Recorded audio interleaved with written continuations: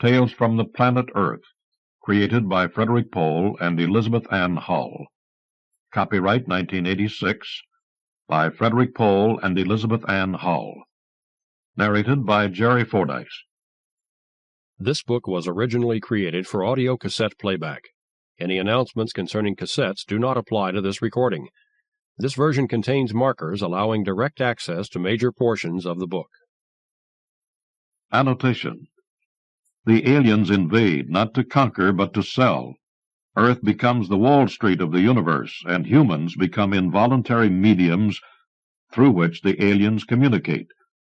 The 19 variations on this theme by such authors as Brian Aldiss, Tetsu Yano, and Harry Harrison, and other authors from many countries, illustrate the international scope of science fiction. Some strong language and some descriptions of sex. 1986. From the book jacket. In this collaborative novel of international science fiction, Frederik Pohl and Elizabeth Ann Hull have compiled 19 facets of a single dilemma, the fantastic situation of human beings and aliens coexisting in one body.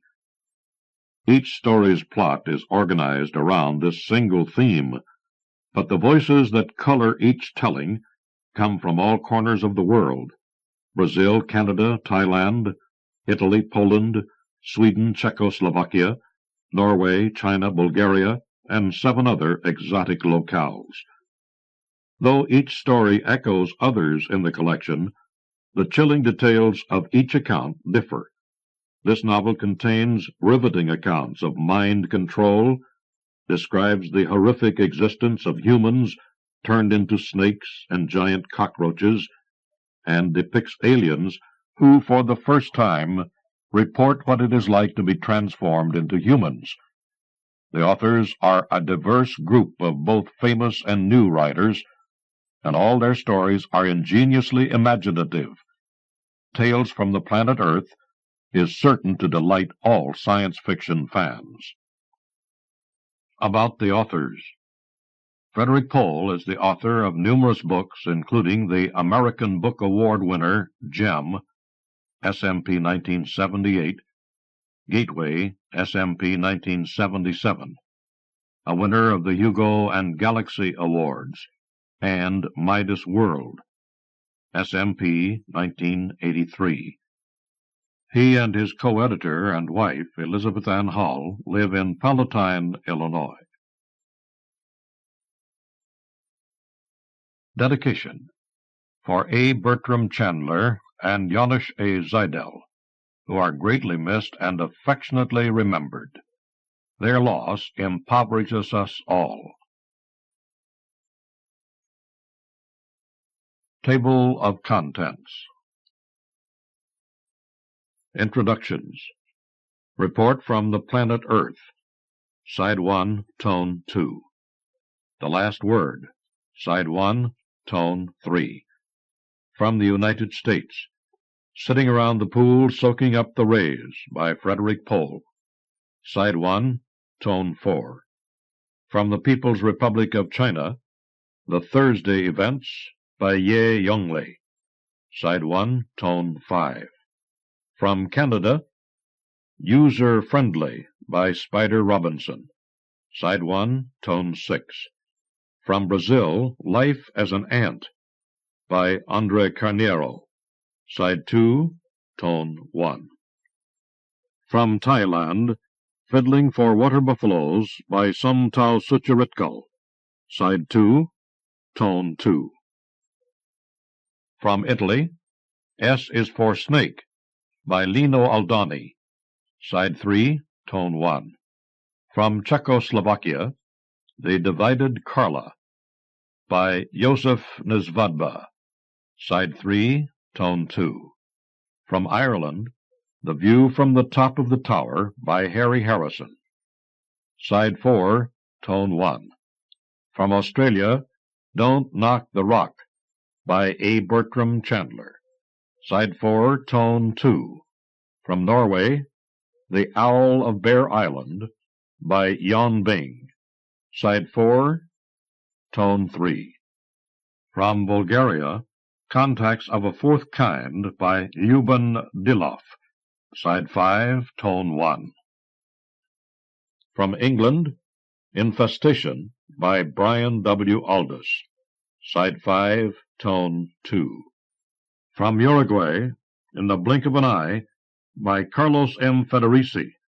Side 6, Tone 1. From Poland, Particularly Difficult Territory by Janusz A. Zajdel.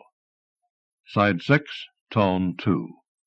From Sweden, Time Everlasting by Som J. Lundwall. Side 6, Tone 3. From the People's Republic of China, The Middle Kingdom by Tong Enzheng. Adapted by Elizabeth Ann Hall. Side 6, Tone 4. From West Germany, On the Inside Track by Karl Michael Armour. Side 7, Tone 1. From Japan, The Legend of the Paper Spaceship by Tetsu Yano. Side 7, Tone 2. From the Planet Earth, We Servants of the Stars by Frederik Pohl. Side 8, Tone 1. Notes on Contributors, Side 8, Tone 2. Introductions. Report from the Planet Earth. When I first began reading science fiction, the practice came under the heading of a solitary vice. A fair number of people did it, but they kept it as quiet as they could. It did not occur to me at that time, half a century ago and more, that a day would come when college professors taught it, doctoral candidates wrote their dissertations on it, the bestseller lists were saturated with it, and the movie screens would have to go dark without it. I certainly never suspected then that it would be a worldwide phenomenon, with people deeply committed to it in places as diverse as Uruguay, Sweden, and the People's Republic of China. If I were first encountering science fiction today in America, it's pretty likely that I still might not suspect its global nature. For the average science fiction reader in America, there are few signs that it happens anywhere outside the English-speaking countries. There are around 1,000 science fiction books published each year in the United States, and it is a banner year when more than half a dozen of them originate in any other language. English-language science fiction is read in every country of the world, but we are far less hospitable to the return flow. It was not always so. The first science fiction magazine was Amazing Stories, founded in 1926. It was certainly an American magazine, but its editor, Hugo Gernsback, was born in Luxembourg, and for its first decade it made considerable use of translations from other languages.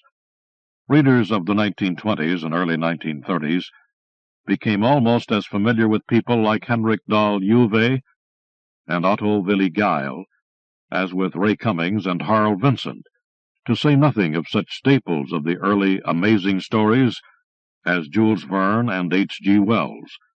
It is true that Gernsback's policies were at least partly dictated by economics. He could pick up European stories and publish them, even after counting in the cost of translation, cheaper than he could buy new ones from American writers. But there were at least two other reasons that motivated Gernsback. One was that there simply weren't enough American writers of science fiction around, and wouldn't be until the magazine had begun to generate its own stable of contributors. And the other was that Gernsback thought the non-American writers had something special to offer, a different point of view, a distinctive flavor, a kind of storytelling that grew out of other influences in other societies. In this, I think Hugo Gernsback was absolutely right. I've thought so for several decades, in fact. As a result, I've tried now and then, while employed as an editor for one publishing house or another, to introduce some of these writers to American audiences. My principal effort in this direction was in the 1960s, while I was editor of the Galaxy chain of science fiction magazines. I persuaded the publisher to launch a new magazine composed entirely of stories from other countries.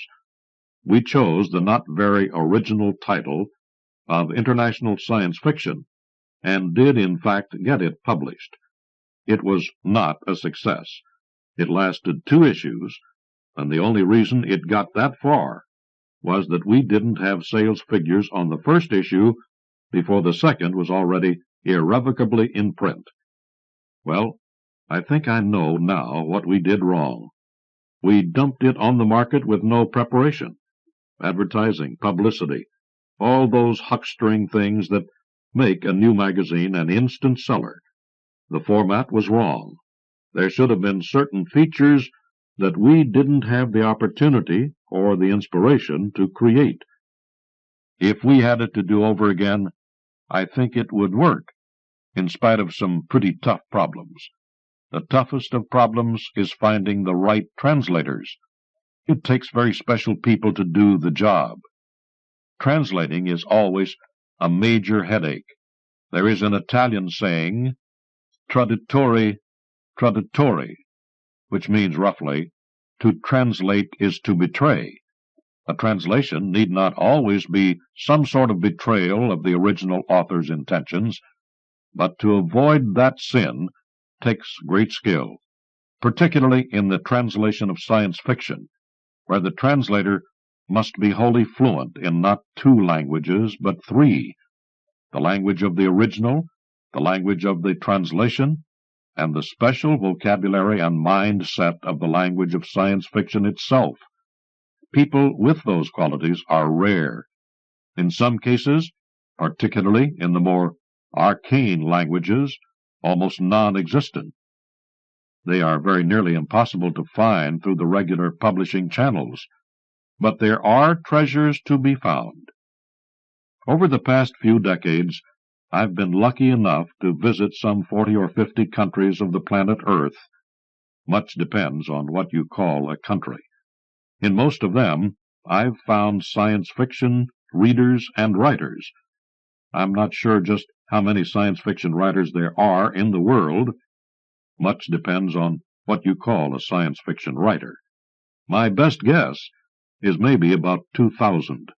Of these, a little more than a quarter are in the United States. Another couple hundred are in the other English-speaking countries. There are perhaps 100 or so each in Japan and the Soviet Union, several hundred in the other countries of Western Europe, the rest scattered from Singapore to Reykjavik and in points along the way. I doubt that there is a country in the world capable of supporting any publishing industry at all which does not have at least 1 or 2 local writers of science fiction. Years ago, when I was a magazine editor, I received a manuscript from a man who described himself as the 2nd best science fiction writer in Iran, thus implying there were at least 2.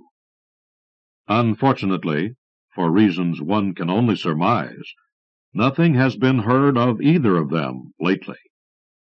Such is the geographical distribution of science fiction writers. For science fiction readers, and especially for those quintessential readers, the science fiction fans, the distribution is equally global and numerically a whole lot larger. Science fiction fans are unlike any other kind of reader the world has ever known. The reading of science fiction is no longer solely a private vice. It is practiced in public in large numbers at SF Cons. An SF Con is a conference, convention, or gathering devoted to talking about science fiction, and unless you have had some experience, you would not believe how many of them go on all the time, all over. In the United States alone, there are half a dozen every weekend of the year, large and small, some 500 American cons a year, and probably around the same number elsewhere in the world. The very first con of all, half a century ago, involved only about a dozen people, 6 fans from New York who took the train to Philadelphia to meet with 6 or 7 locals. It would have been little remarked and less remembered if the idea hadn't caught on. Within a few months, the second, slightly larger and drawing on more localities, took place in England.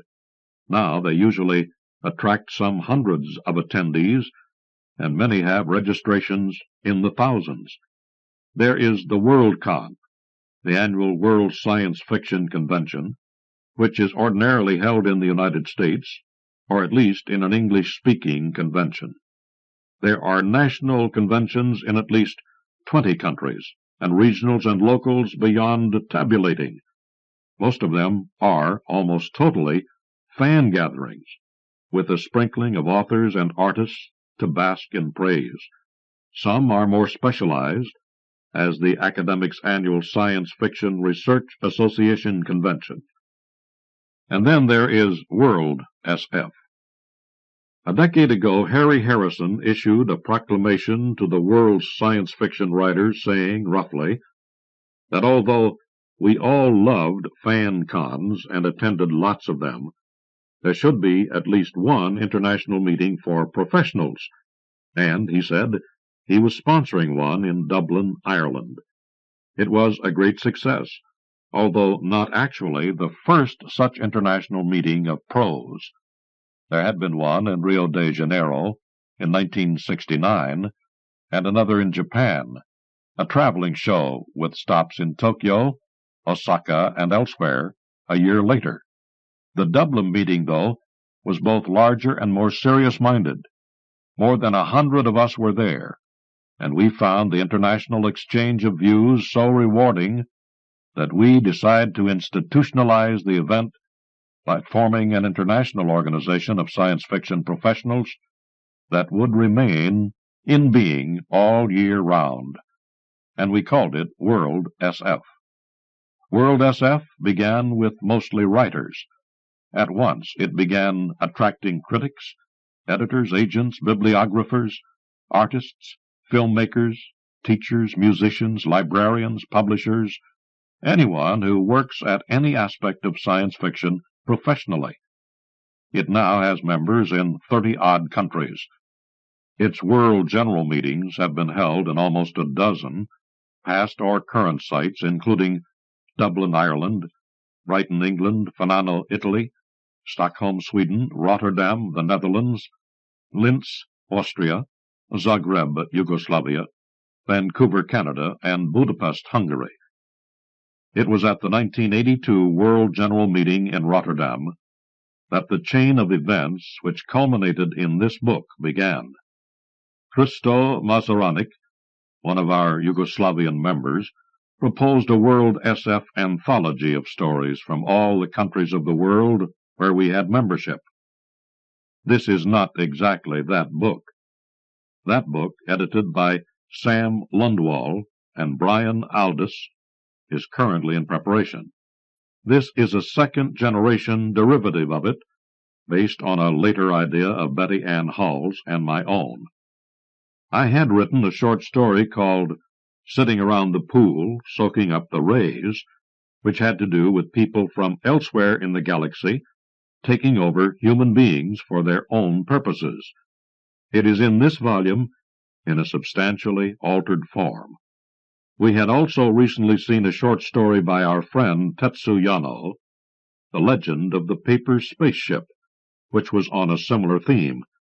After I'd shown my story to Betty Ann, we looked at each other and said, why don't we get other science fiction writers to create stories on that theme for their own countries?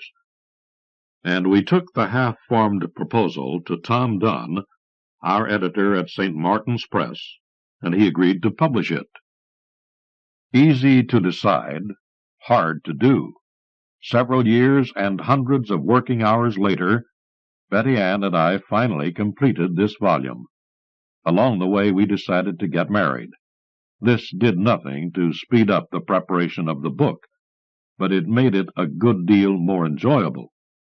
So what you have here is a book originally inspired by a Yugoslavian in the Netherlands edited and assembled by Americans, both while in the United States and while traveling in 20-odd other countries, containing stories from Ireland, Sweden, England, Australia, Thailand, Japan, Canada, Uruguay, Italy, West Germany, Poland, Bulgaria, Brazil, Czechoslovakia, Norway, and the People's Republic of China, two from the last named because, after all, it contains more people than all of the others combined. This isn't exactly an anthology. It is, we think, essentially a novel with 19 authors, and it is indeed internationally created. Tales from the Planet Earth. We hope you'll enjoy it. Frederik Pohl. The Last Word. A novel with 19 authors, indeed. Who are we kidding? Like the proverbial blind men with the elephant, we can look at this collection of stories and clearly see that no two parts are quite a match. Another image seems more appropriate, though some would think it more pretentious. Like the Judeo-Christian Bible, we've collected here a series of stories that complement each other, even as they contradict each other. They vary in tone from light to bleak, in style from stark to baroque, in apparent purpose from didactic to cryptic, yet these stories together create a whole that is greater than the parts. They do share one special quality. They're all good tales. What makes them good is their humanness. To be human means to be unique, to be born alone. Even twins enter the world one after the other, not simultaneously. To inhabit a particular body occupying a point in time and space that is physically shared with no one. Surely no other species anywhere could cherish its own uniqueness more than we do. Paradoxically, to be human also means to be a social animal. Born helpless, we imprint on others, while we're still non-rational, preverbal. To ignore either our basic individuality or our social selves is to diminish the possibilities of human potential, because these stories focus on the union of humans with aliens. They get at the heart of the human condition, longing to join with others, afraid of losing autonomy. Two witnesses can watch the same automobile accident and sincerely differ about the details: who was at fault, the order in which events occurred, who had the right-of-way.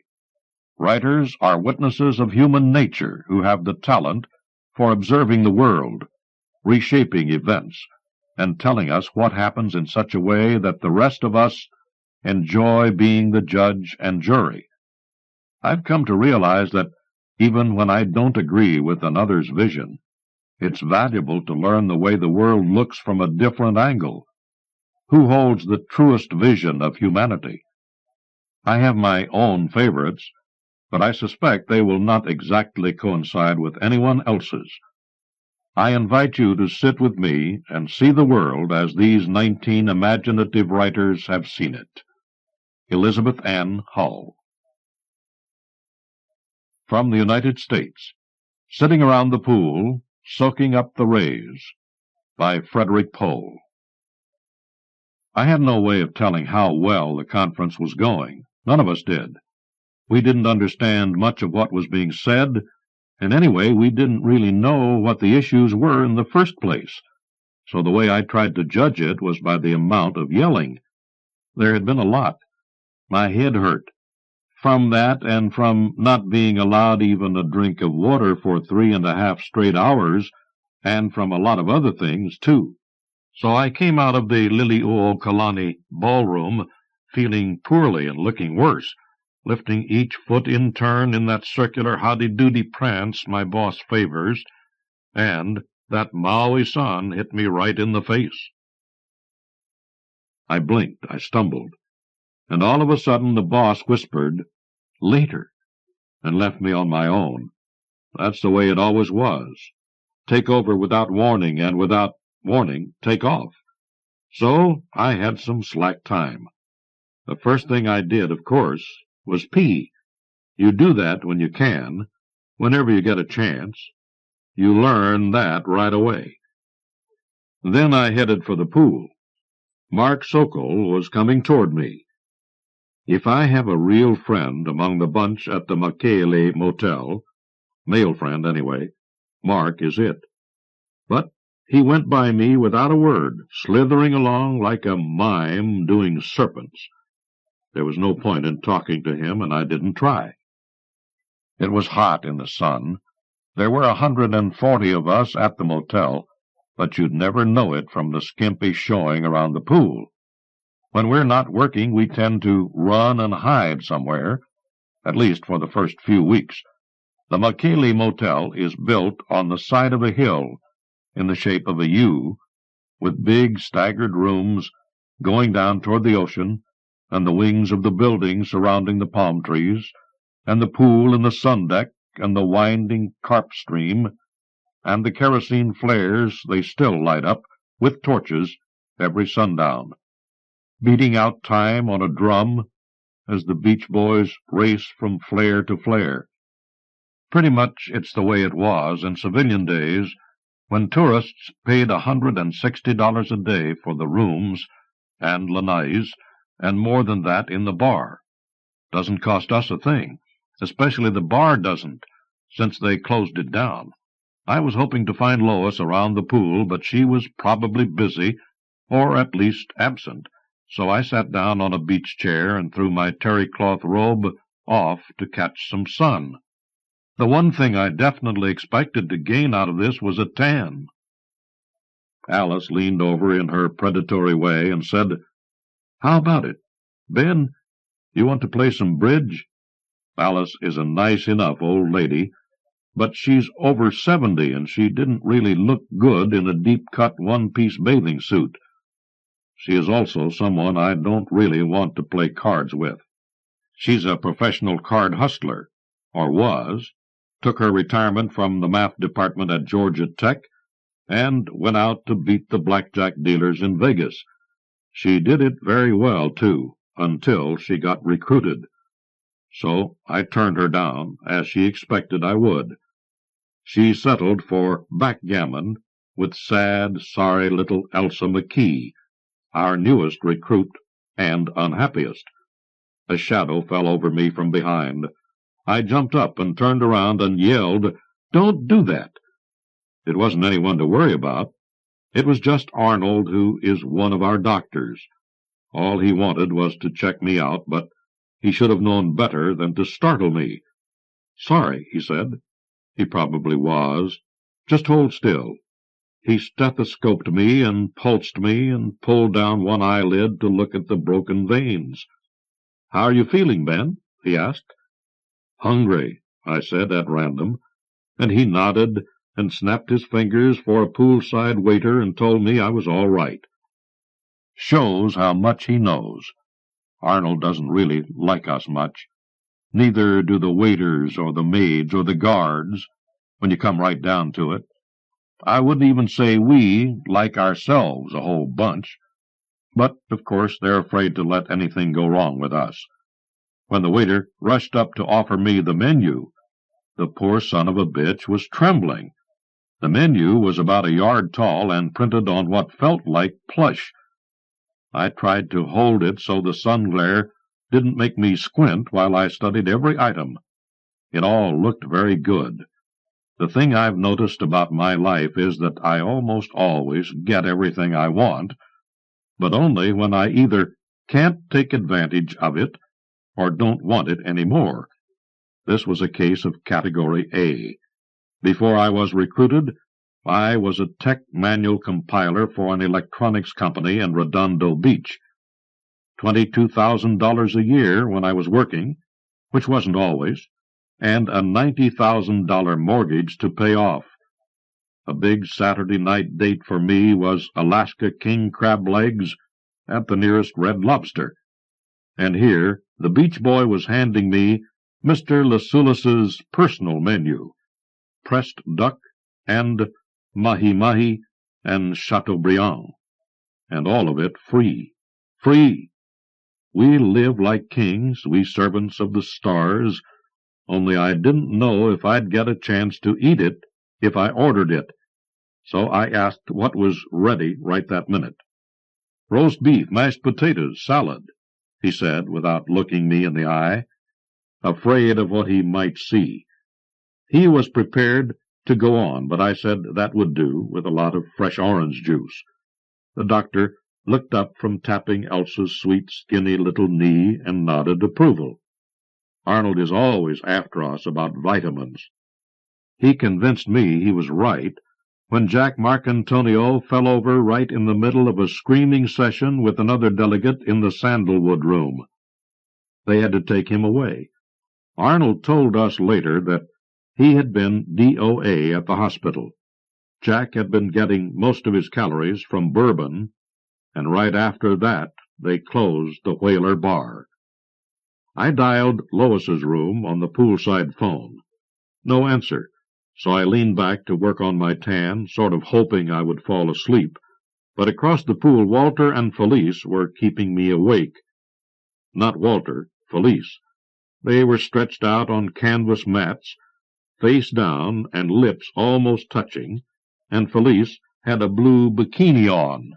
Wherever I looked I saw her bottom, and it kept me looking up every minute to see if Lois was coming, so we could take a quick dip in the pool, and then go up to one of our rooms and forget what we were doing with our lives.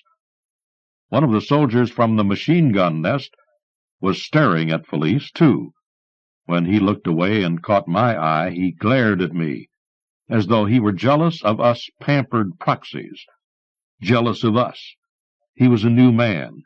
By the end of the week, he wouldn't be jealous any more. If he lasted that long, he wasn't supposed to be looking our way. He was supposed to be guarding us against any evil-intentioned Earth patriots or guerrillas who might be trying to sneak in to interrupt our deliberations, and if the lieutenant caught him gazing at the girls, he would have been in trouble of his own. The funny thing was that the machine-gunner wasn't looking at Elsa, who was a lot closer and just about as naked. I guess a weeping woman was not the right kind of sex object. "Pay attention to your game," Alice scolded, but Elsa was not capable of that. You couldn't blame her. She had been on her honeymoon when she was recruited, and they wouldn't let her new husband come with her. Elsa is short, slim, pretty, very, very young.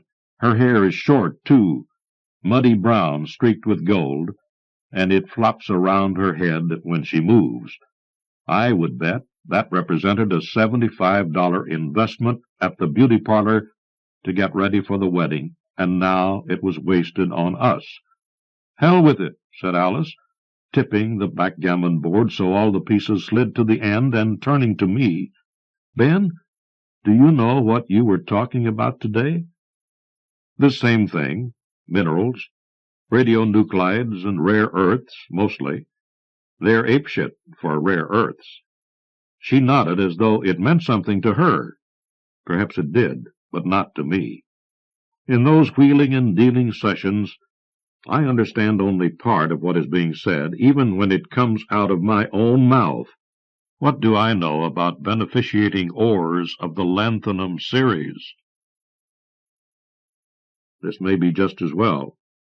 Sometimes I think the Earth patriots have the right idea, and if I really knew what the deals were about in the Liliuokalani ballroom, I would be grabbing a gun and trying to storm the Michele Motel myself, if the boss let me, of course. Which, of course, he wouldn't. Elsa had stopped sobbing long enough to gaze mistily at the lobby door. "What's that?" she asked, the object of her question being 5 dilapidated people in clothes meant for Boston or Chicago, gaping apprehensively at the pool and the armed guards. The assistant manager of the motel was trying to soothe them, but not succeeding. "Congratulations, Elsa," I said. "You're now a senior member. That's what we all looked like when we got here. There's a new generation of recruits." It would have been an act of kindness to go up to them and welcome them and try to make them feel less trapped and hopeless. But why should I lie? Anyway, my lunch was arriving, and there were 2 members of our happy family walking toward them already, except that their errand was not welcoming.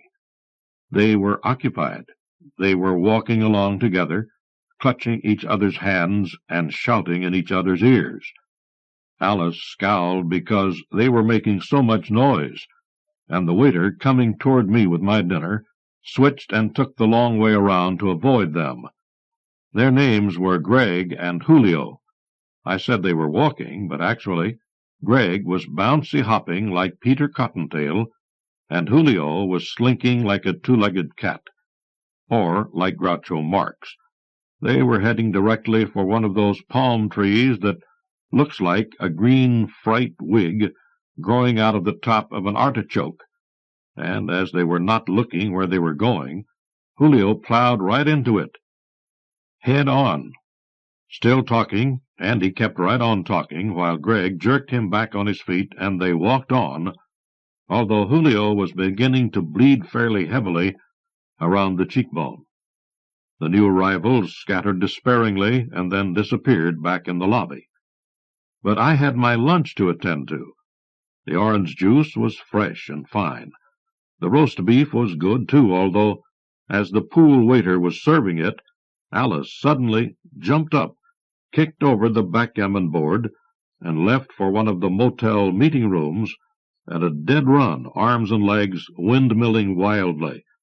The waiter dodged out of the way, his face blanching. Elsa gaped after her and then lifted her face and howled, big tears sliding down her face. Then Elsa turned and ran in the opposite direction, back to her room. But there was nothing queer about her gait. It was Elsa doing it herself, just scared, sick, and despairing.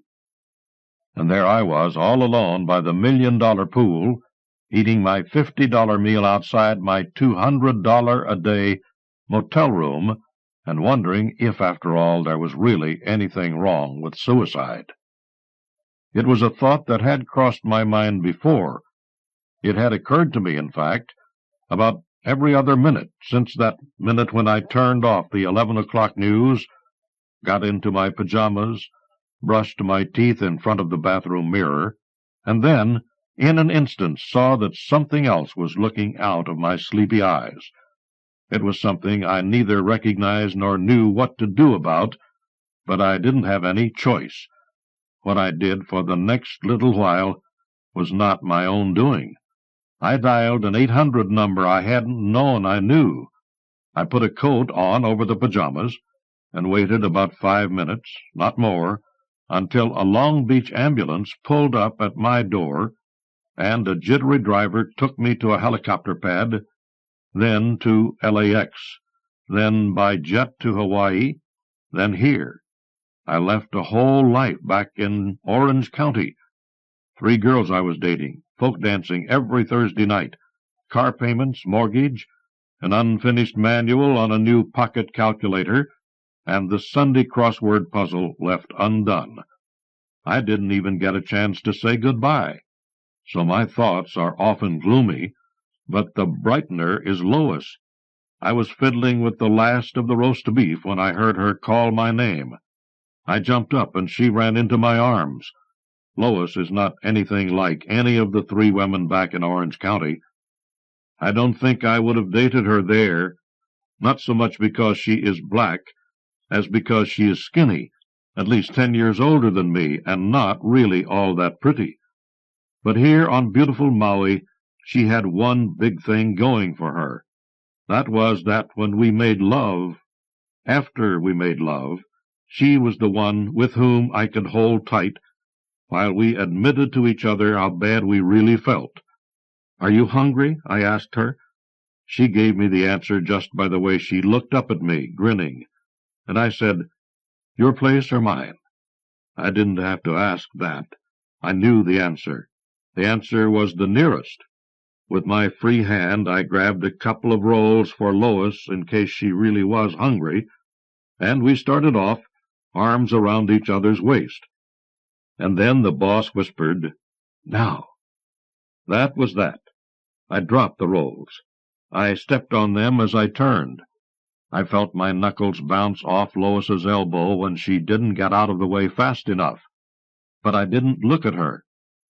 I was looking where I was heading, in that fast and spastic marionette hustle, all the way to the Liliuokalani ballroom. There is a book about a little boy named Curdy. I read it as a little kid. Curdy spent his time in the deep mines in, I guess, Germany or somewhere, being chased by weird-looking kobolds and gnomes and creepy, awful creatures of all kinds. The book scared me into 5-year-old nightmares. I did not, at that time, think I would ever be one of the gnomes. But that is what we all were, crawly and spastic, berserk or just bizarre. We moved the way our bosses moved. We writhed and wriggled, and we hissed at each other or screamed. I looked at my colleagues in the ballroom or the meeting rooms when we were settling the interstellar trade balance or whatever it was we were doing, and they were awful. And so was I. I cannot tell you how grossly violated this makes you feel when some far-off boss takes over the body your mother lovingly hatched for you, and the mind you filled with 1,000,000 memories, and the mouth you have used to speak your heart. It isn't your mouth that's speaking now. It is someone else's, or something else's, and most likely it is something that doesn't even have a heart back where it comes from, but turns out to be a cluster of heavy metal polyps on the slushy bottom of an ammonia sea, or a halogen jelly in some poisoned swamp. The other night, while Lois was having her once-a-day hysterics, she whimpered that it was like being raped by the 5th Armored Division, tanks and all. It isn't, though. It's worse. I suppose that in its time, the Liliuokalani ballroom has had its share of weddings and corporate planning sessions and bar mitzvahs, or whatever they have on Maui that's like a bar mitzvah, and I bet every one of them was more fun than the bargaining sessions.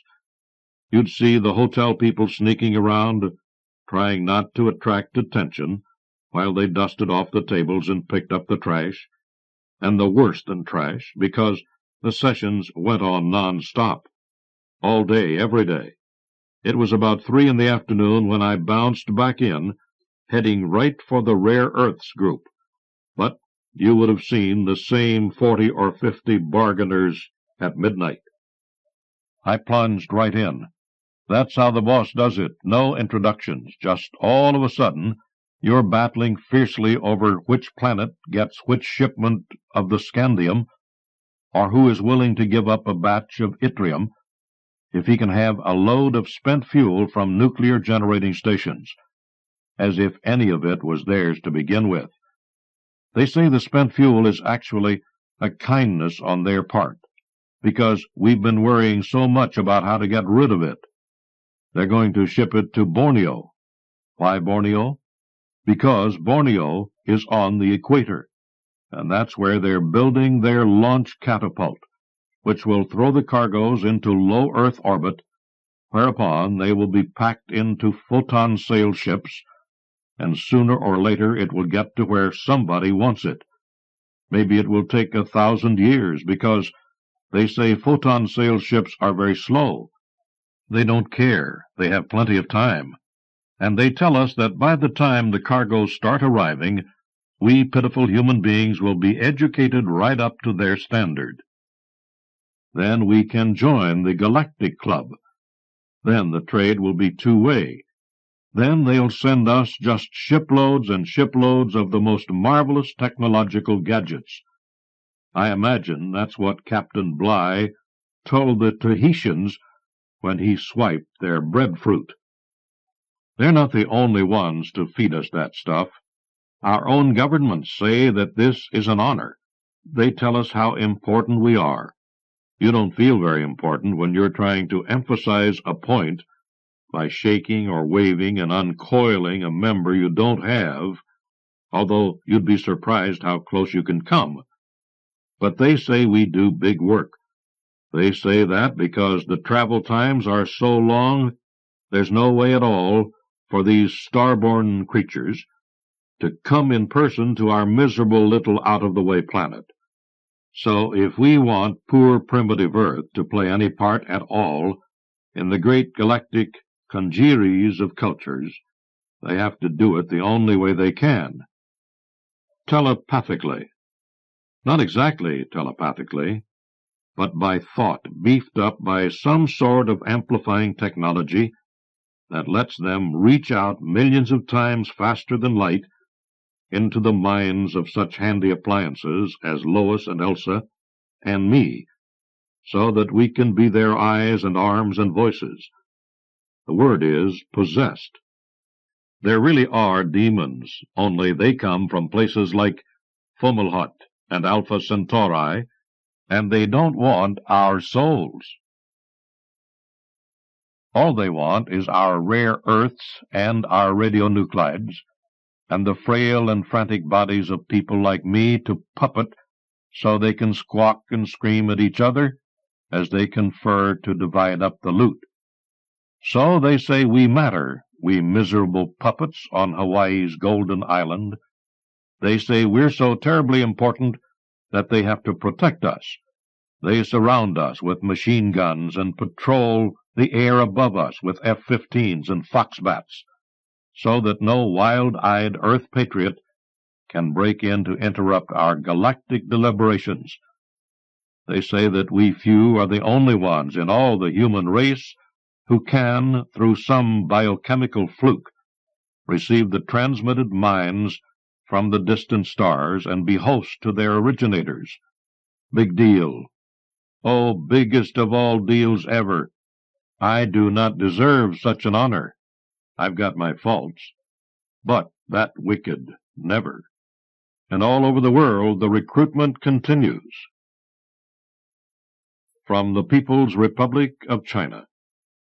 The Thursday Events by Ye Yonglie, translated by Dingba Wu. On that Thursday in the great seaside city of Shanghai, things occurred in succession, like the beads in an abacus. First, there was the recital in a music hall, where a soprano sang the wonderful love song poem by the celebrated Go Moro, with its enchanting music by He Luting. My love is as cold as spring ice. My heart is as warm as spring breeze. Ice no sooner falls into the bosom of the breeze than it melts into spring water. The woman sang beautifully, with so much emotion that the audience cheered her off the stage. It was a fine concert, all decided, but there was no time for encores because the next performer was already stepping forward. The announcer gave her name, a violin solo performed by Gao Lili. The violinist was a slim girl with a slender waist and narrow shoulders. She was dressed all in white dress and white high-heeled shoes, with an eye-catching ruby brooch on her chest. It was a great challenge to follow the singer, and the audience could see a glistening bead of sweat on the tip of her nose. Then she took up her violin. The audience fell so deeply silent that a single muffled cough from the rear sounded through the whole auditorium. But what was she playing? It was not Mozart, nor Liszt, nor Tchaikovsky. It certainly was not Debussy's La Mer. Could it have been the Buffalo Boys' flute by that same He Luting, or perhaps the old folk melody called Liang Shangbo and Ju Yingtai? No, it was none of those. It was something new and wondrous. It sounded sometimes like howling wind, sometimes like gurgling water, sometimes like the gallop of horses, and sometimes like the whispers of two lovers in the dusk. Entranced, the audience glanced at each other in delight and astonishment. No such artistry had been expected here at a perfectly ordinary practice performance by the students of the Shanghai Conservatory. Certainly no music that was now as fervent fire, now as icy frost, now as pelting rain or still night. When the violinist reached a crescendo and stopped, the audience leaped to its feet in thunderous applause. "Encore! Encore!" The shouts rolled around the auditorium, but there was no encore. The performer fled the stage, for she was as astonished as the audience. Backstage, the faculty members of the conservatory were clustering around the exhausted girl. What was the name of that composition? But Gao Lili could not say. Well, who wrote it? She shrugged helplessly. It had just come to her as she was playing. Nor was there any record of it. The stage manager had not expected much, so he had not arranged any recording. Not even any student in the audience had thought to switch on his cassette machine. They were all too wrapped up in the glorious sounds. Minutes later, a silver-gray sedan appeared at the stage door, and whisked Gao Lili, along with as many of the professors as could squeeze in, to the Shanghai Television Center. She was hurried to a studio, her beloved violin still in her hand. The door was closed. A row of sofas covered in claret velvet faced her as she stood before a battery of microphones and cameras. The lights went on, glaring at her. From the seats a voice called, "Just play it again, please." The girl's eyes glistened with crystal tears. "I'm awfully sorry," she whispered. "I can't. I don't remember it at all." That same day there was an amazing event at the sports meeting of the Shanghai No. 9 Middle School. The No. 9 school was in no way special. It was quite average among the several hundred like it in the city. The meeting, too, was merely a routine exhibition for the students. Most of the interest was in the tug-of-war, where boisterous teams took the ends of a rope with a red flag in the middle. Whichever team succeeded in pulling the flag across the line would win. The physical education teachers, who served as referees, had all clustered around the tug-of-war pit. None had bothered to observe the corner of the stadium where the high jumpers were at work. There were only 8 contestants, the crossbar set only at 1½ meters. 7 of them had cleared the bar without incident. The 8th was a roly-poly boy whose chest bore the cloth number 93.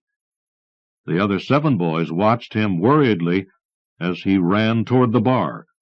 Then number 93's gait straightened, and he launched into a spring. What a wonder! He did not merely clear the 1.5-meter bar. He sailed effortlessly far above it, 4 or 5 meters at least, a jump that even an Olympic athlete would have envied. A shout went up from the few people watching, almost drowning out a yell from number 93 himself, as he fell heavily into the pit and cried out in pain. The teachers rushed toward the high jump area, spectators hurrying after. The words exchanged grew excited. The newcomers denying that such a great jump was possible for a dumpy little boy like number 93, those who saw it maintaining that their eyes had not deceived them. The boy himself, whose name was Cao Jia, was oblivious to it all. He was moaning in pain. When a medic from the Red Cross ambulance that was standing by arrived, he announced that Cao Jia had a fracture in the bones of both feet. That evening, the newspaper Xinmin carried a short report of the event. It said that when sports authorities had asked Cao Jia how he could jump so high, the boy had wailed, "But I can't." The next bead strung on the abacus took place in Shanghai No. 1 Hospital, and it involved the celebrated orthopedist Dr. Wang. That was the doctor's name, but to the staff, and even many of the patients of the hospital, he was better known as the Chimney, so called because he smoked like one. Wang came from North China, where children learned to smoke at an early age. He was 53, and had had 40 years of life with a cigarette always hanging from a corner of his mouth. His ashtray was always full. His fingers were stained brown. Being a doctor, he knew that smoking was harmful to health, but being a confirmed smoker, he did not give it up. That is, he did not until the afternoon of that astonishing day. Then the nurses and orderlies whispered among each other, for the chimney was emitting no fumes, even when he finished treating a patient, and the patient offered him a cigarette. Dr. Wang started to stretch out his hand, then withdrew it. He looked puzzled as he said, "Thank you, but I don't smoke." The patient looked puzzledly at the doctor's fingers, as brown as though stained with iodine. "You don't?" he asked. The chimney said firmly, "I did at one time, but I don't now." The nurses whispered among themselves, rejoicing and chuckling, but their pleasure was premature. An hour later, Dr. Wang returned to the ward, a cigarette once more dangling from his lips, and when another doctor on the staff politely said, "I thought you didn't smoke any more, Dr. Wang," Wang replied, "I didn't, but now I do again." The other doctor was astonished to hear this. He would have been even more astonished if he had known what had become of the patient. For the patient was the well-known artist Shu Don-chin, and he did not only give up smoking as he left the hospital. He did not even stop for some of the Chinese yellow rice wine, which was his favorite beverage. He hurried home, nursing the right arm Dr. Wang had set. Shu Don-chin drew pictures on Schwan paper all day long.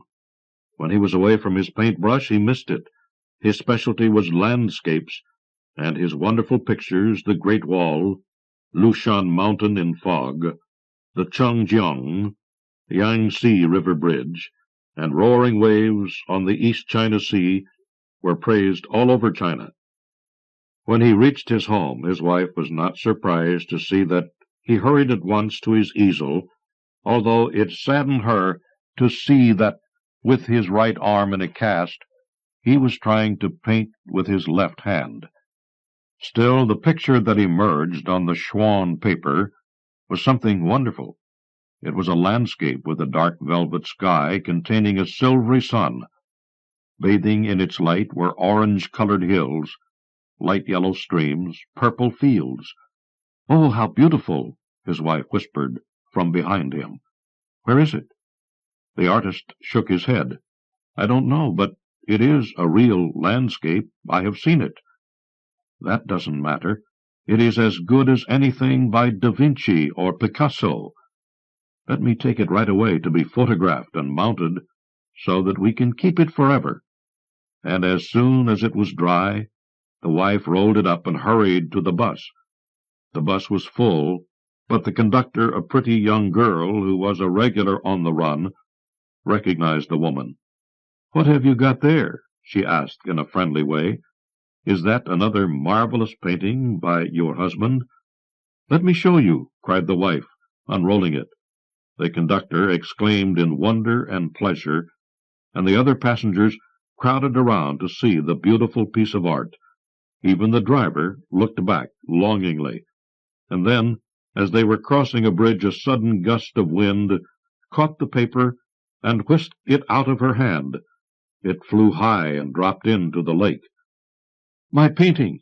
Oh, it's a masterpiece! Help me get it back," Shu's wife cried. The driver at once stopped the bus. Remembering the Chinese saying, "If one is in need, all render help," when difficulties arise in one place, aid comes from everywhere. All of the passengers and even the driver and the conductor jumped out to help. The younger passengers took off their outer clothing and plunged into the lake in pursuit of the masterpiece. But it was not the young ones who found it. The one who triumphed was a medium-statured man of about 40, obviously a first-rate swimmer. He was something more than that. His name was Jin Ming, and he was the head of the investigation section of the Shanghai Public Security Bureau. Jin climbed up the bank, bearing the smeared and tattered painting. "Thank you," the artist's wife said, in dismay. gazing at the ruined painting. "I'm sorry it was damaged," said the policeman, putting on his blue trousers and white uniform coat again. "Perhaps your husband can paint it again." But when the woman got back and showed the mess to her husband, the artist said despondently, "I can't paint it again. I don't remember it any more." The policeman was the last bead on the abacus, though he did not know that. What he knew was that he found himself especially excited and strangely high-spirited. "Please hurry," he called to the driver as the bus began its trip again. The driver looked at him strangely, but did not answer. It was only a short time, though, until it pulled up at the stop near the Public Security Bureau, and Jin Ming got off. He hurried at once to the office of the chief of the bureau, and opened his mouth to say, "I have something to report." However, to Jean's surprise, those were not the words that came out. What he heard himself saying was, "I must apologize for causing embarrassment, loss of property, and even injury to some of your people." The chief of the bureau stared at his valued subordinate. "What are you talking about, Jean?" he demanded. And Jean heard his own voice say, "I am not Jean. I have merely taken possession of Jean's body for a time, as I have with several other of your citizens. I meant well, but in fact I caused a painting to be lost and a young child to be hurt. I meant you Earth people no harm, and so I must apologize before I leave you." "Earth people?" the head of the bureau said, not comprehending. "But what, then, are you?" "Oh," said Jean's voice, "I am an extraterrestrial." For the next hour, Jin Ming was the center of attention in a way that he had never experienced before, and did not much like. The first question the head of the bureau asked was whether Jean had been drinking.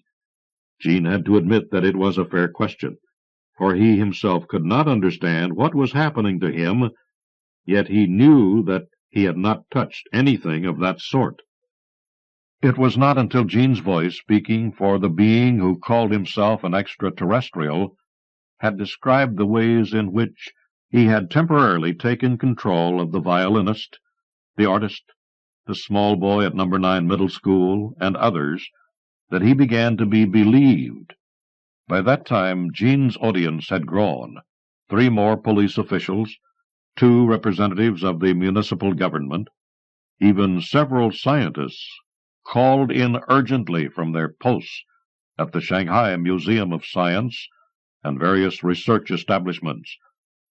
And as the evidence piled up, the people there began to believe. "You are very welcome here," said one of the scientists, Professor Go. "You are a distinguished guest, and so we would like to invite you to stay with us at our new and luxurious guest house, the Lundwall Hotel." "No, no," said the voice from Jean's mouth. "I wish to leave, although I thank you all. I love Shanghai and the People's Republic of China, but to be truthful, I love my mother planet more." Disappointed, Professor Go said courteously, "Of course, we will understand. But before you leave, can you do us one favor?" "What is that?" asked the alien. "Please let us give you a title of honor to show our appreciation and friendship, since you are the first extraterrestrial ever to have visited Shanghai. We would like to make you an honorary citizen of Shanghai." The alien laughed, at first with the ordinary laughter of Jin Ming himself, then exploding into clackings and twitterings such as none of the Earth people had ever heard. When it was in control of itself again, it said, "I thank you very much. I accept. And now, goodbye." Professor Go gazed anxiously into Jin Ming's face. "Are is he still here?" he asked. Jin Ming said hesitantly, "No, it is just me again." The professor scowled in regret. "I had so much to ask him," he complained. "Well, never mind. Perhaps he will come back again." But Jin Ming, rubbing his throat, which was sore from trying to reproduce the sounds the alien used for laughter, said only, "If he does, I hope he chooses someone else to inhabit." From Canada, User-Friendly by Spider Robinson. When he saw the small, weather-beaten sign which read, "Welcome to Callus, Maine," Sam Waterford smiled. It hurt his mouth, so he stopped. He was tired and wired and as stiff as IRS penalties. He had been driving for how long? He did not really know. There had been at least one entire night. He vividly remembered a succession of headlight beams coring his eyeballs at some time in the distant past. Another night was near, the sun low in the sky. It did not matter. In a few more minutes he would have reached an important point in his journey, the longest undefended border in the world. Once past it, he would start being safe again. He retained enough of the man he had once been to stop when he saw the duty-free store. Reflex politeness. A guest, especially an unexpected one, brings a gift. But the store was closed. It occurred to him distantly that in his half-dozen trips through these parts, no matter what time he arrived, that store had always been closed. The one on the Canadian side, on the other hand, was almost always open. Too weary to wonder why, he got back into his Imperial and drove on. He had vaguely expected to find a long lineup at the border crossing, but there was none. The guards on the American side ignored him as he drove across the short bridge, and the guards on the Canadian side waved him through. He was too weary to wonder at that, too, and distracted by the mild surge of elation that came from leaving American soil, leaving the danger zone. It was purely subjective, of course. As he drove slowly through the streets of St. Stephen, New Brunswick, the only external reminders that he was in Canada were the speed limit signs marked in metric and the very occasional bilingual sign, French rather than the Spanish he was used to in New York. Nonetheless, he felt as though the invisible band around his skull had been loosened a few notches. He found a liquor commission outlet and bought a bottle of Old Bushmills for Greg and Alice. A Burger King next door reminded him that he had not eaten for however long the trip had lasted so far, so he bought something squishy and ate it and threw most of it up again a few miles later. He drove all the rest of that evening and long into the night through endless miles of tree-lined highway, interrupted only seldom by a village speed trap, and once by the purely nominal border between the provinces of New Brunswick and Nova Scotia, and he reached the city of Halifax as the sun was coming up on his left. Dimly he realized that he would shortly be drinking Old Bushmills and talking, and he expected both to be equally devastating to his system, so he took the trouble to find the only all-night restaurant in Halifax, and tried eating again, and this time it worked. He'd had no chance to change his money, but of course the waitress was more than happy to accept Yankee currency. Even allowing him a 130% exchange rate, she was making 37 cents profit on each dollar. The food lifted his spirits just enough that he was able to idly admire Halifax as he drove through it, straining to remember his way. It had been many years since any city in America had looked this pleasant. The smog was barely noticeable, and the worst wino he saw had bathed this year. As he drove past Citadel Hill, he could see the harbor, saw pleasure craft dancing on the water, along with a couple of toothless Canadian Forces destroyers and a sleek black American nuclear sub, saw birds riding the morning updrafts, and heard their raucous calls. He was not, of course, in a good mood as he parked in front of Greg and Alice's house, but He was willing to concede in theory that the trick was possible. He was still quite groggy. For some reason, it seemed tremendously important to knock on the precise geometrical center of Greg's door, and maddeningly difficult to do so. When the door opened anyway, it startled him. His plan stopped here. He had no idea what to do or say next. Sammy! His old college buddy grinned and frowned simultaneously. Jesus, man, it's good to see you. Or it would be if you didn't look like death on a soda cracker. What the hell are you doing here? Why didn't you— They got her, Greg. They took Marion. There's nothing Suddenly, Greg and the front of his house were gone, replaced by a ceiling, and Sam discovered that he was indoors and horizontal. Can do. He finished reflexively, and then realized that he must have fainted. He reached for his head, probed for soft places. It's okay, Sam. I caught you as you went down.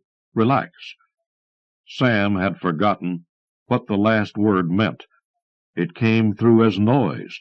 He sat up, worked his arms and legs as if by remote control. The arms hurt worse than the legs. Got a cigarette? I ran out. He thought for a moment. Yesterday, I think. Greg handed him a 25-pack of Export A. Fill your boots. Have you eaten more recently than that? Yeah, funny, I actually forgot I smoked. Now that's weird. He fumbled the pack open and lit a cigarette. His first puff turned half an inch to ash and stained the filter. Did I drop the bottle? You left it in the car. Greg left the room, returned with 2 glasses of Irish whiskey. You don't have to talk until you're ready.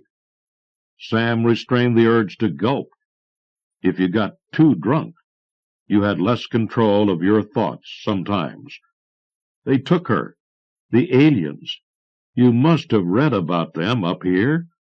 They appropriated her, like losing your home to municipal construction. Sorry, railroad's coming through. We need your universe. No, not even that polite. I didn't even get the usual 10% of market value and a token apology. Christ, Sam, I'm sorrier than I know how to say. How is she taking it? Better than I would. She's still alive. Greg's face took on the expression of a man who is not sure he should be saying what he is saying, but feels compelled to anyway. Knowing you, the way you feel about such things, I'm surprised you didn't kill her yourself. I tried. I couldn't.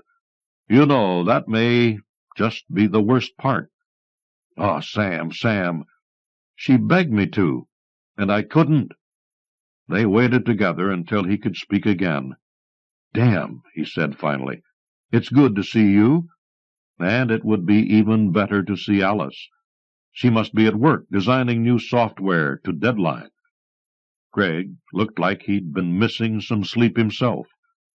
Novelists often did. You might as well get it all out, he said. How did it happen? Sam nodded slowly, reluctantly. Get it over with. Not a lot to tell.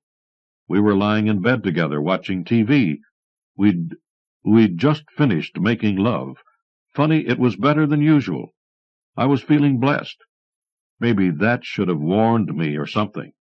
All of a sudden, in the middle of David Letterman's show, do you get him up here? We get all the American shows these days. It's about all we get. Go on. Right in the middle of stupid pet tricks, she just got up and left the room. I asked her to bring me back some ice water. She didn't say anything. A few moments later, I heard the front door open and close. I didn't attach any significance to it. After 5 or 10 minutes, I called to her. I assumed she was peeing or something. When she didn't answer, I got up and went to make sure she was all right. I couldn't find her. I could not figure it out. You know how it is when something just does not make sense? She wasn't anywhere in the apartment. I'd heard the door, but she couldn't have gone out. She was naked, barefoot. Her coat and boots were still in the hall closet. I couldn't imagine her unlocking the door for anyone we didn't know, certainly not for someone who could snatch her out the door in 2 seconds without the slightest sound or struggle.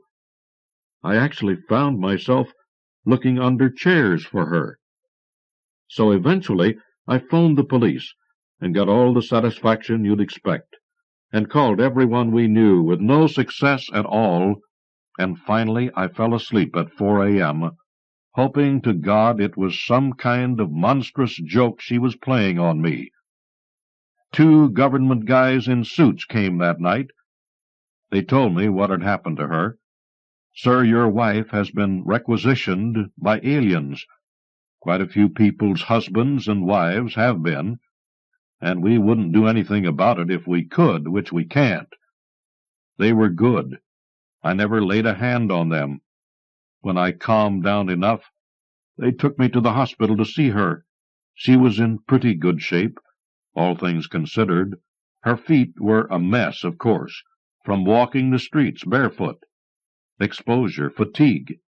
After the aliens turned her loose, she was raped by 4 or 5 people before the police found her.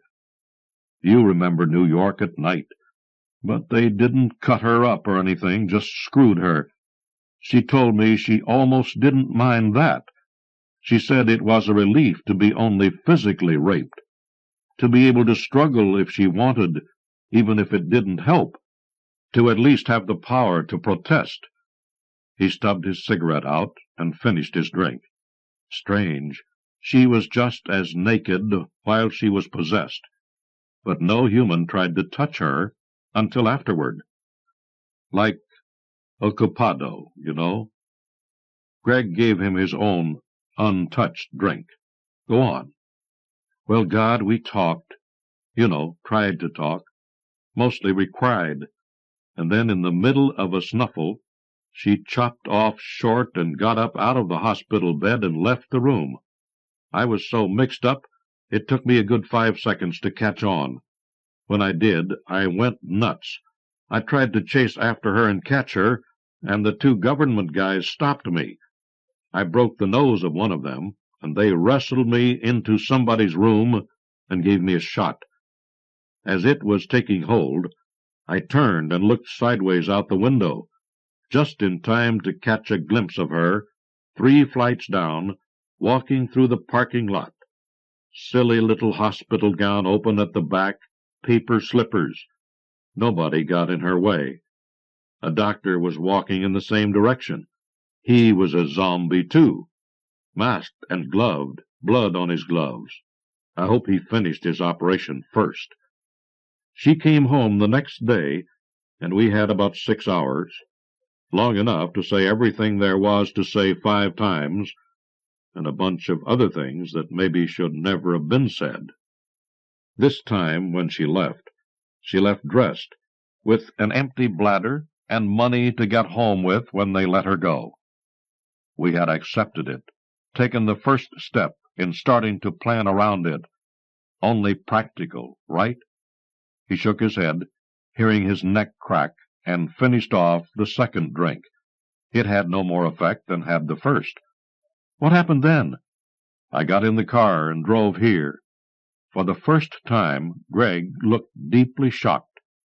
You left her there to deal with it alone? Someone grasped Sam's heart in impersonal hands and wrung it out. Greg must have seen the pain, and some of the accusatory tone left his voice. Jesus wept, Sam. Look, I know you. You've written 3 entire books on brainwashing and mind control. The ultimate obscenity, you call it. I know how uniquely horrible the whole thing must be to you and for you. But you've been married to Marion for 10 years, as long as I've been married to Alice. How could you possibly have left her? The words came out like projectile vomit. I had to. God damn it, I was scared. Scared of what? Of them, for Christ's sake. What's the matter with you? Scared that the thing would look out of her eyes and notice me, and decide that I looked usable. He began to shudder, and found it extremely hard to stop. He lit another cigarette with shaking hands. "Sam, it doesn't work that way." I know, they told me." "Who said fear has to be logical?" Gregg sat back and sighed deeply, a mournful sound. There was a silence then, which lasted for 10 seconds or more. The worst was said, and there was nothing else to say. Finally, Sam tried to distract himself with mundane trivia. "Listen, I saw the no parking sign where I parked. I just didn't give a damn. If I give you my keys, will you move it for me?" "I don't think I can." "Can't do it," Gregg said absently. "I don't dare. They could fine me $400 if I get caught behind the wheel of an American registered car. You know that." The subject had come up on Sam's last visit, back in 1982. Marion had been with him then. "Sorry, I forgot." "Sam, what made you decide to come here?" He discovered that he did not know. He tried to analyze it. "Well, part of it is that I needed to tell somebody the whole thing, and you and Alice are the only people on earth that love me enough." But there wasn't even that much logic to it. "I was just terrified, and I needed to get to some place safe, and Canada was the nearest place." Gregg burst out laughing. Sam stared at him, scandalized. "What's so funny?" It took Gregg quite a while to stop laughing, but when he did, despite the smile that remained on his face, Sam could see that he was very angry. "Americans, no shit. You're amazing. I should be used to it by now, I guess." "What are you talking about?" "About you, you smug, arrogant bastard. There are nasty old aliens in the States, taking people over and using them to walk around and talk with, for mysterious purposes of their own. So what do? Take off for Canada, where it'll be safe. You just assume, totally unconsciously, that the aliens will think like you, that they'd never bother with a quaint, backward, jerkwater country like Canada, the retarded giant on your doorstep. Don't you read the papers? I don't. Excuse me, stupid of me. It probably wouldn't make the stateside papers, would it? You simple jackass, there are 3 times more Canadians hag-ridden than Americans, even though you've got 10 times the population. They came here first." "First? No, that can't be. I'd have heard—" "Why? We barely heard about it ourselves, with 2 out of the 16 channels Canadian-originated. It ain't news unless and until it happens in the friggin' United Snakes of America." He had more to say, but suddenly he tilted his head as if he heard something. "Shit, stay there." He got up and left the room hastily, muttering to himself. Sam sat there, stunned by his old friend's inexplicable anger. He finished his cigarette and lit another, while he tried to understand it. He heard a murmur of voices elsewhere in the house, and recognized the one that wasn't Gregg's. Alice was home from work. Perhaps she would be more sympathetic. He got up and followed the sound of the voices, and it wasn't until he actually saw her that he remembered. Alice hadn't worked night shift in over a year, and she had a home terminal now anyway. She was in pretty fair shape, face drawn with fatigue, of course, and her hair in rats. She was fully dressed except for pants and panties. There was an oil or grease stain on the side of her blouse. She tried to smile when she saw Sam. "He caught me sitting on the john," she said. "Hi, Sam." She burst into tears, still trying to smile. He thought for a crazy second that she meant her husband. But no, of course, the he she referred to was not Gregg, but her rider, her user. "Oh, my dear God," he said softly, still not quite believing. He had been so sure, so unthinkingly convinced, that it would be safe here. Naturally, the users came here first, Greg said, with cold, bitter anger, handing his wife the slack she had kicked off on her way out the door some hours before. We were meant for each other, them and Canadians, strong, superior parasites from the sky, who just move right in and take over without asking or apologizing. His voice began to rise in pitch and volume. Arrogant puppet masters who show up and start pulling your strings for you, dump you like a stolen car when they're done with you, too powerful to fight and indifferent to your rage and shame, and your own government breaks its neck to help 'em do whatever they want, sells out without even stopping to ask the price in case it might offend them. He was shouting at the top of his lungs. Hell, man, we almost didn't even notice the users. We took 'em for Americans. Alice was dressed again now. Her voice was soft and hoarse. Someone had been doing a lot of talking with her vocal cords recently. Greg, shut up. Well, damn it all, She put a hand over his mouth. Please, my very beloved, shut your face. I can't talk louder than you this time. My throat hurts. He shut up at once, put his own hand over hers, and held it tightly against his face, screwing his eyes shut. She leaned against him, and they put their free arms around each other. The sight made Sam want to weep like a child. Greg, she said huskily, I love you. Part of me wants to cheer what you just said. Many Canadians would, but you're wrong to say it. I know, baby, I know exactly the pain Sam's going through, don't I? That's why I got mad at him, thinking his pain was bigger 'cause it was American. I'm sorry, Sam. That's only part of why you're wrong. This is more important than our friendship with Sam and Marion, my love. Pay attention. You would never have said what you said if there'd been an Inuit in the room, or a Micmac, or a French-Canadian, or a Pakistani. You'd never have said it if we were standing in North Preston, talking to someone who used to live in Africville, till they moved all the darkies out to build a bridge approach.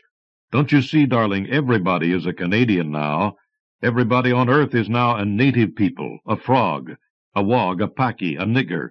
Gradations of niggerhood just don't seem all that important anymore. Gregory, some of the users wear a human body as though it ought to have flippers or extra legs or wings. I saw one try to make an arm look like a tentacle and break it. There are a lot of different races and species and genuses of user. One of the things they seem to be using Earth for is a conference table, at which to work out their own hierarchy of power and intelligence and wealth. I've heard a lot of the palaver. They don't bother to turn my ears off because they don't care if I hear or not. Most of it I don't understand, even though they do use English a lot. But a few things I've noticed. If two neighboring races discover that one is vastly superior to the other in resources or wisdom or aggressiveness, they don't spend a lot of time whining about the inequity of it all. They figure out where it looks like the water is going to wind up when it's finished flowing downhill, and then they start looking for ways to live with that. I've never heard a user say the words, "It's not fair." Apparently, if you can form that thought, you don't reach the stars. The whole universe is a hierarchy of users and used, from the race that developed the long-distance telepathy that brought them all here, down to the cute little microorganisms that are ruthlessly butchered every day by a baby seal. We're part of that chain, and if we can't live with that, we'll die. The three were silent for a time. Finally, Sam cleared his throat. "If you two will excuse me," he said softly, "I have to be getting back home to my wife now." Alice turned to him and gave him a smile so sad and so brave that he thought his heart might break. "Sam," she said, "that's a storybook ending. I hope it works out that way for you. But don't blow your brains out if it doesn't, okay? Or hers. You write about mind control and the institution of slavery because subversion of the human free will, loss of control, holds a special horror for you. You're the kind that dies fighting instead. Marion isn't. I'm not. Most humans aren't, even though they like to feel they would be if it came to it. Maybe that's why the users came here. It may be that you and Marion can't live together anymore. I don't know. I do know that you need 12 hours sleep and a couple of good meals before it's safe to let you back on the highway. And Greg and I badly need someone to talk to. My user won't be back for another 10 hours or so. What would you say to some eggs and back bacon? Sam closed his eyes and took a deep breath. I guess I'd say, hello there, do you mind if I use you for 12 hours or so? And turn you into shit in the process, he thought. But he found that he was ashamed of the thought, and that was something at least. Can I use your phone? Only if you reverse the charges, you cheap Yankee son of a bitch, Greg said at once, and came and hugged him hard. From Brazil, Life as an Ant, by André, Carneiro. Translated by Joe F. Randolph. 3 months after his divorce, things were looking good for Fabian. It was true that his wife had succeeded in getting custody of their 2 children, and Fabian got to see them only twice a week.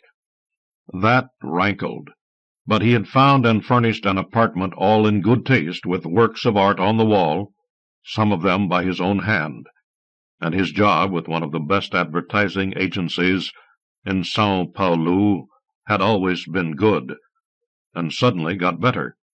Their biggest account, a huge multinational pharmaceutical firm, was in the process of introducing a new tranquilizer called Calmox, and that morning Fabian had been given the account. When Fabian let himself into his apartment, he had a thick sheaf of reports in his dispatch case, and a sample bottle of the new product in his pocket.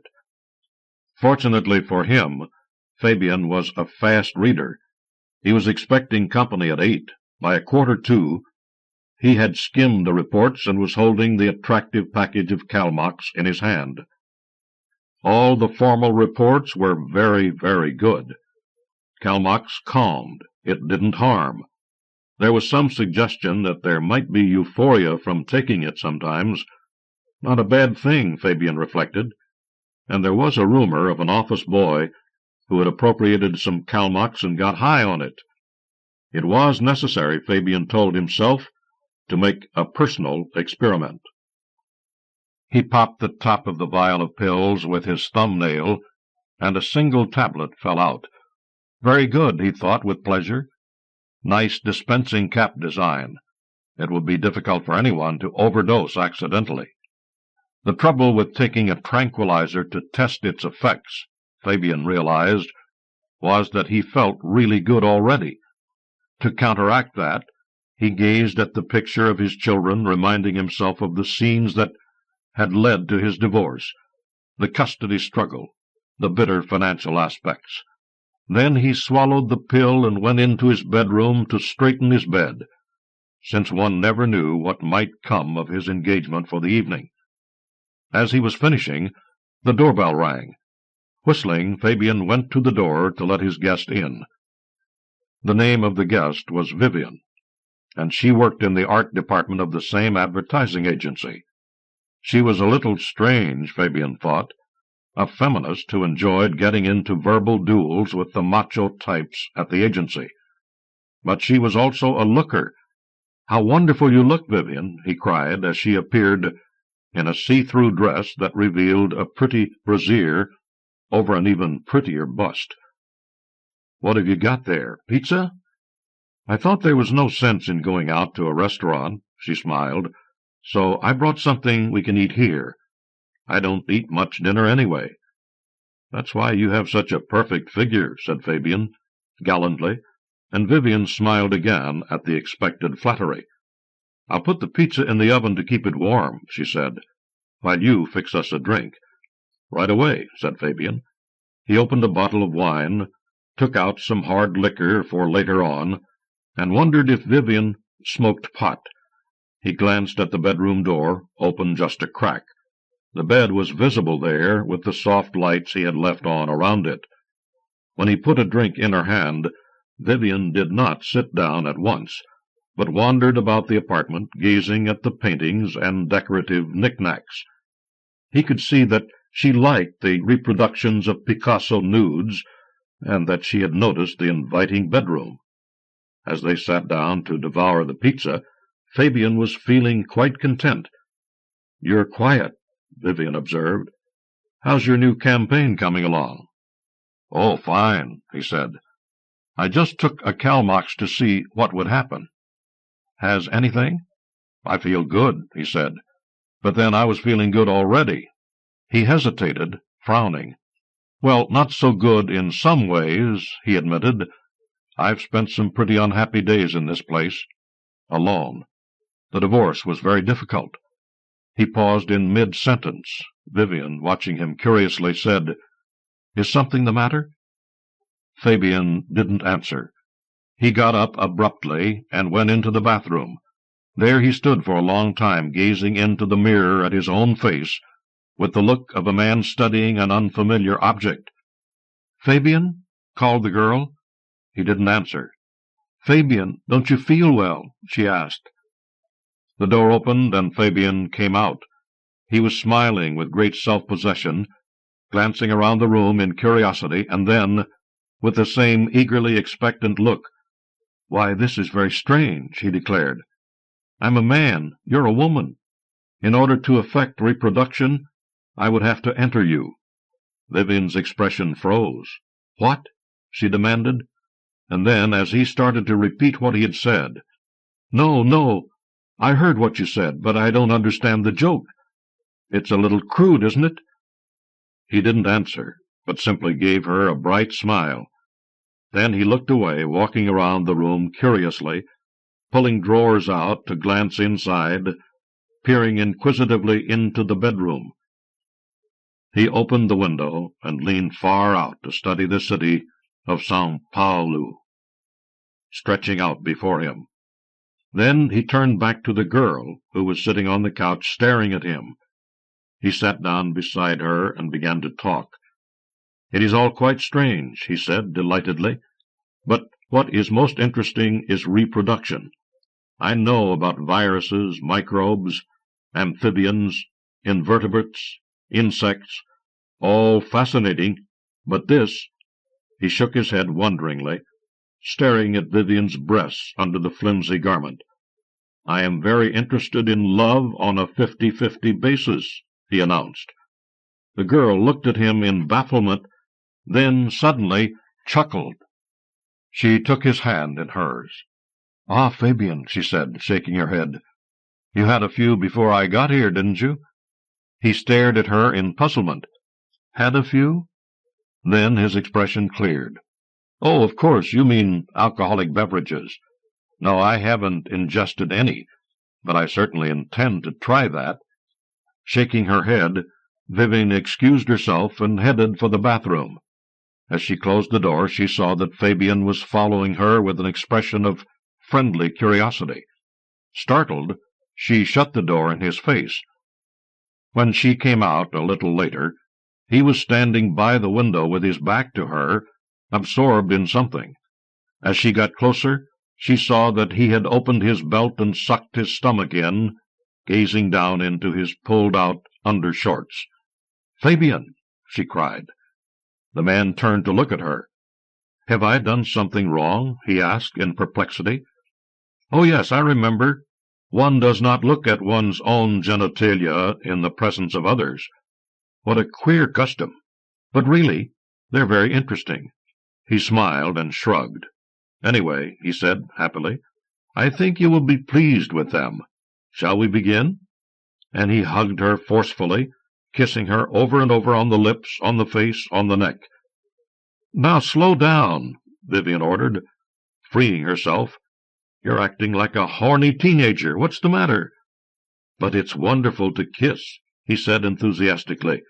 "Would it be better if we went into the other room? I know there's a very comfortable mattress there." "Whoa," she said firmly. "You're a very charming man, Fabian, but this isn't going right. Fabian, didn't you tell me you'd taken one of those pills?" "Calmax," he agreed. "Yes, 1 tablet. Well, maybe that's what makes you so strange. Listen, dear, I'm going now. You get some rest, and we'll talk tomorrow." She gave him a demure kiss on the cheek. Then she giggled, patted his face, and left. Because both were busy at the agency the next day, they didn't really have much chance to talk with each other. But Vivian noticed that Fabian was performing beautifully, heading up the new campaign. He was decisive, fast, creative. He gave orders and approved copy, art, commercials, and everything else that went into the drive to sell Calmax, making suggestions that always were better than the subordinate's own work. Vivian was not the only one to observe that Fabian seemed even more competent than usual. More than that, he seemed far more authoritative, making decisions on his own that normally one of the higher-ups would have had to approve. This worried Vivian because, to be truthful with herself, she had to admit that she was very nearly in love with him. She had seen how painful the divorce had been for him, and it was she who had first suggested that they have dinner together, and it was she who, a day or two later, when the campaign was actually launched, called him on the office phone and made another date. When he let her into his apartment that night, he seemed euphoric.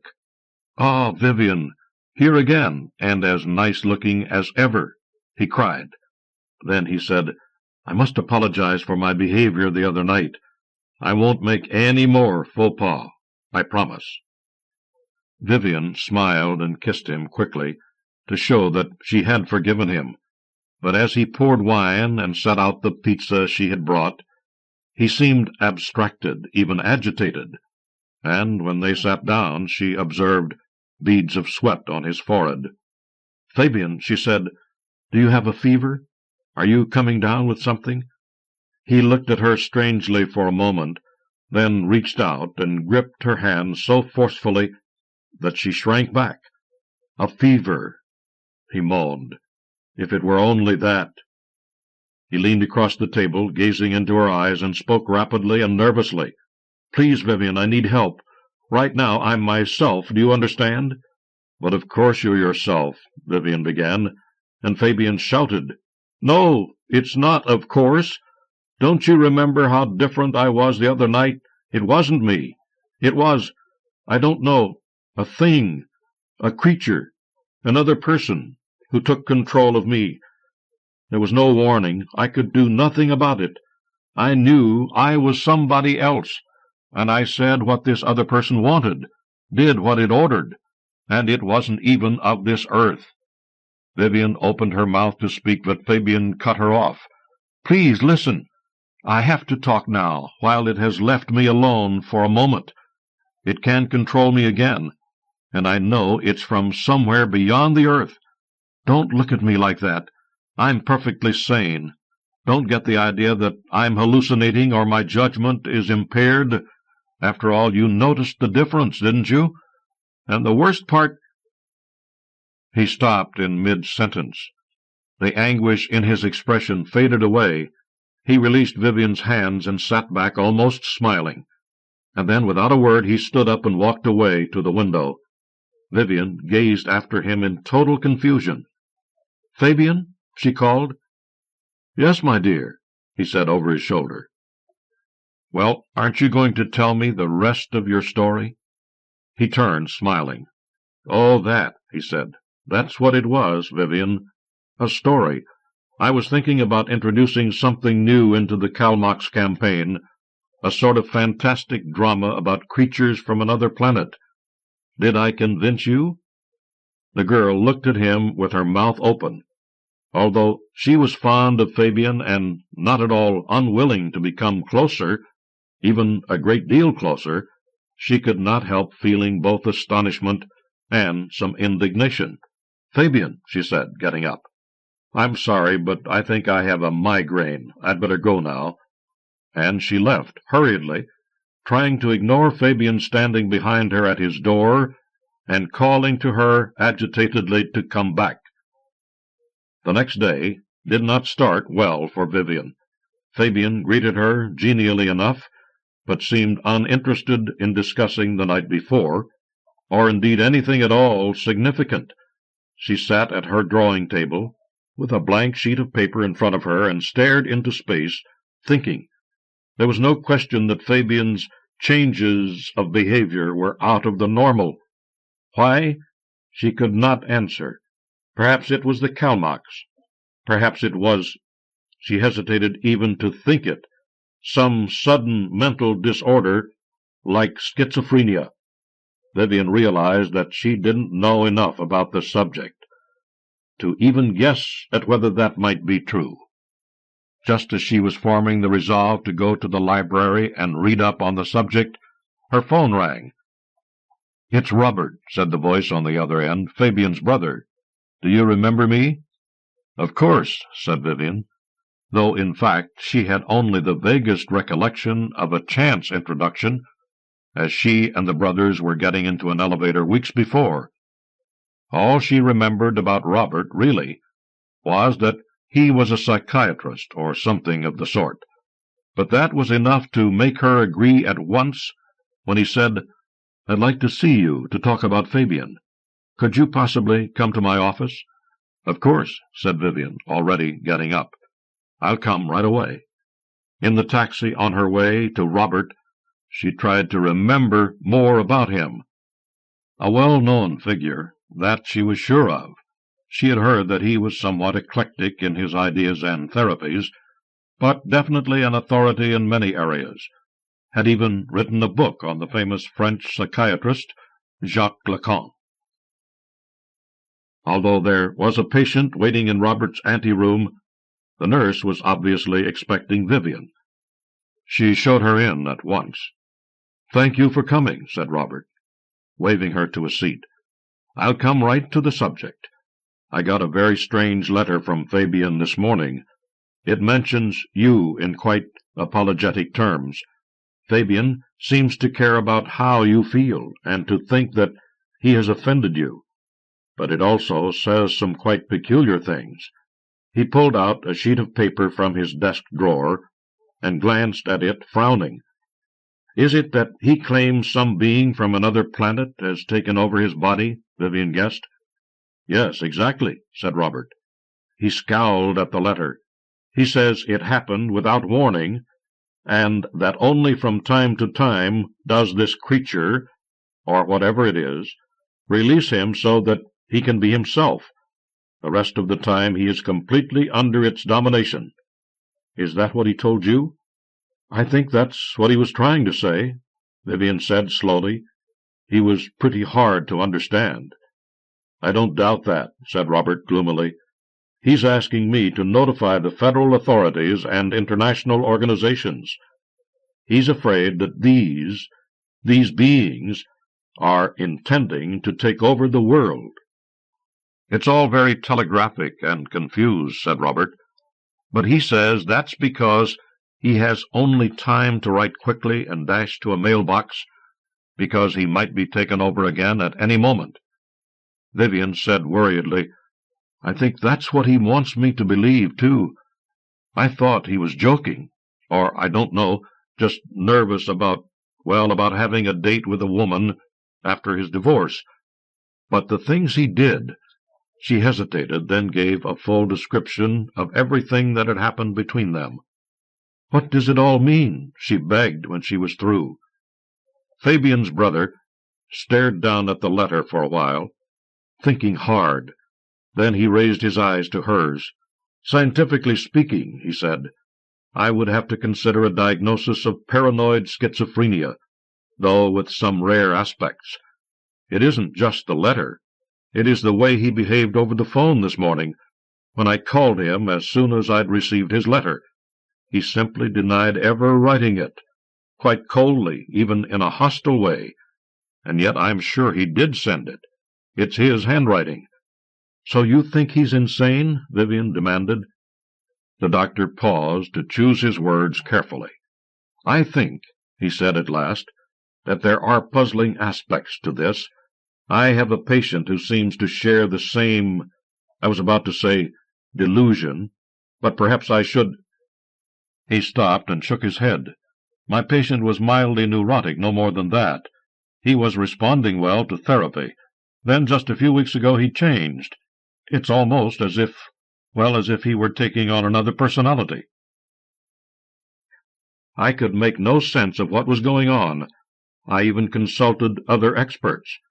Then, last week— You understand all this is quite confidential," he interrupted himself. "Even though I don't give you the patient's name, there's still a question of ethics. Understood? Well, last week my patient came in, without notice, without any appointment, demanding to see me, and he told me the same story as Fabian." "That he was taken over by some alien creature?" Vivian demanded. Robert nodded. "I tried to calm him," he said. "I even gave him a mild sedative and had him lie down for a while in one of the private rooms. Then, while I was seeing another patient, he put his head in at the door. He was laughing. 'What a joke I played on you,' he said. 'Never mind, I'll just go home and forget it.' His whole demeanor was different, and he didn't show up for his next appointment. In fact, I haven't heard from him at all, except that 2 nights ago I had a telephone call from someone who seemed to have great difficulty in speaking, and finally hung up abruptly. I am not sure, but I think it was my patient." Vivian said sincerely, "I don't understand any of this. Can you clear it up for me?" "I wish I could," said Robert dejectedly. Vivian stayed on for a quarter of an hour, but there was nothing more to say, and finally she left to return to work, more puzzled than ever, and beginning to be afraid. Vivian was a sensible woman. She hadn't taken Calmox because she mistrusted all pharmaceutical claims. She smiled ironically when friends told her about their astrological readings, had no superstitions, relied as far as she could only on the evidence of her senses and what she knew of natural law. But where was natural law in this case? What was really happening with Fabian? To find out, she made a date with him for a Sunday's outing, hoping that away from his own apartment his behavior would be less peculiar. They went for a drive up to Pico do Jaragua, then to the beginning of the old Somtow road. The scenery was fantastic and wonderful. Columns of chemical smoke rose from the Cubatao oil refineries. It invaded the virgin forest and perhaps changed it. The trees seemed to be dying. Strange creepers took over the dry branches, surrounding them like a skeleton being taken over by another possessive being. While Fabian was fondling her, Vivian was busy in one part of her mind trying to understand what was going on. She liked what he was doing. She liked him, but she liked him in different ways at different times, almost as though he were indeed 2 men, or 2 creatures, with quite different traits. In his apartment that night, Vivian did not resist his advances. There was a rare, even a unique flavor to being loved by 2 men at once, she thought, and wondered if she, too, were losing touch with reality to accept this situation so easily. Silvio Montos was famous throughout the country for his TV game show. His cash prizes were big. His way of joking with the contestants and the audience was entertaining. All in all, he was an idol of the lower middle classes. On the air, a young man who had demonstrated a remarkable knowledge of the prophecies of Nostradamus was pondering a question. He had already answered enough to have accumulated a lot of money, and this was his last round. If he got the answer right, he would win a house. Silvio Montos repeated the question, beaming with the smile that had endeared him to the nation's TV viewers. The young man hesitated, then gave a confident nod and cleared his throat.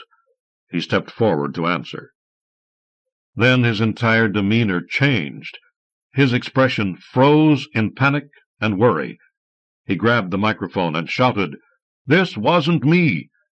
There are beings who want to subjugate everybody on Earth, and one of them has taken control of my body. It has let go for a moment, but I'm sure it will come back, and I want to warn everyone, all the authorities, to watch out, be careful, be on the alert."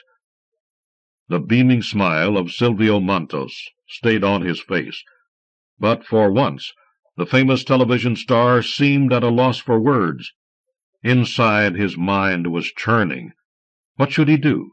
Try to respond to this strange declaration? Simply declare that that was the wrong answer and send the young man away? His producer, high in the control room, saw that Montos was in trouble and quickly ordered a cut to commercials.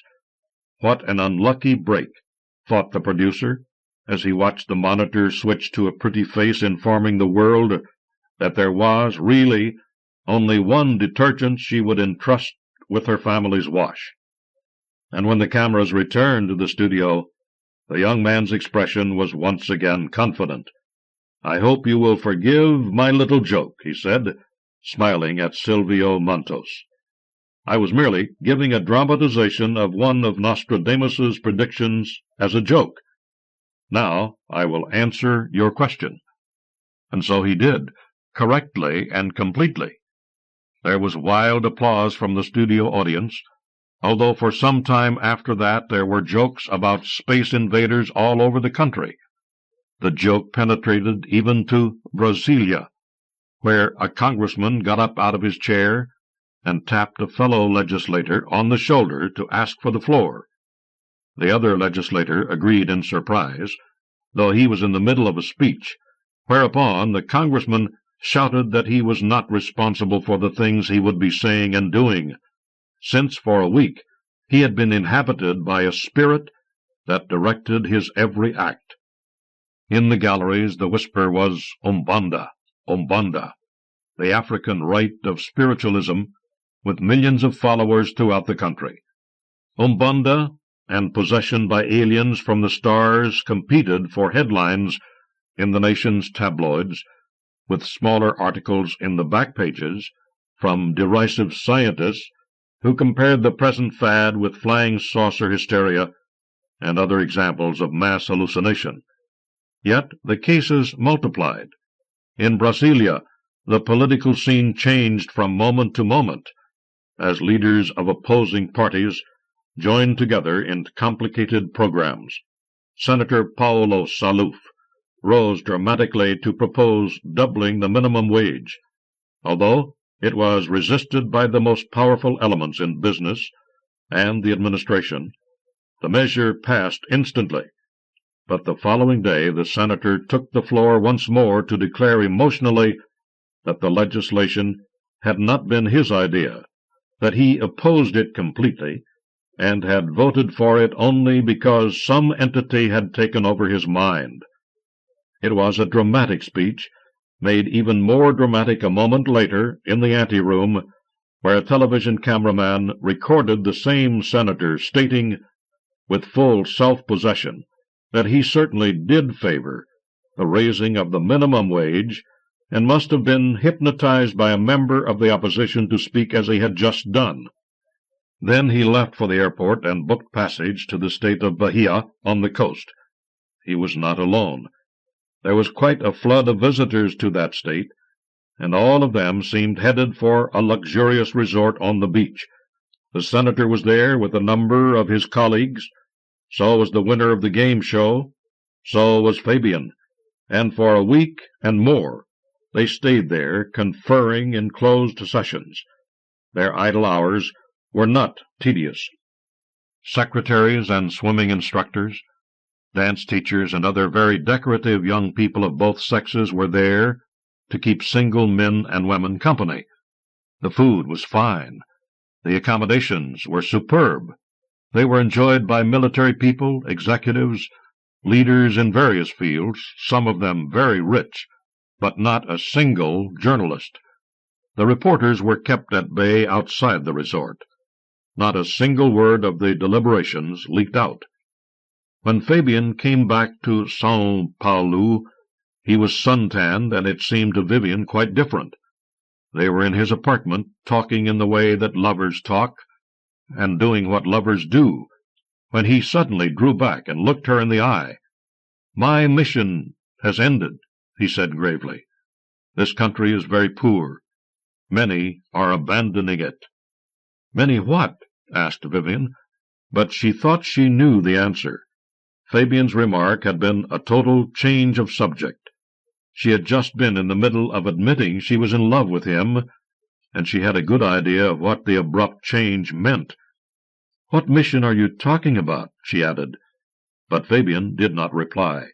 He stared at her in a strange way, wordlessly. Vivian, feeling very strange, reached out and took his hands into hers. She felt that she was talking to it, whatever it was, and directly. Not to the real Fabian, not even to the it pretending to be Fabian, but to the being itself, whatever it was. The voice from Fabian's mouth said at last, "I don't want to tell you what you want to know. I don't want to describe what I really look like in the place I come from. You would be astonished. I don't think you could understand, for we are very different. Imagine, if you can, that I am living in the body of an ant or a butterfly." "That is not so repulsive," breathed Vivian, trying to keep control. "No," admitted the voice, "but perhaps you would not think so kindly of our real form. Oh, this is so hard. This articulated language that you people speak is very poor. Can we not simply understand each other in an intuitive way? My mission is over. I will return to my own place." Fabian's eyes were sad as he spoke. Vivian burst into tears and embraced him. "No, no, I don't want you to go. I love you. She hesitated, then laughed wildly. "I love both of you. I want you both, like this, together. Don't leave me, please." For her, as well as the inhabitant of Fabian's body, language was not enough to express what she felt. The two of them turned to that intuitive language of lovers. They fell on the sofa, pulling off their clothes with buttons popping. When they made love, it was desperately, between sobs and screams, and Vivian hung on to the body of Fabian as if the strength of her hands could keep that alien soul inside it forever. Indeed, Vivian was in turmoil, for she loved two men, two beings at least, even though they both inhabited the same double-souled body. Whatever the being was that had become Fabian's tenant, ant, butterfly, or bee, she loved it. She also loved Fabian himself, the quiet, sad man, heartbroken over his divorce and the loss of his children, and she loved, very much loved, the body they both inhabited. In the Western world it is customary to speak of the soul as separate from the body, as something that exists outside the flesh, giving orders for the body to obey. To love someone, body and soul, is to express the fullest of love. But in Vivian's case, she loved Fabian not only body and soul, but body and souls. When she could stand it no longer, she came to Fabian and said, "Which are you?" "Which am I? Why, I'm Fabian, of course." Fabian smiled. "Yes, but it isn't Fabian I want to talk to. I want to talk to the ant, the butterfly, the real person behind the imitation Fabian." Fabian was silent. To Vivian's astonishment, she saw tears in his eyes. "Is it you, the old Fabian?" she demanded. He said, almost sobbing, "Yes, it's me. What a strange world I live in now, and you there with me, while everything is topsy-turvy. I see you, I touch you, I kiss you, make love to you, and all the time it is inside me. It tells me strange things. Some I don't agree with, some I accept. Now and then I can appear in my own body, speak myself with my own voice." He hesitated, then went on. "But don't worry, Vivian. It's not as serious as all that. I'm fine. You can rest easy. We don't want you to suffer." Vivian threw herself at him, clawing at his face, pounding his chest with her fist. "You didn't let him finish," she cried. "It's you now, the other one. You pushed him out." Fabian sat back, running his fingers over his face. One of Vivian's fingernails had left a red streak on his chin, but he said calmly, "You said it was me you wanted to speak to?" And he was very nervous. He might have said something quite silly.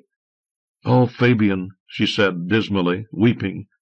Things were not getting better. There were, she realized, 3 Fabians. The old one, the one that play-acted being the human Fabian, and this most recent one, the extraterrestrial who admitted his identity. And she loved them all. "Don't be frightened," his voice soothed. "It's only natural. You people are terrified of what comes from beyond, but you shouldn't be, for even your own religions sometimes teach that the soul will live on in another body when this one dies. Do you not know that some of the geniuses who have changed the history of humankind really came from outside?" The voice stopped, then began again. "Vivian, it's me who's talking again, the human Fabian. I'm learning how to separate myself, to enjoy the pleasures of my body without fear or question, to feel the pressure of my fingers on your skin, without knowing whether they're going down to your thighs or up to your breasts. I feel pleasure as if I was not the one who was caressing you, but it's your body that moves under my fingers." Vivian flung herself into his arms. It was frightening, but it was also wonderful to hear 3 voices talking to her out of the one mouth she loved. And she knew that she gave pleasure back to all of them, for living in the body of a caterpillar or a butterfly had its own primitive beauty. So she loved and lived with her lover, Fabian, with all of her loves in the body of Fabian. The present was what mattered. She felt happy, and did not allow herself to think of a tomorrow. From Thailand, Fiddling for Waterbuffaloes, by Somtow Sucharitkal. When my brother Lek and I were children, we were only allowed to go to Prasangburi once a week. That was the day our mothers went to the marketplace and to make merit at the temple. Our grandmother, our mother's mother, spent the days chewing betel nut and fashioning intricate mobiles out of dried palm leaves, not just the usual fish shapes, dozens of tiny baby fish, swinging from a big mother fish, lacquered in bright red or orange, but also more elaborate shapes, lions and tigers and mythical beasts, nagas that swallowed their own tails. It was our job to sell them to the Taukai, who owned the only souvenir shop in the town, the only store with one of those aluminum gratings that you pull shut to lock up at night, just like the ones in Bangkok. It was always difficult to get him to take the ones that weren't fish. Once we took in a mobile made entirely of spaceships, which our grandmother had copied from one of the American TV shows. In view of our later experiences, this proved particularly prophetic. "Everyone knows," the Taukai said. That was the time he admitted us to his inner sanctum, where he would smoke opium from an impressive bong and puff it in our faces. "That a Platapian mobile has fish in it. Everyone wants sweet little fishies to hang over their baby's cradle. I mean, those spaceships are a tribute to your grandmother's skill at weaving dried palm leaves. But as far as the tourists are concerned, it's just fiddling for water buffaloes." He meant there was no point in doing such fine work because it would be wasted on his customers. We ended up with maybe 10 baht apiece for my grandmother's labors. and we'd carefully tuck away 2 of the little blue banknotes.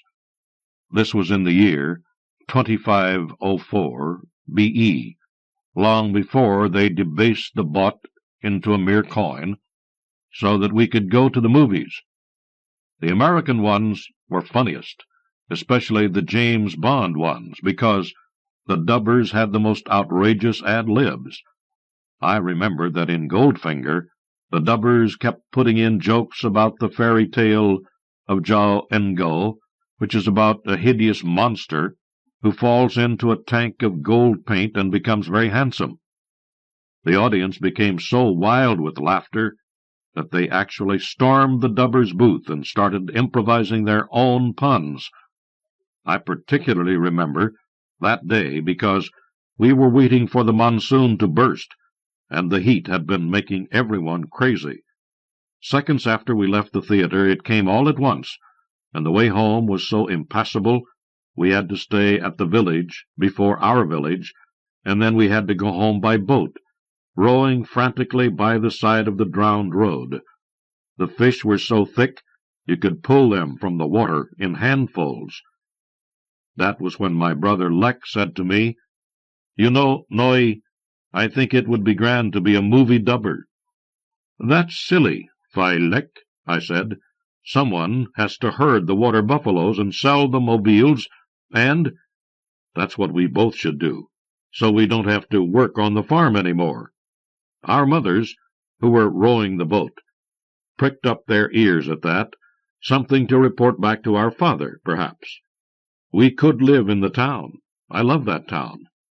"It's not so great," my mother said. My senior mother, Phi Lek's mother, agreed. We went to Yonglie once for the beauty contest. Now there was a town. Streets that wind on, and air conditioning in almost every public building. "We didn't win the beauty contest, though," my mother said, sadly. She didn't say it, but she implied that that was how they'd both ended up marrying my father. Our stars were bad. Maybe in my next life— "I'm not waiting till my next life," my brother said. "When I'm grown up, they'll have air conditioning in Prasongburi, and I'll be dubbing movies every night." The sun was beating down, blinding, sizzling. We threw off our clothes and dived from the boat. The water was cool, mud-flecked. We pushed our way through the reeds. The storm had blown the village's TV antenna out into the paddy field. We watched Star Trek at the headsman's house, our arms clutching the railings on his porch, our feet dangling, slipping against the stilts that were still soaked with rain. It was fuzzy and the sound was off, so Phi Lek put on a magnificent performance, putting discreet obscenities into the mouths of Kirk and Spock, while the old men laughed, and the coils of mosquito incense smoked through the humid evening. At night, when we were both tucked in under our mosquito netting, I dreamed about going into space and finding my grandmother's palm-leaf mobiles hanging from the points of the stars. 10 years later they built a highway from Bangkok to Yonglie, and there were no more casual tourists in Prasongburi. Some American archaeologists started digging at the site of an old Khmer city nearby. The movie theater never got air conditioning, but my grandmother did become involved in faking antiques. It turned out to be infinitely more lucrative than fish mobiles, and when the Taukai died, she and my 2 mothers were actually able to buy the place from his intransigent nephew. The 3 of them turned it into an antique place, fakes in the front, the few genuine pieces carefully hoarded in the air-conditioned back room, and our father set about looking for a 3rd wife, as befit his improved station in life. My family was also able to buy a half-interest in the movie theater, and that was how my brother and I ended up in the dubbing booth after all. Now, the fact of the matter was, sound projection systems in theaters had become prevalent all over the country by then, and Lek and I both knew that live movie dubbing was a dying art, Only the fact that the highway didn't come anywhere near Prasongburi prevented its citizens from positively demanding talkies. But we were young, and, relatively speaking, wealthy. We wanted to have a bit of fun before the drudgery of marriage and earning a real living was thrust upon us. Fleck did most of the dubbing.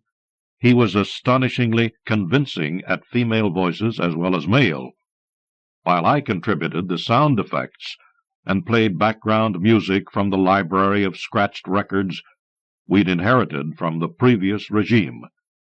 Since we, too, were the only purveyors of, well, foreign culture in the town, you'd think we would be the ones best equipped to deal with an alien invasion. Apparently the aliens thought so, too. Aliens were farthest from my mind the day it happened, though. I was putting in some time at the shop and trying to pacify my 3 honored parents, who were going at it like cats and dogs in the back. "If you dare bring that bitch into our house," elder mother was saying, fanning herself feverishly with a plastic fan, for our air conditioning had broken down, as usual, "I'll leave." "Well, younger mother," my own said, "I don't mind as long as you make sure she's a servant, but if you marry her—" "Well, I mind, I'm telling you," my other mother shouted. "If the 2 of us aren't enough for you, I've 3 more cousins up north, decent, hard-working girls who'll bring in money, not use it up. Anyway, if you simply have to spend money," younger mother said, "what's wrong with a new pickup truck?"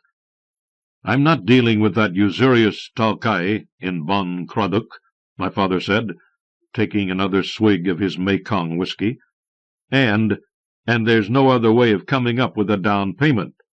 And besides, I happen to be a very horny man." "All of you shut up," my grandmother said from somewhere out back, where she had been meticulously aging some pots into a semblance of 12th century Sawangkalok ware. "All this chatter disturbs my work." "Yes, Kunmai," the 3 of them chorused back respectfully. My elder mother hissed, "But watch out, my dear husband." I read a story in Siam Roth about a woman who castrated her unfaithful husband and fed his eggs to the ducks. My father sucked in his breath and took a comforting gulp of whiskey as I went to the front to answer a customer. She was one of those archaeologists or anthropologists or something. She was tall and smelly, as all Farangs are. They have very active sweat glands. She wore a sort of safari outfit, and she had long hair, stringy from her digging and the humidity. She was scrutinizing the spaceship mobile my grandmother had made 10 years ago. It still had not sold, and we had kept it as a memento of hard times, and muttering to herself words that sounded like warp factor 5. My brother and I know some English, and I was preparing to embarrass myself by exercising that ungrateful, toneless tongue, when she addressed me in Thai. "Greetings to you, honored sir," she said, and brought her palms together in a clumsy but heartfelt way. I couldn't suppress a laugh. "Why, didn't I do that right?" she demanded. "You did it remarkably well," I said, "but you shouldn't go to such lengths. I'm only a shopkeeper, and you're not supposed to, why, first, but I suppose I should give you E for effort." I said this phrase in her language, having learned it from another archaeologist the previous year, since few would even try as hard as you. "Oh, but I'm doing my Ph.D. in Southeast Asian aesthetics at UCLA, she said. "By all means, correct me." She started to pull out a notebook. I had never, as we say, arrived in America, though my sexual adventures had recently included an aging, overwhelmingly odoriferous Frenchwoman, and the daughter of the Indian Babu, who sold cloth in the next town, and the prospect suddenly seemed rather inviting. Emboldened, I said, "But to really study our culture, you might consider—" and eyed her with undisguised interest. She laughed. Farang women are exceptional, in that one need not make overtures to them subtly, but may approach the matter in a no-nonsense fashion, as a plumber might regard a sewage pipe. "Jesus," she said in English, "I think he's asking me for a date." "I understood that," I said. "Where will we go?" she said in Thai, giggling. "I've got the day off. And the night, I might add." "Oh, that's not correct, is it? You should send a go-between to my father or something." "Only if the liaison is intended to be permanent," I said quickly, lest anthropology get the better of lust. "Well, we could go to a movie." "What's showing?" she said. "Why, this is just like back home, and me a teenager again." She bent down, anxious to please, and started to deliver a sloppy kiss to my forehead. I recoiled. "Oh, I forgot," she said. "You people frown on public displays." "Star Wars," I said. "Oh, but I've seen that 20 times. "Oh, but have you seen it dubbed live in a provincial Thai theater without air conditioning? Think of the glorious field notes you could write." "You Thai men are all alike," she said, intimating that she had had a vast experience of them. "Very well. What time? By the way, my name is Mary Mason." We were an hour late getting the show started, which was pretty normal, and the audience was getting so restless that some of them had started an impromptu bawdy rhyming contest in the front rows. My brother and I had manned the booth and were studying the script. He would do all the main characters, and I would do such meaty roles as the second storm-trooper. "Let's begin," Phylex said. "She won't come anyway." Mary turned up just as we were lowering the house lights. She had bathed. My brother sniffed appreciatingly as she entered the dubbing booth, and wore a clean sarong, which did not look too bad on her. "Can I do Princess Leia?" she said, wying to Phylex, as though she were already his younger sibling by virtue of her as yet unconsummated association with me. "You can read Thai?" Phylex said in astonishment. "I have my master's in Siamese from Michigan U," she said huffily, "and studied under Bill Gedney." We shrugged. "Yes, but you can't improvise," my brother said. She agreed, pulled out her notebook, and sat down in a corner. My brother started to put on a wild performance, while I ran hither and thither, putting on records and creating sound effects out of my box of props. We began the opening chase scene with Tchaikovsky's piano concerto, which kept skipping. At last the needle got stuck, and I turned the volume down hastily, just as my brother, in the tones of the heroic Princess Leia, was supposed to murmur, "Help me, Obi-Wan Kenobi. You're my only hope." Instead, he began to moan like a harlot in heat, screeching out, "Oh, I need a man, I do, I do. These robots are no good in bed." At that point, Mary became hysterical with laughter. She fell out of her chair and collided with the shoe rack. I hastened to rescue her from the indignity of having her face next to a stack of filthy flip-flops, and could not prevent myself from grabbing her. She put her arms around my waist and indecorously refused to let go, while my brother, warming to the audience reaction, began to ad-lib ever more outrageously. It was only after the movie, when I had put on the 45 of the royal anthem, and everyone had stood up to pay homage to the sacred majesty of the king, that I noticed something wrong with my brother. For one thing, he did not rise in respect, even though he was ordinarily the most devout of people. He sat bunched up in a corner of the dubbing booth, with his eyes darting from side to side like window wipers. I watched him anxiously, but dared not move until the royal anthem had finished playing. Then, tentatively, I tapped him on the shoulder. "Phylex," I said, "it's time we went home." He turned on me and snarled. Then he fell on the floor and began dragging himself forward in a very strange manner, propelling himself with his chin and elbows along the woven rush matting at our feet. Mary said, "Is that something worth reporting on?" and began scribbling wildly in her notebook. "Filek," I said to my brother in terms of utmost respect, for I thought he might be punishing me for some imagined grievance. "Are you ill?" Suddenly I thought I had it figured out. "If you're playing putting on the anthropologist's elder sibling, I don't think this one's going to be taken in." "You are part of a rebel alliance and a traitor," my brother intoned, in English, in a harsh, unearthly voice. "Take her away."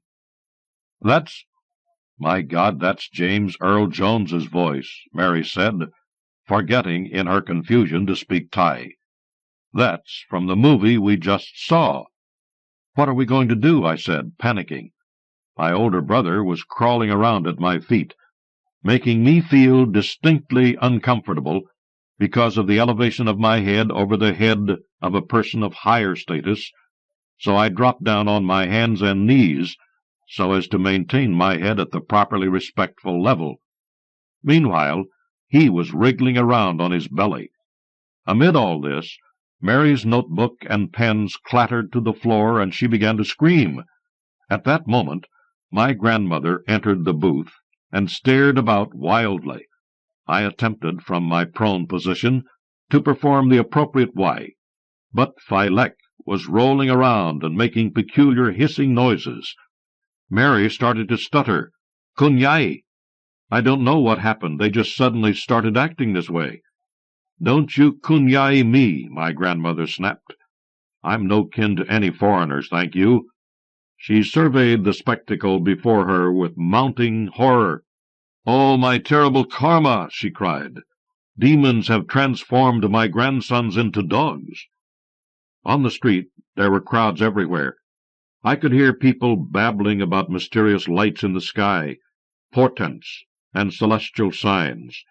Someone said something about the spectacle outside being more impressive than the Star Wars effects inside the theater. Apparently, the main pagoda of the temple had seemed on fire for a few minutes, and they'd called in a firefighting squad from the next town. "Who'd have thought of it?" my grandmother was complaining. "A demon visits Prasongburi and makes straight for my own grandson." When we got to the shop, Mary still tagging behind and furiously taking notes on our social customs, the situation was even worse. The skirmish between my father and mother's had crescendoed to an all-out war. "That's why I came to fetch you, children," my grandmother said. "Maybe you can referee this boxing match." A hefty celadon pot came whistling through the air and shattered on the overhead electric fan. We scurried for cover, all except my brother, who obliviously crawled about on his hands and knees, occasionally spouting lines from Star Wars. Shrieking, Mary ran after the potsherds. "My God, that thing's 800 years old." "Bah, I faked it last week," my grandmother said, forcing the Farang woman to gape in mingled horror and admiration. All right, my father said, fleeing from the back room with my mother's in hot pursuit. "I won't marry her, but I want a little more kindness out of the two of you. Oh, my terrible karma!" He tripped over my brother and went sprawling to the floor. "What's wrong with him?" "You fool," my grandmother said. "Your own son has become possessed by demons, and it's all because of your sexual excesses." My father stopped and stared at my brother. Then, murmuring a brief prayer to the Lord Buddha, he retired, cowering behind the shop counter. What must I do? His wives came marching out behind him. Elder mother hastened to succor Filek. Younger mother took in the situation and said, "I haven't seen anyone this possessed since my cousin, Federici, spent the night in a graveyard trying to get a vision of a winning lottery ticket number." "It's all your fault," Filek's mother said, turning wrathfully on my father. "You're all too eager to douse your staff of passion and now my son has been turned into a monster. The logic of this accusation escaped me, but my father seemed convinced. "I'll go and boit pra for 3 months," he said, affecting a tone of deep piety. "I'll cut my hair off tomorrow, and enter the nearest monastery. That ought to do the trick. Oh, my son, what have I done?" "Well," my grandmother said, "a little abstinence should do you good. I always thought you were unwise not to enter the monkhood at 20 like an obedient son should, cursing me to be reborn on earth instead of spending my next life in heaven as I ought, considering how I've worked my fingers to the bone for you. It's about time, that's what I say. A 20-year-old belongs in a temple, not in the village scouts killing communists. Time for that when you've done your filial duty. Well, 25 years late is better than nothing." Seeing himself trapped between several painful alternatives, my father bowed his head, raised his palms in a gesture of respect, and said, "All right, kun mai yai, if that's what you want." When my father and the elder females of the family had gone to pack his things, I was left with my older brother and the bizarre American woman in the antique shop in the middle of the night. They had taken the truck back to the village, which now boasted a good half-dozen motor vehicles, one of them ours, and we were stranded. In the heat of their argument and my father's repentance, they seemed to have forgotten all about us. It was at that moment that my brother chose to snap out of whatever it was that possessed him. Calmly, he rose from the floor, wiped a few foam flecks from his mouth with his sleeve, and sat down on the stool behind the counter. It took him a minute or two to recognize us, and then he said, "Well, well, I know ye. I gave the family quite a scare, didn't I?" I was even more frightened now than I had been before.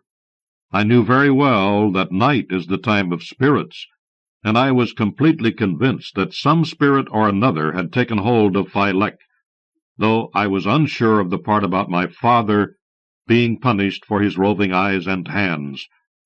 I said, "Yes, Kun Fai. It was the most astonishing performance I've ever seen. Indeed, a bit too astonishing, if you don't mind your humble younger sibling saying so. I mean, do you think they really appreciated it? If you ask me, you were just fiddling for Waterbuffaloes. The most amazing thing is this. They weren't even after me." He pointed at Mary. "They're in the wrong brain. It was her they wanted, but we all look alike to them, and I was imitating a woman's voice when they were trying to get a fix on the psychic transference. So they made an error of a few decimal places, and poof, here I am." "Penba pai lau," I whispered to Mary Mason. "I heard that," my brother riposted, "but I am not mad. I am quite sane, and I have been taken over by a monus tangdo." "What's that?" Mary asked me. "A being from another star." "Far frigging out, an extraterrestrial," she said in English. I didn't understand a word of it. I thought it must be some kind of anthropology jargon. "Look, I can't talk long, but you see, they're after Mary. One of them is trying to send a message to America, something to do with the Khmer ruins, some kind of artifact, to another of these creatures who is walking around in the body of a professor at UCLA. This Farong woman seemed ideal. She could journey back without causing any suspicion.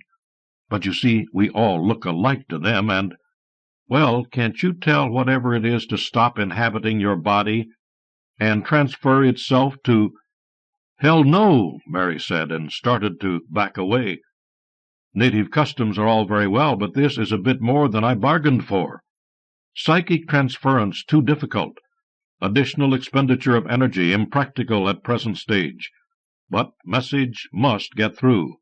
Suddenly he clawed at his throat for a few moments, and then fell writhing to the floor in another fit. "Can't get used to this gravity," he moaned. "Legs instead of pseudopods, and the contents of the stomach make me sick. There's at least 50 whole, undigested chilies down here. Oh, I'm going to puke." "By Buddha, Dharma, and Sangha," I cried. "Quick, Mary, help me with him. Give me something to catch his vomit." "Will this do?" she said, pulling down something from the shelf. Distractedly, I motioned her to put it up to his mouth. Only when he had begun regurgitating into the bowl did I realize what she'd done. "You imbecile," I said. "That's a genuine Ming spittoon." "I thought they were all fake," she said, holding up my brother as he slowly turned green. "We do have some genuine items here," I said disdainfully, "for those who can tell the difference." "You mean for tie collectors," she said, hurt. "Well, what can you expect?" I said, becoming furious. "You come here, you dig up all our ancient treasures, violate the chastity of our women—" "Look who's talking," Mary said gently. "Male chauvinist pig," she added in English. "Let's not fight," I said. "He seems better now. What are we going to do with him? Here, help me drag him to the back room." We lifted him up and laid him down on the couch. We looked at each other in the close, humid, mosquito-infested room. Suddenly, providentially almost, the air-conditioning kicked on. "I've been trying to get it to work all day," I whispered. "Does this mean—" "Yes, soon it will cool enough to—" She kissed me on the lips. By morning I had arrived in America several delicious times, and Mary was telephoning the hotel in Ban Craddock so she could get her things moved into my father's house. The next morning, over dinner, I tried to explain it all to my elders. On the other hand, there was this Farang woman sitting on the floor clumsily rolling rice balls with one hand, and attempting to address my mothers as Kunmai, much to their discomfiture. On the other, there was the mystery of my brother, who was now confined to his room and refused to eat anything with any chilies in it. "It's your weird Western ways," my grandmother said, eyeing my latest conquest critically. "No chilies indeed. He'll be demanding hamburgers next." "It's nothing to do with Western ways," I said. "It's a monostang dao," Mary said, proudly displaying her latest lexical gem, "and it's trying to get a message to America, and there's some kind of artifact in the ruins that they need, and they travel by some kind of psychic transference." "You Americans are crazy," my grandmother said, spitting out her betel nut so she could take a few mouthfuls of curried fish. "Any fool can see the boy's possessed." I remember my great-uncle had fits like this when he promised a donation of 500 baht to the sacred pillar of the city and then reneged on his offer. My parents had to pay off the Brahmins with interest before the curse was lifted. Oh, my karma, my karma! "Shouldn't we call in some scientist or something, a psychiatrist?" Mary said. "Nothing of the sort," said my grandmother. "If we can't take care of this in the home, we'll not take care of it at all. No one's going to say my grandson is crazy. Possessed, maybe. Everyone can sympathize with that. But crazy, never. The family honor is at stake." "Well, what should we do?" I said helplessly. As the junior member of the family, I had no say in the matter at all. I was annoyed at Mary for mentioning psychiatrists, but I reminded myself that she was, after all, a barbarian, even though she could speak a human tongue after a fashion. "We'll wait," my grandmother said, "and see whether your father's penance will do the trick. If not, well, our stars are bad, that's all." During the weeks to come, my brother became increasingly odd. He would enter the house without even removing his sandals, let alone washing his feet. When my Uncle Ede came to dinner one night, my brother actually pointed his left foot at our honored uncle's head. I would be most surprised if Uncle Ede ever came to dinner again after such unforgivable rudeness. I was forced to go into town every evening to dub the movies, which I did in so lackluster a manner that our usual audience began walking the 2 hours to Ban Craddock for their entertainment. My heart sank when a passing visitor to the shop told me that the Bon Croduk Cinema had actually installed a projection sound system and could show talkies, not only the foreign films with sound and subtitles, but the new domestic talkies. So you could actually find out what great actors like Mitter and Pechara sounded like. I knew we'd never compete with that. I knew the days of live movie dubbing were numbered. Maybe I could go to Bangkok and get a job with Channel 7, dubbing Leave It to Beaver and Charlie's Angels. But Bangkok was just about as distant as another galaxy, and I could imagine the fun those city people would have with my hick northern accent. One night about 2 weeks later, Mary and I were awakened by my brother, moaning from the mosquito net next to ours. I went across. "Oh, there you are," Filek said. "I've been trying to attract your attention for hours." "I was busy," I said, and my brother leered knowingly. "Are you all right? Are you recovered?" "Not exactly," he said, "but I'm well off duty. The alien'll come back any minute, though, so I can't talk long." He paused. "Maybe that girlfriend of yours should hear this," he said. At that moment Mary crept in beside us, and we crouched together under the netting. The electric fan made the nets billow like ghosts. "You have to take me to that archaeological dig of yours," he said. "There's an artifact. It's got some kind of encoded information. You have to take it back to Professor Ubermuth of UCLA. "I've heard of him," Mary whispered. "He's in a loony bin. Apparently, he became convinced he was an "Oh, Jesus," she said in English. "He is one," Filek said. "So am I. There are hundreds of us on this planet. But my controlling alien's resting right now. Look, I know ye. I want you to go down to the kitchen and get me as many chili peppers as you can find. On the Manus Tongdao's home planet, the food is about as bland as rice soup." I hurried to obey. When I got back, he wolfed down the peppers until he started weeping from the influx of spiciness. Suspiciously, I said, "If you're really an alien, what about spaceships?" "Spaceships, we do have them, but they are drones, taking millennia to reach the center of the galaxy. We ourselves travel by tachyon psychic transference, but the device is being sent by drone." "Device?" "From the excavation. Haven't you been listening? It's got to be dug up and secretly taken to America, and I'm not sure what or why, but I get the feeling there's danger if we don't make our rendezvous, something to do with upsetting the tachyon fields." "I see," I said, humoring him. "You know what I look like on the home planet up there? I look like a giant mangda." "What's that?" said Mary. "It's sort of a giant cockroach," I said. "We use its wings to flavor some kinds of curry." "Ick!" she squealed. "Eating insects. Gross." "What do you mean? You've been enjoying it all week, and you've never complained about eating insects," I said. She started to turn slightly bluish. A Farang's complexion, when he or she is about to be sick, is one of the few truly indescribable hues on the face of this earth. "Help me," Filek said. "The sooner this artifact is unearthed and loaded onto the drone, the sooner I'll be released from this— Oh, no, it's coming back!" Frantically, he gobbled down several more chilies, but it was too late.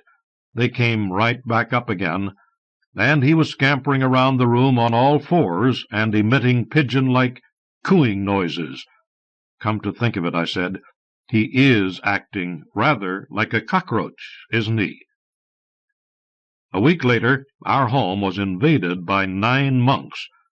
My mothers had been cooking all the previous day, and when I came into the main living room, they had already been chanting for about an hour, their bass voices droning from behind huge prayer fans.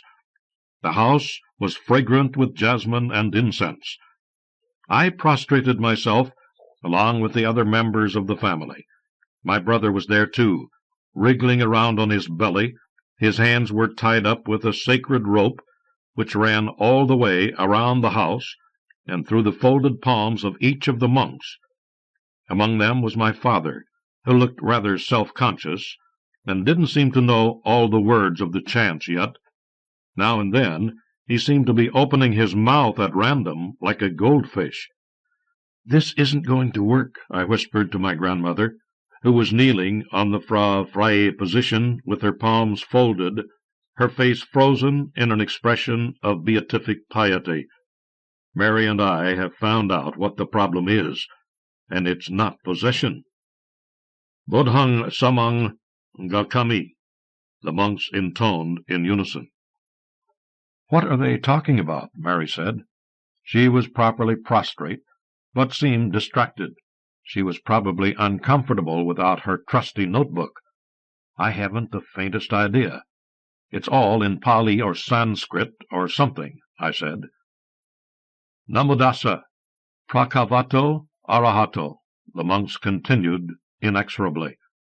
At length they laid their prayer fans down, and the chief Luang Po doused a spray of twigs in a silver dipper of lustral water, and began to sprinkle Phylek liberally. "It's got to be over soon," I said to Mary. "It's getting toward noon, and you know monks are not allowed to eat after 12 o'clock. As the odor of incense wafted over me and the chanting continued, I fell into a sort of trance. These were familiar feelings, sacred feelings. Maybe my brother was in the grip of some supernatural force that could be driven out by the proper application of Buddha, Dharma, and Sangha. However, as the Luang Po became ever more frantic, waving the twigs energetically over my writhing brother to no avail, I began to lose hope. Presently the monks took a break for their one meal of the day, and we took turns presenting them with trays of delicacies. After securing my brother carefully to the wall with the sacred twine, I went to the kitchen, where my grandmother was grinding fresh betel nut with a mortar and pestle. To my surprise, my father was there too. It was rather a shock to see him wearing a saffron robe, and bald, when I was so used to seeing him bare-chested, with a pakoma loosely wrapped about his loins, and with a whiskey bottle rather than a begging bowl in his arms. I did not know whether to treat him as father or monk. To be on the safe side, I fell on my knees and placed my folded palms reverently at his feet. My father was complaining animatedly to my grandmother in a weird mixture of normal talk and priestly talk. Sometimes he'd remember to refer to himself as Atma, but at other times he'd speak like anyone off the street. He was saying, "But, mother, Atma is miserable. They only feed you once a day, and I'm hornier than ever. It's obviously not going to work, so why don't I just come home?" My grandmother continued to pound vigorously at her betel nut. "Anyway, Atma thinks that it's time for more serious measures. I mean calling in a professional exorcist." At this my grandmother looked up. "Perhaps you're right, Holy One," she said. I could see that it galled her to have to address her wayward son-in-law in terms of such respect. "But can we afford it? Bodhisattva, Atma's guru, is an astrologer on the side, and he says that the stars for the movie theater are exceptionally bad. Well, Atma was thinking, why not perform an act of merit, while simultaneously ridding ourselves of a potential financial liability? I say sell out the half-share of the cinema, and use the proceeds to hire a really competent exorcist. Besides," he added slyly, "with the rest of the cash, I could probably obtain me one of those nieces of yours, the ones whose beauty your daughters are always bragging about." "You despicable cad," my grandmother began, and then added, "Holy One," to be on the safe side of the karmic balance. "Honored father and grandmother," I ventured, Have you not considered the notion that Phylek's body might indeed be inhabited by an extraterrestrial being? I fail to see the difference, my father said, between a being from another planet and one from another spiritual plane. It is purely a matter of attitude. You and your brother, whose wits have been addled by exposure to too many American movies, think in terms of visitations from the stars. Your grandmother and I, being older and wiser, know that alien is merely another word for spirit. Earthly or unearthly, we are all spokes in the wheel of karma, no? Exorcism ought to work on both. I didn't like my father's new approach at all. I thought his drunkenness far more palatable than his piety. But, of course, this would have been an unconscionably disrespectful thing to say, so I merely whined in obeisance and waited for the ordeal to end.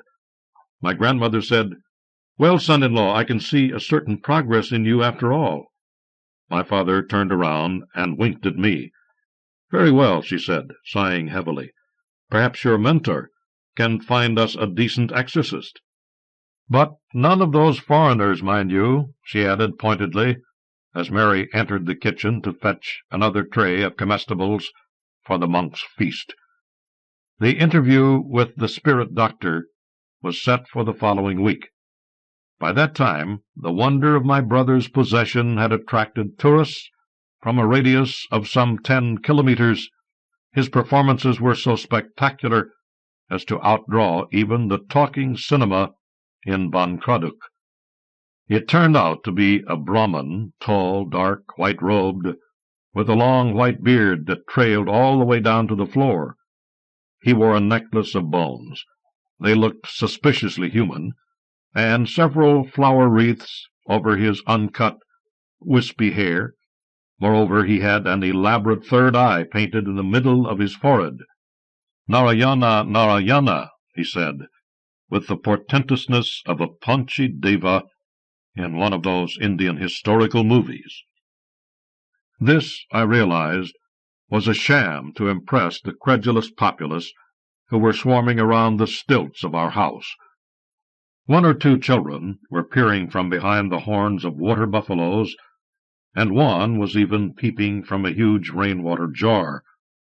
The Brahmin had an acolyte just for the purpose of removing his sandals and splashing his feet from the foot-washing trough, an occupation of such ignominy that I was surprised even a boy would stoop to it. He surveyed my family, which had been suddenly expanded by visiting cousins, aunts, uncles, and several other grandmothers junior to my own, and inquired haughtily, "And which of you is the possessed one?" "He can't even tell," my grandmother whispered to me. Then she pointed at Phylek, who was crawling around the front porch, moaning, "Takian, Takian." "Ah," said the exorcist, "a classic case of possession by a Phai Karasu. Dire measures are indicated, I'm afraid." At the mention of the dreaded Phai Karasu, the entire family recoiled as a single entity, for the Phai Karasu is, as everyone knows, a spirit who looks like a normal enough creature in the daytime, but at night detaches its head from its body, and dragging its entrails behind it, propels itself forward by its tongue. It also lives on human excrement. It is, in short, one of the most loathsome and feared of spirits. The idea that we might have been harboring one in our very house sent chills of terror through me. Presently I heard dissenting voices.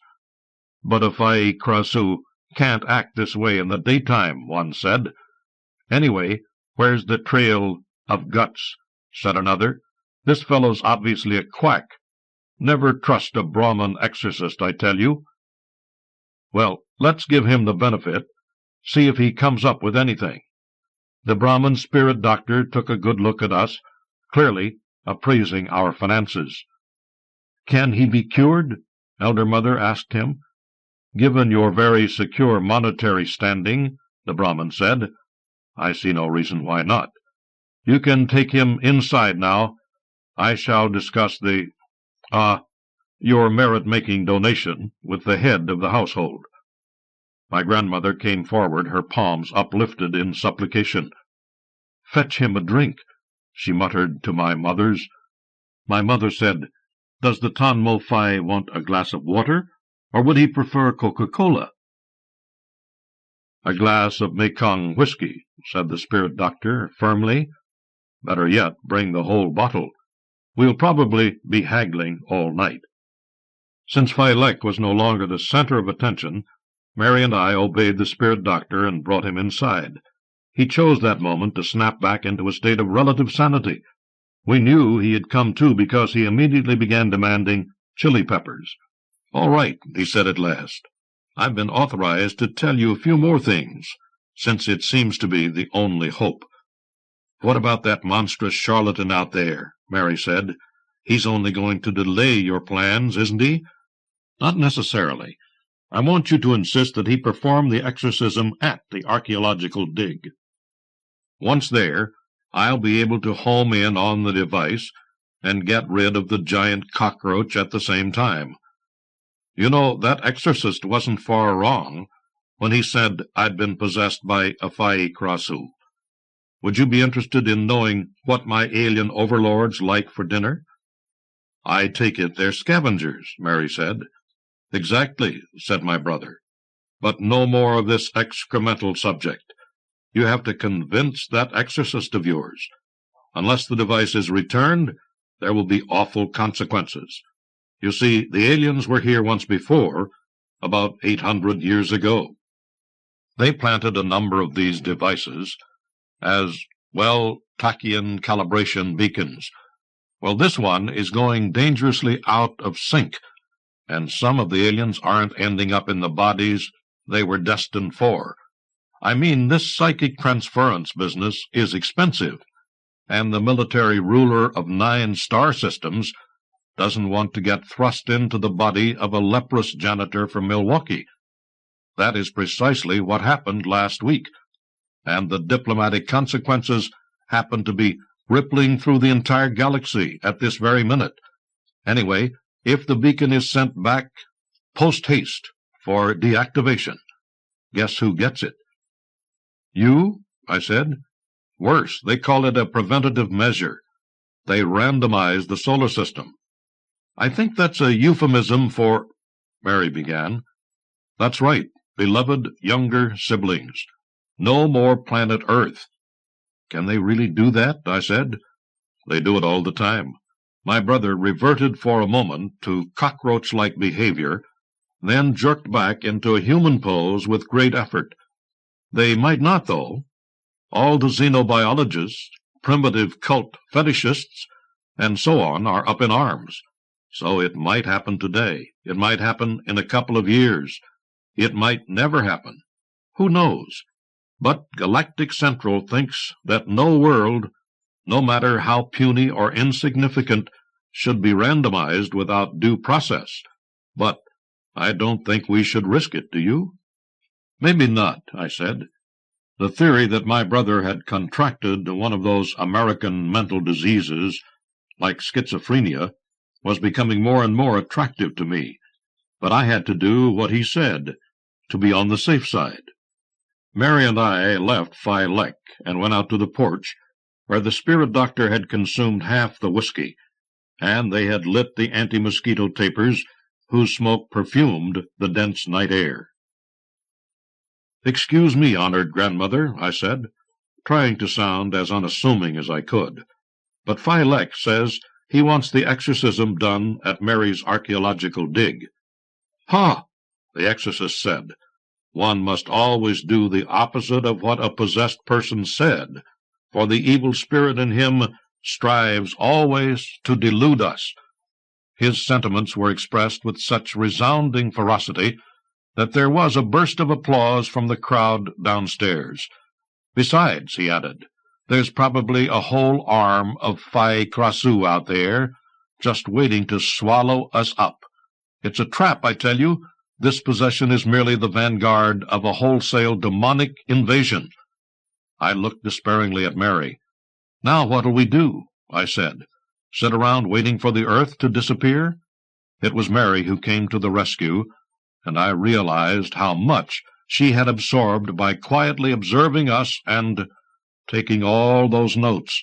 She said, speaking in a Thai far more heavily accented than she normally used, "But please, honored spirit doctor, the field study group would be most interested in seeing a real live exorcism."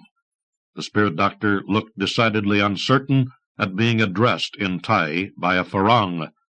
I could tell the questions racing through his mind. What status should the woman be accorded? She wasn't related to any of these people, nor was her social position immediately obvious.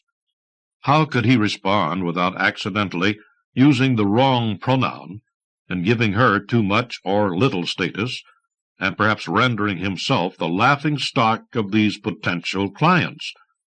Taking advantage of his confusion, Mary pursued relentlessly. "Or does the honored spirit doctor perhaps Kloa Fai?" "Of course I'm not afraid of spirits," the exorcist said. "Then why would a few extra ones bother the honored spirit doctor?" Mary contrived to speak in so unprepossessing an accent that it was impossible to tell whether her polite words were ingenuous or insulting. "Bah!" said the spirit doctor. "A few Fai Krasu are nothing. It's just a matter of convenience, that's all. I'm sure that the foundation that's sponsoring our field research here would be more than happy to make a small donation toward ameliorating the inconvenience." "Since you put it that way," the exorcist said, defeated. "Humph," my grandmother said, triumphantly yanking the half-bottle of whiskey away and sending my mother back to the kitchen with it. "These Farangs might be some use, after all. They're as ugly as elephants, of course, and albino elephants at that. But who knows? One day their race may yet amount to something." The whole street opera of an exorcism was in full swing by the time my brother, Mary, and I parked her official Land Rover about a half-hour's walk away from the site. It had taken a week to make the preparations, with my brother's moments of lucidity getting briefer, and his eschatological claims wilder each time. By the time we had trudged through fields of young rice, squishing knee-deep in mud, several hundred people had gathered to watch. A good 100 or so were relatives of mine. Mary introduced me to some colleagues of hers, professors and such like, and they eyed me with curiosity as I fumbled around in their intractable language. 4 broken pagodas were silhouetted in the sunset. A water buffalo nuzzled at the pediment of an enormous stone Buddha, to whom I instinctively raised my palms in respect.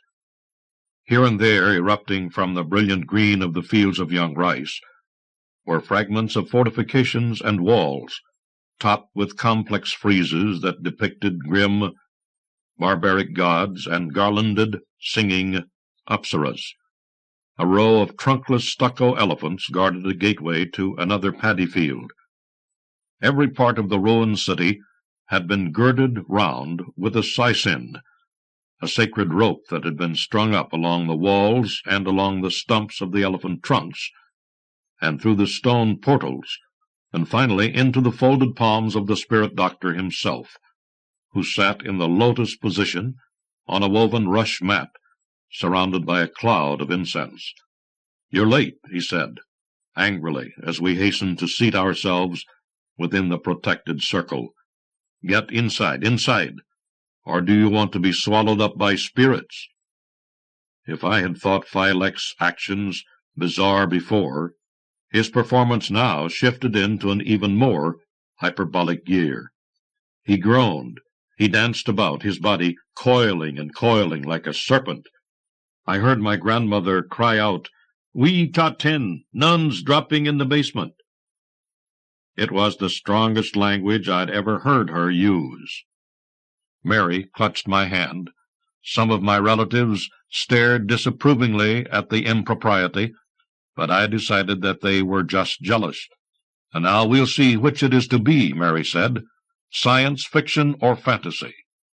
"He's mumbling himself into a trance now," I said, pointing to the exorcist, who had closed his eyes and from whose lips a strange buzzing issued. "Are you sure he's not snoring?" one of my mothers said maliciously. "What tranquillity! What perfect samadhi!" my other mother said admiringly, for the spirit doctor hadn't moved a muscle in some 10 minutes. Phylek's contortions became positively unnerving. He darted about the sacred circle, now and then flapping his arms as though to fly. Suddenly a bellow, like the cry of an angry water buffalo, burst from his lips. He flapped again and again, and then rose into the air. "Be still, I command thee," the exorcist's voice thundered, and he waved a rattle at my levitating brother and made mysterious passes. "I tell thee, be still." A ray of light shot upward from the earth, dazzlingly bright. The pagodas were lit up eerily. The ground opened up under Phylek as he hovered. There he was, brilliantly lit up in the pillar of radiance, with an iridescent aura around him, whose outlines vaguely resembled an enormous cockroach. The crowd was going wild now. They clamored, they cheered. Some of the children were disobeying the sacred cord and having to be restrained by their elders. My brother was sitting in lotus position, in the middle of the air, with his palms folded, looking just like a postcard of the Emerald Buddha in Bangkok. The flaming apparition that had been my brother descended into the pit. We all rushed to the edge. The light from the abyss burned our eyes. We were blinded. Mary took advantage of the confusion to embrace me tightly. I was too overwhelmed to castigate her. We waited. The earth rumbled. At last a figure crawled out. He was covered in mud and filth. He was clutching something under his arm, something very much like a Ming spittoon. "Phylek!" I cried out, overcome with relief that he was still alive. "The Tachyon calibrator," he gasped, holding aloft the spittoon and waving it dramatically in the air. "You must get it to—" He fainted, still clasping the alien device firmly to his bosom. The light shifted. The ghostly rainbow-fringed giant cockroach seemed to drift slowly across the field toward the unmoving figure of the exorcist. It danced grotesquely above his head, and he began to twitch and foam at the mouth. "I'll be dead," my grandmother shouted. "The spirit is transferring itself into the body of the exorcist." In a moment the exorcist, too, fainted, and the sacred cord fell from his hands. The circle was broken. Whatever was done, was done. I rushed to the side of my brother, still lying prone by the side of the abyss. "Wake up," I said, shaking him. "Please wake up." He got up and grinned. Applause broke out. The exorcist, too, seemed to be recovering from his ordeal. "And now," my brother said, holding out the alien artifact, "I can return this thing to the person who was sent to fetch it." A small, white, palpitating hand was stretched forward to receive it. I turned to see who it was. "Oh, no," I said softly, for it was Mary who had taken the artifact, and Mary who was now gyrating about the paddy field in a most unfeminine, most cockroach-like manner. Later that night, Phylek and I sat on the floor of our room, waiting for Mary to snap out of her extraterrestrial seizure, so we could find out what had happened. Toward dawn, the alien gave her her first break. "I can talk now," she said, suddenly, calmly. "Do you need chilies?" I said. "I think a good hamburger would be more my style," she said. "We can probably fake it," my brother said, "if you don't mind having it on rice instead of a bun." "Well," she said, when my brother had finished clattering about the kitchen, fixing this unorthodox meal, and she was sitting cross-legged on my bedding, munching furiously, "I suppose I should tell you what I'm allowed to tell you." "Take your time," I said, not meaning it. "Okay. Well, as you know, the exorcist is a total fake, a charlatan, a mountebank. but he does enter a passable state of samadhi, and apparently this was close enough to the psychic null state necessary for psychic transference to enable a mind swap to occur over a short distance. His blank mind was a sort of catalyst, if you will, through which, under the influence of the tachyon calibrator, I could leave Phi Lex mind and enter Mary's. "So you'll be taking the spittoon back to America?" I said. "Right on schedule, and it's not a spittoon. That happens to be a very clever disguise." So, it suddenly occurred to me that she would soon be leaving. I was irritated at that. I didn't know why. I should have been pleased, because, after all, I had essentially traded her for my brother, and family always comes first. "Look," she said, noticing my unease, "do you think, maybe, one last time?" She caressed my arm. "But you're a giant cockroach," I said. She kissed me. "You've been bragging to your friends all month about arriving in America," she said. "How'd you like to arrive on another planet?" In the middle of the act, I became aware that someone else was there with us. I mean, I was used to the way Mary moved, the delicious abandon with which she made her whole body shudder. I thought, the alien's here too. Well, I'm really going to show it how a Thai can drive. Here we go. The next morning I said, "How was it?" She said, "It was a fascinating activity, but frankly I prefer mitosis." Fiddling for Waterbuffaloes. In a day or so I saw her off. I went back to the antique store. I found my grandmother hard at work in her antique faking studio. A perfect Ming spittoon lay beside her where she squatted. She saw me, spat out her betel nut, and motioned me to sit. "Why, grandmother," I said, "that's a perfect copy of whatever it was the alien took to America." "Look again, my grandson," she said, and chuckled to herself as she rocked back and forth, kneading clay. I picked it up. The morning light shone on it through the window. I had an inkling that— "No, surely not." "You didn't," I said. She didn't answer. "Grandmother?" No answer. "But the solar system is at stake," I blurted out. "If they find out that they've got the wrong tachyon calibrator—" "Maybe, maybe not," said my grandmother. "The way I think is this. It's obviously very important to someone, and anything that valuable is worth faking. You say these interstellar diplomats will be arguing the question for years, perhaps. Well, as the years go by, the price will undoubtedly go up. But, Kunyai, how can you possibly play games with the destiny of the entire human race like this?" "Oh, come. I'm just an old woman looking out for her family. The movie house has been sold, and we've lost maybe 50,000 baht on the exorcism and the feast. Besides, your father will insist on another wife, I'm afraid, and after all this brouhaha, I can't blame him. We'll be out 100,000 baht by the time we're through. I have a perfect right to some kind of recompense. Hopefully, by the time they come looking for this thing, we'll be able to get enough for it to open a whole antique factory. Who knows? Move to Bangkok. Buy up Channel 7, so your brother can dub movies to his heart's content." "But couldn't the alien tell?" I said. "Of course not.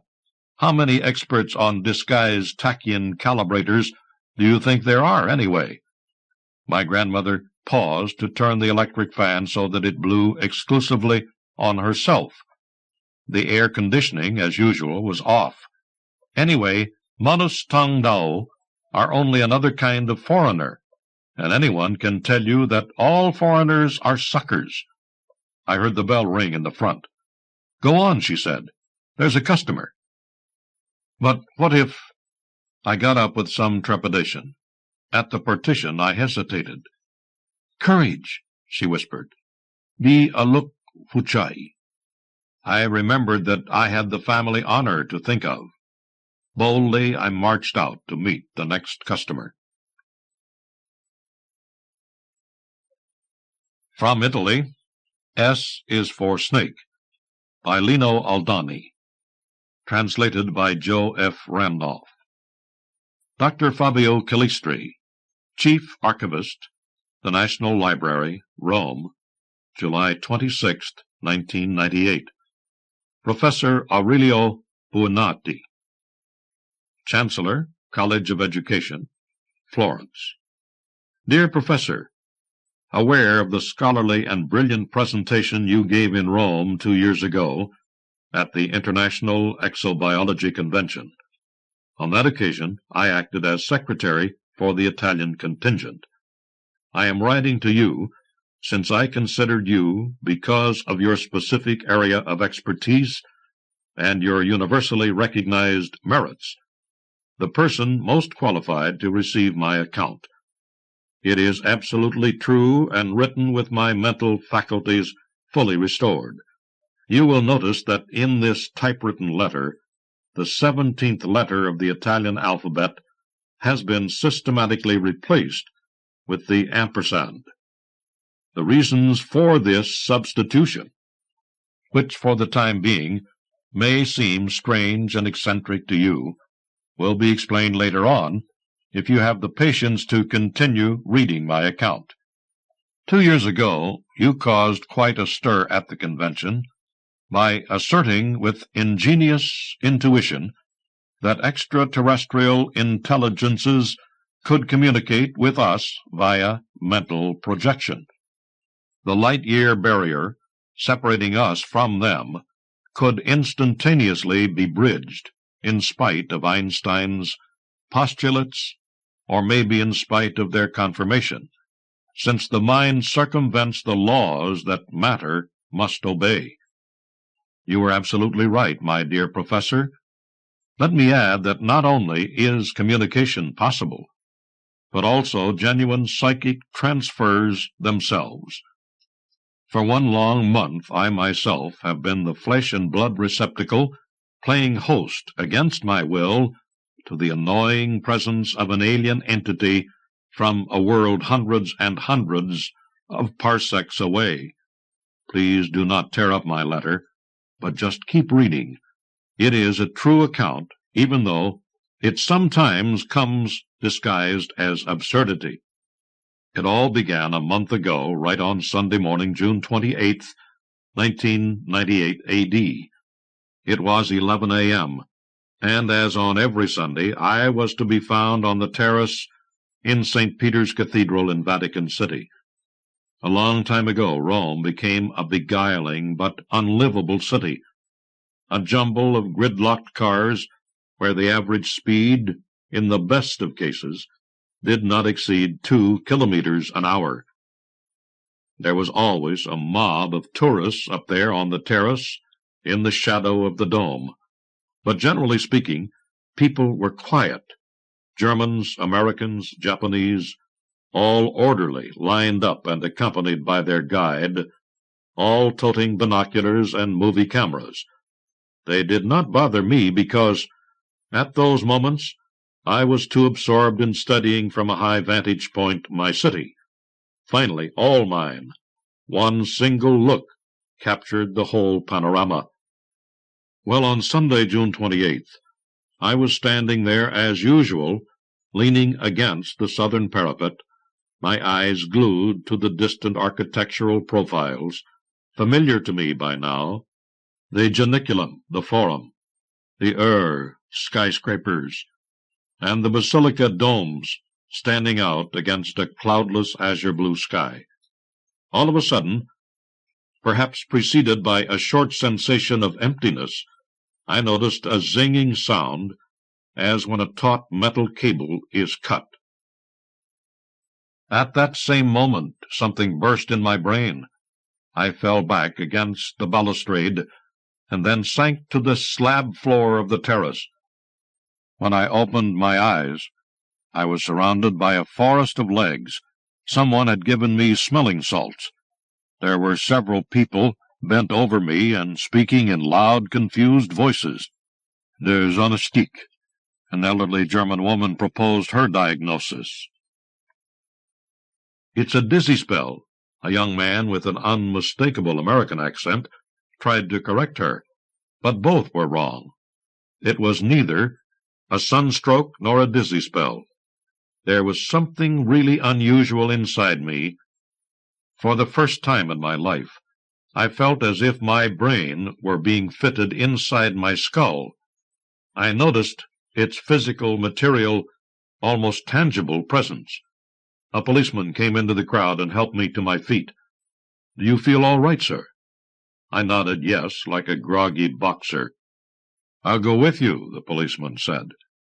He took me by an arm and led me to the elevator, but once I got down in the middle of the nave, my trembling legs notwithstanding, I told him I did not need his help any more. The policeman shrugged and turned on his heel. I passed by Bernini's Baldachin, and there another disconcerting thing happened to me. I have always hated the Baroque style, maybe more than Gothic, fond as I am of the uncluttered lines of the Romanesque form.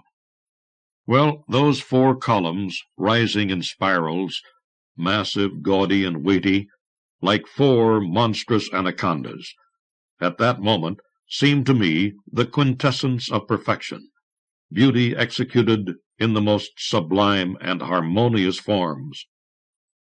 Engrossed in aesthetic delight, I would have stayed in front of the Baldachin for the rest of my days, had not a sudden internal pressure propelled me toward the exit. The piazza, ringed by a double row of columns, was flooded with sunlight. I lived behind the St. Angelo Castle, just a kilometre away, a stretch of street I usually covered on foot, but that day, to get back to my place, I thought it wiser to take a cab. When my wife, Livia, saw me appear on the doorstep, she was unable to hold back a cry of astonishment. "What happened to you, Fabio? Your face is as white as a sheet." As on every Sunday, Livia had fixed an excellent dinner, but that day I did not touch the food. I felt my eyes burning with fever and went to bed right away. My head felt like a beehive. I could count the convolutions on my brain one by one, or rather, someone else inside was doing the counting for me, searching every nook and cranny, even the most secret recesses, the limitless mazes I had not suspected the existence of until then. After an hour, I fell into a deep coma. I woke up in the hospital after 3 days. The fever was gone almost as suddenly as it had come. I had pretty well recovered, just a little weak, my head disoriented because of that strange beehive still in my brain. The doctors wanted to keep me in order to subject me to God knows what tests, but I signed a release, absolving them of any responsibility, and I went back home. That very evening, in my closed study, I suddenly started to act according to the dictates of the alien that had infiltrated my brain. At first, I could still delude myself about being in control of my actions and decisions. I had taken the first volume of the Encyclopedia Treccani and had started thumbing through it, methodically, beginning with the first page. For years I had been toying with the idea of writing an essay entitled Etymology and Customs. So, at first, while thumbing through the volume, I could still believe I was engaged in a systematic search of the most interesting etymons, in view of the work that I had set out for myself some time ago. There were words and words that held no etymological interest for me, and that, therefore, I would have willingly bypassed quickly. But the alien was of quite another mind, absorbing word after word with the care of a neophyte, who even noted marginal information and lingered where he thought it appropriate to do so. He read and retained at the average rate of 90 pages an hour. Every now and then I felt inside a vibration of pleasure, something resembling a hiss, and I had a splitting headache, but by now I was resigned to it, only paying attention to the recurrent pressure under my neck that the alien used to alert me that it was time to turn the page. The next day, the alien's order was peremptory. I called the director of the library to tell him my decision to take my vacation a month early. My wife, unaware of anything, did not quite agree, got sour, and was miffed at me for several days. Half the hotels in Viareggio had already been booked.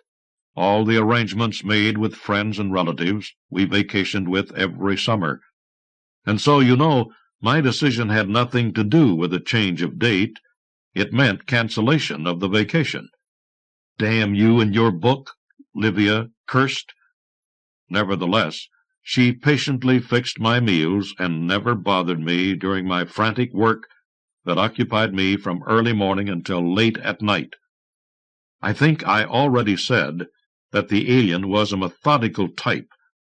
In a space of 10 days, he assimilated 38 volumes of the Encyclopedia Treccani, plus the bibliographic appendices and the yearbooks. That's enough for now, I tried to tell him, that I was dizzy by then. I'm beat. I need some rest and diversion. In my mind, I felt a long drawn-out hiss that I took to mean a sign of approval. Then I poured myself a big glass of brandy, took a tape of Mahler's First Symphony out of its case, and slipped it into the stereo. That evening I discovered that the alien could not tolerate alcohol. In addition, I found out that music calmed him by taking away his power and aggressiveness. The sound of the violins hypnotized him, if I can put it that way. The oboe weakened him, and the flute made him as tame as a puppy. "Who are you?" I asked, suddenly taking advantage of his momentary debility. "Where are you from? How did you get into my mind?" "Take it easy, Archivist. Take it easy." I turned up the stereo. "Who are you?" I pressed after taking another long sip of brandy. "Just call me Office," the alien said. The voice inside seemed to me to be the drawling voice of a drunkard in a confiding mood. "I'm a snake, and I'm from far, far away. At this very moment, 1,000 members of my species are joined together and are concentrating mentally to allow me, the chosen one, to make the first contact with your civilization." "But where are you from?" I'm asking. "From a long way away, from the star you people call Rigel. My snake body is there in suspended animation, but my mind is here, enclosed in yours. And how did you get here?" "I told you, Archivist, by mental projection. The experiment's a success, but right now, don't try to pump me for information about my world and our science. Even if I wanted to furnish you with it, you wouldn't be in any position to grasp its significance. You people are a bit backward." I took a minute or two to sip my brandy. Then I asked, "Why me in particular?" "Yes, indeed. Why did you pick me for your experiment?" "That's exactly the point. I could just as well have wound up in an Australian Aborigines' brain. I thought, what a waste of time. With you, we've been extremely fortunate. You're a sufficient epitome of your species, cultured to boot. My mission has been made a lot easier. What do you want from us?" "Nothing, Archivist. Nothing dangerous to you humans. We just want to satisfy our curiosity. You drained my brain while I was in a coma, then you gobble up a whole library. Isn't that enough for you?" "Huh. No, there are other things we want to know. Things written in books that aren't here in your house. But you, as chief archivist, have unlimited access to the central library. Tomorrow you take me back into the stacks. Tomorrow's Sunday. The library's closed." At that moment my wife came into the study. She stared at the glass of brandy with a disapproval-laden expression, and raised her eyebrow to give me to understand that the stereo was too loud and was disturbing her. "I was just talking to my sister," she said, matter-of-factly. "She'd appreciate it if you'd take Filippo to the zoo tomorrow afternoon. You promised to some time ago." I was on the verge of telling her to go to hell, but Office's voice inside counseled me to be quiet. Evidently, the alien was interested in visiting the zoo.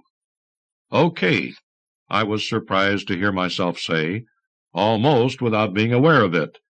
"I'll take the boy to the zoo tomorrow." My wife cast another hard look at the bottle of brandy. "What are you doing? Aren't you going to bed?" I nodded yes. Office did not gainsay me.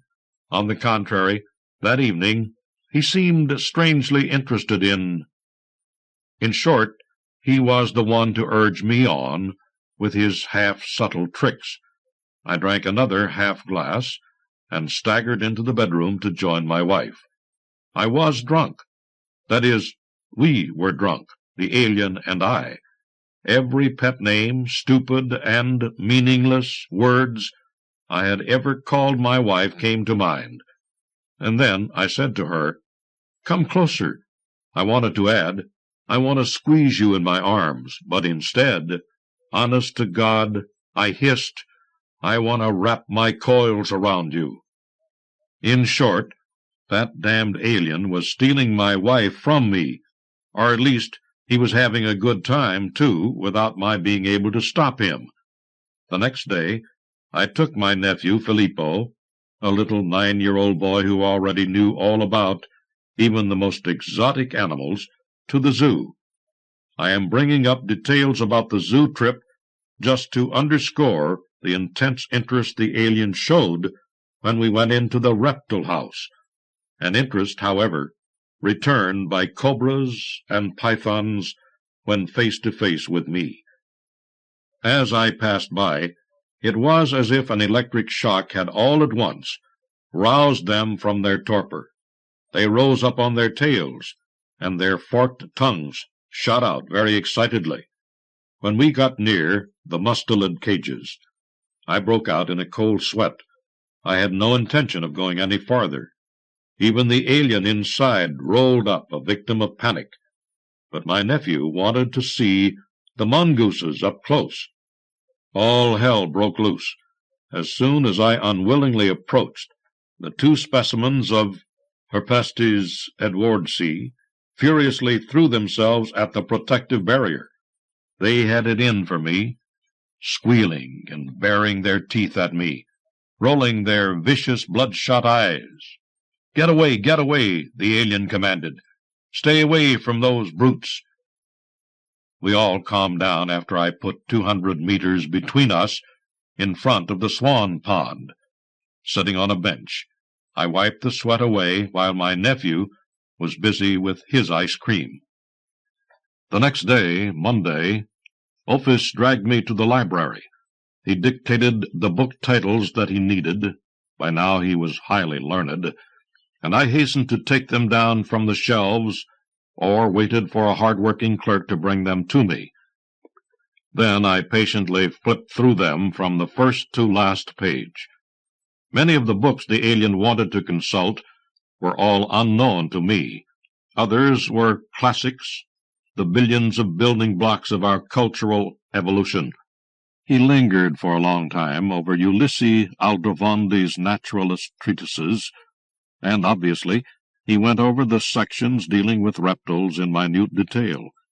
Then he wanted to look at the 17 volumes of Diderot's 18th century Encyclopédie, then the latest edition of Larousse, then the works of Freud, then the treatises of Adam Smith, David Ricardo, Karl Marx, and a dozen other economists.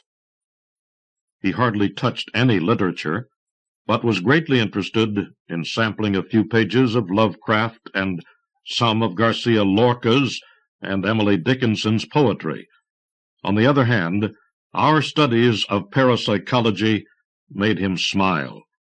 I would not know how to define in any other way the feeling of patient annoyance that he knew how to communicate to me automatically.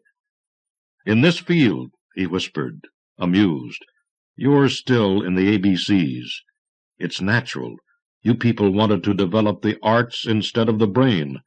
A minimum of 10 centuries, or perhaps 100, will have to pass before you will be able to accomplish instantaneous projection and thereby duplicate our visit." Meanwhile, another 10 days went by, and by now I felt as if I were at my wits' end. And yet, Ophis, in the interim, had learned English. I had to put the entire Encyclopedia Britannica at his disposal. Of course, he had also learned Spanish, German, and who knows how many other languages. But by then, it was almost time for him to go back.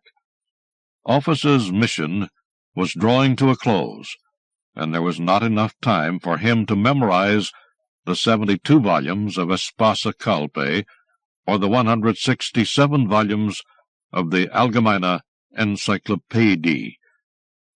But he did not give up reading the Bible in its numerous versions. Then he wanted Assyrian-Babylonian texts, the Avesta Vedic literature, Buddha's Suttapakata, the Analects of Confucius, the Koran, and a dozen other treatises on history and religion. Finally, he wanted an overview of the visual arts from every period, and so I was compelled to fulfill his wish to look at thousands and thousands of photo reproductions and color slides, beginning with Phidias and Praxiteles, Pompeian frescoes, Cretan pottery painting, and late Hellenism. Laocoon's vision, with its tangle of enraged snakes, just about made him faint, a little like what happened 3 weeks earlier in St. Peter's before Bernini's Baldachin. He merely glanced at Giotto, Raphael, and the Renaissance painters, but Bruegel and Bosch caused him to writhe painfully. He studied the French Impressionists with indifference, almost went to sleep over Braque, Matisse, and Picasso, but he was roused by Modigliani, Kandinsky, Mondrian, and Diego Rivera, Pollock's action painting, and Andy Warhol's and Rosenberg's pop art.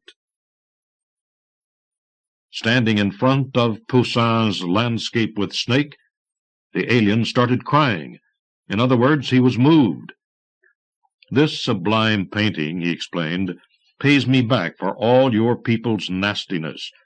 Here, in contrast to the ordinary, the snake plays a balanced role in the harmony of nature.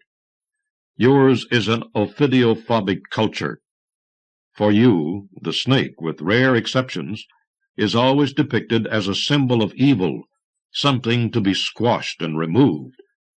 Upon thy belly shalt thou go, your holy scriptures say. The woman will come who will crush your head, and so forth. It'll be very difficult, even in the far future, for us Rigel serpents and you humans to get along."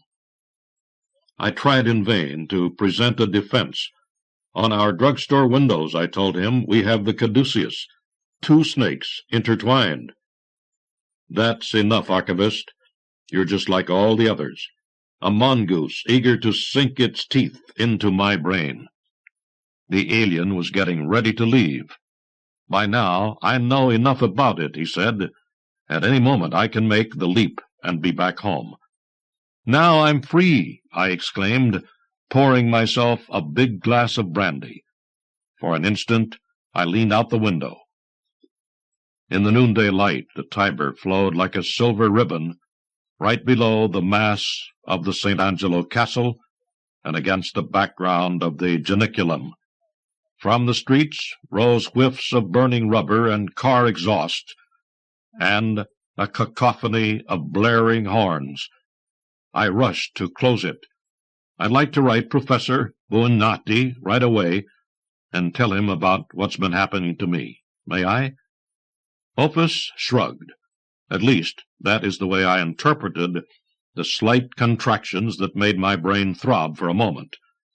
And so, 2 hours ago, I sat down in front of the typewriter, an ancient Olivetti, whose keys I had to pound on in order to get a barely legible image. The ribbon was also dried up, and I had not changed it yet. And that is when my agony began. Yes, because as soon as I hit that certain letter of the alphabet that sounded like a snake, the alien flew into a rage. "You have no respect for me," my brain screamed with a jolt. "You hit that key in a nasty and hateful manner, in total scorn for my image, for the symbol that is based on my physical structure. I forbid you to use that key." I put in another sheet, and served myself another brandy. By now, Opus was looped, but this time the alcohol was turning him vicious. "Write, just write your report," he kept repeating, "but steer clear of that key, or else I'll kill you." "I'll write already," I said, complying. "In place of that letter, I'll use the ampersand. No matter if it turns out to be rather annoying to read. Fine with me, Archivist. The symbol you suggested using brings to mind our Ophusaurian cousins from Betelgeuse that I don't get along too well with merely because of those 2 little legs that make them irredeemably inferior. I have nothing against your beating on them with your foul finger. And now hear this, Archivist. I should project myself right away, but I'm curious to read the nonsense you'll be writing in your account. But make sure you don't slip. If you ever touch the key I have proscribed, I'll squeeze your coronary arteries and leave you a corpse on your typewriter. Watch it, I'm not kidding. Here I am, my dear Professor. For 2 hours now, after devoting my full attention to it, I have been writing my account, and I am just about finished, in the hopes that, notwithstanding the letter I have been denied, it will nevertheless be both clear and understandable. It will be up to you to decide whether or not to inform the academic world about the upsetting experience I have been going through. Keep in mind that for any further details or explanations, I will be available any time. Very truly yours, Fabio Callis. Rome, July 28, 1998. Dear Professor Buonatti, I am Livia Bonfoco, widow of Fabio Callistri, chief archivist at the National Library. My husband had a heart attack 3 days ago while in his study, finishing the letter addressed to you, that I have enclosed solely to carry out what seems to me to be my late husband's last wish. I do not intend to dwell on the contents of this letter. It will strike you, as it has me, as eccentric and bizarre, the product of a disturbed mind. I make no bones about the fact that my husband has recently been suffering from a nervous breakdown. I therefore feel I should inform you that several facts, as he described them in his letter, are, as far as I know, absolutely in keeping with the truth. I refer to his stay in the hospital, the visit to the zoo with his nephew Filippo, the almost month-long seclusion, while he feverishly consulted books and encyclopedias, as well as, please believe me, the intimate incident one night when he was exercising his husband's rights and got the words arms and coils mixed up. The last page of the letter to you was still in the typewriter. The typed signature ends with an S. It must have gotten by him, I think, because he was tired after a long period of concentration, and he left it off. Pure coincidence, of course, but the fact that my husband was struck right at that exact instant leaves me puzzled and distressed. A true happenstance? Fate? Or else the ridiculous and absurd revenge of a drunk snake? Sincerely yours, Livia Bonfoco. From Czechoslovakia, they divided Carla by Josef Nesvadba. It is now 10 years, it may be 20, since I retired from my post at the psychiatric clinic and retreated to a small town near the western border of Bohemia in what we call the Precious Ore Mountains. My purpose was to complete a book. However, I did not wish to abandon my work in psychiatry entirely, and so I settled down in apartments in a large and nearly empty psychiatric hospital in the town of Usti. It is pronounced almost like the American city of Houston, but it had nothing to do with any space program, or so I thought when I moved in. The hospital complex was built in the last century, in the style then popular. It contains 10 buildings, looking more or less like villas, surrounding a church, the whole set in a large park. The reason it is nearly empty is, of course, because of the introduction of the new pharmacotherapy in the 1950s. Many patients could be discharged, and so now only 2 of the buildings are in use and the others remain empty. The town itself dates back to medieval times. It was a flourishing center up to the time of the 30 Years' War. Silver and other precious metals were mined on a large scale in the mountains nearby, thus giving the range its name. It was not very far from here, in the town of Joachimsthal, Thal for short, that silver thalers were minted in the 16th century, thus providing a name for the dollars of some of the world's present currency. Writing my book and looking after the few remaining hospitalized patients does not consume all of my time, of course. I have therefore developed a counseling service for those who need it in the places nearby. Since I believe that prevention is the right approach, I spend a good deal of time traveling to give lectures. My general working title is How to Live Reasonably and Avoid Mental Problems. I particularly like to speak in schools. The young need this kind of counseling, with their habit of forgetting reason, to fall in love, taking their dreams as reality, and so on. And it was in this way that I became acquainted with the principal of the Usti Grammar School, Mr. Cork.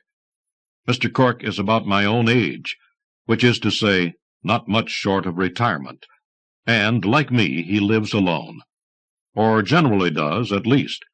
His wife, a very beautiful woman to whom he was devoted, died 2 years ago, leaving poor Cork greatly affected. I was rather sorry for him, in fact, and made it a point to see him from time to discuss our mental health campaign. I knew that there was a young girl who spent the summers with him for some sort of health reasons, a daughter, I supposed, or perhaps a cousin, but I did not know the young woman. I did, however, think I knew Cork, and so I was thoroughly surprised when he woke me in the early hours one morning. He had the young girl with him, and she was trembling. I don't know exactly what I said to him, some vaguely polite remark about being pleased to meet his cousin, I suppose. I was only in my dressing gown, and not at all prepared for visitors. He cut me off agitatedly. "She is not my cousin," he said. "To begin with, I have no cousin. Carla is my second wife. We married in secret, and oh, you must examine her at once." I was beginning to be more awake. As I brought them into my study, I saw that she had to be more than 20 years younger than Cork, and she did indeed seem overcome with emotion of some kind. Before I could ask questions, Cork was rattling on. "Carla is the daughter of an old friend. Simply, he sent her here because the climate is better than in the cities, and the air purer. But she suffered an accident while driving a car. She was unconscious for 4 days. She needed someone to look after her, and I was alone." I tried to stop him, as I do not like to hear people's secrets revealed under stress, but it was no use. So we married. She was much better. We live happily together, and she has become quite healthy. You have seen that for yourself, have you not?" Cork demanded. I made some sort of sound of agreement. It was true. I remembered seeing the young lady in shorts, riding a bicycle around the neighborhood.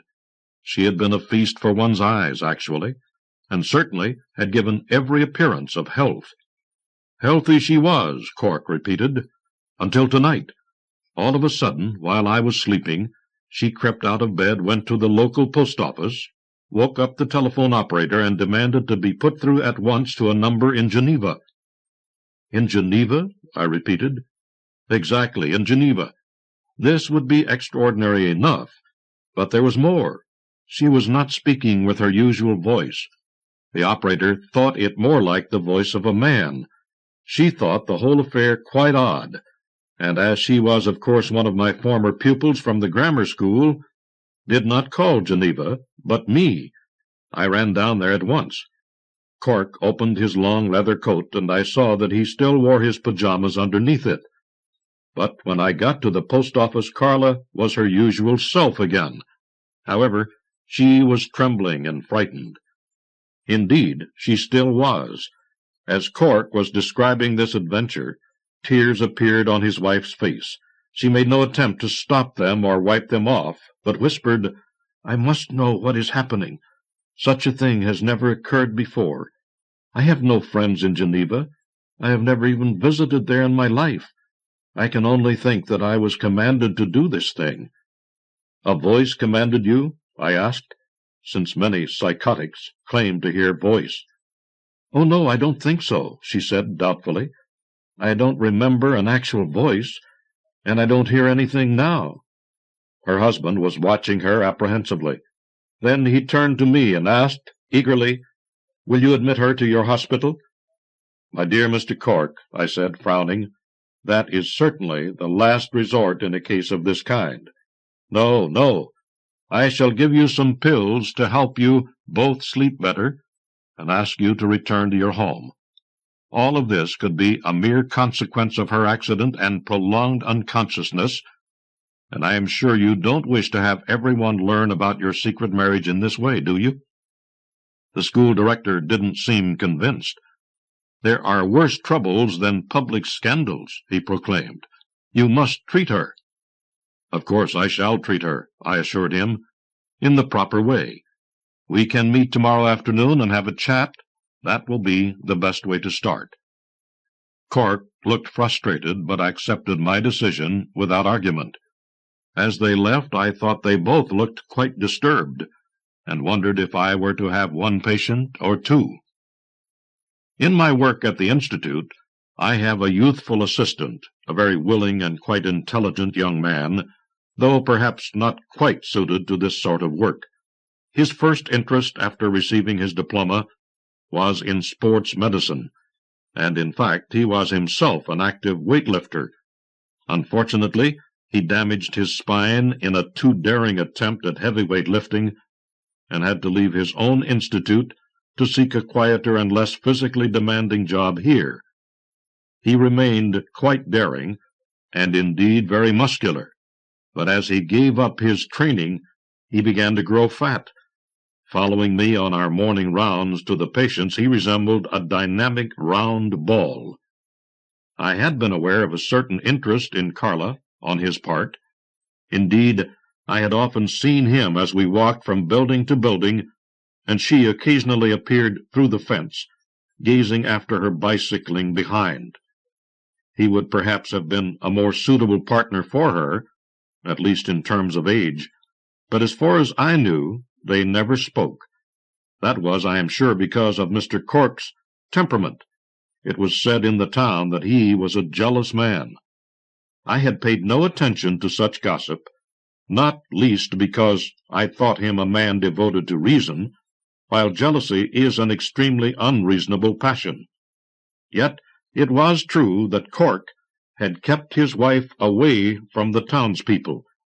He even went shopping by himself, and had no visitors in his home. In short, he took no risks of anything that might ultimately lead to an affair on the part of his wife. Remembering all this, I thought it probable that we should try to get at the roots of this aberration of his at our afternoon session. However, events did not work out that way. I had to wait a long time for the couple. I drank 2 cups of tea and finally decided not to wait any longer in my little office in the attic of the first building. But as soon as I stepped out of the door, I saw a very nervous Cork pacing agitatedly around his obsolete black Ford, casting glances toward my building helplessly. "Oh, at last you are here!" he cried, totally, unjustifiably, of course. But before I could reprove him, he pointed to the rear of the car. There Carla was sitting in a tweed traveling costume. Suitcases were piled beside her. She had dark glasses on, looking exactly like someone who is starting on a long trip. "She has changed again," Cork sobbed. "She wants to go to Geneva now, and she won't discuss anything else. You must speak to her. Get her inside. Use force if you have to." I gave him a look to quiet him, and marched up to the car, rapping on a window. Carla turned toward me. She rolled the window down and said quite calmly, "I suppose you think this is extraordinary. However, it is of great importance. I am on a diplomatic mission, and it is your duty to support me in it. You will be rewarded, naturally, provided you make that old rascal drive me directly to Geneva, and at once." I must say I was taken aback. Her voice was low, slow, and precise, not in the least like the voice I had heard from her in the middle of the night. But then I rallied. It all became clear to me. A case of split personality, very rare in our profession, to be sure, but nevertheless one which could be diagnosed and even treated. I gave Cork a satisfied glance and said persuasively to his wife, "Yes, but this old wreck will never make it as far as Geneva. It is 30 years old at least. Come inside, and I will order a better car for you. I presume you have your passport in order, and so on?" I continued, opening the door and watching her carefully. This was an experiment, of course. I was trying to ascertain to what extent her logical functions were operating, since of course it is no simple matter to cross the border between 2 social systems. "That is quite all right," said the contralto Carla, but she followed me peaceably enough toward our 3rd building. Although it has scarcely been in use for 30 years, it still remains equipped with the paraphernalia of pre-chemical psychiatry, including a complete armorarium of what we call restriction equipment. Without suspicion, she entered the cell I led her to. It had been designed for psychotics from rich or influential families. It had rubber walls and floor, nets before the windows, and a special open shower in one corner, where patients were calmed or cleansed with hot or cold water, in restraints, of course, until they gave up their hallucinations or stopped shouting their protests and threats. A pillow was fixed firmly to the floor. She sat on it calmly and asked, "When will the taxi arrive? My business is of the utmost importance." "Yes, of course," I said, studying her through the door. There was something decidedly odd about her appearance. She seemed to undulate. Her costume was rather loosely cut, and she moved rather like the saints in our old Baroque churches, almost as though wanting to fly. I bid her a polite au revoir, and locked her in. Then I called in the male duty nurse from the main building. He was an experienced man, and listened attentively to my instructions. He was only to wait and observe her, nothing else. Back in my office, I explained the situation to Director Cork. I saw my last case of a personality split, some 15 years ago. It is rare, yes, but the prognosis is quite good. "Fine, fine," he said, eager to be relieved, and to be convinced that science would cure his young wife. He even went so far as to offer me a cash gift. That is quite forbidden, as doctors are employed by the state. Annoyed, I ignored his attempt and went on to tell him more. That last case was a middle-aged man who split his personality as Jan and Johann. Jan lived in Prague, Johann in Vienna. Both had families with very attractive wives, blondes, rather similar to each other. He was a hysteric. His case had a utilitarian function for him, as it was only that which let him escape prosecution for bigamy. Of course, that was unintentional. Such symptoms always are in our profession. Otherwise our patients would be mere frauds. "Yes, yes," he said, not listening. "You will help her? You will cure her?" Cork almost embraced me in his enthusiasm, but I backed away. "You are a true friend. I should have told you all about my marriage years ago." He sighed, and, not a moment too soon for my taste, took his departure. Obviously, he was confident that curing his wife would be easy, given the present level of rationalism and science. I had not said that. I had only said it was possible, and in a moment, as my assistant entered, I began to wonder about that. "I have seen your new patient," he declared. "She says she comes from the planet of a distant star, and that she is an ambassador on her way to Geneva, so that she can then go on to some island in the Pacific." I brought him up sharply. "Since when do you believe in the hallucinations of a hysteric? The woman will give up her symptoms only when she understands they are of no use to her." "She is very attractive," he said wistfully. "She is very ill," I corrected.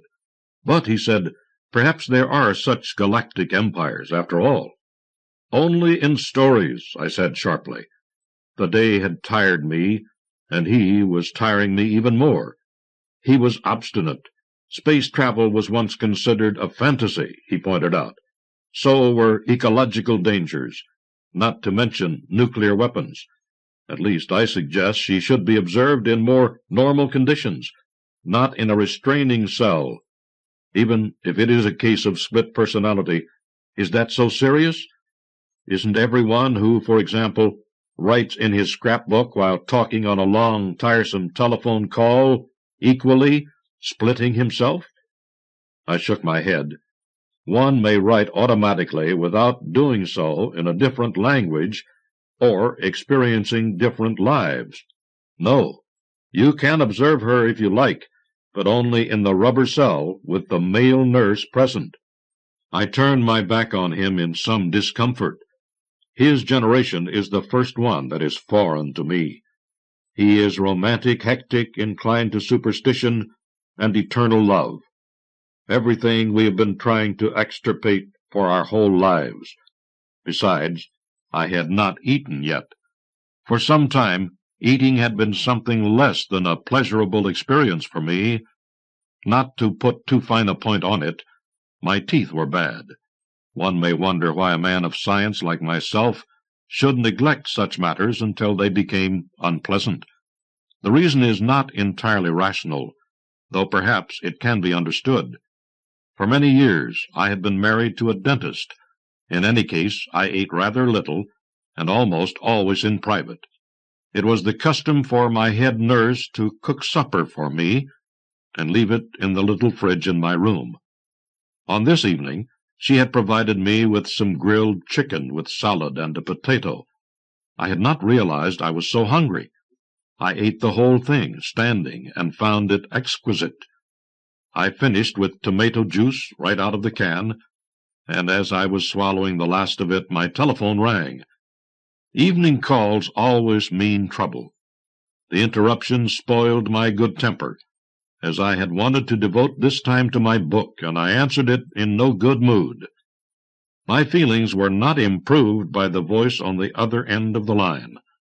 "I have received your new X-rays today," said my wife, calling long distance from our flat in the capital. "They are much worse than I even suspected. I think you should take a leave and come over here for surgery at once. I spoke to my boss about it. He's ready to do the work himself, and there isn't a better dental surgeon in the whole state." I did not answer at once. There's not a great deal left of our marriage. I visit her twice a month, to hear the news from our married daughter, who works in Africa, and to talk about the repairs and improvements for our flat that always seem necessary and that must be financed jointly.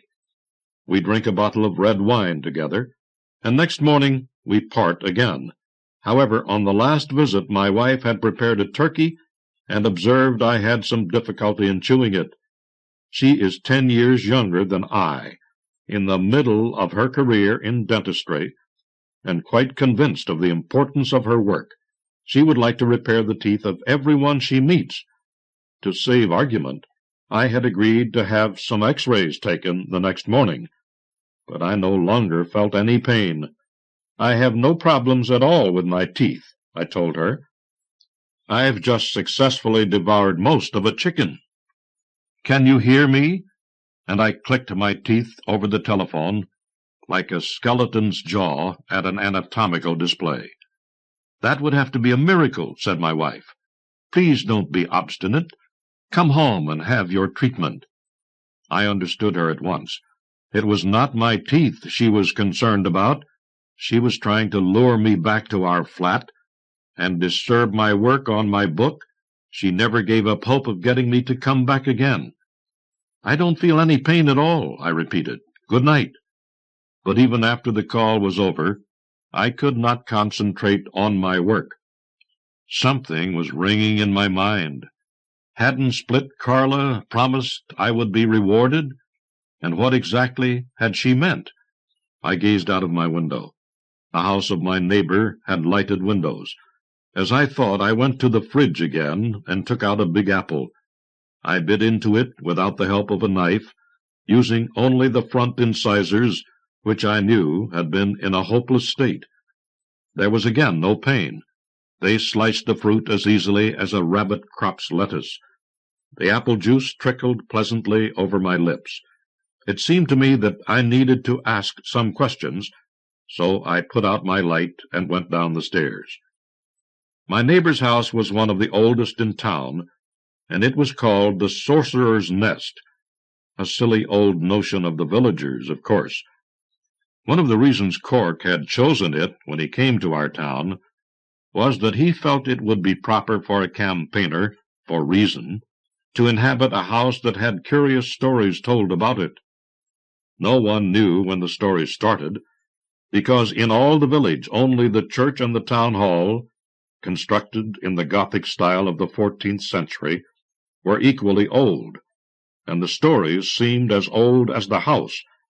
That was the time when the fame of the nearby silver mines was spreading, and although the rumors were vague and unlikely, they seemed to concern a sorceress who dwelt there. She was said to have been tortured, and thus compelled, confessed her conspiracy with the devil himself. Until this day, townspeople show off to visitors the place before our church where she is said to have been burned alive. Of course, it should properly have been called the Sorceress's House, if those stories were true, but no doubt that was too hard to pronounce over the years. My neighbor opened the door at once. He seemed tense and worried, and spoke freely at once. Of course, he said, I should have told you everything years ago. That would have been much better for my poor wife than shutting her in this house. You could have helped her, I'm sure. He led me into the big room where his dead wife had dwelt, a room I had never been in until this evening. I said, What is it you feel you should have told me?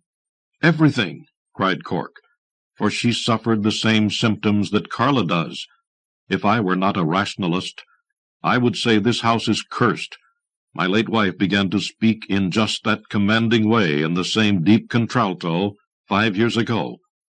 The episodes came at irregular times, first once a year, then sometimes as often as once a month.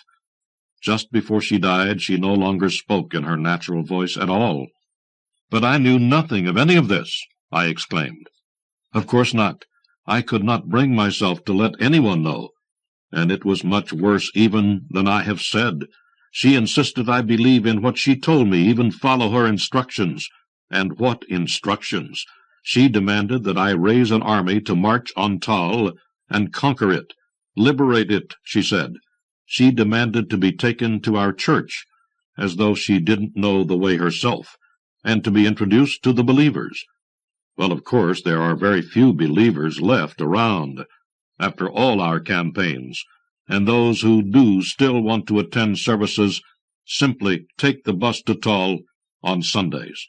So in order to make people come to the church, she insisted on playing the organ very loudly, very well, too, as a matter of fact. It didn't attract any believers. Everyone watches television these days. They only complained she was interfering with their listening to the programs.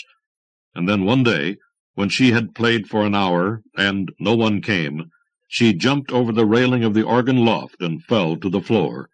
She was killed instantly. "How terrible," I said, watching him intently. He told the story so well that it was almost as though he had rehearsed it, or told it many times before. But the latter was impossible, since he had kept all this secret from everyone. "Yes, terrible," he agreed, bobbing his head. "A great tragedy, and of my own making. I should not have pretended to be an ordinary jealous husband. I should have come to you honestly and asked your help. But I was weak. I was ashamed to have people know my wife was a crazy woman." "Yes, yes," I murmured, looking around. Whether or not my neighbor's wife was crazy, my neighbor himself, it seemed, was at least quite strange. There was a single picture reproduced on every wall of this room. It is called The Assumption, and it is the very painting that hangs over the altar in our deserted church. It shows a saint, and it struck me then that there was a close resemblance between that ancient picture of the martyred saint and my neighbor's beautiful first wife. And, come to that, it was not dissimilar, really, even to his present wife, Carla. I mentioned this in an offhand way, and the principal nodded. "Yes, I have thought that myself," he agreed. "I don't know if you are familiar with the history of our town, but that is the saint in whose name Usti once set out to invade Tull. Of course, they failed." He hesitated, then made up his mind. "One moment," he said. He opened a closet in a corner and took out an old print, which he displayed to me. "Do you notice anything about this?" he asked. He was making me quite uneasy. "Of course," I said. "It is another picture of the saint." "But it is not," he said, shaking his head. "This is the sorceress herself, the one my house is named after. Look behind her in the print. You will see the interior of our church, empty except for the altar and cross, just as it was 200 years ago, when the sorceress was stretched and whipped there on the rack." I said, "It is quite a close resemblance." He looked at me gloomily. "A resemblance? Yes, of course. One would not say that it was the same woman, of course. That would be impossible. But it is curious, all the same, that these women should look so much alike, almost as though it were only a woman of a certain sort who could—" He stopped there. "Yes?" I asked. "Who could what?" But he only shook his head again. "They say the sorceress spoke in a strange voice," he mused. "She spoke Czech. The Baroque saint spoke German. The armies they tried to lead included Protestants and Catholics, Czechs and Saxons. Even the Swedes and the Spaniards were involved, all fighting over this town and the precious metal mines nearby." "And all directed by a sorceress?" I ventured. "Sorceress?" He drew himself up and looked at me indignantly. "One cannot believe in sorceresses, or even saints. No, no, it was hysteria that drove them all, to be sure, simple hysteria." He said all this triumphantly, as though by saying hysteria, as he might have said tonsillitis, he had diagnosed a disease which I, as a doctor, would certainly know how to cure. I tested him. "My assistant spoke of a galactic intelligence," I ventured. My neighbor laughed, a bitter kind of laugh. "We are never free of the vestiges of old superstition," he declared, "even if now they give it new names. Oh, doctor, I am so grateful to you. Now, this evening, for the first time, I feel I am beginning to live like a rational human being with the help of your medical science." I managed finally to make my excuses and leave him, quite disturbed in my mind.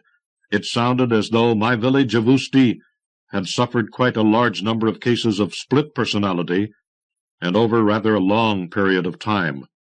There was nothing in the medical literature to suggest any previous situation of that sort, I was sure. Yet that was not in itself a bad thing, at least as far as my personal interests were concerned. It occurred to me quite quickly that to discover something really new in psychiatry could be very rewarding to me even at this late date in my career. To describe it in a professional journal would make me famous, even in the West. It could be illustrated with corpse prints and paintings. I could see it clearly in my mind's eye. As I was contemplating this attractive prospect, I was hurrying to the patient who formed its subject matter. She was not in her cell. The cell itself was no longer functional. The iron bars of its door had been twisted open to let her escape. And in the cell itself, sitting quietly, was my trustworthy male nurse, Frantashek. "What's happened?" I cried, imagining all sorts of things. Mrs. Cork was not a large woman, and certainly not strong enough to have bent those bars, although it was true that hysterics sometimes displayed strength far beyond the normal. Could that be true here? And was such a phenomenon typical of the split personality? I thought happily of how this would add another dimension to my paper. Once I had made a literature search to verify the uniqueness of this symptom. But it had not been Mrs. Cork who bent the bars. "It was your assistant," explained Frantashek placidly. "He was talking with the patient through the bars, and then he decided to release her. As he had no key, he simply bent the bars. He is a weightlifter, you know. But he lost his strength." "He has it back now," said Frantashek. "I believe he's out in the backyard now, exercising." When I hurried out of the building and into the little courtyard, there he was. He wore only his underwear, with his belly protruding, and he was indeed practicing his weightlifting again. He had no proper bars and discs, of course, but he had taken some folded metal beds from the storeroom. He was lifting 2 of the things in each hand, an expression of great pleasure on his face. "Mrs. Cork," he said, pausing only briefly to speak to me. "Yes, of course I released her. It was very important. She explained it all to me. She is here to stop the conflicts over Tull. They've decided to talk things out at some island in the Pacific Ocean. No more fights. A fair share for everyone." "What fights?" I exploded. "What are you talking about?" He said severely, "You must not lose your temper, Doctor. What Mrs. Cork is doing is far more important than our work here. Can't you see that she has fixed my spine? I will return to active sport at once. Already I've carried that old car our neighbor left here over to his house. 1,800 kilograms, at least." He set the folding beds down and began to look around for something heavier to lift. Over his shoulder he went on, "You must believe in Carla Cork, Doctor, because she is bringing us a whole new world. Even the ambulance driver saw that at once." "The ambulance driver? What about him?" "Why," said my assistant, studying some huge barrels of spent oil, "she told him she needed to go to Geneva, so of course he agreed to drive her there." "To Geneva? I don't believe it." My assistant shrugged and began lifting the huge barrels. "Oh, he had doubts at first," he said, puffing slightly with the effort. "Then he had a telephone call from his mother-in-law. She has decided to leave his home and return to her own apartment in the city. Just what he has been praying for all these months. It was his greatest secret wish. So he started the ambulance at once, and they drove off. I lost my temper completely. "Such behavior in a mental institution," I cried. "You should all be inmates, not staff. As to you, you are fired. Take your things and get out of here at once. I heard him calling something after me as I marched away, but I didn't listen. It was only more foolishness about the things Carla had told him. I was wrong, he was saying, because I didn't believe in the whole brain. I was right-brain dominated. Right was not righteous. Mrs. Cork had freed him of that tyranny. Real madness. I could not concern myself with it. I had to decide what to do next. Certainly the logical thing to do now was to notify the police of an escaped patient. I hesitated to do it, though. In the first place, it would be embarrassing to Cork to have his wife pursued like a common criminal. It would also jeopardize my wonderful paper on her case, since premature publicity, before I had had a chance to complete my research, would mean other psychiatrists would learn of it and perhaps come here to study her. Fortunately, I was saved the necessity of picking up the phone to the police. I heard the sound of sirens outside and hurried out to find our old ambulance slowly returning, escorted by 2 leather-coated policemen on motorcycles, their sirens going. Carla had gotten as far as the border, but of course she didn't have the necessary exit papers. They had brought her back. "To you, doctor," said one of the policemen. She insisted on that, not to her husband, and that woman really is used to giving orders. By the way, he added, looking embarrassed, is it true that she can grant wishes? I looked at him in amazement. Are policemen so superstitious? I demanded. No one can grant wishes. He looked both uncertain and a little resentful. It's just that she gave me a tip for the Sunday soccer match. Before I bet on it, I'd like to know if it's worthwhile. He hesitated. Then his training took over. In any case, he finished, I am leaving her in your custody. Naturally, we will file complete reports on this incident with the authorities. Naturally, I said, and promised to give him a short medical account of the case for his report. Then I turned to Carla Cork. As the policemen got back on their cycles and left, this time with the sirens still, she walked quietly into the building. I followed with some concern, but she merely went back to her restraining cell and sat down once more on the cushion, her legs crossed and her handsome knees displayed. She looked me directly in the eye. "You are the person of authority here, I see," she said, still in that deep contralto voice, filled with self-confidence and authority. "Therefore you must arrange for me to leave here as soon as possible. In Geneva there is an agency which will transport me to Hawaii. Or, if it is simpler, I could fly directly there. It is to your advantage that this happen as soon as possible, because your minds have been a source of trouble for a long time." "I see," I said, not very truthfully. "I studied her carefully. Can you tell me what is so important about our silver?" "Silver," she said with contempt. "The silver's trash. Your mines contain a great deal of uranium. You people used to use it to color glass green, until the Curies began to study it." "Ah, yes. It is the uranium you want, I understand." No, uranium is as common as dirt. It only happens that there is a rare form of it, quite scarce everywhere in the galaxy, which your ore has in very worthwhile quantity. Many races would like to have it, and I'm afraid that that has caused a certain amount of inconvenience for your people here. Wars, revolutions, even what you call religion or sorcery. As soon as I can reach the conference in Hawaii, I can submit this question to orderly decision, and you will have peace here. Do you understand how important my errand is?" "I see," I said again, trying to be calm.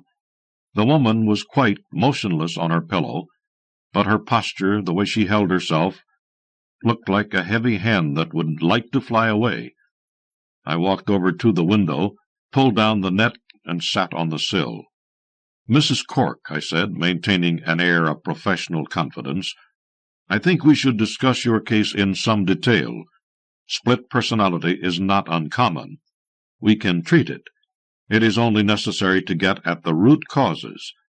Generally speaking, patients with your complaint are responding to severe childhood trauma. They retreat into daydreams because their real lives are painful. Sometimes their parents are physically cruel to them, beating them, starving them, mistreating them in many ways, and this resentment against their parents causes this personality dissociation later on. She said, frowning, "But we do not know our parents. We are hatched out of communal clusters of eggs." "Now really, Mrs. Cork," I remonstrated, "I have your records available. The names of your parents are easy to find. Please cooperate for the sake of your own mental health." "But I am cooperating," she said in surprise. "Haven't I given you one reward already?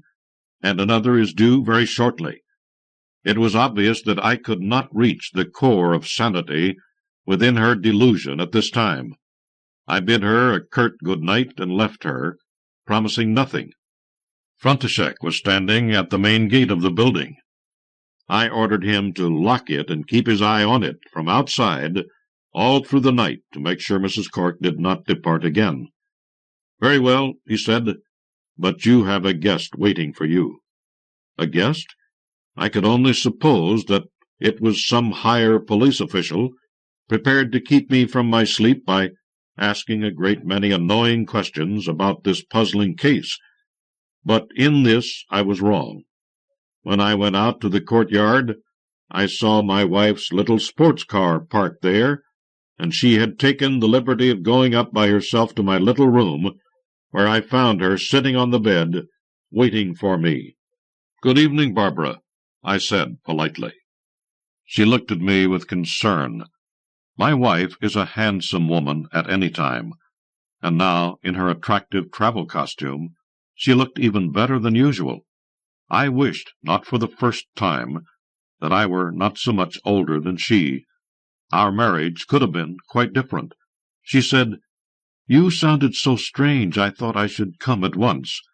And then, with some astonishment, "Have you been dyeing your hair?" "Of course not," I said, surprised. Then I glanced into the little mirror next to my fridge. Actually, my hair had become quite dark again, even around my temples. "You've done something," she declared. "Maybe you've had your teeth fixed, too?"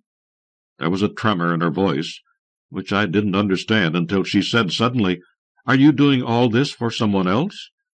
It took me a moment to understand what she meant. My wife suspected that there was another woman. The idea was so bizarre that I couldn't find any words to answer her. She hardly gave me a chance. She pulled me down to the bed beside her, almost weeping, and said, "Oh, my dear, this is why you've left me, why you've made yourself look young again. But she can't have you. I'll fight for you, my dearest." And so she did, in the ways that she knew well. After all our years of marriage, she knew exactly what touches, what little movements of her body, what expressions of her face were most effective. I have not been entirely candid, and so I must now say that my retreat to Usti was not caused solely by my need to concentrate on my big book. It was more personal than that. Perhaps it was more noble than that, in a sense, because my increasing age had become more evident to both of us, and I had decided to liberate my younger wife. I did not dislike her. On the contrary, I looked forward to our twice-a-month encounters with anticipation, and left them with regret. But they were not always satisfactory to either of us, and I could not accept the humiliation of advancing age. Of course, if I had been my own patient, I might have given myself quite different advice. Mature and harmonious sexual life is as natural and necessary as bread. So I instructed the audiences at my lectures. But even bread was no longer as sweet to me, once my teeth began to make chewing a chore. I was too proud to have a silent witness watching the sadder times of our lives that are called growing old. Usti was my solution to the problem. But the problem no longer seemed so grave. It was not only my teeth that seemed miraculously restored to health. Some time later, as we lay naked under the single blanket, my wife raised herself on one elbow to look at me. "I thought you didn't love me any more," she murmured. I could not answer, at least not with words. I did find a better way, though, and when we were through she lay back and declared, "My wishes have been answered." I kissed her fondly, hardly listening to her words, and then I froze. Wishes that were answered, and not just Barbara's, my teeth, my assistant's spine, the ambulance driver's mother-in-law, the policeman's desire to win a football bet. I leaped out of bed. "Where are you going?" Barbara cried, frightened. I couldn't tell her. "A patient," I said. It was only half a lie, after all. "I'll be back as soon as I can." And I threw a coat over my naked body and staggered barefoot down the stairs into the home of my neighbor Cork. He answered the door fully dressed, almost as though he had expected me. His face was drawn and weary, and as I talked, he nodded almost as though in despair. "Miracles?" he said heavily. "Yes, there have been miracles, if you must call them that, and I see that you have shared them." "What do you mean?" I demanded. "Your face, your hair," he said. "You're looking younger, aren't you? And haven't I looked the same now for 20 years? No aging, no illness, not even the loss of my hair? But rational man cannot believe in miracles, don't you see? So I had to—" He fell silent, looking suddenly fearful. "She didn't fall from the organ loft?" I guessed, shocked. He muttered, "No one can prove that. But what would you have had me do?" Me, a man whose life has been devoted to reason and science. Those are the foundations of our whole society. I could not let them be destroyed by a single person. He glared at me with blazing eyes. "I can do no more. Someone else must take the responsibility now." "What do you mean?" I whispered. He didn't answer. But I knew. In my room, my wife was full of questions to which I could give her no answers. "There is something I must do," I said heavily, dressing rapidly and taking from my fridge a syringe and an ampule of morphine. I walked away from her. I could hear her calling after me, begging me to stay, to return to the capital with her, to live together once more as man and wife. "Is it money?" she called. "But we can live on my salary. Don't you understand? I love you." And so she did. But was it for myself that she loved me, or was she compelled to it by another miracle? My pride would not let me test the answer to that question. Carla was no longer in the padded room. The building gate was wide open, and no one was around. "František!" I shouted. When he didn't answer, I went looking for him. I had a pretty good idea where he would be. Although František was a conscientious male nurse, there were a few rules he chose to break. One was to gamble with some of the patients. They had no money, of course. They played for matchsticks. But all of them, nurse and patients alike, played as hard and seriously as though the stakes had been millions. I had long been aware of this, and let it go, reasoning that the attitudes of the patients toward gambling might help in diagnosis, and in any case were not bad therapy for some of their symptoms. And although František was devoted to the game, he seldom won. He was indeed where I had expected him to be, in the common room of the patient's quarters, and indeed there were 2 patients with him around the table. What was different was that this night František's face wore a broad smile, and the heap of matchsticks before him was huge. He barely looked up when I came in. "Oh, Mrs. Cork," he said, shuffling the cards. "She said she had to go to the church. I suppose she's there now." There was no time to discipline him properly. Truth to tell, I didn't have the appetite to do it, either. Too much had happened, and what I had to do transcended any simple impertinence. I went at once to the old church, pushed the creaking door open, and peered inside. The sound of weeping told me where she was, even in the nearly total darkness of the old building.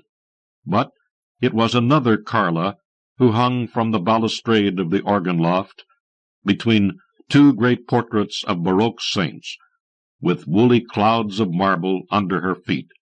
"Get me out of here, please," she begged, in her human voice, hoarse with crying. "I'm so frightened. I flew up here, but now it's just me, and I'm afraid to come down by myself."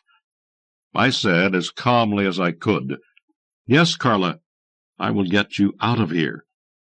I climbed slowly up to the loft, speaking reassuringly to her. "You need a rest," I said. "You need to sleep. I have something here that will help you." And I pulled up the sleeve of her arm.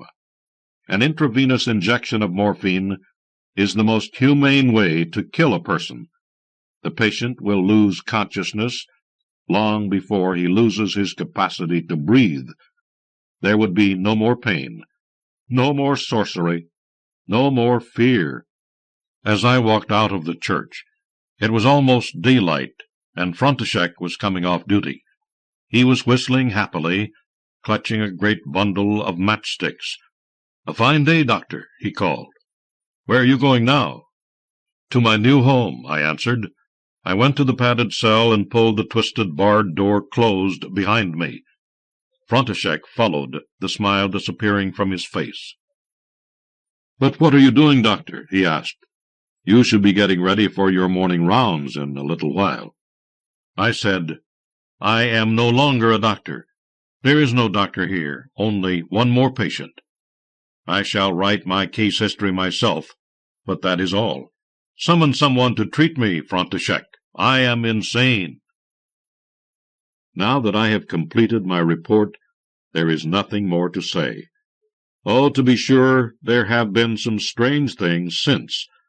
It was less than an hour after I entered the cell that I saw Carla herself, seeming quite unharmed, lightly entering a government helicopter, escorted by a pair of diplomats bowing deferentially to her. Or so, in my madness, I thought I saw these things happening. I even thought that a few minutes later my former assistant came to my cell. "I am sorry you are unwell," he said, quite civilly. "The government will send some specialists to help you very soon. Carla made them promise." "Carla is dead," I told him. "Dead? Certainly not." "Oh, you mean that little injection you gave her? But you must realize such a thing could not affect a person with her powers. No, her message got through. She is on her way to the conference in Hawaii, and the cosmic intelligences will settle their differences. Usti will no longer be troubled by their squabbles over our oars. So you can come out of that cell, Doctor, and go back to your wife in a normal world." A normal world! I would not answer him. I lay on the padded floor with my eyes closed and my head turned away. How real my delusions were!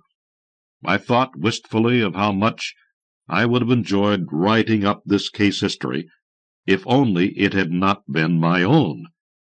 "I am going now to catch my train," my assistant called, looking at his watch. "I'm sorry to leave you like this. Don't you understand? You are not mad. The sorceress, the saint, the so-called miracles, above all the galactic intelligences that are behind all the rest. They are real, Doctor." I remained obstinately silent until I heard him sigh, and then the sound of his footsteps going away. My delusions real? I thought of that, examining it carefully, like any datum in a scientific study. Could they really be factual, rather than the figments of a disordered brain? Could my youth actually have been given back to me? My wife love me as she had 20 years before? The woman I thought I had murdered come back to life? I lay there for a long time, analyzing the case from all its aspects. Then I got up and returned to my case history of myself, quickly outlining the latest developments. And at the end, I wrote, "If I am insane, I must remain in this cell until treatment can be obtained. And in my professional opinion, the prognosis is not good. But if I am not insane, then still I must remain here, for then it is the world that has gone mad, and for its own sake the one sane person must be confined." And then I sat with the pen still in my hand, staring into space. Either I was insane, or the world was, and how could I ever tell which? From Ireland, The View from the Top of the Tower, by Harry Harrison. Stately, plump Sean Mulligan came from the stairhead, bearing a bowl of lather on which a mirror and a razor lay crossed. A yellow dressing-gown, ungirdled, was sustained gently behind him by the mild morning air. He held the bowl aloft, just as a voice shrilled up the stairwell behind him. "You'll catch your death," Molly sirened, her penetrating voice in full volume, capable of cracking a Guinness bottle at 20 paces. "But you would live in a Martello tower, saving money, you said, but no jacks, and damp as a carry bog, then shaving on the battlements. Jesus, you'll be struck by lightning." Sean tuned out the meaning from her words, but the breakers of sound still crashed over him like waves of snot-green sea. He shaved too fast, nicking out bits of skin until the lather in the bowl turned roseate, whisker-speckled. With a swish and a grunt, he hurled the foamed water from the gun-port, then hurried back below. Yet still the voice broke over him, yet still he did not hear as he pulled leg into trouser, draped tie about neck, speckled bits of toilet paper on blood-spotted skin, fled downward, earthward, drinkward, past the 40-foot, and pantingly past Bullock Castle toward Sanctuary. Sanctus Sanctorum. The arches beckoned, and he obeyed. With the genius of years, the door was unlocked at the precise moment he pressed against it, pushed through, stumbled forward, leaned stout elbow on stouter bar, and breathed the blessing into the stout, expectant air. "A pint of the black." "You've cut yourself shaving?" Noel said in tones of utmost gloom, the only melody that ever issued from his barrel chest, as he filled full the glass, bright yellow above brown. "I have that, and lucky not to have done myself from ear to ear, with herself in full spate this morning. The voice of her, it only improves with age. Aye, they'll hear her in Wexford next. Say Ballina, and be done." Last wipe of Strigil, passed over and down, raised high and admired.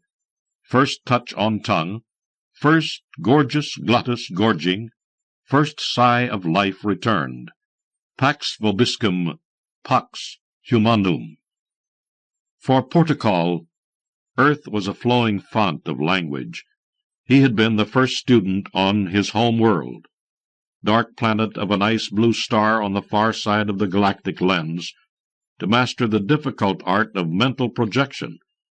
The Tachyon source could only be grasped, understood, utilized by force of will alone, and his will was strong, driven by his need to communicate in other than the muffled tones of his race. Sluggish and thick, they oozed along at the bottom of their dense, chill atmosphere, where liquid and gas merged and changed, speaking only with the greatest effort against the pressure of the thousands of miles of gas above. For this reason, their language was stripped and truncated, bare and unadorned, brief and brutal. He was the only linguist, self-taught and lonely, for who needs linguists when the language contains only 112 words? What paradise this green, warm world of earth! Twice before, Portugal had journeyed here, entered the mind of earth-dwellers to speak and revel in the richness of language, to learn and remember. It did not bother him that he had to walk with 2 legs instead of 20, lacked tentacles and extra eyes on his fingertips, nor did he even miss the pingle organs that made population so intriguing. No sacrifice was too great when it aided his linguistic research. It bothered him slightly that his first research attempt had ended almost as quickly as it had begun.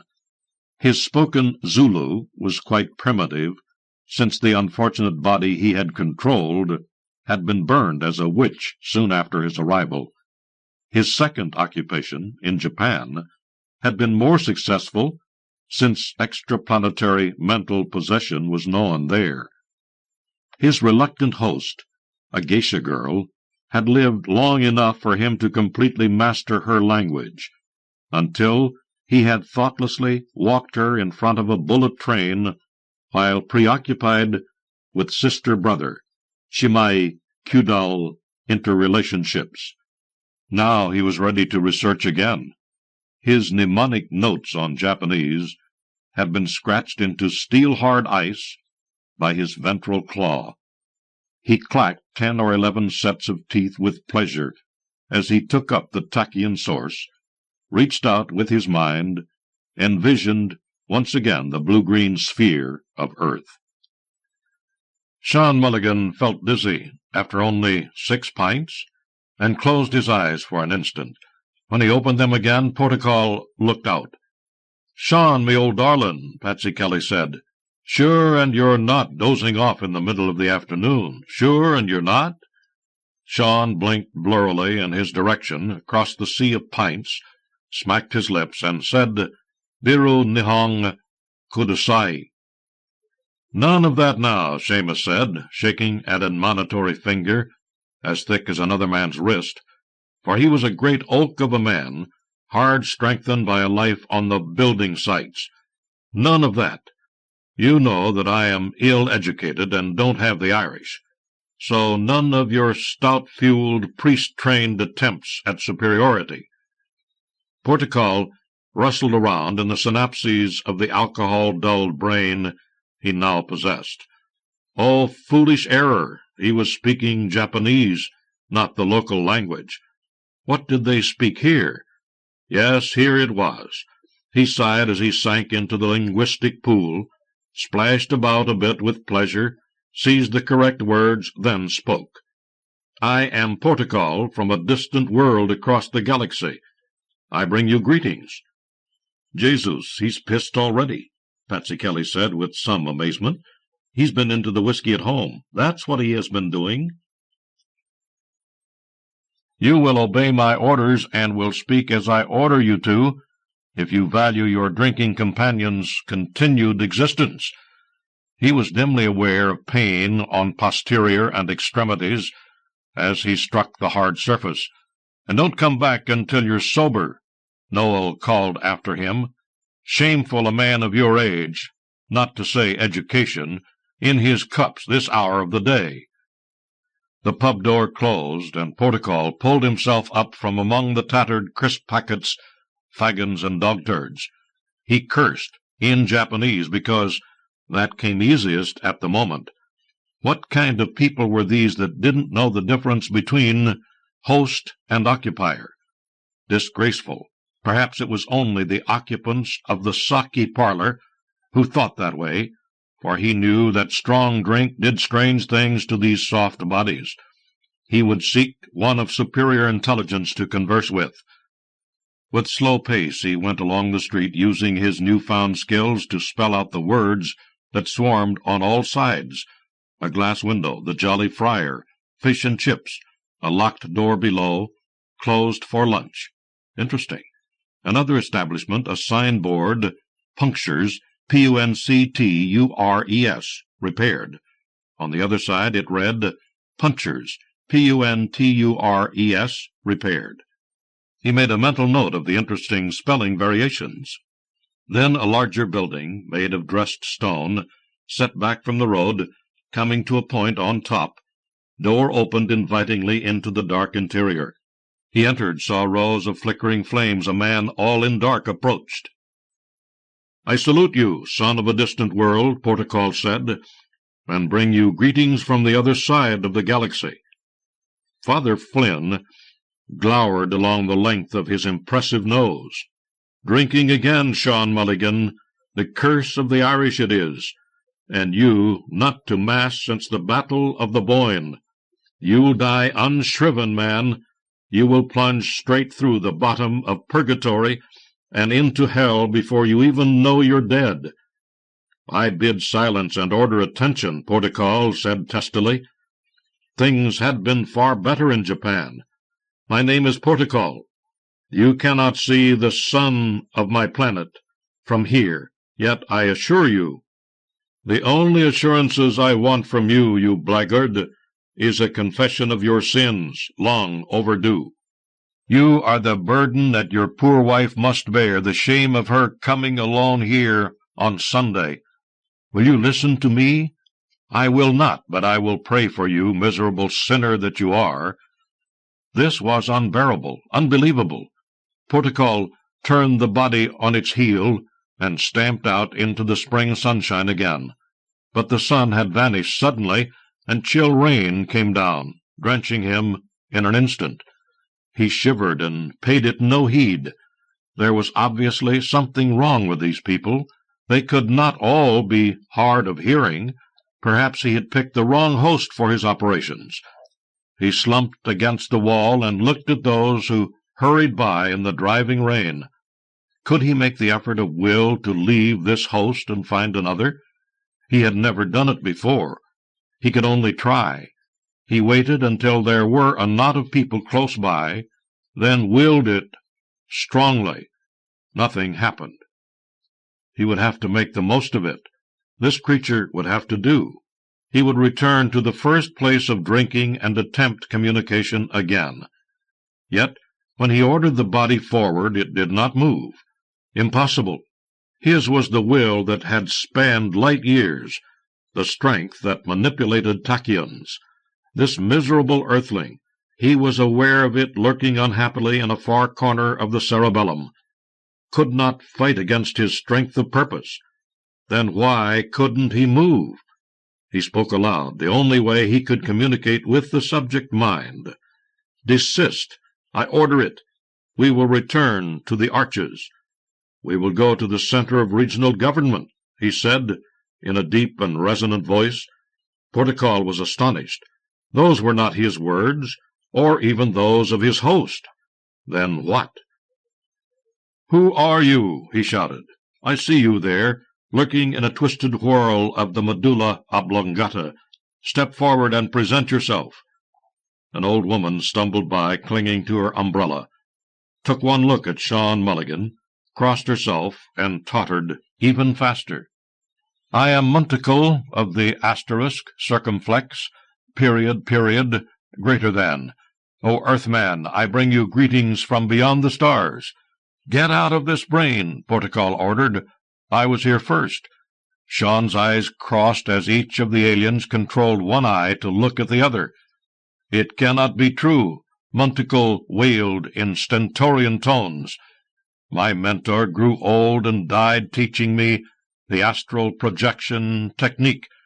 I have expended all of my energy to occupy this mind. You must leave." "Tough titty," Portugal growled. "Finders, keepers, losers, weepers. Now crawl away, alien sod, because I have important linguistic research to do." Sean Mulligan danced in circles, limbs flopping, as the two alien presences battled for control, then splashed down into a puddle. "I care not a pistil for your research," Monticle thundered. "Mine is a dying world beset by accelerated entropy. Our fuel is running out. Unless a cargo of U-235 is shipped out to us soonest, we go down the galactic plug-hole." "Goodbye," Portugal sneered unfeelingly.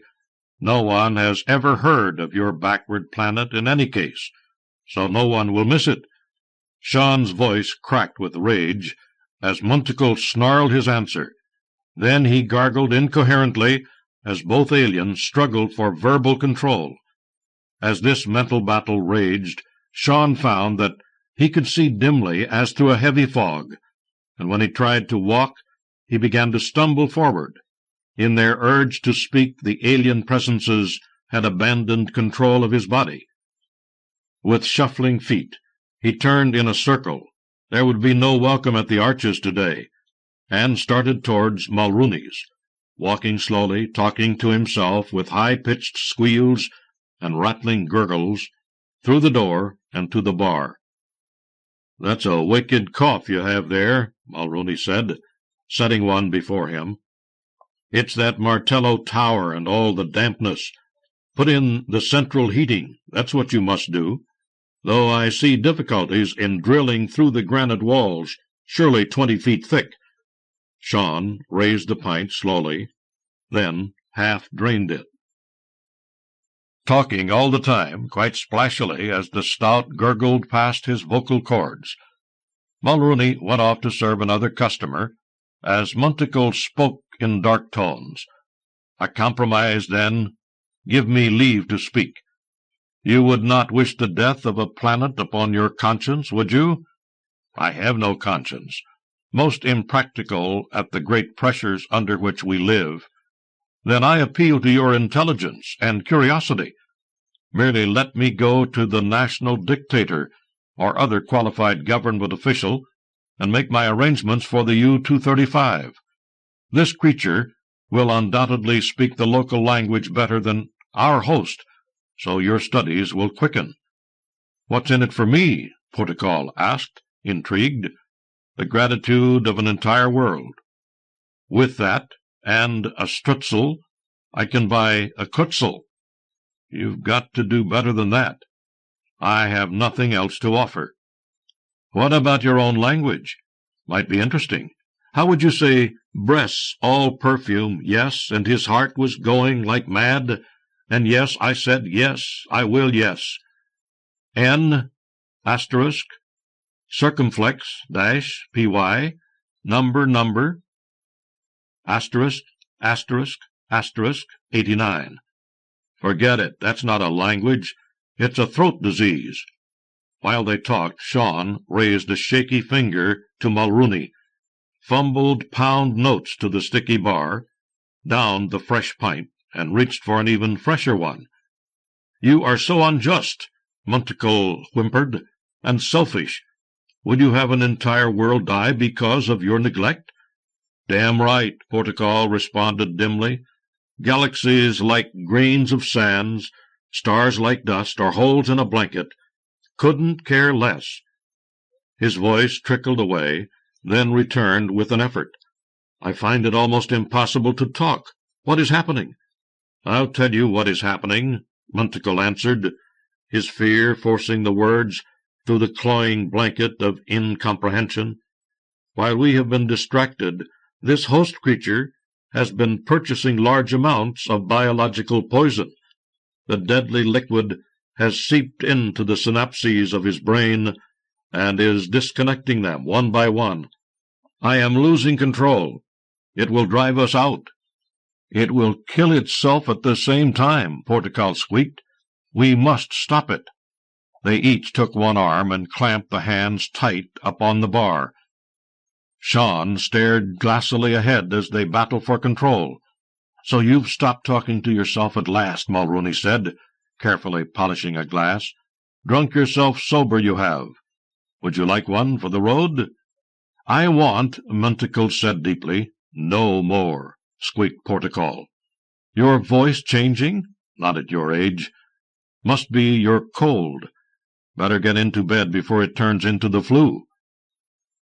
Legs spread wide, hands clamped to bar, Sean stood there, breathing like a locomotive.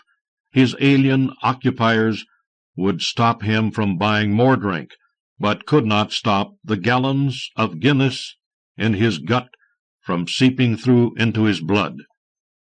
Drop by drop the ethyl alcohol oozed until his plasma could have been bottled and sold for gin. His eyes popped with the battle for control. A battle lost. There was a tiny scream vanishing into nothingness, accompanied by a small popping sound as Monticle's grip slipped, and his thought patterns vanished back among the stars. Protocol, the more experienced, fought on, but it was a losing battle, a defeat, an alcoholic Armageddon. As the synapses popped open, he slipped away, vanished, cursing, back to his gunk-atmosphered home among the stars. "Ah," Sean said, letting go of the bar and rubbing his sore hands one against the other. Experience counted. The amount of alcohol he had consumed would have killed a teetotaler in 12 seconds, would have preserved intact an entire family of hooded rats in a glass jar for centuries. But years of alcoholic overkill had won. What matter that his liver looked as though an entire regiment of the Black Watch had marched over it with hobnailed boots? It was of little importance that millions of his brain cells had been dissolved into jelly, so that his IQ had dropped by 20 points. None of this mattered. What did count was that the aliens had been repulsed, and he had won. He drew himself up, and for the first time in hours spoke with his own voice, through vocal cords tired by the alien battle. "It's quite a thirst I have. A pint, if you please. Good man, you had me worried there for a while." "Had me worried as well, I assure you."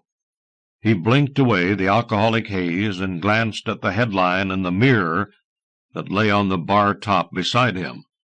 "Alien occupiers meet in Hawaii," he read aloud. "That's it, by Jesus. That's what happened to me. I've been occupied." "You've been drunk," Mulrooney said, putting the dark pint down. "I've been both, but no one will believe me." He sighed and drank. There were two of them.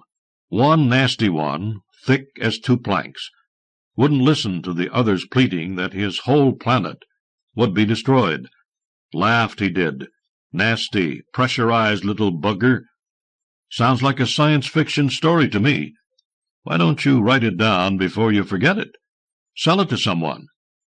Not me. I'll leave the storytelling to the lads who don't drink. A sober, teetotaling, serious lot, those science fiction writers, I hear.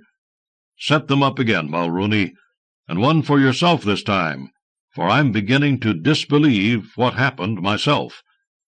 At this moment, as the pint filled full, far across the galaxy, a solid creature brooded unhappily at the bottom of a thickening sea, while still further away entropy ran out, and a dim star vanished with a tiny stellar scream.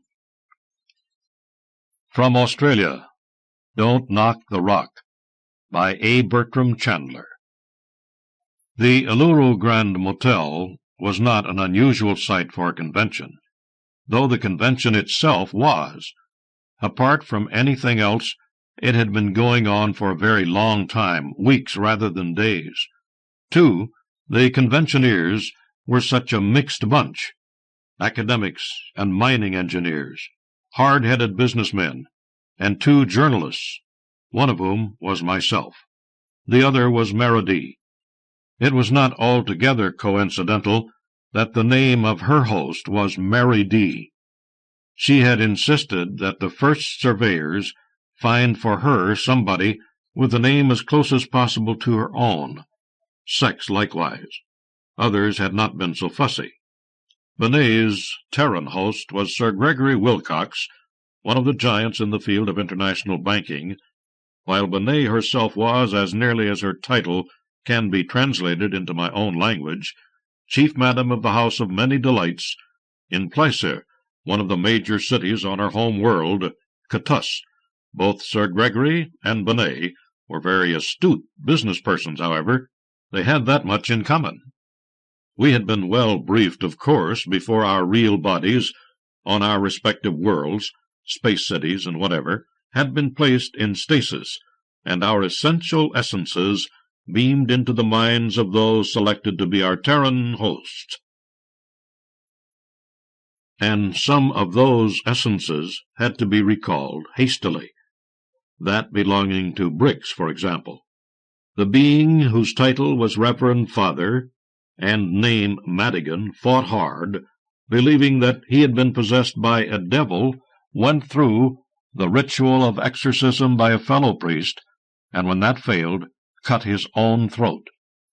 We were only one of the teams. Our mission was to obtain some object of religious cultural significance, fit it with inertial drive and robot pilot, and ship it off to the Galactic Museum on Coloran, where it could take its place among such wonders as the Sea Temple of Flixa, an intricately labyrinth structure formed from a gigantic cultured pearl, and the Halodoron Colossus. We made our own survey. We were specialists, and we took over the bodies, and the minds, and the memories, and the expertise of those whose specialties matched our own. Benet, or Sir Gregory, saw to it that we had ample funds for our travels. Costanwas, acting as and through Professor Manning of the Cavendish Laboratory, was able to construct an easily portable solar-powered matter transmuter, as only one element, gold, was required to be produced from anything at all. The device did not need to be especially large. Dr. Scrivener, a man often referred to as the shuttle diplomat, still functioned as such under the control of Coordinator Gitra, whom you must have heard of as the peacemaker of the seven-star system.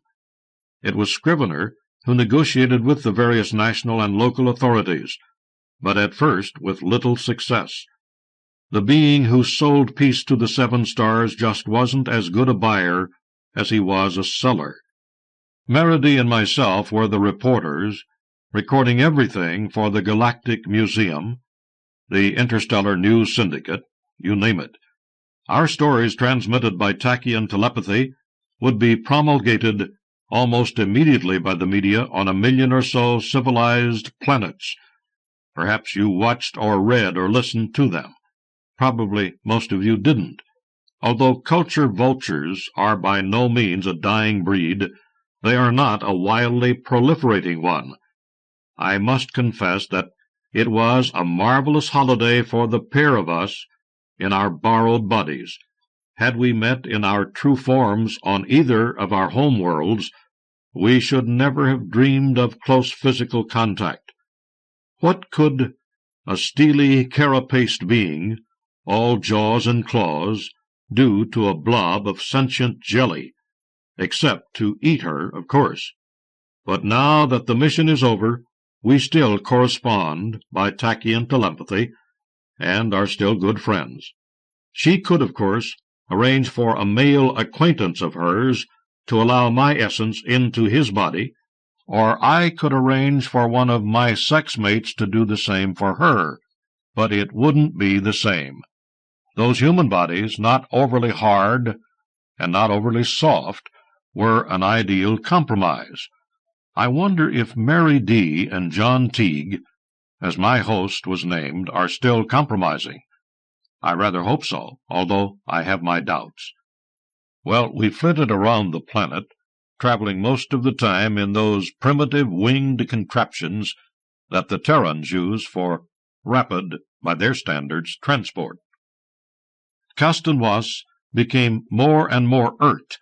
He wanted to leak into his host's mind all the knowledge necessary for him to invent the Portion matter displacer a century or so before its time. But Gitra opposed this. We were not to interfere, he said, with Earth's normal development. Our orders, as he construed them, were very definite on this point. And why, you may ask at this juncture, was our selected monument, or whatever, to be shipped to its destination by inertial drive, a voyage taking hundreds of years, anybody's years? I asked the same question, and was told that for a matter displacer to work, there must be a continuous supply of matter to be displaced. A planetary atmosphere is such matter, and although space is not a real vacuum, matter is in decidedly short supply. During our journeyings, we saw quite a few things that would have looked really good in the Galactic Museum. There was a sort of sacred mountain, Fujiyama, in a country called Japan, but the diplomatic problems were even greater than the engineering ones, and they were bad enough. I still think, myself, that the job would have been quite impossible. Everything had to be done legally, you see. Whatever we took, we should have to pay an agreed price for. In the United States of America, we saw a few things that we should really have liked. In the capital city, Washington, there was a tall obelisk, a monument to the country's first president. The engineering side of it would have been simple enough, and the reigning president, with whom Gitra had some very secret talks, was tempted and even considered the feasibility of extending the vaults at Fort Knox to accommodate the thousands of tons of gold that Kastanwas would be able to produce for him. He was on the point of signing on the dotted line when he declared, "I can't do it. I won't do it." What good will all that gold be? If you people are such super scientists, why can't you let me have some super weapons in exchange for the monument? So Gitra had to wipe his memory. Luckily, Kastanwas had cooked up a neuronic eraser for him, disguised as a writing instrument, and that was that. Kastanwas felt rather guilty about it, saying that from now on the president would be functioning with only half a brain. Gitra said, "Who'll notice, anyhow?" In New York, we considered 3 sacred artifacts. The removal of Miss Liberty from her island site, if we could have bought her, that is, would have caused no great dislocation to the life of the city, but the old lady herself was in no condition to undertake a prolonged interstellar voyage. The Empire State Building we could have bought, and the Brooklyn Bridge, but would they have arrived intact? The engineers among us could make no guarantees as to that. The other teams were having far greater success than we were. Historical research, Terran art in all its forms. They didn't have our problems. There was very little that could not be committed to the memories of the researchers and beamed back to the museum by tachyon telepathy.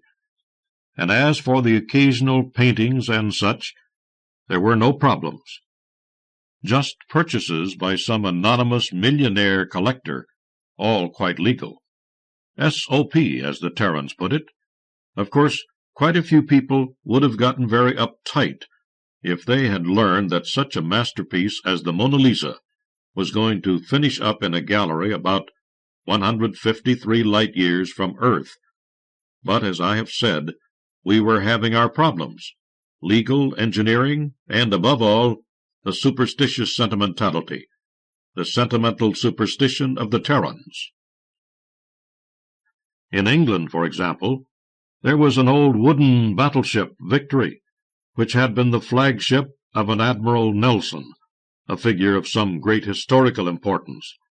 Our engineers assured us that Victory would be capable of making her final voyage without sustaining more than minor, easily rectifiable damage. And there was Stonehenge, which, as its name implies, is no more than a collection of stones. But insofar as Victory was concerned, there was the stubborn sentimentality, and with Stonehenge, sentimentality, superstition, and the fear that the news of its sale and removal might spark off a rising by some people calling themselves Welsh nationalists. No, Stonehenge isn't in Wales, a subdivision of the British Isles. It is in England, itself a subdivision, but it is regarded by the Welsh as a sacred site. Life, as we all know, can be complicated, but the Terrans have an absolute genius for making it even more complicated than it need be. Anyhow, the neuronic eraser had to be used again. Shortly thereafter, England's fortunes took a turn for the better. This may have been merely coincidental. Then we went to France, to Paris especially. There was the Eiffel Tower, with very little modification, with the addition of inertial drive units and life support capsules. It would have made quite a good interplanetary spaceship. The interstellar voyage would have presented no problems. But Paris just wouldn't be Paris without the Eiffel Tower, and once again there had to be mnemonic erasure after our initial negotiations broke down. So it went on. Italy with St. Peter's Cathedral in Rome, and the Leaning Tower of Pisa, among other monuments, and the engineering problems, such that Gitra never got to the negotiating stage.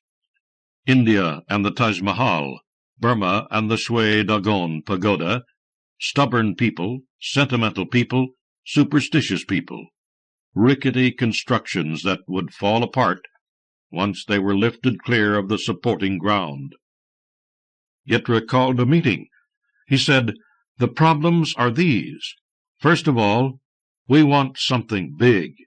Even that statue we saw in New York, Miss Liberty, would look rather small in the museum. Second, we want something solid. That mountain in Japan might have been ideal, although it's rather too big to shift. Third, we want something whose owners or custodians are amenable to persuasion. Fourth, we would prefer something well away from large centers of population." Meredy said, "I am Australian, or my host body is." Benet, through Sir Gregory, said, "I have been to Australia. What is there of interest but the Sydney Harbour Bridge and the Sydney Opera House?" From the engineering viewpoint, put in Castaneous, both quite unsuitable. "There were sacred places and things in Australia," said Meredy, or Meredy, "long before the white man came.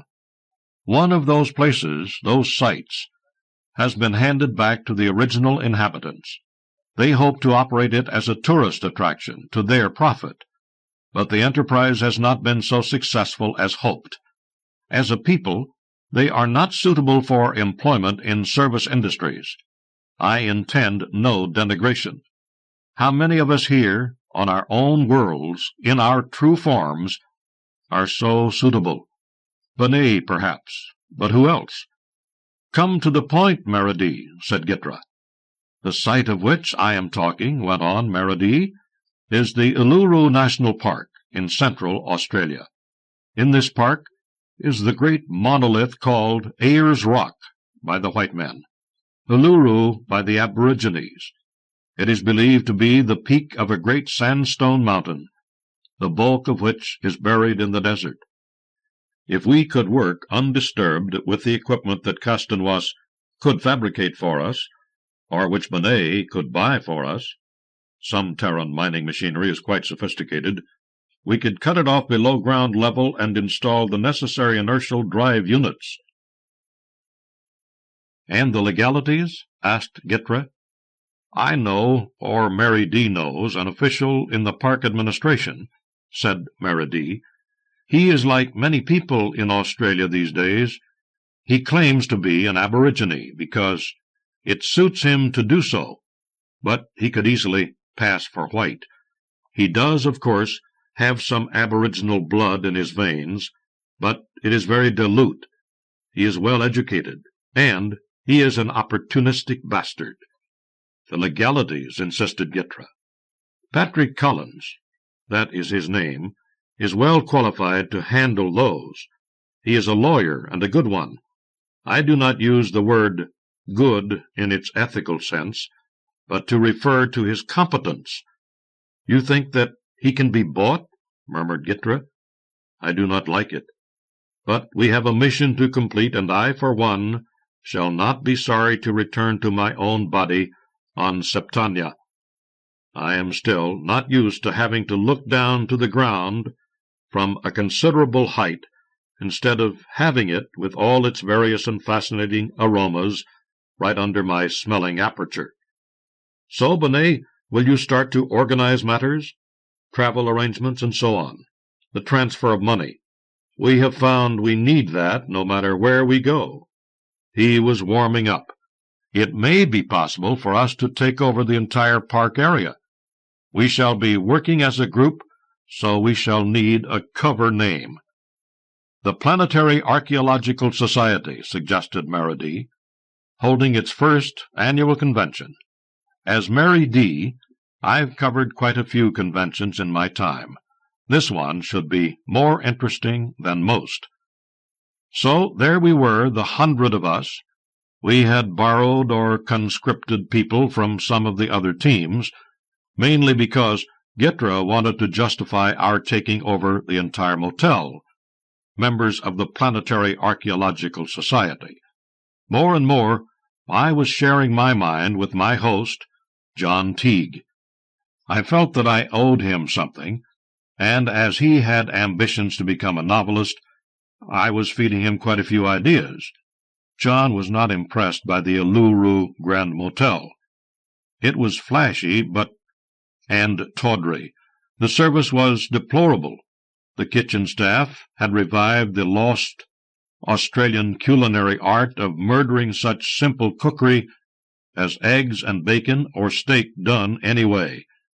If you were lucky, your bed got made sometime during the day. If we didn't think much of the motel staff was regarding us with growing fear and suspicion. There were no other guests. That was the trouble, and Patrick Collins had succeeded in having the entire park put temporarily off-limits to normal tourists, blowing up some minor ambiguity in the original contract made with the Pitjantjara tribe out of all proportion. Oddly enough, we never met any of the Pitjantjara people. The maids, cooks, receptionists, and such had been recruited in Sydney. We had the place to ourselves, apart from the hired help. There was a growing tendency for at least some of us to take over the human bodies completely. I resisted it, and so did Meredy. As far as she was concerned, the reverse may have been the case. Benet had to keep her wits about him, her. So did Castelnuoce and his technical assistants, and Gitra, and one or two more. But there was really no excuse for a respectable middle-aged physician whose human body was only approximately similar to the one that was waiting for her back home, to run naked by moonlight with the kangaroos, or for that other lady whose borrowed body was that of an opera singer, and who, on her own planet, was a professor of musicology, to go out also at night to join her voice to the dingo chorus. Have you ever heard a dingo howl? There were mutterings among the staff. City-bred they were, but the old beliefs of their people still persisted. There was whispering of spirits from the dream time returned in human form. Meredy and I were present at most of the talks that Patrick Collins had with Benet, Gitra, and Castelnuoce. At the first one, he was suspicious, although he had already seen the color of our money when the initial arrangements had been made. Nuts we might be, but we were wealthy nuts. He was shown the miniature matter transmuter that we had been carrying with us, watched as it converted soap and towels from the bathroom into what was indubitably a small heap of gold dust. He was told that a larger machine would be assembled from parts that we should have flown in, and a sizable area of otherwise worthless desert similarly converted. I could see the cupidity gleaming in his eyes as he said, "If you are telling me the truth, such wealth could do much for my people. But Ayers Rock, Uluru, it has been sacred to us ever since the dream time." Gitra had his arguments ready and said, "It will still be sacred in legend when it has returned to its true place among the stars. Even more sacred, it may well be." Collins said hopefully, "You will leave your matter converter behind, of course, Professor Manning." "No," Gitra answered for Castelnuoce. "Your world is not ready for such a device." "Not even in my hands?" asked Collins in a hurt voice. Especially not in your hands, I thought. From the start, I didn't like Collins. He was too smooth. He was clever and made sure that everybody knew it. He was handsome, with regular features, and his complexion was no darker than that of many an Australian of European ancestry. But cashing in on some long-ago miscegenation, he had made a lucrative profession of being an aborigine and a land rights activist. I didn't like Collins, and neither did my host, John Teague. Our hitherto warm, one might say torrid relationship with Mary D, seemed to be cooling off.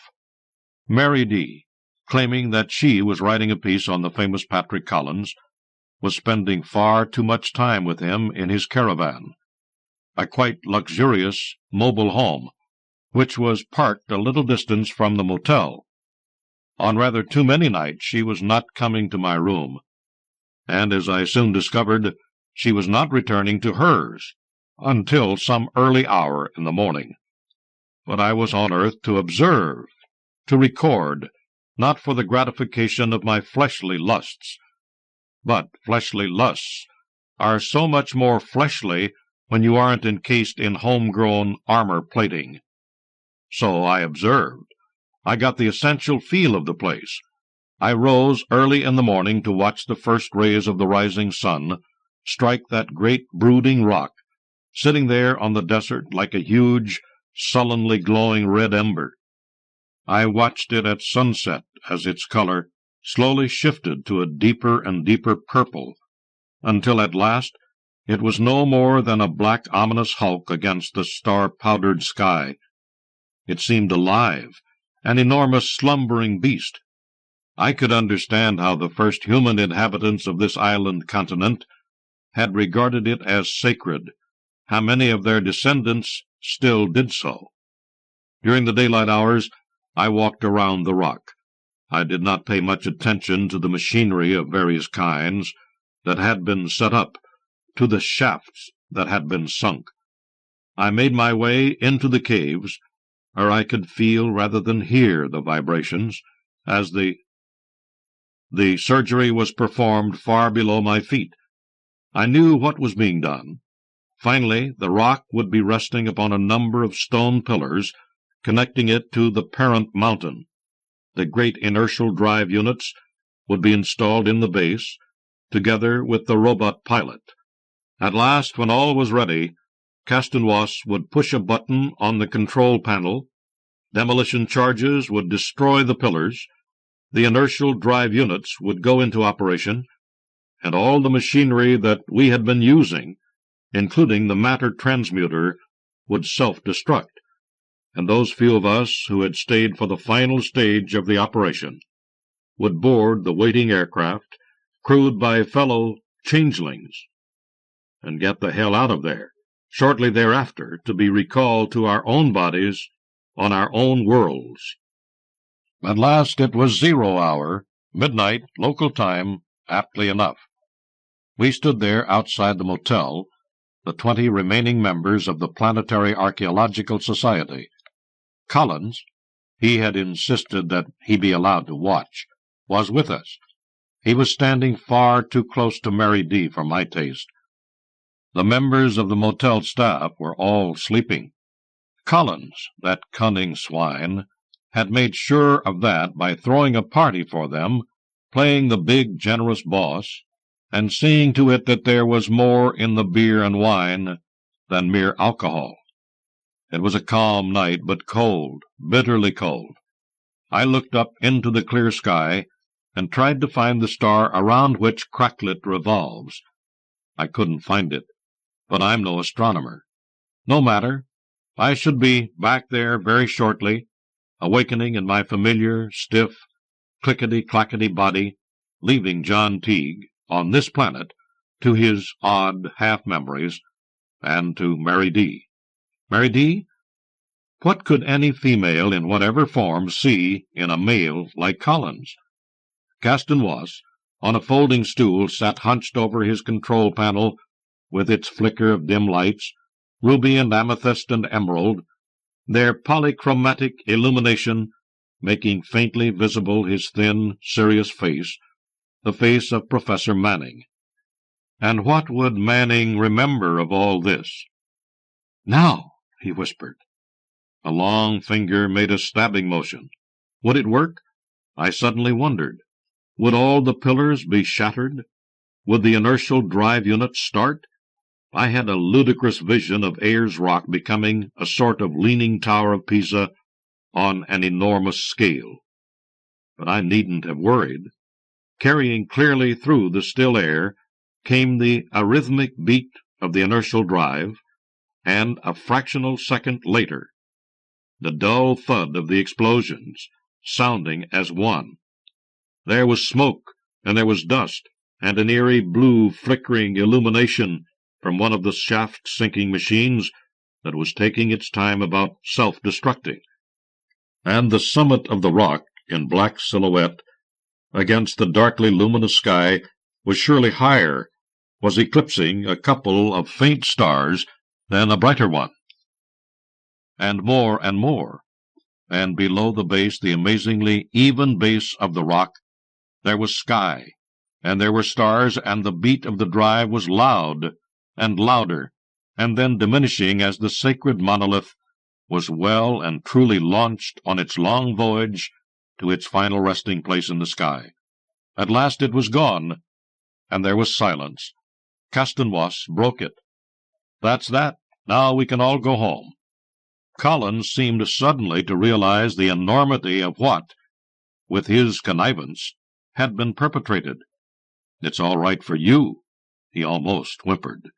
"You'll be all right," said Bonnet contemptuously. But, as Castanwas had said, that was that. We made a last inspection of the site. There was the crater with its vitreous floor. There were other glassy patches around it, where various pieces of equipment, machinery, and so forth, had been.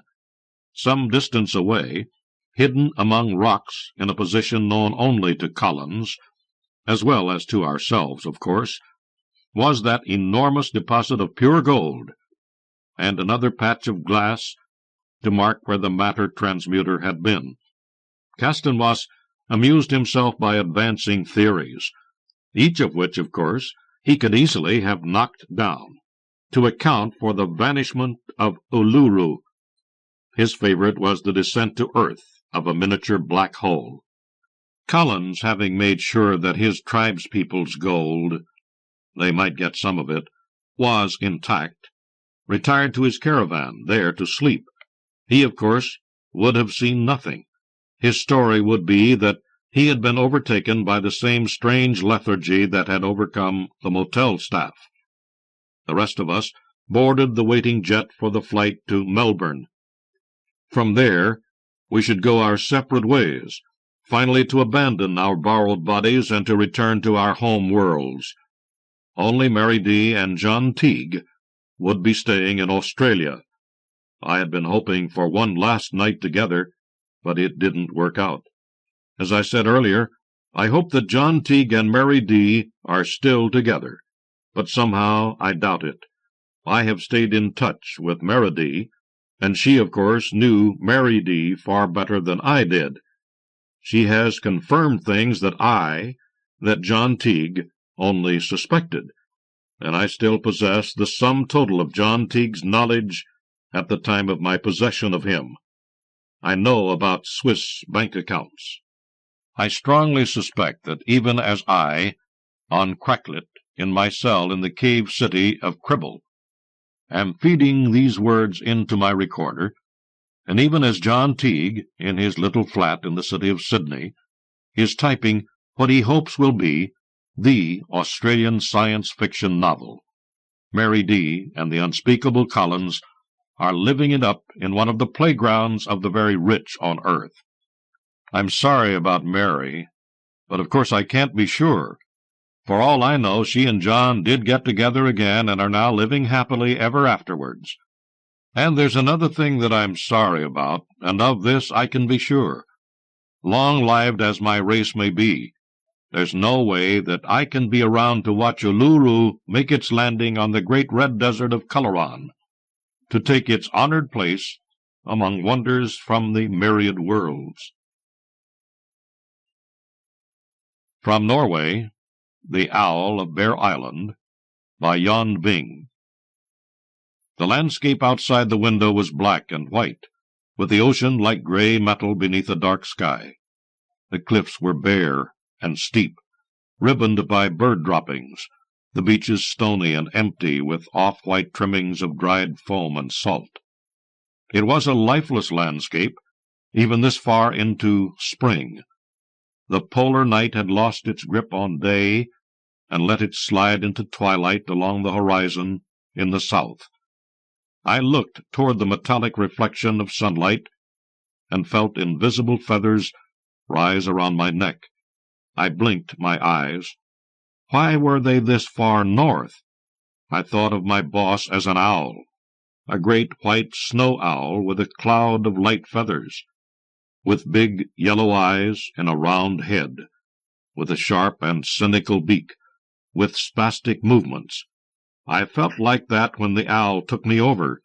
I discovered such movements in my own body when the owl left me. What did he really want from me? Why was not I, like the others of whom I had heard, guided to the ghetto on Hawaii? What was an extraterrestrial doing on Bear Island, 74 degrees north? Bear Island is the southernmost of the Spitzbergen Islands. Its area is approximately 180 square kilometers. Its shape is triangular, with the famous Bird's Mountain on the southernmost point. It was discovered by the Dutch polar explorer Willem Barents in 1596, and fishermen were attracted to the island by huge populations of sea elephant and whale. The climate is quite mild. In the warmest month, the average temperature is not more than 4 degrees centigrade, but the average drops in the coldest month to -7 degrees, quite mild for a latitude halfway between the North Pole and the northernmost point of Alaska. Bear Island was placed under Norwegian sovereignty in 1925. Since 1918, Norway has maintained a station on the island, partly to keep radio contact with the fisheries fleet, partly for meteorological observations. The station was destroyed when the Allies withdrew in 1941 to make it useless for the Germans. A new station was constructed in 1947 at Herwigport, a few kilometers from the old. The station was my closest neighbor. I could, in principle, visit there, either in the boat if there was not too much ice along the coast, or in the small but efficient helicopter in the tin hangar outside the buried bunker in which the Institute was housed. It would take just a little while to fly north and west from Cape Levine to Herwigport, but I did not fly. Of course, after I was possessed, I did not do such things. I blinked my great yellow eyes, flexed my claw-like fingers over the keyboard of my computer, and did not remember anything, until I later shuddered and blinked in front of the screen. My eyes were sore and staring. More than 11 hours had passed. I got back to the bunk I had made up in the terminal room just before being overwhelmed by deep sleep. It was, of course, contrary to normal procedure to let one man live through the polar night on his own. There should have been 2 of us. Normally there were both specialists, experts on the analysis of geotechnical data from sonar probes. We were rather good friends, Norway being small enough to make most people within the same field acquaintances. His name was Johannes Hansen. He was from the small town Mo in northern Norway, and was used to long and sunless winters. I was from the south, but I needed the bonus which a winter would bring. We had rather looked forward to a quiet winter of routine work, and a computer which we could use in our spare time to process the material we had both collected for a paper, perhaps a thesis. It was not many nights after equinox before the white and dark wings closed over my thoughts, and my boss took power. A few days later, Johannes Hansen became seriously ill. I am sure that my boss induced the illness, though I do not know in what way. Johannes Hansen was collected by a helicopter from a Coast Guard vessel. He died before he reached the mainland. The doctors had problems in determining the cause of death, and no replacement was sent out. I remained alone in the bunker of the Institute on the east coast of Bear Island. People from the meteorological station did not visit, nor did I visit them, though I talked to them by radio from time to time in order to reassure them. It was important that they should not grow suspicious, important to my boss. My boss knew why he was there. I did not.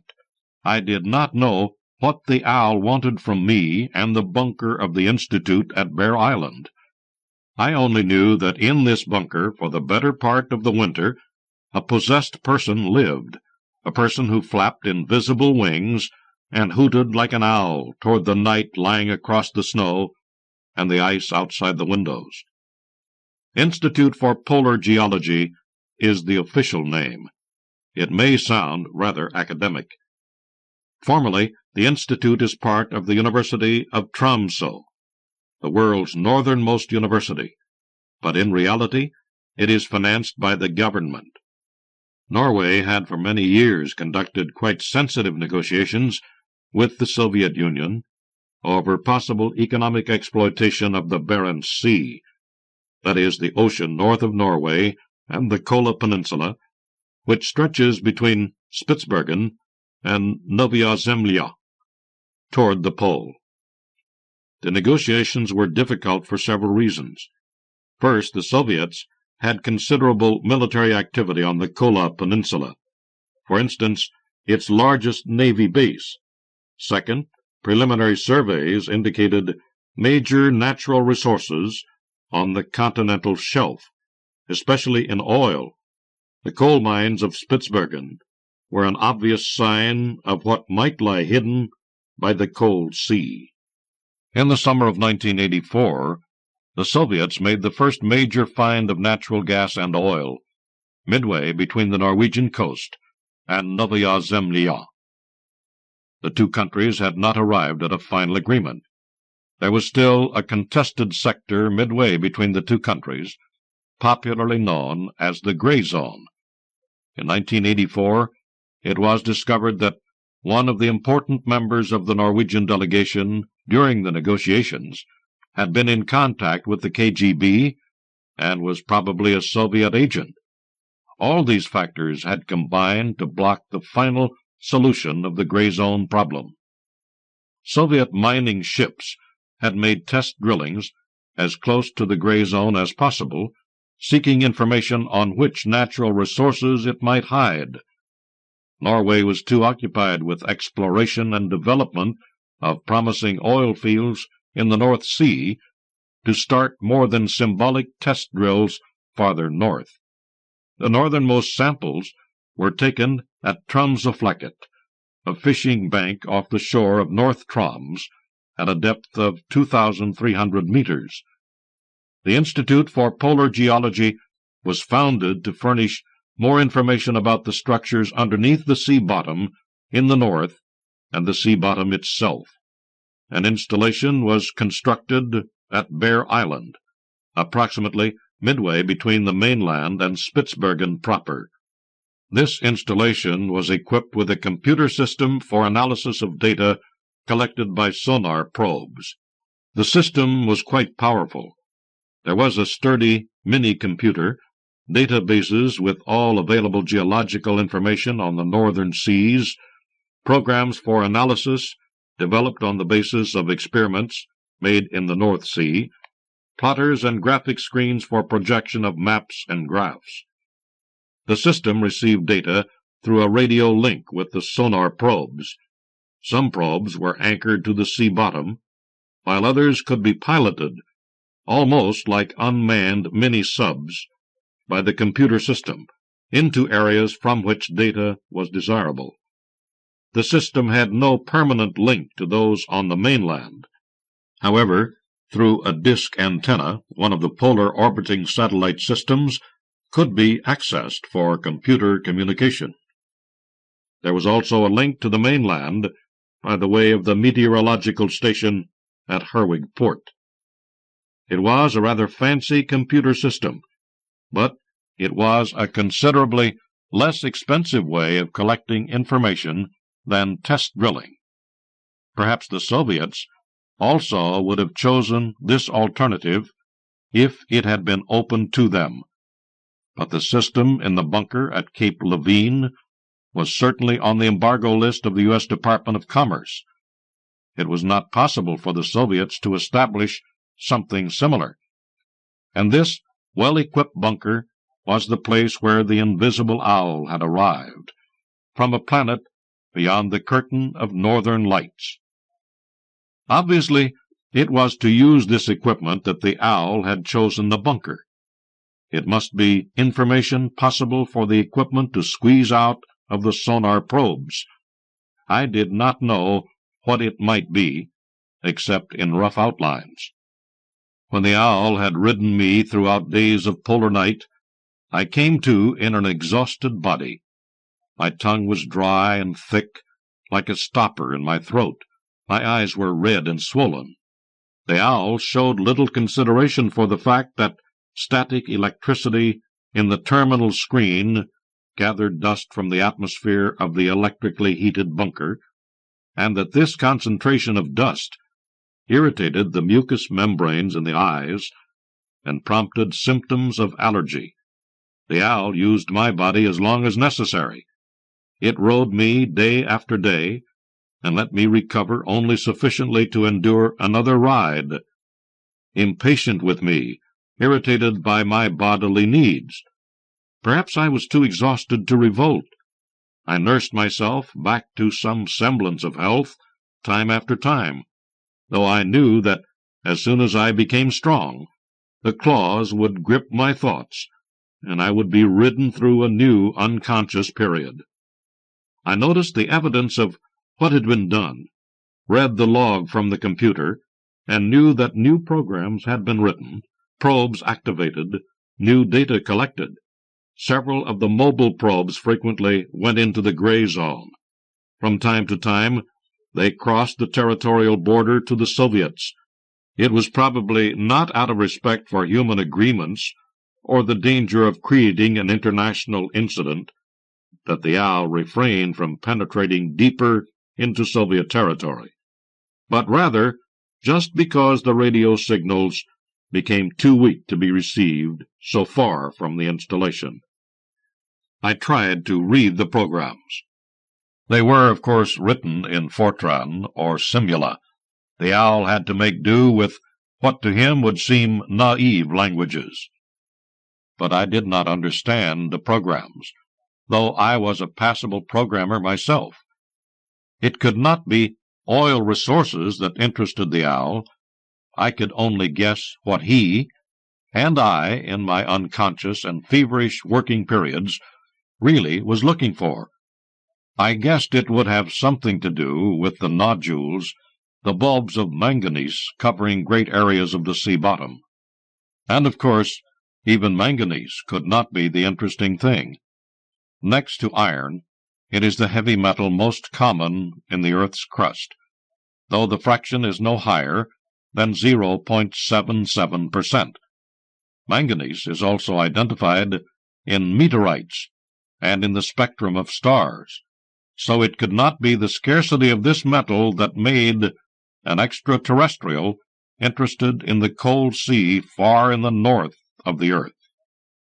But laboratory analysis of nodules show that they contain a profusion of other minerals, among these at least 40 different metals, for instance iron, copper, nickel, and cobalt.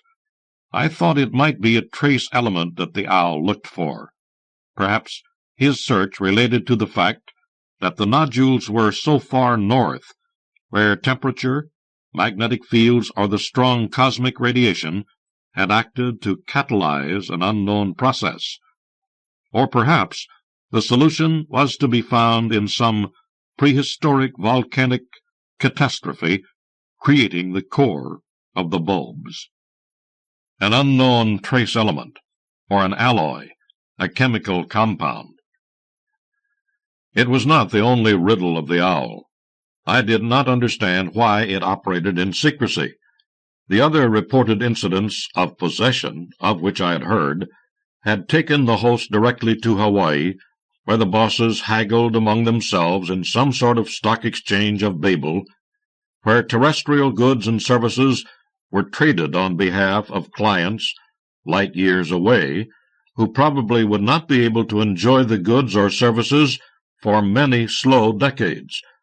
In some way, the owl participated in this game, perhaps collecting secret information on natural resources. I believed he operated outside the rules of the game. That's why he had selected the lonely Bear Island, therefore had selected me, a lonely man in a wintry bunker at the shore of the Barents Sea. I believed there might also be another reason. My boss hated sunlight. It was perhaps for that reason I had dubbed him the Owl. He worked only at night. The long polar night allowed him to work without being disturbed by daylight, until my body failed. From time to time I thought of his home planet, a waste world at the edge of a solar system. Perhaps the white wings of the owl slid through an atmosphere of methane, or perhaps his planet was covered by eternal clouds, or perhaps it was tied in rotation to its sun, where the owl and his kind inhabited the night side. In my nightmares, the owl became a figure from fairy tales, and his home planet a magic forest.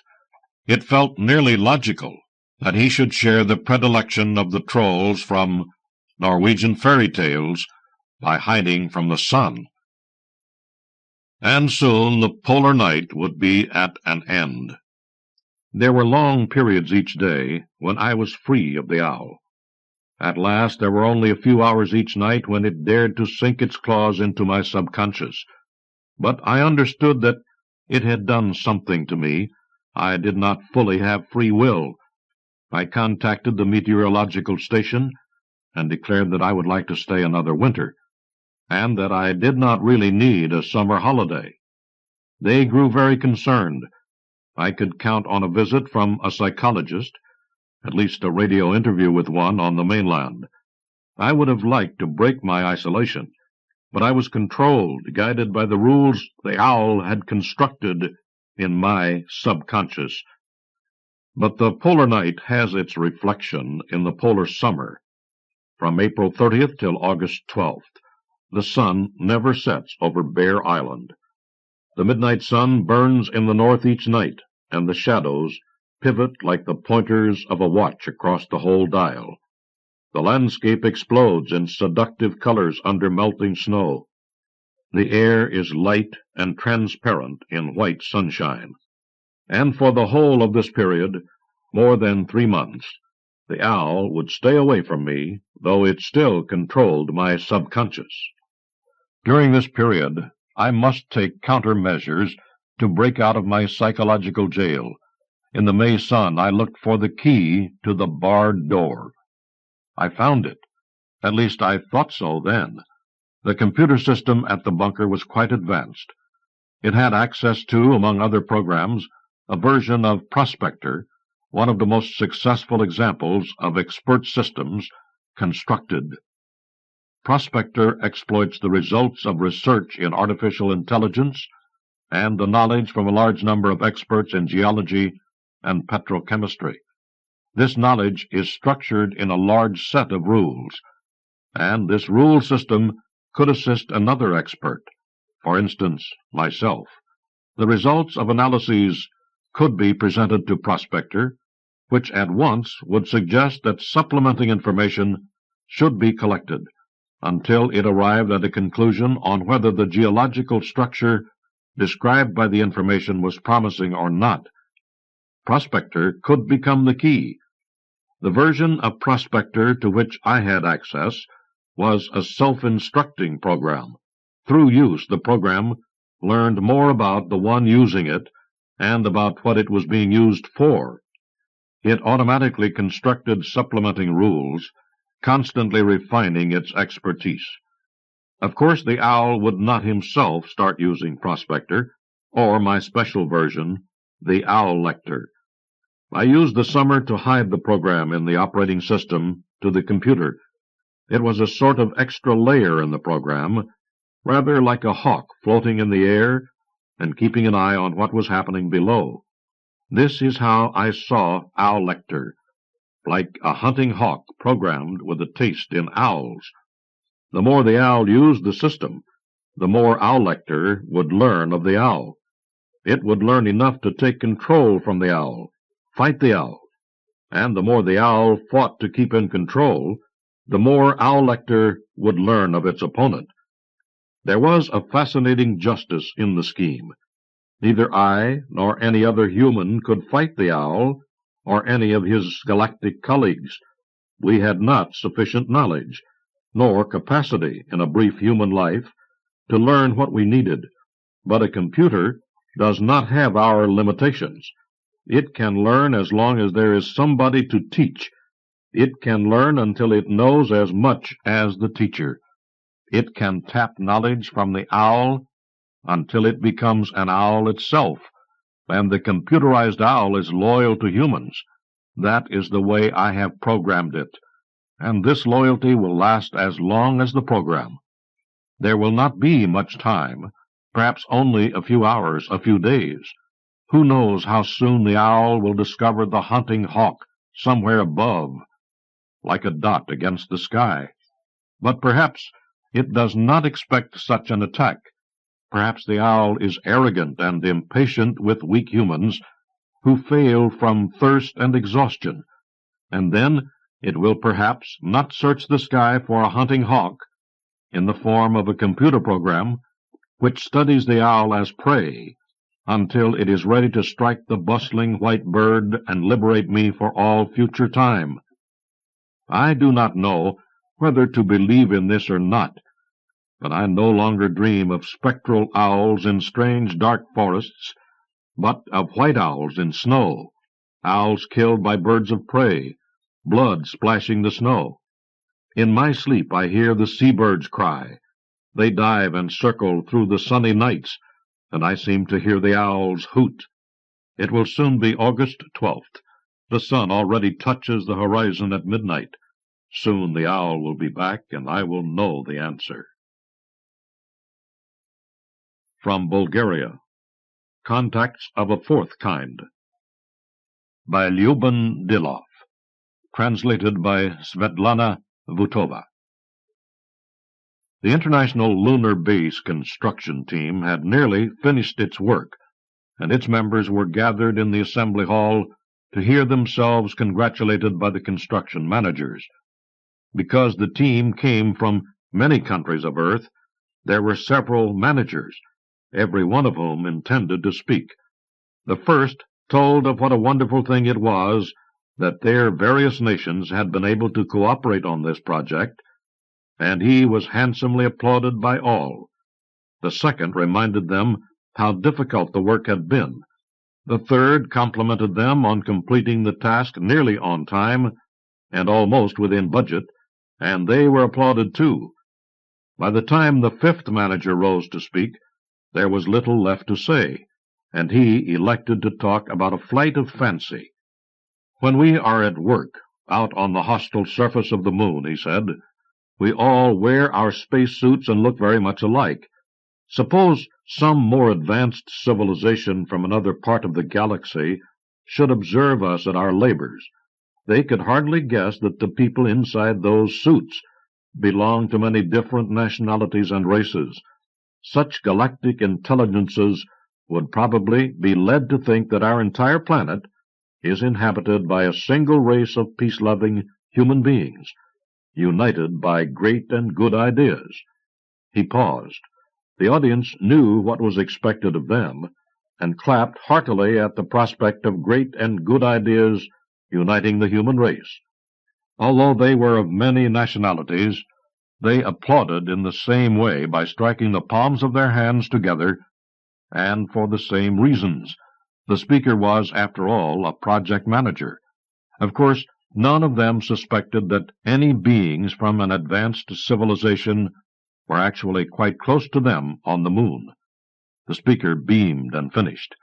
Such an idea might be false at present, but, true to our own dreams, we sincerely hope to be truly peace-loving by the day when, at long last, we do get in touch with such intelligences, and we hope they will be pleased with us. The speaker accepted his final round of applause with pleasure, and sat down, gently in the light lunar gravity, to give way to the final project manager. For him, there was even less left to say. Rather than attempting any further flights of fancy, the last project manager said only, "All that my colleagues have said is true, and I share their congratulations and their hopes for the future. Nevertheless, I must point out that we have certain problems. In particular, some important pieces of electronic equipment are missing. Certainly no one would have stolen them. What would be the point? But it is also certain that they are gone, and I ask every one of you to exercise more care so that nothing more is lost as we complete our task." It was not a very inspiring speech, but he, too, was dutifully applauded. After all, he was the manager in charge of materiel and supplies, and was only doing his job. It did not occur to any of the team, as they rose and proceeded to their ceremonial dinner, that the missing equipment was quite close at hand, in a nearby crater full of dust and broken stone, like all the lunar craters, along with a few of those fanciful intelligences from other stars. The intergalactic community of super-civilizations had for some time been keeping an eye on the fledgling culture developing on the third planet of our sun. Some of these beings, intended to help the Earthlings, join its united family when the time was ripe. But the project was difficult. The vast distances between stars were not easy to cross. Living creatures could not cross them at all in a single lifetime, because of the limiting velocity of light itself. Packets of mental energy, however, could travel far more rapidly. A creature from another star willing to allow himself to be transformed into mind energy could cross the space to Earth in hours instead of many years. The difficulty was that once he had arrived, he was still only mind energy. In order to accomplish anything, he needed physical existence as well, usually attained by occupying the body of one of the dominant Earth species, the humans. There was, however, another possibility. An electronic device could be constructed that would allow these bodiless minds to interact at least with each other. It was also considered advisable by some of the members of the community to have a private place to meet and discuss their experiences on Earth, away from any possible human eavesdropping. So when they discovered the construction project on the moon, it was no trouble at all for them to cause some of the workers to purloin a few small bits of equipment and install them in an adjacent crater, and there some of them were meeting. Since they were non-material, each had to identify itself as soon as it started to speak. Therefore, when the chairman of the disembodied intelligences spoke, he said, "I am first observer of planet 1407, Y. I thank the observer of planet 1113, Warham, for his report, and now call on second observer of planet 038, Pourquoi." Through the workings of their electronic interface, it was possible for even the thoughts of disembodied entities to take on tones of approval or reproof, and there was a distinct note of the latter in the chairman's thoughts as he went on. "However, second observer from planet 038, Pourquoi, I must say that your previous reports have contained little objective information. You deal mostly with regional natural scenery, and superficially at that. You said everything was beautiful, that the inhabitants of Earth were wonderful, and so on. The general impression, I remind you, is far less favorable. I suspect that you chose an unsuitable human to take over as an observation vehicle. The being addressed responded at once. I, second observer of 038 Pourquoi, do not think the body I chose was in any way unsuitable. It was a standard specimen of the type human, being male and of average age. However, I agree that there is a problem. My presence within it affected its behavior. It was often surprised at some of its own actions, some of which pleased it, others made it angry. I fear our presence deforms the consciousness of the bodies we choose, and therefore reliable data will be hard to obtain. There was a quick discussion of this point among several of the intellects present, after which the chairman ruled that second observer of 038 Pourquoi should continue with his report in full. The observer did so. I took over the body of my subject at an interesting point. It was a designer of machines, and it was totally absorbed in creating plans for a new device. Because this task was arduous, the subject body went to the refreshment counter of the industrial plant where it functions and ordered a beverage we had not previously been familiar with. It is a transparent liquid with an unpleasantly sharp taste. They call it vodka. This is a very interesting drink, fellow observers. It has an impressively rapid effect on a human body. In small quantities, it causes a pleasant warmth. As the quantity increases, it changes one's perceptions of the environment and ultimately produces physical effects of several kinds. It is these effects which I wish to emphasize in my report. It must be noted that the human who gave me the vodka was of the other sex, called female. That is to say, the two bodies there present were of the two major human types, which propagate by joining together. I will now tell you what followed. The being which gave my body the vodka, continued second observer from the planet 038 Pourquoi, said to my body with a smile, "Isn't it a little early for vodka, comrade engineer?" "Just a small one to keep my courage up," my body replied. But then it contradicted itself, saying, "One more, please," and it drank that one too before leaving the refreshment counter and going to a small office nearby. There were 3 other humans there, who invited my body to sit down. My body did not do that, however. It was feeling quite warm from the vodka, and said, "Judging by the looks on your faces, this meeting won't last long." I could detect a conflict within my body at that time. It was regretting that it had said those words, because it judged them too arrogant for the meeting. "It may take a little longer than you think for you to understand our position," said the being the others called a comrade engineer. It smiled, too. It is interesting that Earth beings often smile when what they have to say seems to contradict any friendly emotion.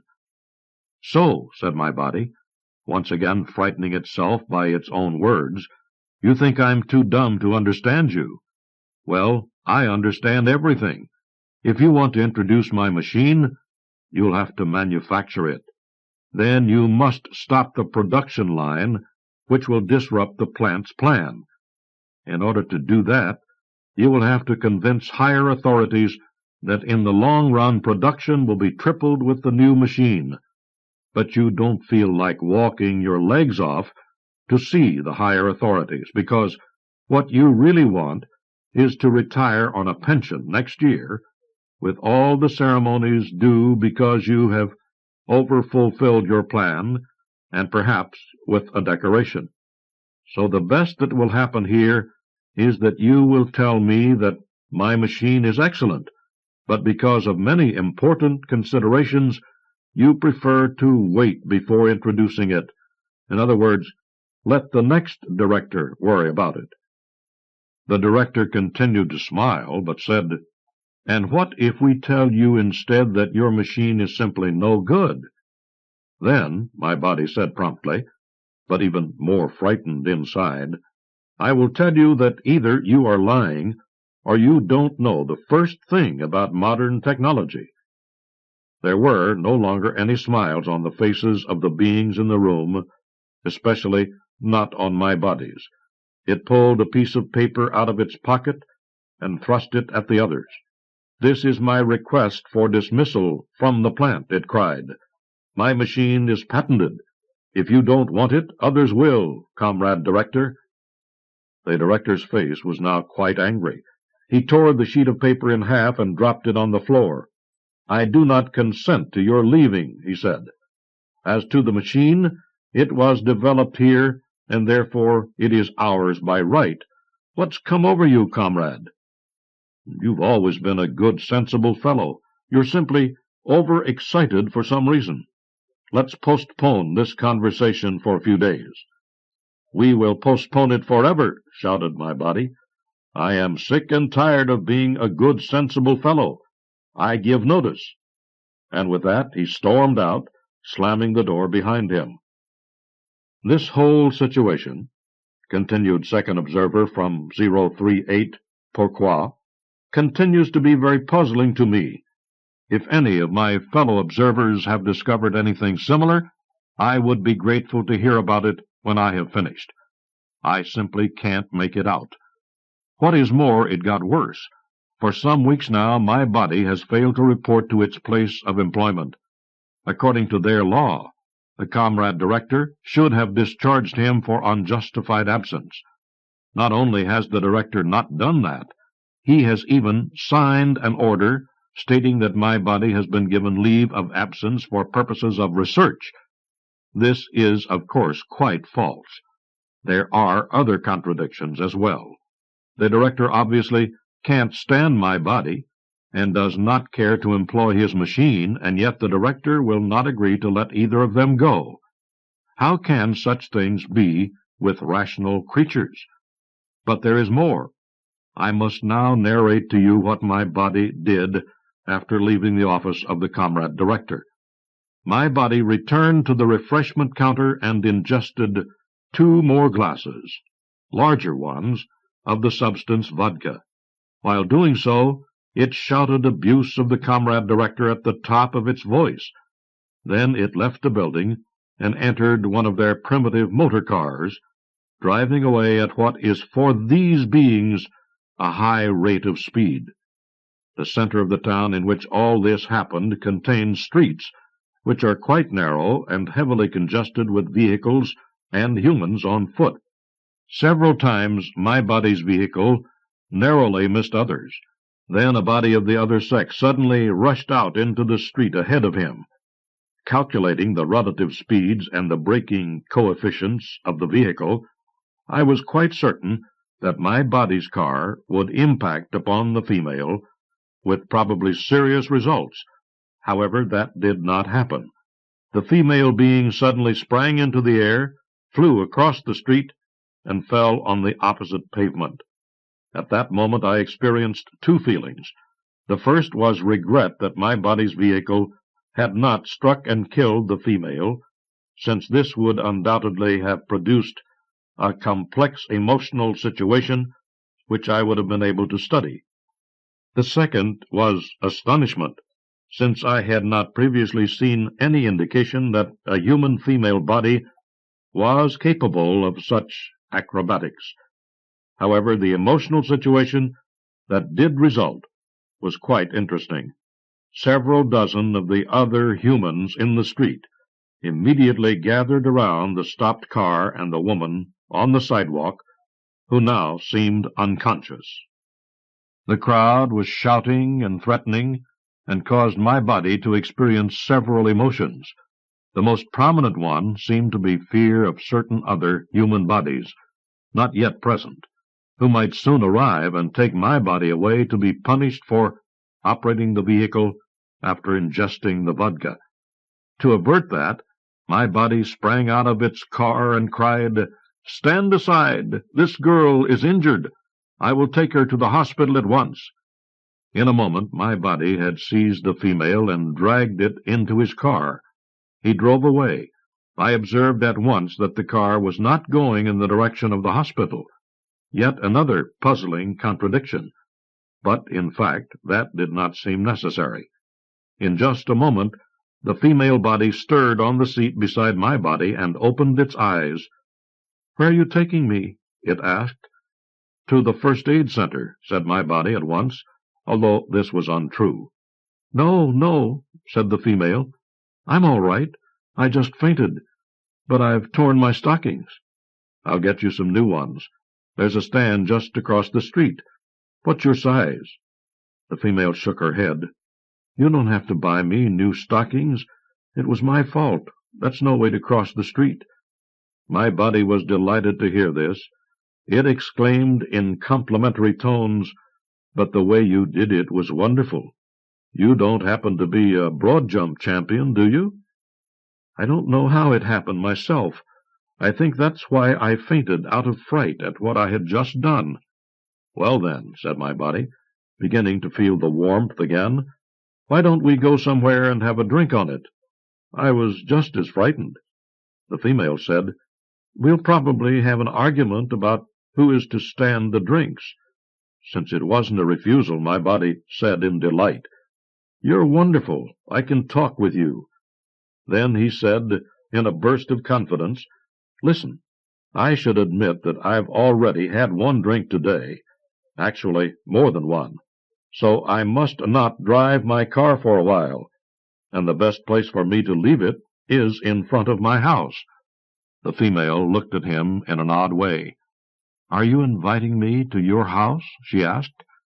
"Have no fear. I am a respectable citizen. In fact, I am quite shy with women, although," he added, "I don't quite know why I'm behaving like this, any more than you know how you came to jump across a whole street." The female did not quite agree to go to my body's house, but on the other hand, she didn't jump out of the car when he turned in that direction, and even allowed him to conduct her inside. There she glanced around. She said in a rather strange tone, "I believe nothing here has been touched by a woman's hand." "Is it so untidy?" my body asked. "But you're right. My home is as virginal as the Amazon jungle." "Oh, I don't think it's quite as virginal as all that," said the female, and allowed him to pour her a drink. She fingered the 2 dusty circles in her stocking in an embarrassed way, and tried to hide them with her coat. "That looks so terrible," she sighed. "I'm sorry. I gave you so much trouble." "Trouble?" my body cried. "Why, what could be pleasanter than having a drink with such a charming girl?" "Hey," said the female, though not at all angrily, "you're supposed to be bashful with women, not ready to make a pass so quickly. For reasons I have not been able to establish, this caused my body's circulatory system to send a flush of blood as far up as its ears, which made the female laugh. "Speaking of passes," she said, "I'd better pass into your bathroom and do something about these stockings. Where is it?" While she was absent, my body surreptitiously refilled both glasses. Perhaps he was trying to put the female at ease by providing her with some of that warming, soothing effect of the vodka, although I could not understand why he did it in such a furtive manner. But when she came out, it evidently worked. The female no longer tried to hide her knees. She had removed her coat, as well as the torn stockings, and now her legs appeared quite clearly, smooth and very white. I observed that my body liked them, but at the same time they made it feel uneasy in a strange way. Another contradiction I couldn't figure out. It began to make conversation. "Let me tell you," said my body, "why I am so agitated today. Perhaps it will excuse some of my behavior." And it told her the whole story of its machine, its interview with the comrade director, and its desire to leave that place of employment forever. The female listened not only with attention, but even with admiration, and did not refuse when my body poured her another drink. "Why, you're wonderful!" she exclaimed. "I didn't know there still were people who shouted at their directors and gave notice." My body felt a glow at the praise, but admitted, "I'm not like that usually, unfortunately. I don't know what came over me. It was a sudden leap, like your own across the street, and then it said, 'Why don't you try that again? Let's see if you can do as well now. Stand over there against the wall. The room is 5 meters long. That should be enough, but I'll stand here to stop you if you go farther.' 'Oh, no,' said the female. 'I couldn't do that. Fear gives one wings, you know, and I'm not afraid now.' 'On the other hand,' she said, correcting herself, 'the saying is that love gives one wings, too. But in our time such love is non-existent.' 'Just try,' breathed my body, and, laughing, the female hesitantly moved over to the far wall. When she jumped, she easily cleared the 5 meters and wound up in the arms of my body in amazement. My body instinctively joined its arms behind her back. Their faces breathed quite close to each other. 'Why, you were simply flying,' my body's lips whispered. 'But that's impossible,' her lips responded, close to his ear. 'But here we are. Unless we are both dreaming, you're now in my arms.' 'That's also quite impossible,' said the female, very illogically. She drew back, though not very far. 'You must let me go,' she said. 'After I give you a kiss,' said my body, and then, shocked at its own boldness, added, 'simply out of gratitude that you saved me from going to prison, do you see?' 'Go to a church and kiss the icons,' said the female, still trying to free herself, though still not very hard. 'Well, then,' said my body, reluctantly releasing her, 'then at least let's repeat the experiment. Go back to the far wall, why don't you?' And so the female did, with the same result. In a moment she was in my body's arms again. 'But I can fly, I can really fly!' she cried, and began blindly kissing my body's face. However, she did that for only a short time. Then she broke away and sat down on the couch, her own blood supply obviously rising to her face and neck. My body followed her. 'But this is wonderful,' said my body. 'Can't you see what a stir it will make if you do this in public?' 'Oh, I couldn't!' cried the female. She was obviously quite upset. To calm her, my body began caressing the white legs, now bent on the couch, and speaking rapidly. 'But leaps,' he said, 'are quite common in our time. We've experienced so many, political, economic, the sexual revolution. Why, according to the laws of the gradual accumulation and transformation of quantity into quality.' 'What a dialectician you are,' she remarked, pushing his hand away as it crept above her knee. 'You're making fun of me.' 'No, no,' my body said earnestly, returning his hand. 'Don't you see they leap so beautifully, they deserve to be stroked and caressed.' But the female stood up and declared she must leave. However, she did promise to meet him the next day, so that they could try the leaping experiment again out of doors, where there would be more room. 'Fellow observers,' continued second observer from 038 Pourquoi, 'there now occurred some events which are very difficult to interpret. To begin with, that night my body did not go to sleep for a long time. It kept remembering the feel of those smooth white legs as it caressed them, and then imagining some other things whose full meaning I did not then understand. However, its mind was drowsy and rather confused, and at one time it found itself imagining caressing not the girl, whose name was Dina, but the male body called Comrade Director. This caused my body to jump out of bed and pace back and forth. It seemed quite agitated. At times it would break out into another of those storms of abuse against the director. At others it would feel quite warm and jolly, almost as though it had ingested some of the vodka, although in fact it was drinking nothing but water. This confirms our impression of the nature of the human intellect, which has a natural inclination toward illogical behavior and the absurd. Outwardly, the human restrains his thinking and actions within certain social norms, up to a point, but he makes use of moments of privacy, especially in bed, to engage in absurdities. Absurd behavior is not limited to the bedroom, however. The next day my body took the female, Dina, in his car to a little river and looked for a meadow for their leaping experiments. This was not odd, but my body had developed a new obsession. Dina had now hidden those white smooth legs in a pair of trousers of thin material, and my body seemed to desire to have those trousers for itself. Its eyes were glued to them as Dina walked before him to the meadow. As the purpose of this expedition was nominally to test Dina's leaping ability, she did in fact make several quite respectable jumps, across the little river and back, and then at a number of places, here and there, around the little meadow. This caused my body to be quite excited. It had brought a metal builder's tape for the purpose of measuring Dina's leaps, and found many opportunities to touch the desired trousers while doing so.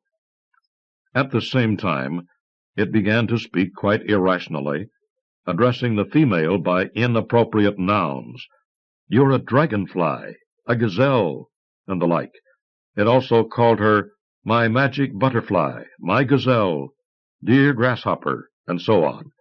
She did not appear to mind this, although I should have supposed it would be unflattering for a reasoning being to be compared to lower animals in this way.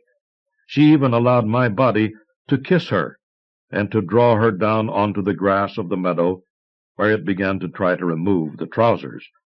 I was hoping it would succeed, as I was curious to see what my body would do with the trousers once secured, but Dina objected that people might come. This meant that what my body wished to do with the trousers was socially unacceptable. My body then loudly announced that it looked as though it might rain, which did not seem accurate on meteorological grounds.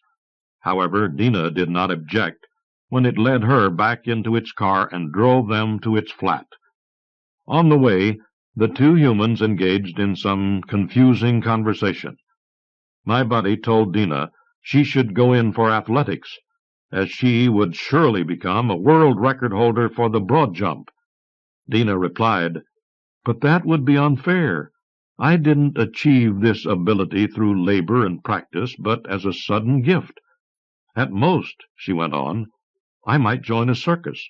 I could get a costume like a beautiful butterfly and flit around the arena. That would earn a lot of money. But really," she said, "I much prefer my present job as the little librarian at the academy. If I am to fly sometimes, it will be our poetic little secret. After all, I only flew the first time because of you, and then, when I feel like flying, you and I will go secretly to the meadow." "Why secretly?" my body interrupted. "Because I wouldn't want my husband to know about it," Dina responded. This caused my body to be saddened for reasons not clear to me. It seemed quite subdued for the rest of their trip, not even touching the trousers when they stopped for traffic lights. However, when they were in my body's flat, its mood changed again. They flung themselves on the bed, and my body went after the trousers with such determination that it soon had them off. To my surprise, it did nothing with them at all. It simply threw them on the floor and began to attempt to remove Dina's blouse. "No, please," Dina begged. "I don't want you to look at me. I'm not beautiful. My behind is getting bigger and my breasts are disappearing." These breasts are the glands by which the human females suckled their young. However, they must have additional functions not known to our researchers, because there was quite a long discussion between my body and Dina as to whether or not to uncover them.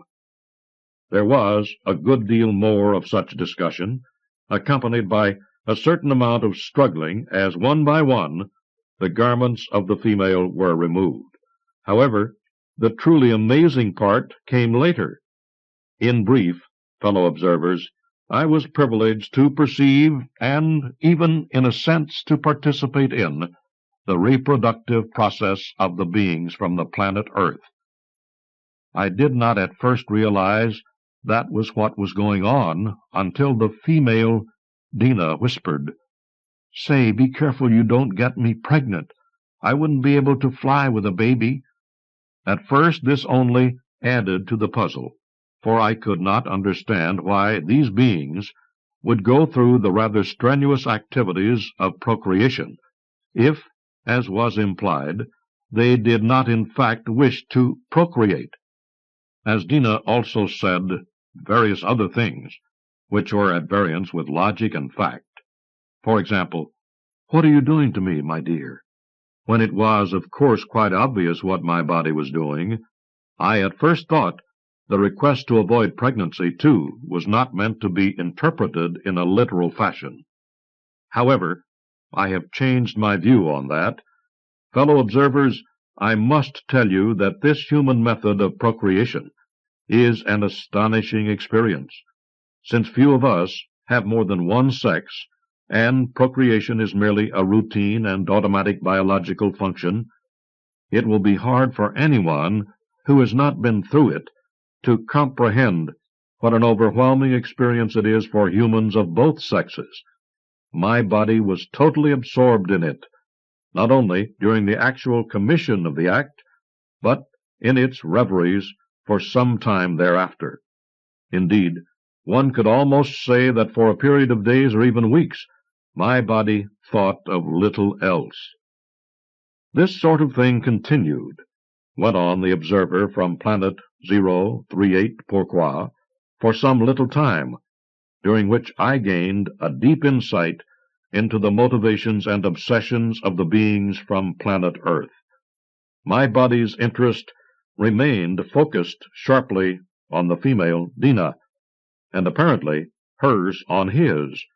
It developed that her husband, a term given to the member of the opposite sex who has the principal duty of procreating with a female, was gone on a prolonged trip in relation to his work, and so Dina took a leave of absence from her own employment. They spent all their days together. At night each returned to his own domicile, where my body engaged in reveries, mostly about Dina, but frequently about the comrade director. These reveries differed sharply in content. When the comrade director was the subject of my body's thoughts, the activities envisioned included shouting, berating, and even striking with fists and other objects, while when it was Dina, the activities almost always involved some form of procreative activity. I really feel, fellow observers, that I should not be reprimanded for spending so much time in this single body. It is true that I derived a certain amount of enjoyment from these activities. However, I assure you, my purposes were entirely scientific. I would go even farther. I think I would have been quite justified in remaining in that body for a much longer period of time. Indeed, I would have done so, if it had not been for certain events that suggested to me it was time to return here to report. My body and Dina, as was their custom, had gone to the meadow for another experiment in flying and in other activities. They then walked through the woods, my body espying a placard with the words "No hunting" affixed to a tree, took it down, and on the other side wrote an injunction of his own. The earth is beautiful, but for people to see its beauty, they must love one another. Hey, people, love each other. When my body tacked the new orders up on the tree, Dina flung her arms around him, and they kissed many more times, both assuring the other that they were happy. But then my body said, "Dina, I have had some strange dreams." "What sort of dreams, dearest?" the female asked. "Well," said my body, "when I got home last night, I found a letter waiting for me from my director. It was quite a civil letter, asking me to come in and have a talk with him, for the purpose of re-examining the question of your machine," he said. "But that's wonderful," cried the female. "Yes," said my body, "but then I dreamed of the director. I dreamed that I was meeting with him, but I didn't look like me. I looked like some sort of monstrous bug, with green feelers and great compound eyes, and jaws that kept moving sideways with a strange clicking noise." "Oh, my dear," said Dina fondly, "how terrible for you! But of course it was only a dream. Dreams don't mean anything." But of course, in this she was wrong. For those of you who have ever been to my planet of 038 Pourquoi, it will at once be obvious that what my body was describing was, in fact, one of us, the dominant race of that planet. Indeed, my body was describing me.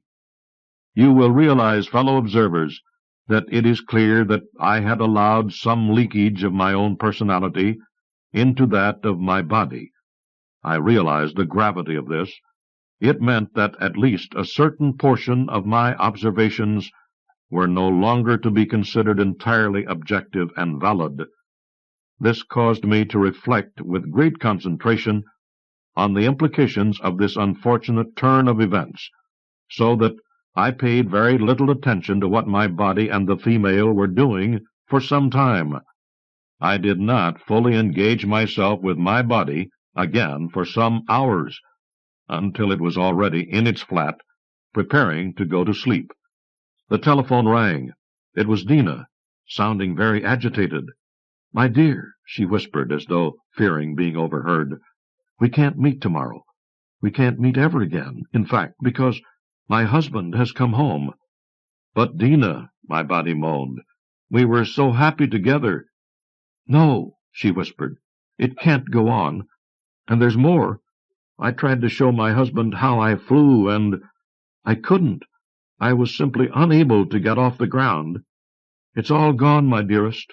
Forgive me." Then she hung up. It was then, fellow observers, that I decided to leave that body and return here to report. It might be alleged that I stayed with that body as long as its experiences were pleasurable, and only left when they ceased to be. That is an unjust accusation, however. I carried out my duties fully and faithfully, and I wish to state that when this meeting is over, I will return to that same body for further investigations, whether it is still practicing procreation with the female or not. That concludes my report. Chairman First Observer of Planet 1407, Why? The packets of energy that swarmed around the electronic device in the lunar crater were silent for a moment. Then the chairman said, "I, First Observer of Planet 1407, Y, must ask a question. You state that the female, Dina, flew through the air, yet this is not known to be an ability possessed by human females. How do you explain that?" I, Second Observer from Planet 038 Pourquoi, have no explanation, Chairman. I can't explain it at all. "I can," said another voice, speaking up from the cloud of disembodied entities without identifying himself. The chairman said angrily, "I, First Observer from Planet 1407Y, request that the being who just spoke follow proper forms and explain himself." "I am Second Observer from Planet 2311 Per K," said the voice. It was I who was in the female body, Second Observer from 038 Pourquoi. That is how she was able to levitate. "What? roared the chairman, then hastily identified himself according to protocol. I, first observer from planet 1407Y, as chairman, ask why you didn't stop the experiment at once when you saw your presence was interfering with its reliability. Because I, too, was enjoying it, said the voice. Once again, it failed to identify itself, but no one in the cloud of intellects was in any doubt as to who it was. The revelations of second observer from 2311 Pair K created such a stir in the cloud of intelligences that floated inside the lunar crater that it was some time before they realized that second observer from 038 Pourquoi was no longer with them. That observer, in fact, remained absent for some time. The chairman succeeded in restoring order, and the cloud proceeded with its exchange of information. But nothing was heard of second observer from 038 Pourquoi until a burst of data reached the crater, and when decoded, turned out to be a report from the missing observer. I wish to announce, reported the observer from 038 Pourquoi, that I have come to the conclusion that I should no longer occupy that same body on a permanent basis, so that now I am in that respect in compliance with the wishes of our chairman. In other respects, however, I am not sure he will approve of what I have been doing. Let me give you a brief outline of the events since I returned to the planet Earth. I went first to my former body's flat and found it empty. It did not seem to have been occupied for some time, so I went then to the industrial plant where I had first encountered it. My body was not there either. In order to secure information about it, I temporarily entered the body of one of the other employees, a draftsman, and by indirect pressure succeeded in causing it to discuss the absent colleague. "What a pity he's gone," said the draftsman, as though at his own idle inspiration, to the woman at the drawing-board next to his. She responded at once. "A pity? You may well say it is a pity. He was a kind, rather subdued person. All he wanted was for people to respect each other, and to think that he's now in a lunatic asylum." "Shocking," said the male body I was inhabiting, "and a waste. After all, the comrade director has now agreed to put his machine into service. He'll be getting a good payment for that, though much good it will do him in the asylum the director drove him to." "Drove him to?" asked the draftswoman, glaring at him. "That's how much you know about it. There was a woman involved in it, I happen to know." She sighed admiringly. "Yes," she said, wistfully, "you still come across a man now and then who is capable of really suffering for love. Even after all my experience with earth beings, I found it a fresh puzzle that they should admire my former body for exactly the same things that caused them to put it in a lunatic asylum. In order to research this question, I learned the coordinates of the asylum and proceeded there. It appears that Earth civilizations are incapable of coping readily with cases of ailing consciousness. They are isolated in special hospitals, where doors open only on the outside, and windows have special bars. The reason for this must be that such patients are considered dangerous. Yet when I located my former body and entered it, it did not seem to me that either it or the other bodies in the same room could do much harm. The others lay on their beds and looked at the ceiling without speaking. My own body stood at the barred window, staring helplessly out into the yard of the asylum. It appeared to me that my former body would not be of much use to me in further explorations, since it was confined to this room. Also, my tenancy of it was quite unsatisfactory in other ways, for within its mind was such a storm of memories and painful sensations that I could hardly grasp any of them before it was whirled away and replaced with something new and equally uncomfortable. Fortunately, at that moment, The door opened, and two new bodies entered, one of each sex, dressed in white clothing. My body's consciousness defined them as doctor and nurse. It turned abruptly away from the window and complained to the male body. "Doctor, I've run out of paper again." "I'll get you some more," the doctor replied. "Are there any other complaints in this room?" None of the other bodies answered, so he added, "In that case, let us just bid each other a peaceful good night.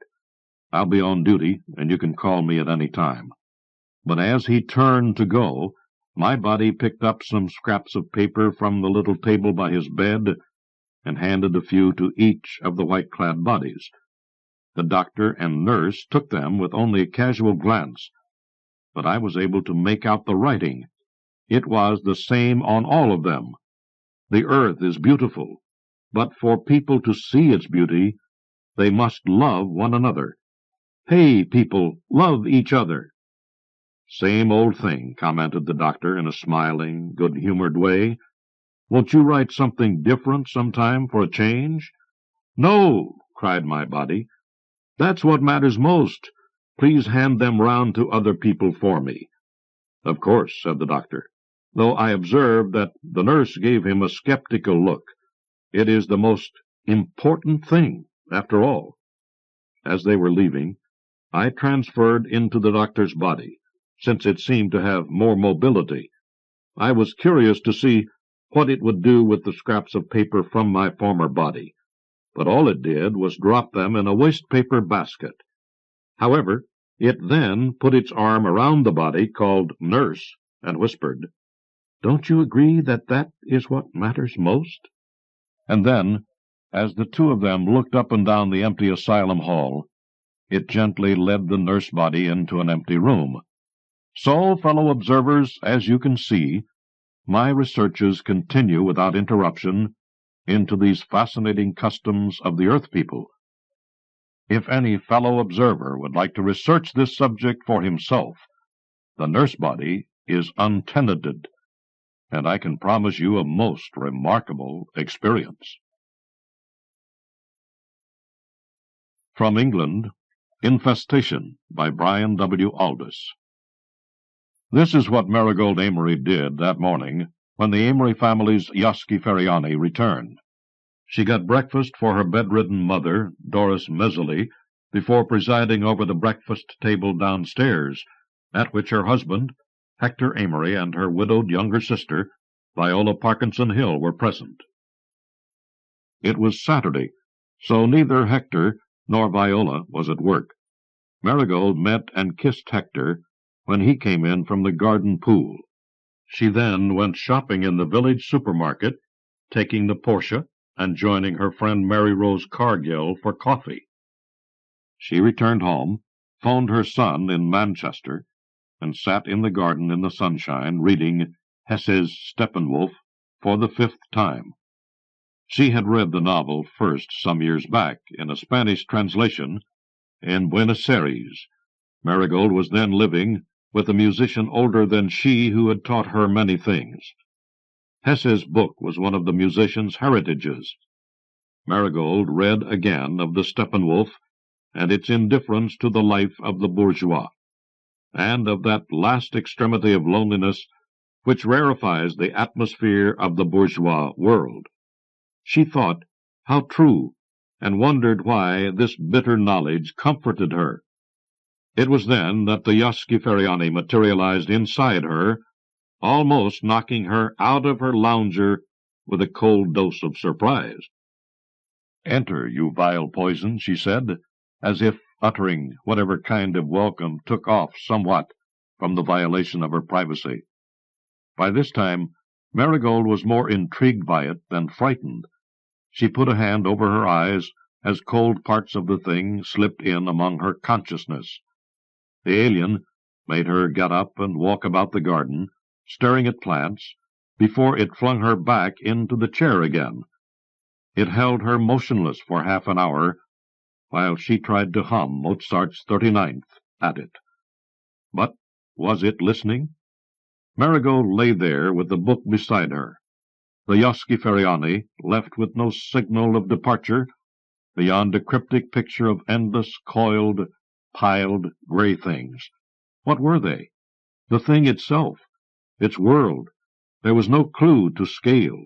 Perhaps she looked down, momentarily, on a mighty structure within which it lived.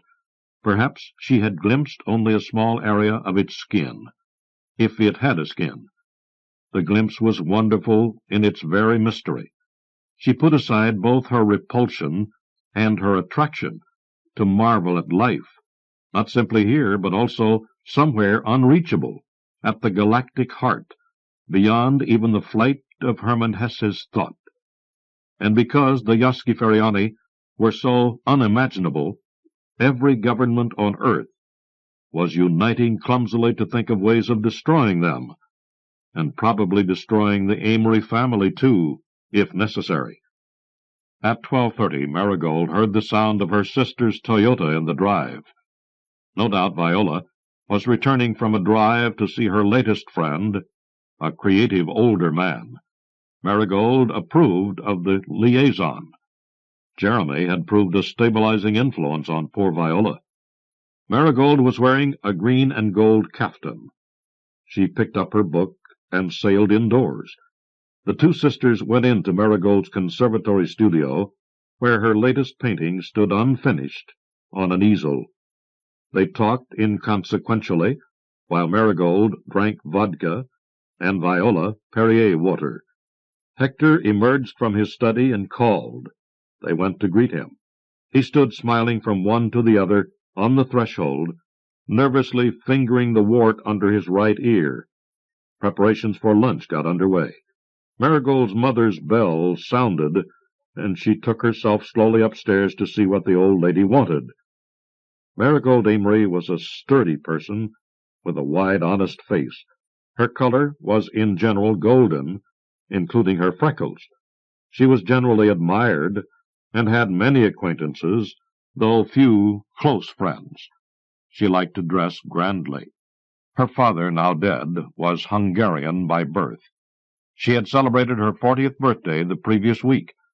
Her name as a painter was not well known, although the Tate Gallery had recently bought a painting from her. She felt the Yoskyferiani beginning to work in her again, even as she sat with her dying mother.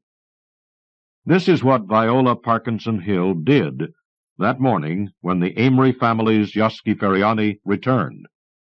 She woke with a start at 5 in the morning, aware that the alien was back and tunneling away inside her, drinking up her every experience as a cat laps milk. Viola lay there naked in her bed, stuck between revulsion and a kind of pleasure that transcended any she had known. The Yoskyferiani drove her out of bed and made her put on some clothes. Viola did not choose the clothes. She was powerless to do anything but the alien's bidding. On some matters, some trivial matters even, like which pair of shoes she should put on, it was firm. On other matters it seemed vague or indifferent. Morning light was still milk-dim. The Regency House was wrapped in silence and birdsong. A Siamese cat sat watchful on the landing. Even it had been infested. She went down through the house and got her car from the garage and drove recklessly to the coast. The sea was only 20 miles away. All the while she wrestled in her mind with the cold thing there, saying to it, no, she would not go in the sea. No, she could not swim. No, she hated the sea, and would probably drown. To no effect. The Yoskyferiani drove her just as she drove the Toyota, without consultation, often crashing gears. And there was the humiliation of having to undress on the public beach, to strip nude, and to plunge into the water. Fortunately, only two distant diggers for lugworms shared the gleaming sand with her. The Yoskyferiani loved water. It loved big waves. She had to sport in and out of the breakers, almost drowned for half an hour. With the alien in her, she swam perfectly. The North Sea was chilly, gray, salty, restless. Finally, she was allowed to dry herself, dress, and drive home. The Yosky-Feriani disappeared when she was only a mile along the road, as if impatient at such slow means of travel. It left a nugget of blackness in her mind. Viola called it blackness, although she knew it was something different. Perhaps it was a gift the alien wanted to give her. She steered the Toyota into a lay-by and sat back to recover from her experience. It had been fun, in a way, the bastard. Perhaps it fancied her. My ardent lover from the stars. When the Yosky-Feriani had first invaded the family and the government had placed the Amerys under surveillance, a scientist, himself showing some interest in Viola, had propounded the theory that the Yosky-Feriani had evolved over millions of years away from consciousness into a form of higher automatism, much as the human fetus makes its journey upwards from molecular levels. It could be that the aliens were rediscovering in humanity something they had lost long ago. Viola thought, maybe we should try staging some sort of big spectacular show for them, instead of hoping to drive them away. Magic theater for madmen only. Maybe they're just bored like the rest of us, the bastards. She longed for a drink. A tumbler full of a rough whiskey would do the trick. It was a relief to see Marigold's house again, standing among its pine trees. The hour was still early, but her sister was worrying about her. They comforted each other. Hector appeared in a toweling robe, unshaven, and the three of them sat down to breakfast. Viola poured herself a strong black coffee. After a shower and change of clothes, she drove over to visit her current lover, a senior producer at the BBC. He was attractive, and loneliness had coaxed her to him. They had recently collaborated on a successful triptych of plays, and were hatching a sequel. The Yosky-Feriani returned when they were in mid-discussion. Jeremy was sympathetic and envious. He would have liked to leap into Viola's little psyche himself. Back home, she went upstairs to sit with her mother, with whom she had never got on as well as had her stronger-minded sister. She passed an hour with Marigold in her studio until it was time for lunch, and Hector emerged from his study.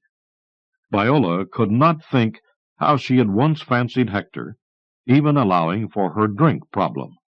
The Yosky-Feriani ferreted out all the details of that involvement. She imagined that aliens of this breed used asexual reproduction and were forever croggled by the human way of doing it. The bastards. Viola Parkinson Hill was of more slender build than her older sister, more like her Hungarian father, and with something of his dash.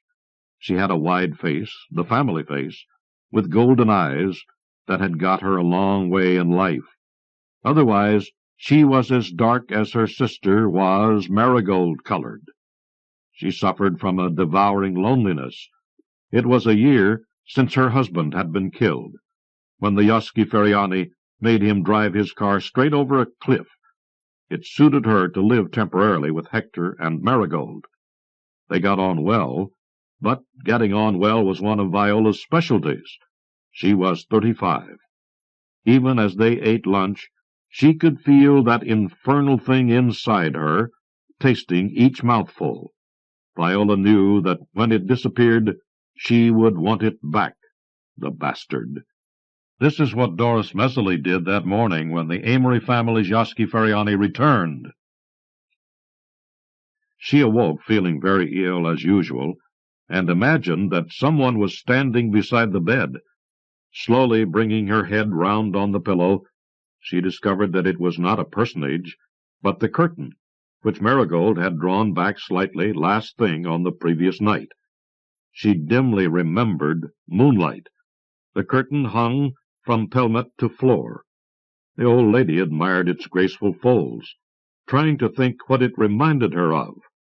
Her ormolu clock, bought by her husband in pre-war Vienna, chimed 9 from the mantelpiece. When Marigold entered with the tray, Doris gulped down her medicines greedily. They tasted neither good or bad. The noise was in her ears again. The alien, when it came, seemed a familiar presence, more intimate than the doctor, and she had no fear of it. It was funny to think that only 2 years ago the aliens had not been known on Earth. Now they were a part of everyone's environment, although only 6 families in England had been infested, and those on and off, at unpredictable intervals. The Yosky Feriani was rather like a visitation from death. The teaspoon rattled harshly in the saucer as she sipped at her tea. Doris lay back when she had sampled the breakfast Marigold bought. The alien was tunneling into the decaying storehouse of her memories, perhaps making better sense of them than she could, the old woman reflected. "Is it with you, Mother?" Marigold asked. "Death it likes," Doris said faintly, gazing up at her golden daughter. "It's excited. I feel that it's excited by my—" After a while she said, "Perhaps where it comes from they don't die." "Then they're lucky." The old woman mustered her strength to reply, "No, that's not lucky. Aging, that's the trouble, not death." She lay back after Marigold had washed her, staring out of the window, barely able to see a distant church spire, bright in summer sun. Her thoughts drifted. Perhaps she would get up for an hour, to sit in the chair by the window. "Why don't you speak to me?" she said aloud, once, twice. No reply. Viola came up before lunch and talked about her writing plans. Doris had secretly been shocked by the sexual explicitness of Viola's previous plays, and let her thoughts wander while her younger daughter talked. Both she and Marigold were so creative. She wondered what it must be like out in the heart of the galaxy, unimaginable distances away, where all those varieties of strange life forms went on incredible journeys. Did they basically make anything more of life than humble Earth people who had traveled no farther than Mars? Was the texture of their lives richer, more intricate? Occasionally, she thought, the Yosky Feriani told her something, as it did not do with the other members of its chosen family. Not that it liked her in any way. She remained certain of that. It communicated only to draw on her response. It had told her once, she felt sure, that it was on a long journey between 2 distant star clusters. Its infestation of the Amory family was its way of passing time until it reached its destination. The Amorys were merely parts of its soap opera. It had no belief in their reality. Doris could not remember if she had rung her bell for Marigold, but lunch came up just the same, served on a familiar tray. She did not want it. After tasting the celery soup, she lay back and closed her eyes. Doris tried to remember what celery looked like, growing, but was unable to do so. Doris Mesley was the daughter of an actress once famous for her roles in musical comedy, a soubrette who had broken many hearts in her time, before being ruined by her third husband, a horse-racing Scot. Doris was the only fruit of the first marriage, a neglected child who grew into a difficult adolescent. She followed her mother onto the stage, had one success, and then married a romantic Hungarian who might have stepped out of her mother's musicals, except that he was not a count and was broke.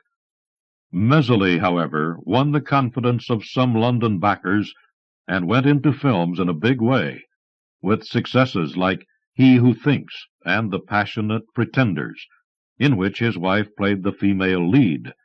They had 2 daughters, Marigold and Viola, both strong-willed and pretty girls. Doris, in the last year of her life, was 79. This is what Hector Amory did that morning when the Amory family's Yosky Feriani returned. Waking to find that his wife Marigold was already up, he sauntered down into the garden in his bathing shorts. He swam 10 lengths of the pool slowly, then took a net and executed his daily 10 minutes maintenance of the pool, scooping the water's surface free of drowned insects. The contact with the large silent body of water always refreshed him. It did so even this morning, when he had the worry of the company closure hanging over him. Hector was returning the net to the filter room when the filthy thing arrived inside him again. It took him and flung him back into the pool. He wrestled with it and surfaced nearly drowned. The Yosky seemed to relish the fear in his mind, or did it simply play with him like a cat with a bird? He understood the thing even less than he understood women. "Get the hell out of there," Hector said. He signaled unnecessarily to one of the scanners that watched over all the Amory estate. Like the other 5 English families irregularly possessed by these particular aliens, all the activities of the Amorys were subject to international scrutiny. They had long become used to it. Yet Hector felt profoundly depressed, angry and depressed. The Amorys had been free of the invader for a month, ever since it had forced his brother to step into a busy road and be struck by a passing motorcycle. His brother was still in a nursing home, learning to walk with a prosthetic leg. Hector ate a perfunctory breakfast with Marigold and Viola, the Golden Sister, and the Dark. There was no need to announce that the Yosky Feriani was back. They knew. You could smell Yosky Feriani. Well, not smell exactly, but detect their proximity by some interior nose the humans had not known they possessed. "They flung me into the pool just now," he told his wife. "Are you all right?" "Some day we'll get those fuckers." Once Marigold disappeared on her shopping expedition to the village, Hector tried to talk to Viola, but without much luck. When Viola had come to live with them after her husband had died, she had been practically alcoholic. Hector had got himself into bed with her. It was hard to resist that slender body, that vulnerable smile. Now that she was on the wagon, she would not look his way. As aloof as her sister, Hector was sure Viola still wanted him, and that only her scruples towards Marigold kept them apart. All the same, he suspected she was having an affair with the boring BBC chap who helped her with her plays. He deliberately wasted his morning, shutting himself in his study, studying the company reports on his computer terminal — they looked worse every time — and making a long phone call to the company secretary. Just 4 years earlier, Hector had taken a daring decision, selling all but a small interest in his own company and investing the capital in his brother's mushrooming firm, which was assembling and marketing ESRSs. They had made a fortune between them. Everyone wanted to receive pictures from the Mars station and to own a better communications system into the bargain. The infestation of people all over the world by galactic aliens had changed the picture abruptly. Sales were now approaching zero. The arrival of the visitors from another part of the galaxy had driven them all back to their native hearth. It looked as if the company would have to be wound up while Hector's brother was still immobilized. Hector sat slumped for a long while, glaring at the figures in his video display unit. He did not emerge from his study even when he heard the chink of glasses and Marigold and Viola talking together. The Yosky Feriani visited him once more. This time he was forced to play a video cassette of Viola's first TV play, The Yearning Foxtrot, forced to turn the volume high, forced to watch once more. It was his theory that this alien thing, from whatever awful utilitarian culture it came, could not distinguish between fact and fiction. Inevitably, its view of life would be bizarre in the extreme, like vision without perspective. But when one gave it thought, how curious was the human obsession with fantasies lies and fictions of all kinds. Perhaps you had to come to earth to savor such richness.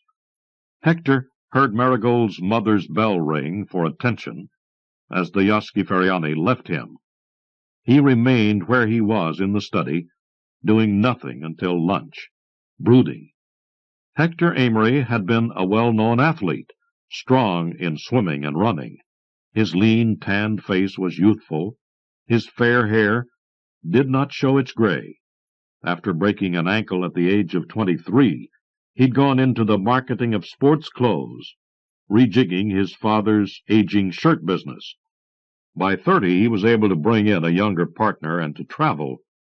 At a party for expatriate British given by the Parkinson Hills in Buenos Aires, Sir Kendall Parkinson Hill was in the diplomatic service.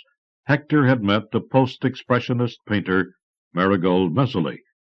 She was his miracle. Hector lured her away from the Swedish musician she was living with and married her. He was now 43. The marriage, like life itself, had not given Hector all he expected. That, he told himself, was because he had expected too much, and then the Yosky-Feriani had arrived unexpectedly and fouled up his life. Marigold, Viola, and Hector gathered for lunch. Hector took a luncheon tray up to his mother-in-law, and then poured glasses of Rioja wine for his wife and himself. His sister-in-law kept to Perrier. He switched off the wall screen, which, this being Saturday, was mainly occupied by sports he no longer wished to know about. The scanners that covered them from different points of the room could not be turned off. The lens watched as Marigold sliced a pizza in 3. "Well, they're back all right," Hector said, lifting his glass, "and I take it that we were all occupied in turn." The Yosky-Feriani were always they. "The bastards nearly drowned me." "They nearly drowned me in the sea," Viola said. "They like to play rough." Hector said, "They're back. We don't know for how long. I hate those accursed things, as I've never hated anything else in my life. I would willingly blow my brains out when they are in there, if anyone thought that that would rid us of the things." He thumped his fist on the table so that the cutlery rattled. "Oh, they're rather amusing in their way," Viola said, driven into one of her teasing fits by Hector's solemn, flushed face. "They certainly make solitude easy. You could advertise the Yosky-Feriani as complete substitutes for all forms of sociability. They scare you sometimes, but it is rather a thrill to have something so completely intimate with one, knowing all one's naughtiest secrets." "It disgusts me," Hector said. "I simply feel infested." "Perhaps your secrets are naughtier than mine," Viola said, with a laugh, hoping it was not so. He hit the table again. "These things are just having a holiday and using us for their fun. They killed your husband, Viola. They nearly killed my brother. They have bankrupted us. They made you an alcoholic. We're all under threat of death from their whims. How can you take it so lightly? It's unbearable, degrading. They used to enjoy my alcoholic bouts. They led very dull, teetotal lives. Adultery and circuses are not known among them. It must be incredibly boring having to travel through space. What are they, exponents of a super-civilization, or some sort of glorified commercial travelers?" Marigold finished a mouthful of salad and said, "It's true that our lives are in danger. I suppose I am terrified of the Yosky-Feriani, yet I'm more curious than terrified. For all their powers, they seem simple and brutal things, almost elemental, as subtle as a brick, yet they show a fascination with art." "I don't think they know what art is," Hector said. "They come from some horrible authoritarian culture in the stars. Perhaps the galactic center is just a kind of gigantic ant-hill, and they cannot distinguish between what is real and what is imaginary. That's why they want to run the yearning foxtrot so often. They can't make it out. Those unbearable journeys among the stars, Viola exclaimed. One light year must be terribly like another. It sounds to me as if they are longing to escape from the unendurable quality of their own existence, and they find the life of an ordinary family like ours endlessly fascinating. As Mother suggested, they may be immortal. That's another kind of burdensome journey. After all, 1 year's much like another. Immortal or not, someday we're going to get those fuckers, Hector said. At that moment, as if on cue, Doris's bell rang. The meal broke up. Afterwards Viola served coffee. Hector took his cup from her and wandered to the window to glare moodily out at the sunlit garden. He would have to go and see his brother this afternoon. This house would probably have to be sold up. What a disgrace! The fact had to be faced. No one wanted to buy the company's ESRSs. One common factor among the 6 English families infested by the Yonglie was that each owned an Earth satellite receiving station. Not that that proved anything, but people were frightened. He was frightened. And when you suddenly learned that there were almost magical ways of communicating, really communicating, then you were not going to invest in an expensive chunk of home technology like a receiving station. If only he had stayed in sports gear. Those fuckers. Marigold took her coffee alone in her studio. She contemplated the Picasso sketch on her wall. She switched on her personal stereo, and her head was filled with the music of Mozart's Don Giovanni, the passage heralding the approach of the guest of stone. She spoke into the room, confident that her face, her words, were being picked up in the Yonglie Information Center in Birmingham. I know you are all thinking like Hector. You would love to blow all these aliens to kingdom come, yet they are visitors, here voluntarily, and the Yonglie at least seem less malevolent than curious. They do not even require rare metals, like some of the other galactic species infesting people elsewhere. I want to suggest to you a different approach to the problem, one involving no bloodshed. She was silent a moment, letting the music flow. After all, but one could hardly say that aloud, certainly not to the uniformed men in Birmingham. Was there any great difference between human and Yonglie loneliness? Did they not offer a unique, priceless way to communicate, if it could be understood? Weren't all human art forms infestations of the material world, designed to overcome it? The Yonglie must be trapped. She said into the flowered silence of her studio, I presume you are prepared to give the Amories financial aid on a large scale if we arrive at a bright idea? She knew the answer. The controller's face would be up on her wall screen soon enough. She said, Viola and I will create a complex work of art with a little help from our friends.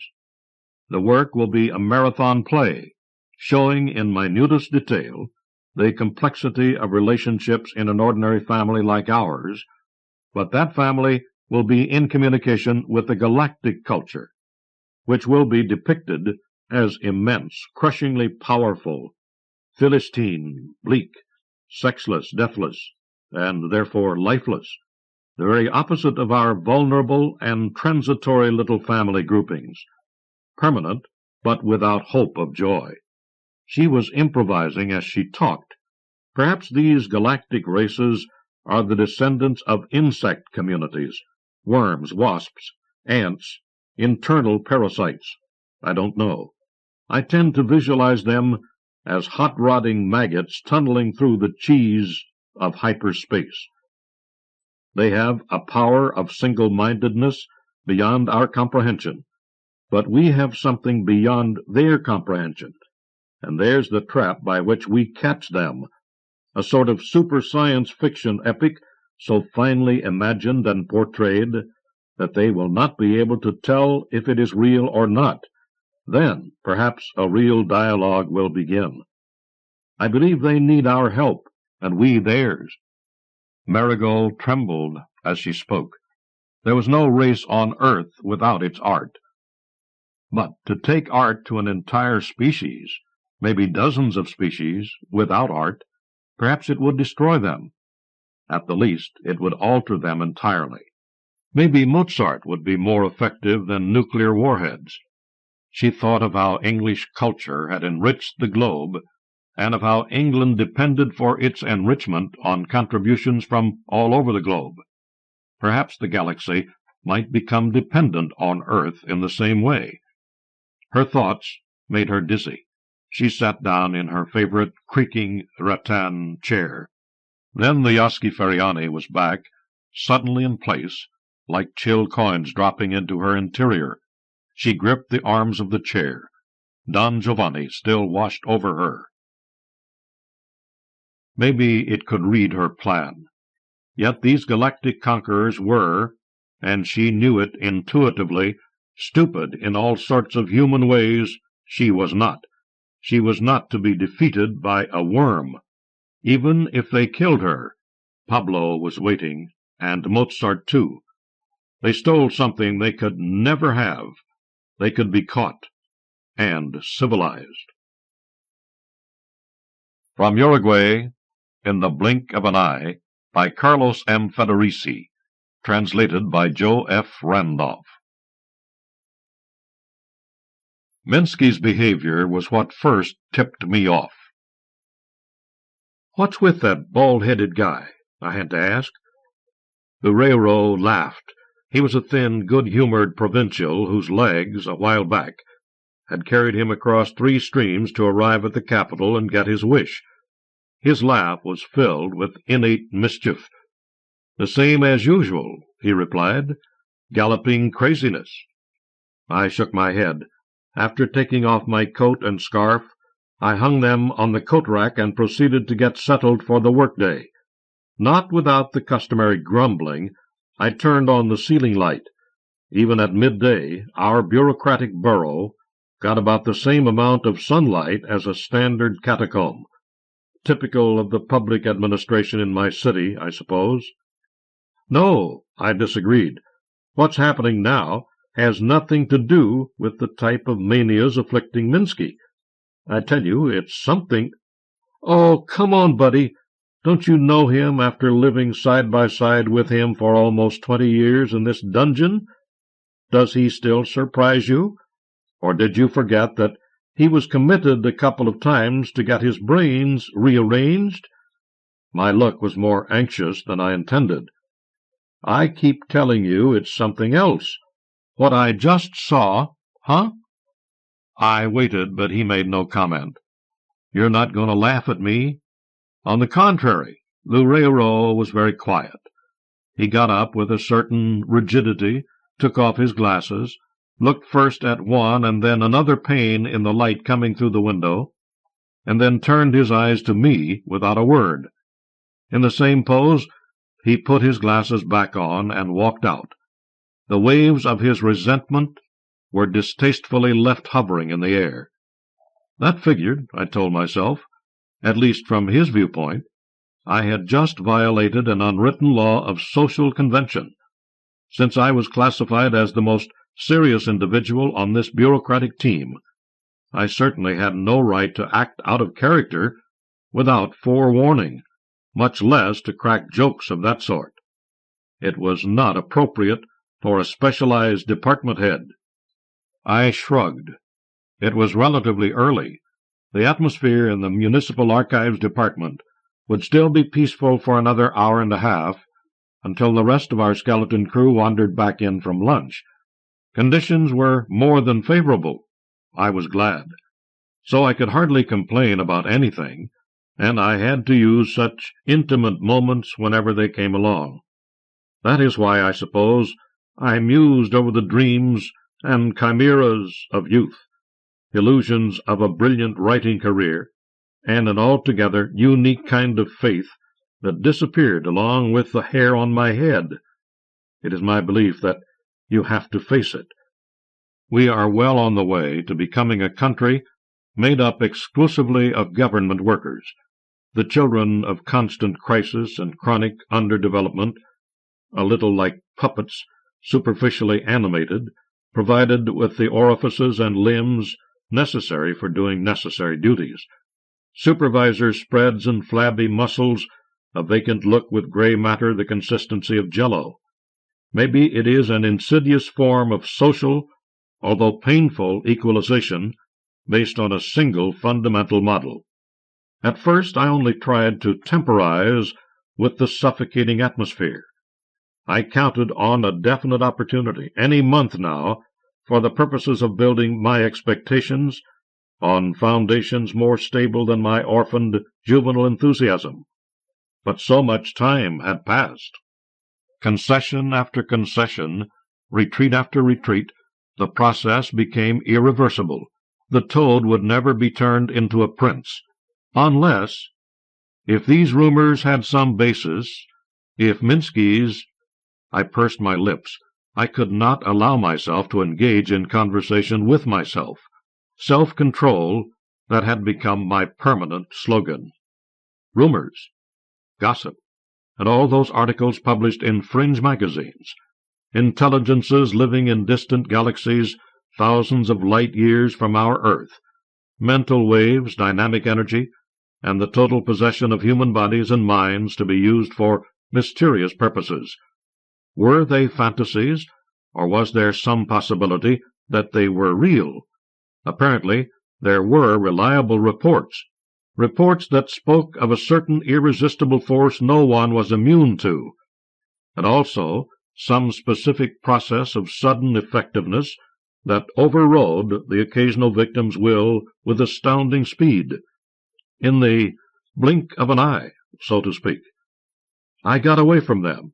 By losing myself among the others, I avoided detection. They don't know my plans.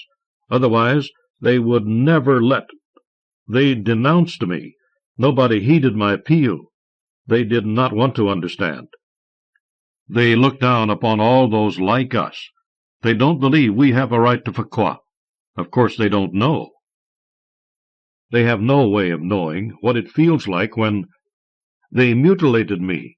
To keep me from doing it, oh, multipotence, if they ever discover— Hi there, sweetie. I was back again.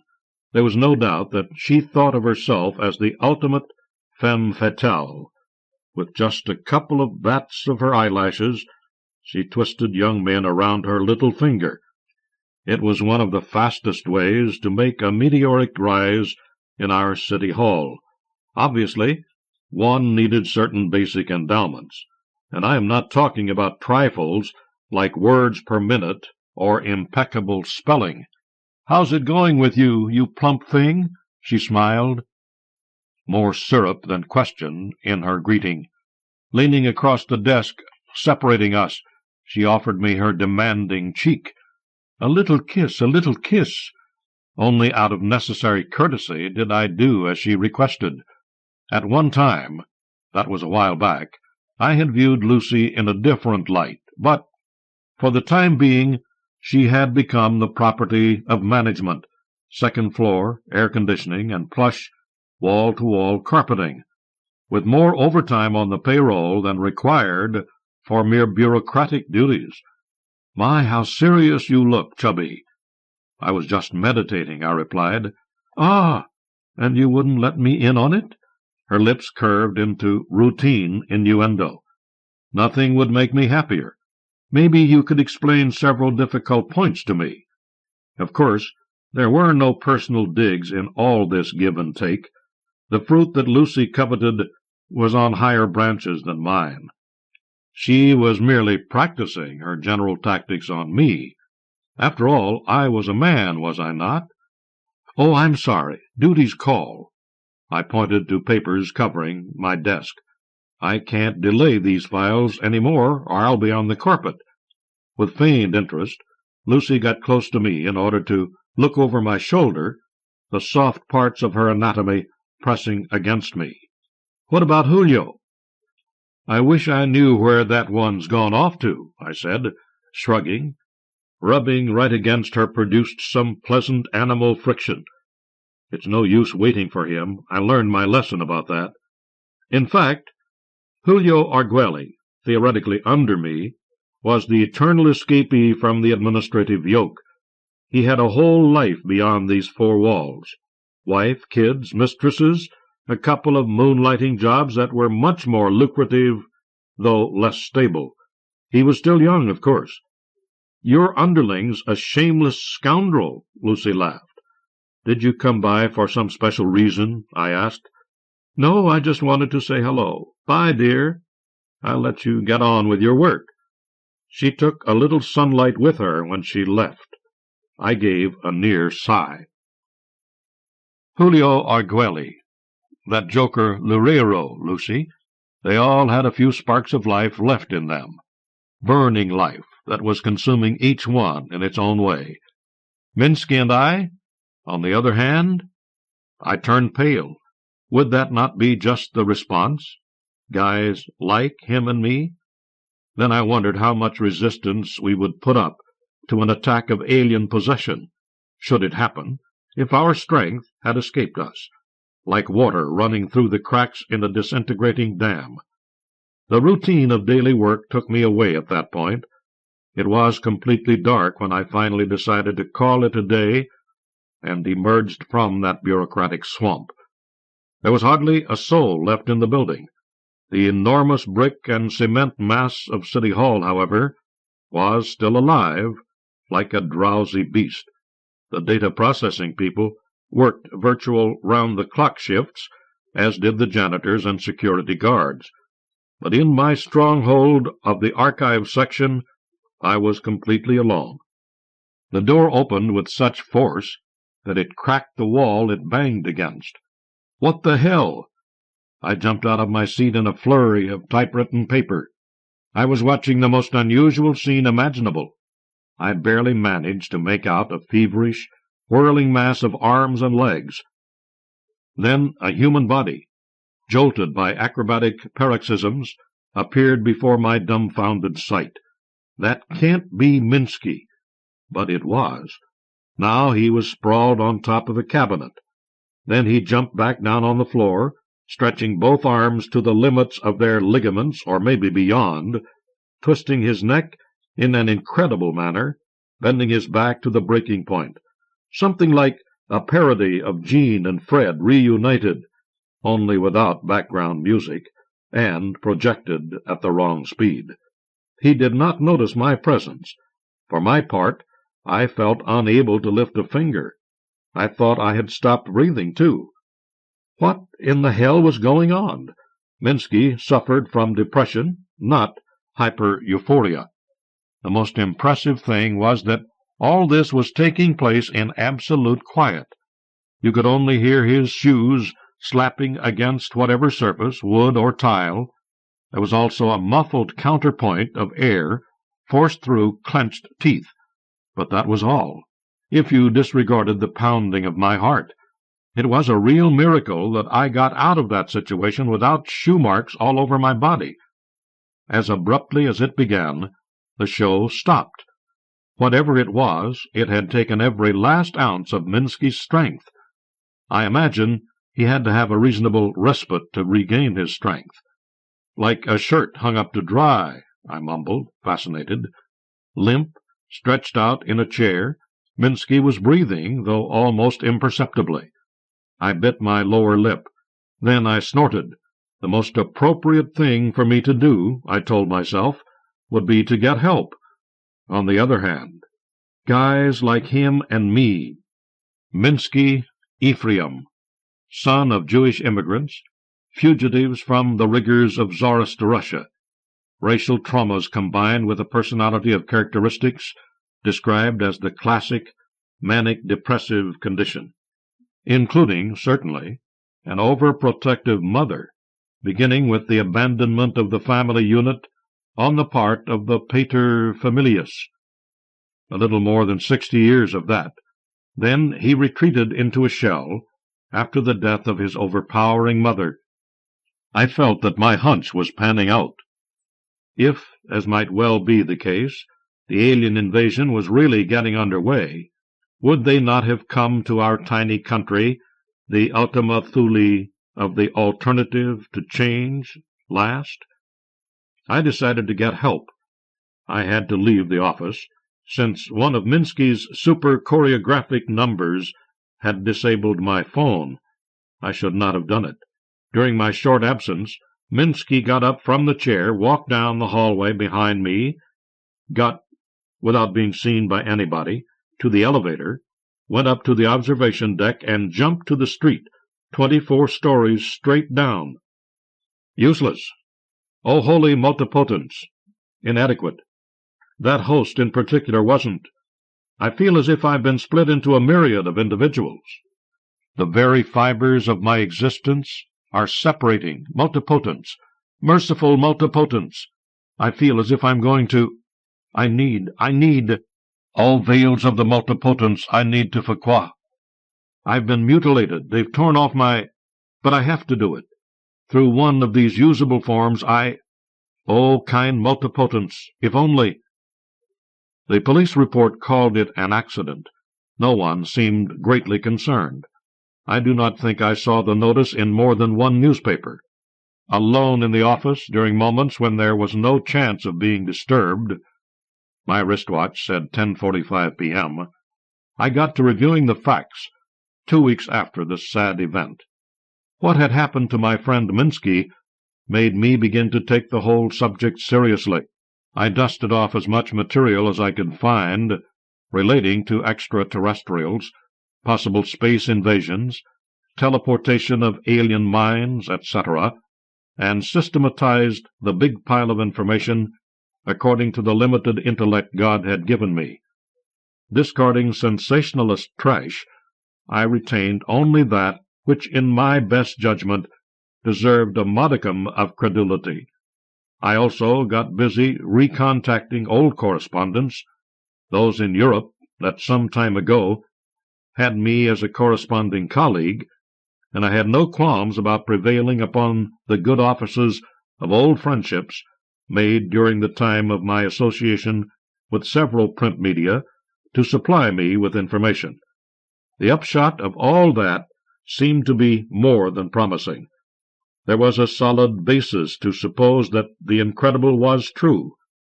The rumored alien invasion was really happening, and with the shameful complicity of certain governments and the bribable mass communication media. That was the conclusion, no matter how much it cost me to get there. I bent over my well-used typewriter. There was a ream of 8.5 by 11-inch paper beside it, and when the smoking keys finally stopped their frenetic clatter, only 3 or 4 sheets were left untouched. The wastepaper basket was overflowing, my attaché case open to gobble up a fat manuscript. Not too lengthy, certainly nothing professional, but on the other hand quite readable, and as explosive as an intercontinental missile. I leaned back in the chair, furniture and human groaning in unison. Fragments of gray light were slinking through the skimpy skylight. The sounds of an awakening city were now starting to reach me from the street. When I left, at first light on a chilly Saturday, I went floating on the warm sensation of imminent fame. My day had come, finally. This material was my passport to a new life. Things changed radically, nevertheless, at noon on Monday, when I got out of bed, with a bitter taste in my mouth and cobwebs in front of my eyes. Not that I went on a drinking binge instead of working on the investigation. I set about the exploits of a new day. Where had my dreams of glory gone?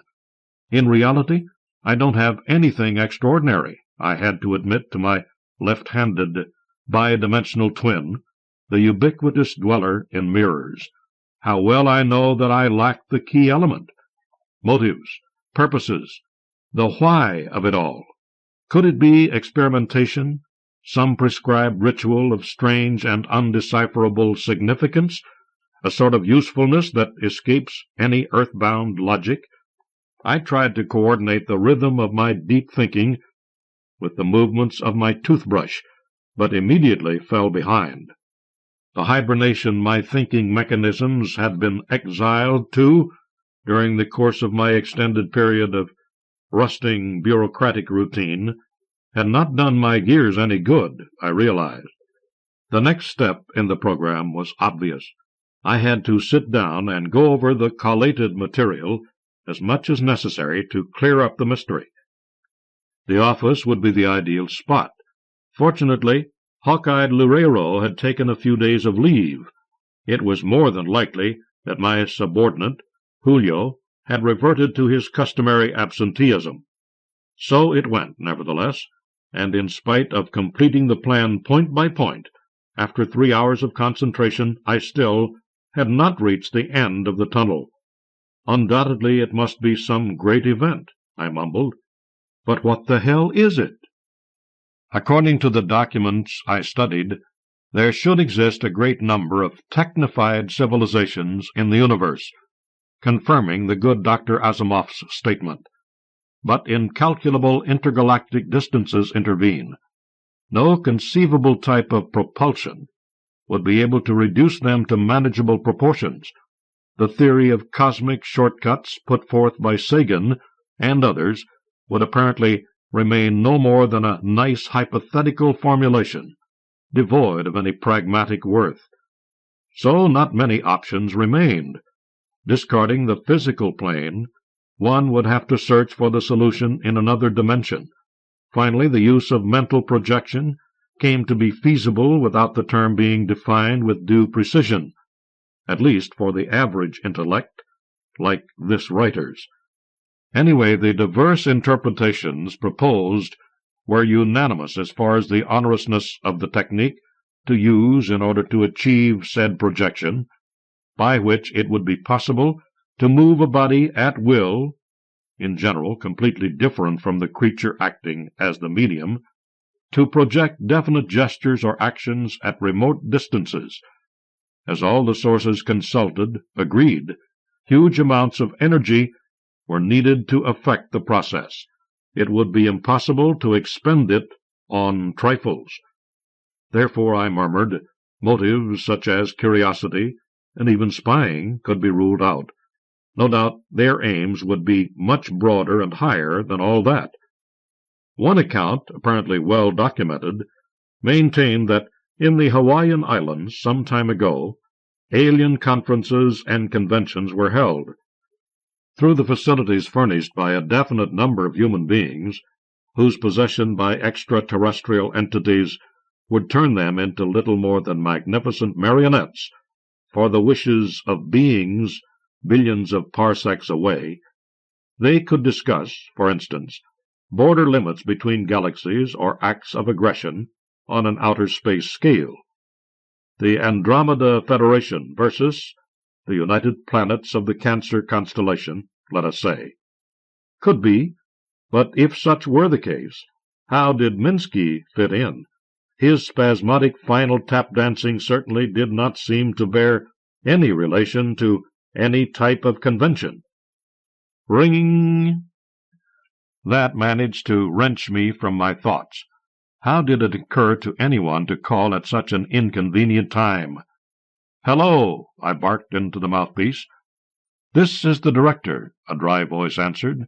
"Is Lucy there?" The color of my face became Doppler effect red.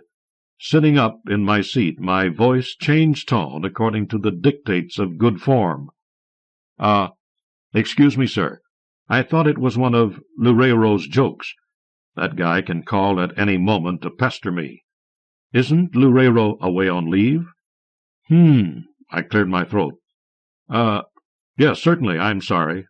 I forgot. Were you asking for Lucy, Director? She hasn't been here." "You sure? Because she left for the depository in search of an old file, but since she's been gone so—" "How long ago did she go down?" I realized I was so wrapped up in these payroll costs, I improvised, that she might well have gone down the hallway without my noticing. "Do you want me to take a look in the depository just in case?"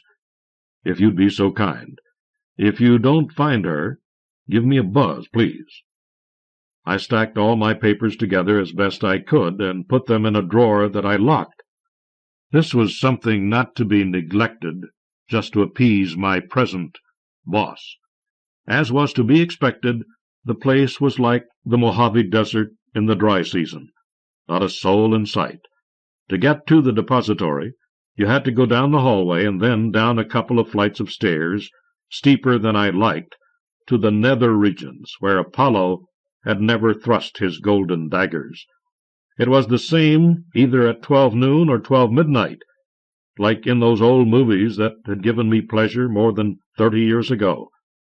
Gloomy dwellings of shadow, illuminated only by dying light bulbs, tiny animals scurrying around at will, disquieting squeaks. The door to the depository was ajar. As I got closer, I started hearing the sound. I could not quite place it, but— "What?" I stopped, cocking my ear. Suddenly I stopped hearing it. I attributed it to my imagination, mechanically shrugged my shoulders, and went in. Even before putting on the light, I felt someone's presence, and once again the sound, still indistinct, like a kind of faint, almost imperceptible buzzing, similar to the wings of a dragonfly flapping. Or else the short hairs on my neck were standing on end. Now that my eyes had gotten adjusted to the pervasive darkness, I made out in the faint light filtering in behind me the shape of a human figure sitting next to the spot where the desk should be. But why had she not said anything, or else moved? "Lucy?" I stuttered in a thin voice. "Bzzz, bzzz, bzzz." I could hear it if I stopped breathing, but I suddenly took a very deep breath. Was it my imagination, or was some peculiar smell floating in the area that was seemingly familiar to me? I think it was due to reflex action on the part of my arm and hand that the light came on. "Lucy, what's wrong?" She was resting in a dusty chair, leaning a little against the beat-up desk where old files were stacked up. She remained motionless. Her features, ordinarily yielding to 1,000 emotive impulses, showed a most neutral state of passivity. I got up close. Would it be all right to touch her, shake her, perhaps? "Are you okay, Lucy?" My fingers were paralyzed, scant millimeters from her. There was something right in front of my eyes, something like a very subtle miniature fog. I was slow in realizing what it was. "Oh, God!" I said like a sigh. It was Lucy's thick eyelashes. They were moving with inhuman rapidity, stirring the air and buzzing. And that smell! All of a sudden I knew what it was. Ozone, the smell that is usually detected after a storm. Or also, I recalled, under less conventional circumstances. According to the literature on extraterrestrials I had lately been cramming myself with, a certain amount of ozone was released every time an alien took possession of a human body. Sweet existence, time without time. Fuqua! Finally I can. There's no longer any past or future. Nothing matters but my fuquaing, and fuquaing. You know very well, almost as if you will again have Subalitra, whom my executioners destroyed as a means of discipline. Did they destroy me? Executioners? Discipline? Everything has dissolved into nothing. My universe is here, fuquaing, and fuquaing. This is the only goal of my existence, as well as its recurrent beginning. I am fuquaing. Bzzz, bzzz, bzzz. And this constitutes the entire whole of totality. Fuquaing, thanks to my host, and fuquaing, and fuquaing. They say it's a degrading, infamous, and repugnant vice. I call it heavenly bliss. I am here in front of her. I have no intention of moving. I will try to prevent what happened to Minsky. Her eyelashes have kept blinking crazily, with brief pauses on 2 or 3 occasions, as if to get their strength back. I am trying to determine if there is any rhyme or reason to them, if they are trying to transmit some message. Several hours have passed. I need to think. I have to review several of my hypotheses. Never would it occur to me that Lucy, that nice-looking epitome of vitality, was going to be chosen to house one of those entities, people like Minsky and me. As can be seen, such considerations do not count at all. Maybe they see us as a uniform type of creature, Minsky brutally abandoned as soon as they had squeezed as much as they could out of him, would no doubt have fallen into the acutest depressive crisis in his life. He was pushed to suicide. Such minor points apparently do not enter the possessor's purview. Its objectives, I have to find out who they are. No doubt their motives have to be eschatological, certainly valid on an intergalactic level, way beyond our inherently limited intellect. I have to get to the bottom of this. This is my big opportunity. I can write the story of the century, the biggest bestseller in history. Say goodbye to disappointment. Hello, fame. The masses will applaud me. My whole life will be transformed in the blink of an eye. Amen. From Poland, Particularly Difficult Territory, by Janusz A. Zajdel. Translated by Victor Bukata. Standing in front of the ministry building, Victor had a sudden feeling of being alone again, of repossessing his body as a sole owner and disposer. For the first time, perhaps in his life, he felt the real taste of personal freedom, in contrast to the total subjugation that he had been experiencing since early that morning. He made hurried adjustments in his clothes, which had been slightly ruined during the struggle with the security officer and the doorman. He was still conscious of his face, red with shame because of all those incidents with him as the main hero, and because of all the nonsense he uttered that day toward very important officials of state administration. He looked around uneasily and saw with relief that, apart from a dirty tramp taking a nap on a bench nearby, there were no other witnesses of the comic scene, which had just taken place in front of the building. Victor had never before been thrown, or rather carried, out. He was free from the domination of his internal oppressor, not directed any more to run along the city streets. Victor sat down on the bench beside the sleeping individual. His feet ached. His stomach required seeing to. The alien force had struck when he had been walking toward his office, looking for a nice place to have breakfast. Against his will and intention, he had found himself in the university library. There the mysterious something dwelling in his mind had requested the astronomical atlas, and then, using the coordinates, had found a star called Migres in the Ursa Major constellation. After repeating several times, with Victor's lips, the name of the star, the unusual visitor had directed the steps of his host to the Ministries of Foreign Affairs and of Culture, as well as to some other government agencies.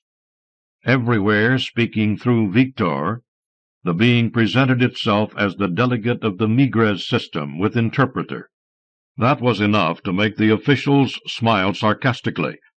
None of them listened to the rest of the Migresian's story with any real attention. After all, the visitor was not able to present any material evidence of its identity, while its external appearance was that of a fair-haired, mustached, middle-aged man.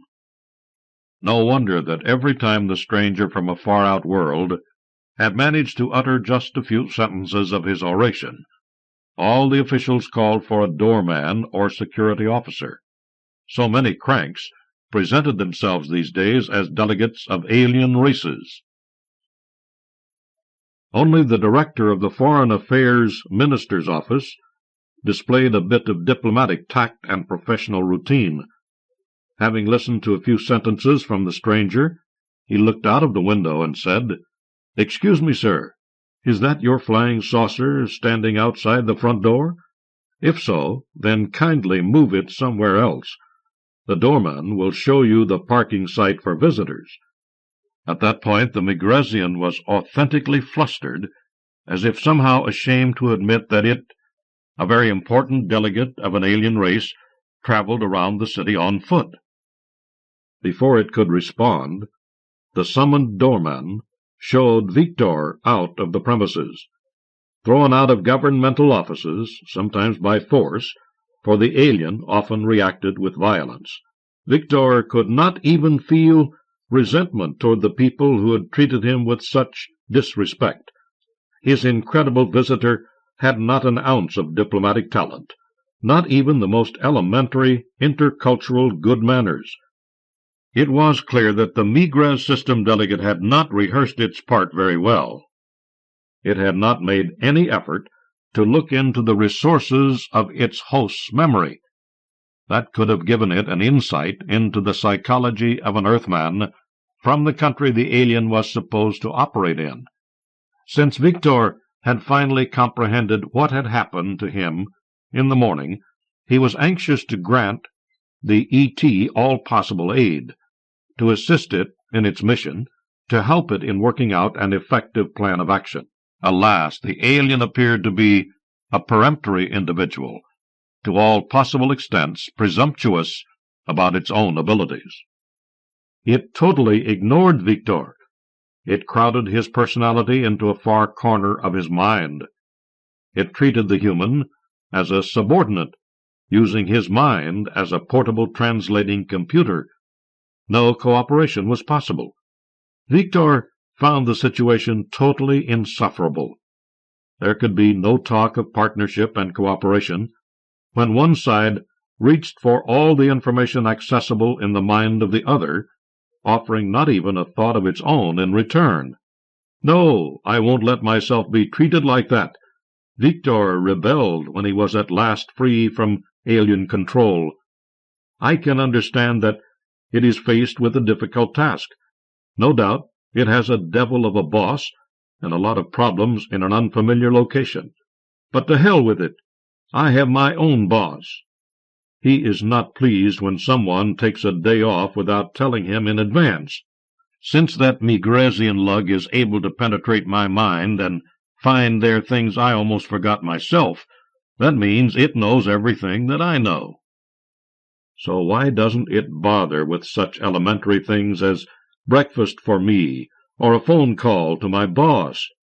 This is sheer impertinence and contempt. I don't feel like being nice to it."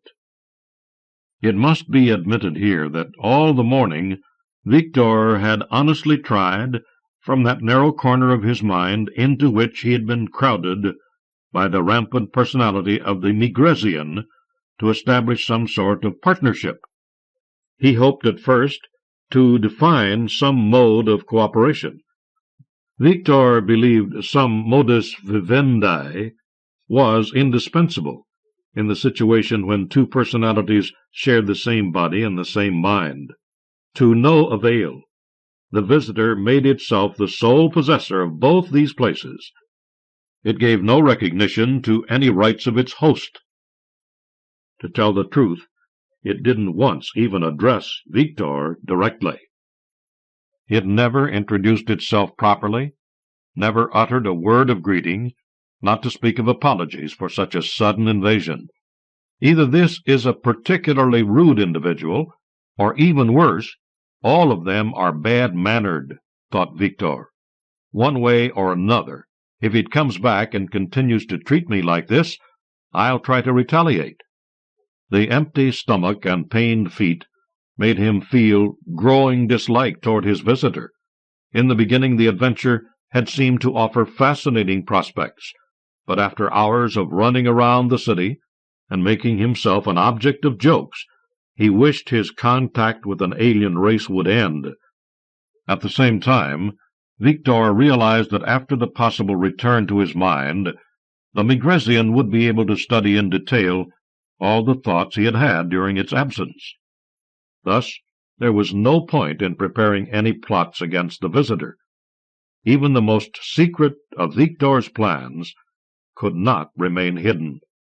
"Impertinent cosmic cad," he snarled, rising from the bench.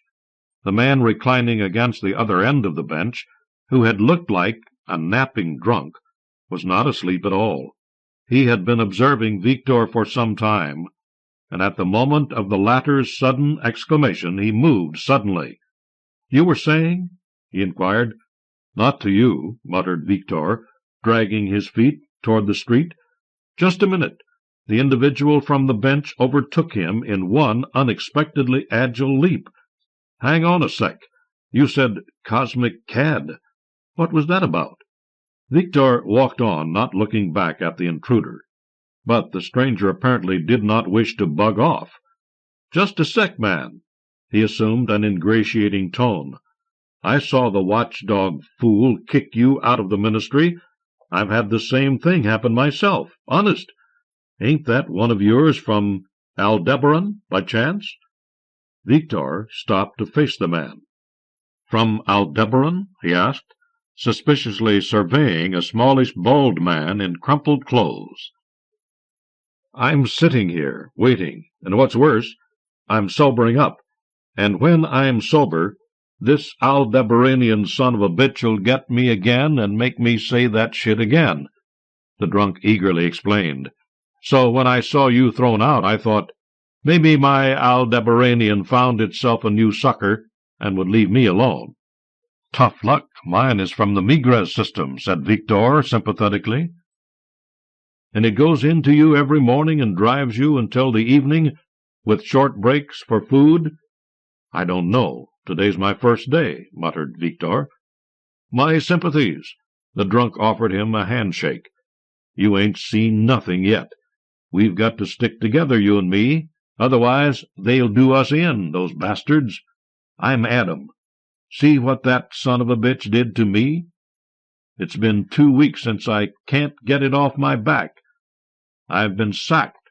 I've spent all my money on liquor, and this motherfucker comes every day, several times every day, and checks to see if maybe I'm sober again. It tried to make me to spill my own liquor down the drain, but I've been able to find some guy now and then who'd buy me a drink. You wouldn't have anything of the sort, would you?" "Maybe I would at home." "So you say it's been 2 weeks? And I was hoping that my own had gone away and would leave me alone. Don't kid yourself, man. I've been counting on that too. But it seems, unfortunately, that they can't so easily find such perfect hosts as we are. Very few are easy to control, my Aldebaranian says. So he talks to you? In a pig's eye, he treats me like I was an animal, but I can hear what it says with my mouth to other people. Since I had that drinking idea, it had to explain my condition to people it wanted to talk to. It told everybody it couldn't find anybody else who'd be a proper host for its personality. It's good that everything it said was taken as a drunk's mumbo-jumbo. This way I get it off my back for longer spells, because when I'm drunk, it runs about looking for someone else. Maybe it will find somebody some day. Victor smiled. A good method, only a bit expensive, and not so healthy either. Just give me enough to drink and I'll show it, bragged Adam. But now I feel dangerously sober. "All right, let's go," said Victor resignedly. "Maybe you are right. Maybe we should stick together." "Much obliged, man." Adam was really glad. "We ain't giving in to any space bastards. If that Aldebaranian of yours watched you better, you couldn't get drunk," remarked Victor, when both men were walking to a taxi stand. "They have to take a nap themselves. It's a good thing they do. They can't stay awake all the time. Sometimes they disappear from inside their hosts. Maybe they are inside us all the time and listen to what we say about them. So let 'em, bastards. Anyway, it's we who are at home, and they who are the intruders. And if they want to hear what I think of them, I can do it right away. I've never made it a secret." Adam snorted with contempt. "Shut up, will you? We'll talk later." Victor hushed him while helping him into the taxi. Someone could overhear you and mistake that they for someone else, and we'll be in trouble. Our visitors know our thoughts, so there's no need to say anything aloud.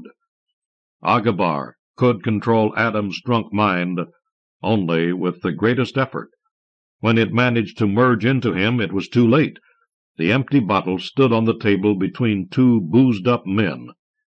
Through Adam's blurred eyes, the Aldebaranian surveyed Victor's face. "Who is it?" he inquired hesitantly. "Are you Victor, or my Migresian counterpart?" The man on the other side of the table gave Agabar a long, cool, sober glance. "What do you think?" he asked at last, with a sarcastic smile. "For the past half-hour I have been drinking with your host, or rather making him drunk. Deliberately, I admit." "Where are you from?" "You know that, from Migres." "The hell if that means anything to me. How can I know the human names of stars and such like? Find some time to go into a library when you are sober. Check in the Galactic Atlas. I do not feel like giving long explanations.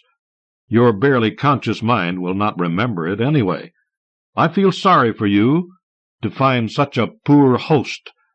So I did hell, but I can't find anyone more suitable.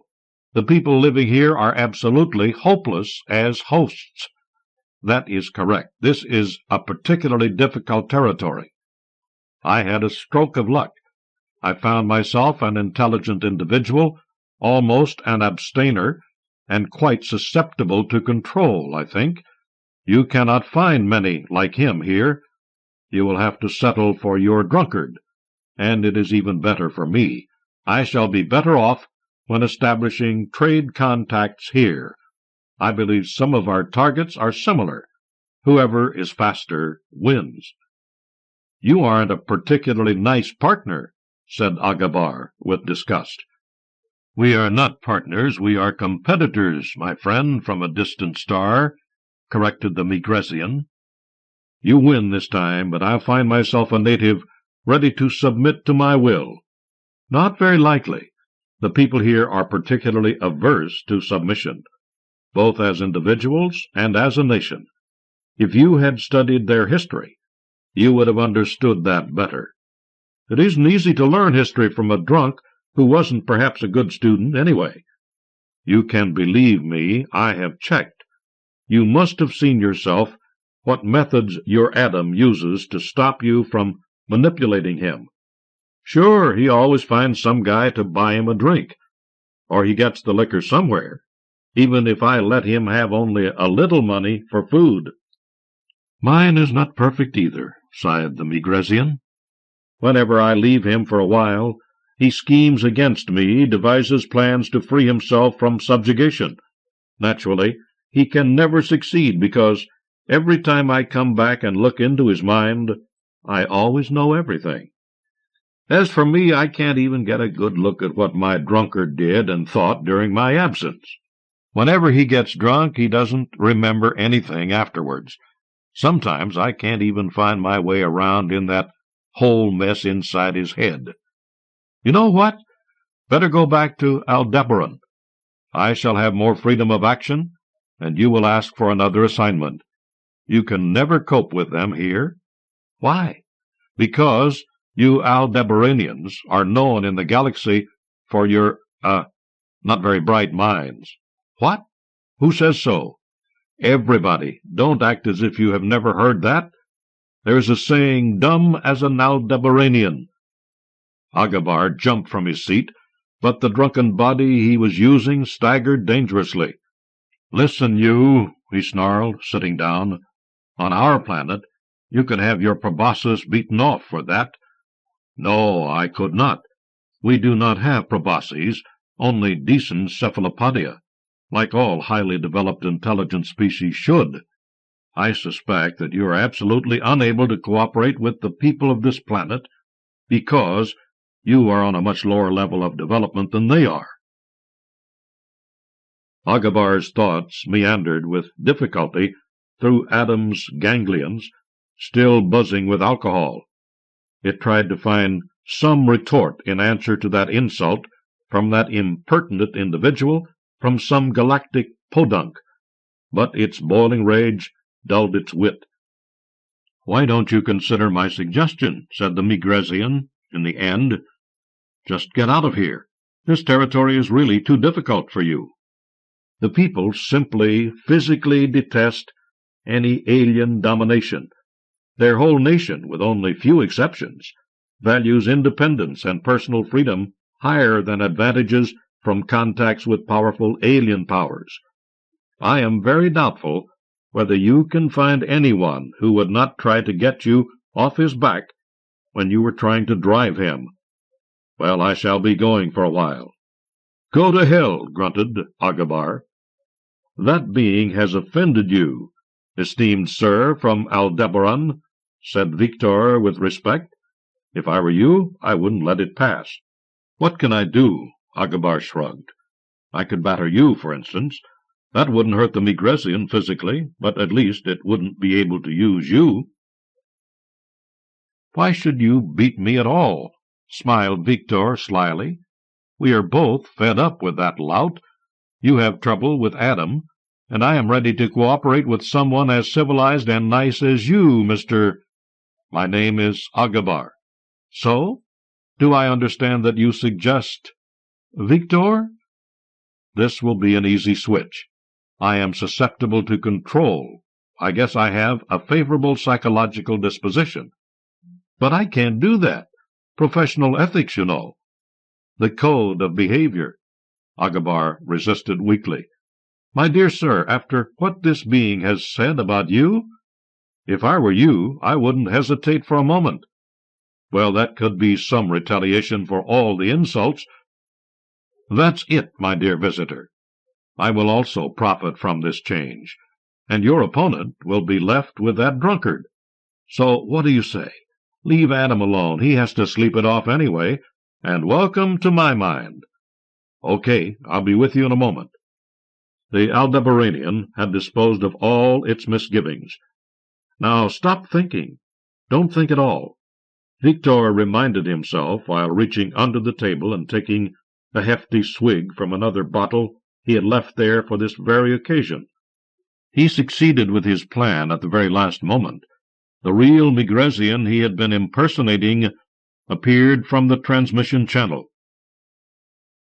It was trying in vain to penetrate Victor's mind, just taken over by Agabar of Aldebaran, thus blocking access for any other personality. Not being able to understand what had happened, the visitor from Migres started circling the room. Finding a controllable but completely drunken body of Adam, it entered him, woke him up, and managed, though not without difficulty, to reconstruct from his memory a blurred outline of the recent events. It was full of obscurities. One thing was certain, however: some galactic vagabond dared to seize the individual the Migresian had selected for itself that morning. The object had been marked, so the theft was not by mistake, but undoubtedly a deliberate act. "Just you wait, you Aldebaranian stinker." The Migresian furiously expressed his opinion of the representative of a friendly system. "The Galactic Tribunal will not let it pass unnoticed." It edged away from Adam to the transmission channel, and came back to its planet, where it at once filed a complaint against the Aldebaranian Union of Planets. "I still can't fully understand how come they'd left," said Adam. "How did you manage to deceive them both?" "Well, in fact, it was only one, the Aldebaranian. The Migresian acted logically, as I expected." The most important thing was not to plan anything in advance. I had to play by ear, by the spur of the moment. The situation developed itself. I had a stroke of luck and managed to create a conflict between both visitors. As a result of the Migresian's complaint, the Aldebaranian was recalled from Earth. "How do you know?" "From my Migresian, who used to visit me here until not so long ago." It looks as if I taught him a lesson of good manners and proper behavior, which he needed very much," smiled Victor. "But I don't need its company. It must have given me up anyway." To say the truth, I had expected them to come to grips and make such a row that their authorities would have had to recall both. But one happened to be clever and did not let itself be provoked. Well, it can't be helped, I told myself. There is no other way out. My alien visitor could not understand afterwards why I had done that. It swore at me and questioned me by turns, trying to understand my motives, and I simply hate it when some alien tells me what to do, where to go, what to say, what to think, what to believe in. I'd rather stay here until it goes away or finds another sucker. So this is why I wrote that subversive slogan on a wall. "End a visit to the prisoners," shouted the screw. From Sweden, Time Everlasting, by Som J. Lundwall. After I had been rejected, I tried to stay on, but of course they wouldn't let me. I had done my part, or not done it, as it were. Now I was merely an inconvenience, a problem to discard as quickly and painlessly as possible. Also, I might have learned something. Indeed, I hinted I had learned something. I thought it would force them to return me to the base, where the aliens could let me live on or kill me as it pleased them. Instead, I forced them to move me elsewhere, up to the north of Sweden, far away from the Air Force base outside Stockholm, where I and the 2 other contacts had been kept. There was a good side to it. They flew up my daughter, whom I had never hoped to see again, and there was a bad side to it. I would never be a contact again. The door was totally, inevitably closed. Another air base, a wartime airfield, hardly more than a widened strip of highway and a few inconspicuous buildings in the middle of never-ending woods.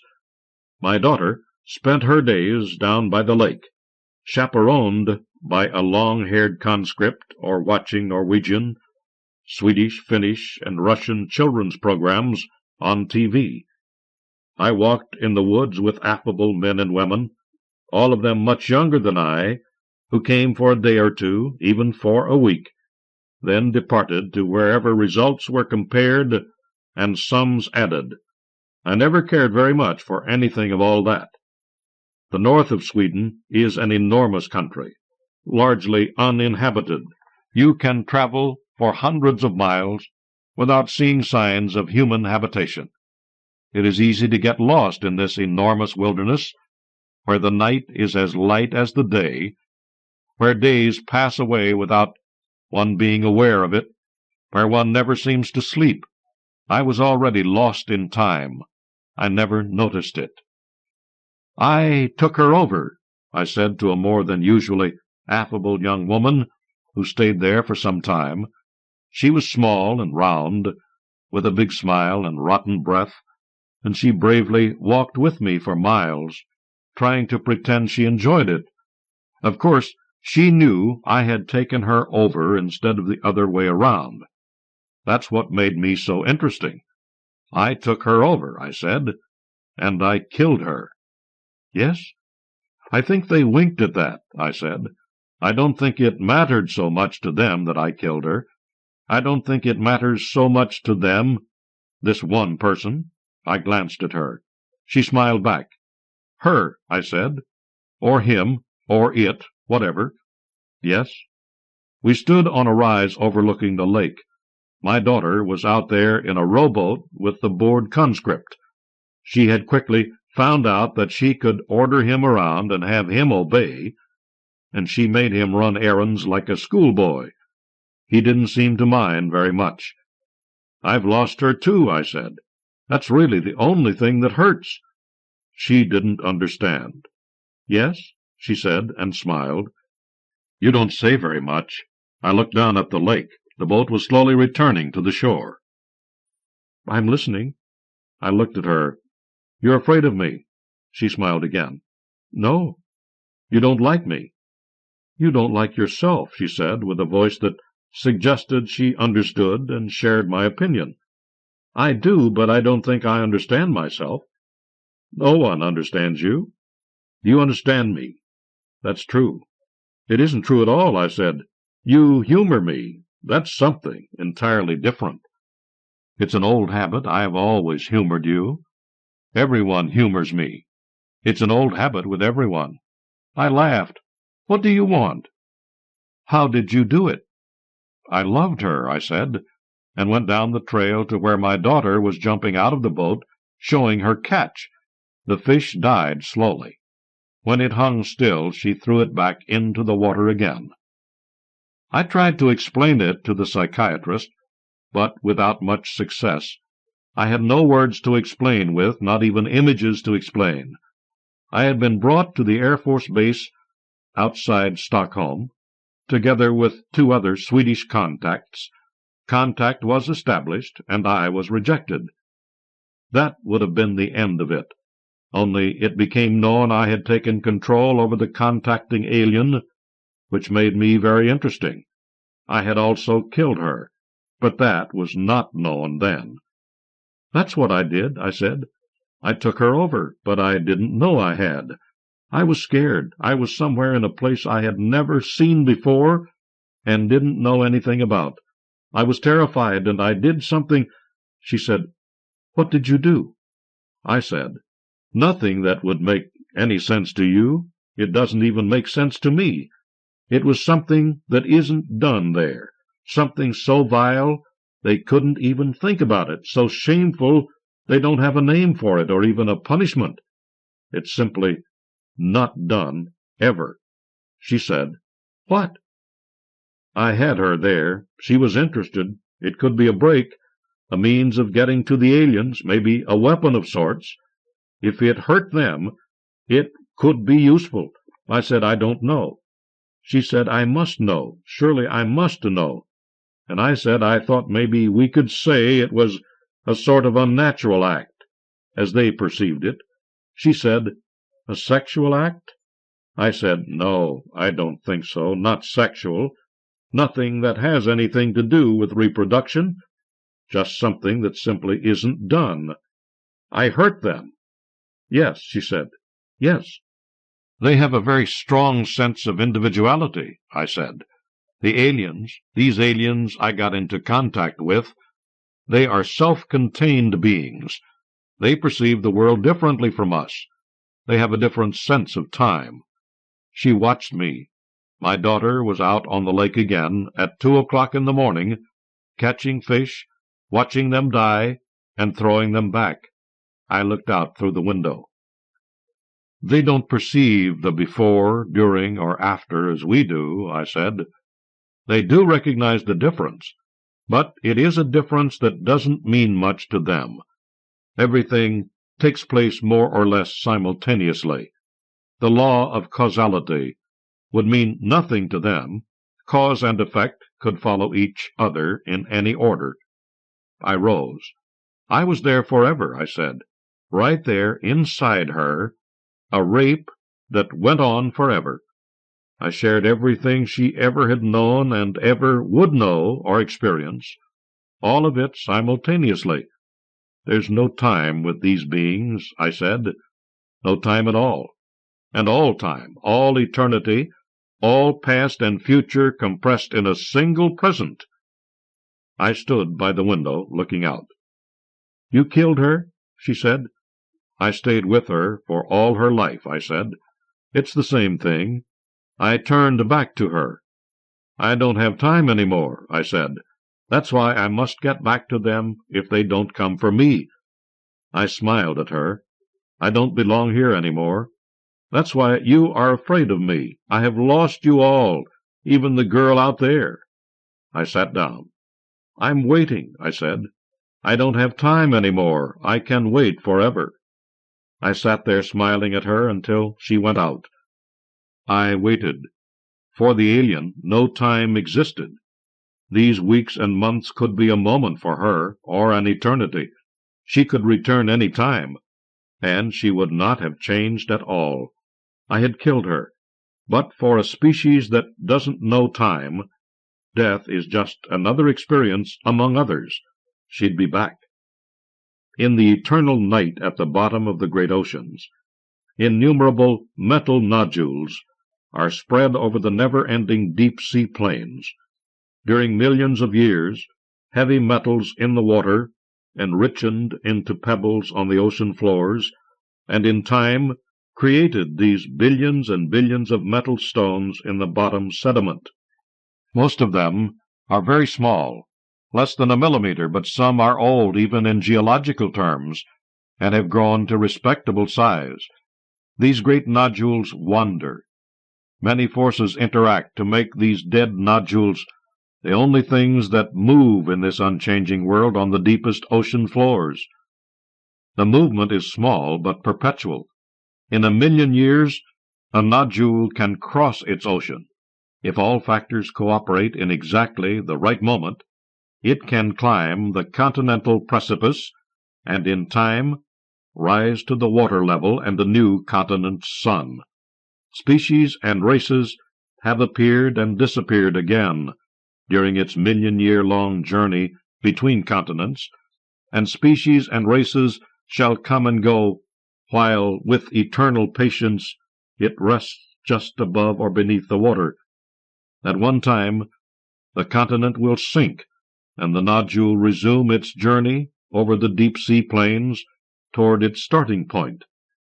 In this way the nodule, like Oberon, can girdle the globe with a speed that is incredibly slow only for the fleeting and transitory shadow life we represent. The stones wander in the eternal night, without caring about the passing and transitory world, maybe thinking their stone thoughts, which we cannot comprehend. As long as they move and grow, the earth is not dead. I watched my daughter playing on the beach, and I thought of the stones that started wandering long before life emerged on earth, and that will continue wandering long after it has disappeared. During the days and months that followed, I walked in the woods, pursued by shadows without names. I defended myself, like when I was a kid, by walking certain trails without ever touching tree roots or stepping over every second stone. Always a new way of bribing unknown and maybe non-existent forces.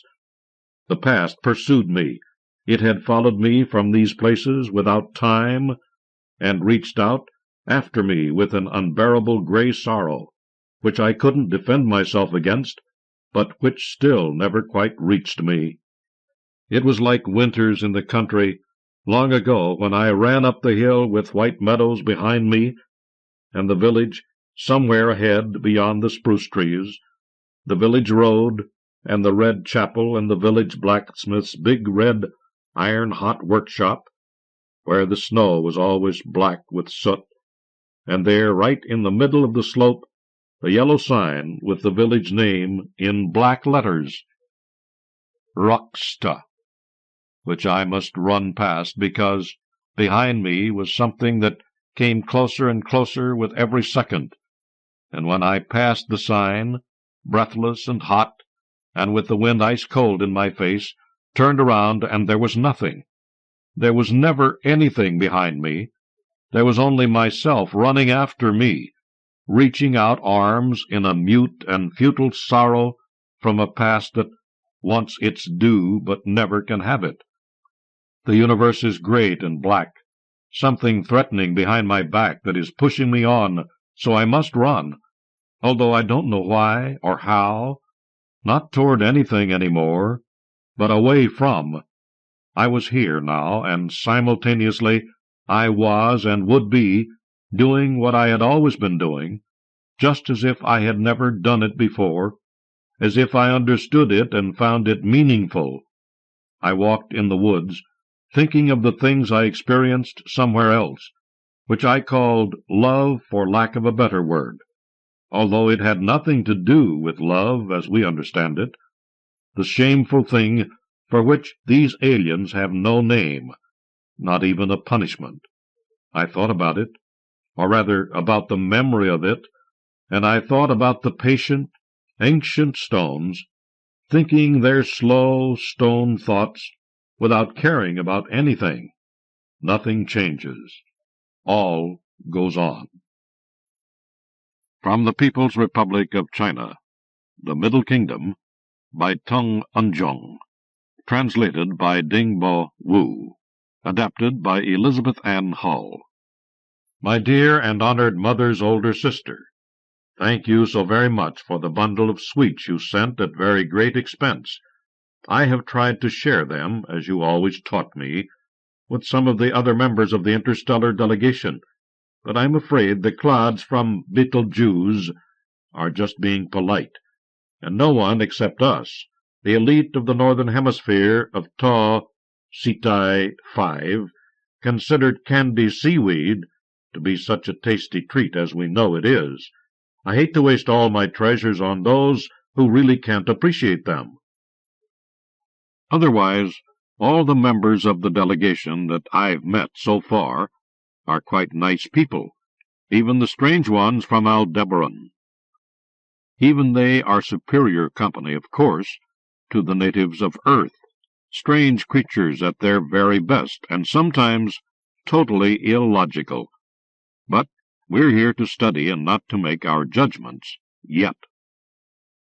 We representatives of the Interstellar Alliance of Civilizations are once again going to gather this afternoon in the luxurious Liliuokalani ballroom at the Makeli Motel. This time, however, we are not to settle the interstellar trade balance, not to divide up the natural resources lately procured from Earth. Instead, 5 of us have just returned from a large continent called China, and are going to brief the whole delegation of star travelers on our experiences there, and warn the others that we highly intelligent star-born creatures should agree to make that area off-limits, because it seems to be more trouble than it's worth. Our first troubles on Earth, you will remember from my last letter, came when we killed all of our initial possessed humans by overestimating their emotional stability. Poor Ben, the first body I used, was really a pretty nice guy, but he committed suicide because he couldn't bear being controlled. That was a pity. He was really quite handsome, according to Earth standards. We're all getting more accustomed to their standards in viewing Earth and its inhabitants now. Anyway, Ben drank so much alcohol that he poisoned his liver and died of violent convulsions. And Elsa, the slim beauty, who had been on her honeymoon when she was possessed and recruited to Maui, she hanged herself with her husband's belt from a banyan tree. The other humans said she died of a broken heart at being separated from her husband. I really felt for her, since I'm so far from my own husband, and I hope you are remembering to visit him regularly and reminding him how much I miss him. I do wish he could have had this opportunity to come to Earth with me, and I'm still working on getting council approval for him while I'm here. But I digress. Greg and Julio, 2 others of the first lot of possessed humans, didn't commit suicide, but they both suffered from schizophrenia simultaneously, and so became unusable. Well, there's no need to give the whole list of examples. It's a great pity, but humans should be grateful and willing to pay some price for the opportunity we're providing them to catch up with our higher civilization. Anyway, I was going to tell you all about my trip to China. It's hard to believe, I know, but on Earth we've been depicted in their newspapers, magazines, radio, and television news stories as brutal alien intruders, instead of the envoys of civilization that we truly are. How else could we be so good at summing up our experiences and making self-examination? Well, having drawn good lessons from the deaths of Ben and Elsa and the others, we overcame our impetuosity. When we first reached Earth, we took over anyone suitable to our individual needs, and you know we are so diverse, even among us civilized races, that it's not terribly easy to find Earthlings who are mentally and biologically suitable for us. But we've learned that it's better in the long run to try our best to persuade humans to cooperate with us, and we offer them all kinds of benefits so that they'll allow us to use their bodies of their own accord. This strategy has proven so successful with many of them that even after we leave them, they remain our loyal, faithful agents. Of course, if persuasion should fail, we do still resort to compulsion sometimes. The cause of ISAC stands above all else. But back to China. As you must remember from what I have written to you before, in comparison with Tau Cetus 5, Earth is very small. However, it has a population of over 4 billion humans, their most mentally developed species, a great many indeed, even considering their short stature. After all, they still take up nearly as much space on the ground as we do, and so they are crowded together, and they eat a surprising volume of food, which requires vast areas of agricultural space. Once we teach them our ways of extracting nutrient directly from their primary star, they may be able to enjoy a better life. If they control their population numbers and don't just go and breed up to the very utmost limits of production capacity, like the lower animals. But as I said, it's not always easy for us to find compatible host bodies, so we go to different countries to recruit our appliances among various nations for the summit meeting on Maui Island. Besides, this way we can discover people of different talents and obtain a more thorough understanding of the various cultures on Earth. 4 other ISAC citizens and I were directed to go to China, a picturesque country with a vast territory and a huge population. In fact, about a quarter of the whole population of Earth. In the countryside, it seems that everyone is working very hard, and the crops are doing quite well, considering the primitive methods of food production that they use. In the cities, streets swarm with bicycles and people busy from morning till night. You can hardly find the dazzling facilities for entertainment, which are commonly seen in great numbers in the cities of other countries, nor can you find so many idlers there who have nothing to do. Judging from the quality of her architecture, from her transport facilities, and from her equipment and installations in agriculture and industry, this is a very poor country, especially in comparison to the opulence of, say, Maui, where I'm sitting on my lanai, sipping coconut milk and munching on a cool slice of papaya, treats to rival any from Tau Cetus 5. When we came to Beijing, the capital city of that vast country, I parted with my other comrades there, each of us going to look for a suitable body compatible with our own specific physiology and psychology. I soon found mine. Wu Li, an engineer working on the production of radionuclides. I arrived at his residence in the evening, just before dark. He lived in a tiny place with only 2 pigeonholes of rooms, one for his 2 children and the other for him and his wife. I was shocked at the meagerness of his furnishings, especially considering the importance of his work. There were only 1 desk with a dim lamp, a stove with just 1 oil burner, a short shelf that served as a food cupboard, a table only big enough for 2 to eat at one time, and 1 bed in his tiny room. Wu's wife, Wang Hong, was a teacher. She sat at the desk for hours before and after dinner, correcting pupils' papers, piles and piles of them. They occupied half of the desk. Neither of them really had adequate space to work. The engineer huddled on a low stool, writing with a board on the bed, with blueprints, books, and other materials piled up all about. Glancing over his shoulder at those computation formulae and technological processes, I could hardly believe my good fortune. He was working on a draft for the production of a certain radioactive raw material. I can't be more specific, for security reasons, you understand, Auntie. But even judging by our standards, this was an entirely new and streamlined project which could bring about a revolutionary change in the methods of processing that raw material.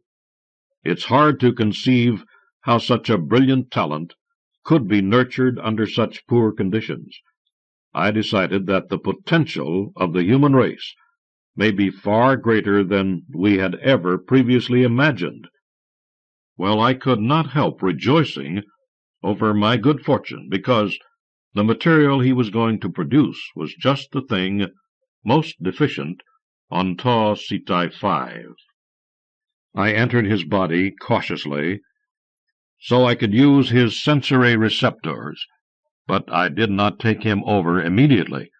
I figured it would be better to gather more information about him so that I could work out proper ways to persuade him to cooperate with me.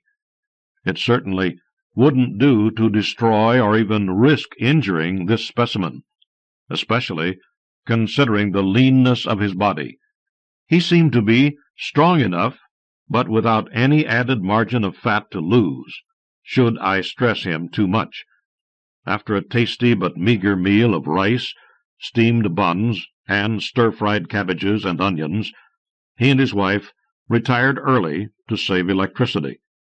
There was no heat in their house, and since I was sharing his sensations, I was glad when he clung to Wang Hong for warmth during the night.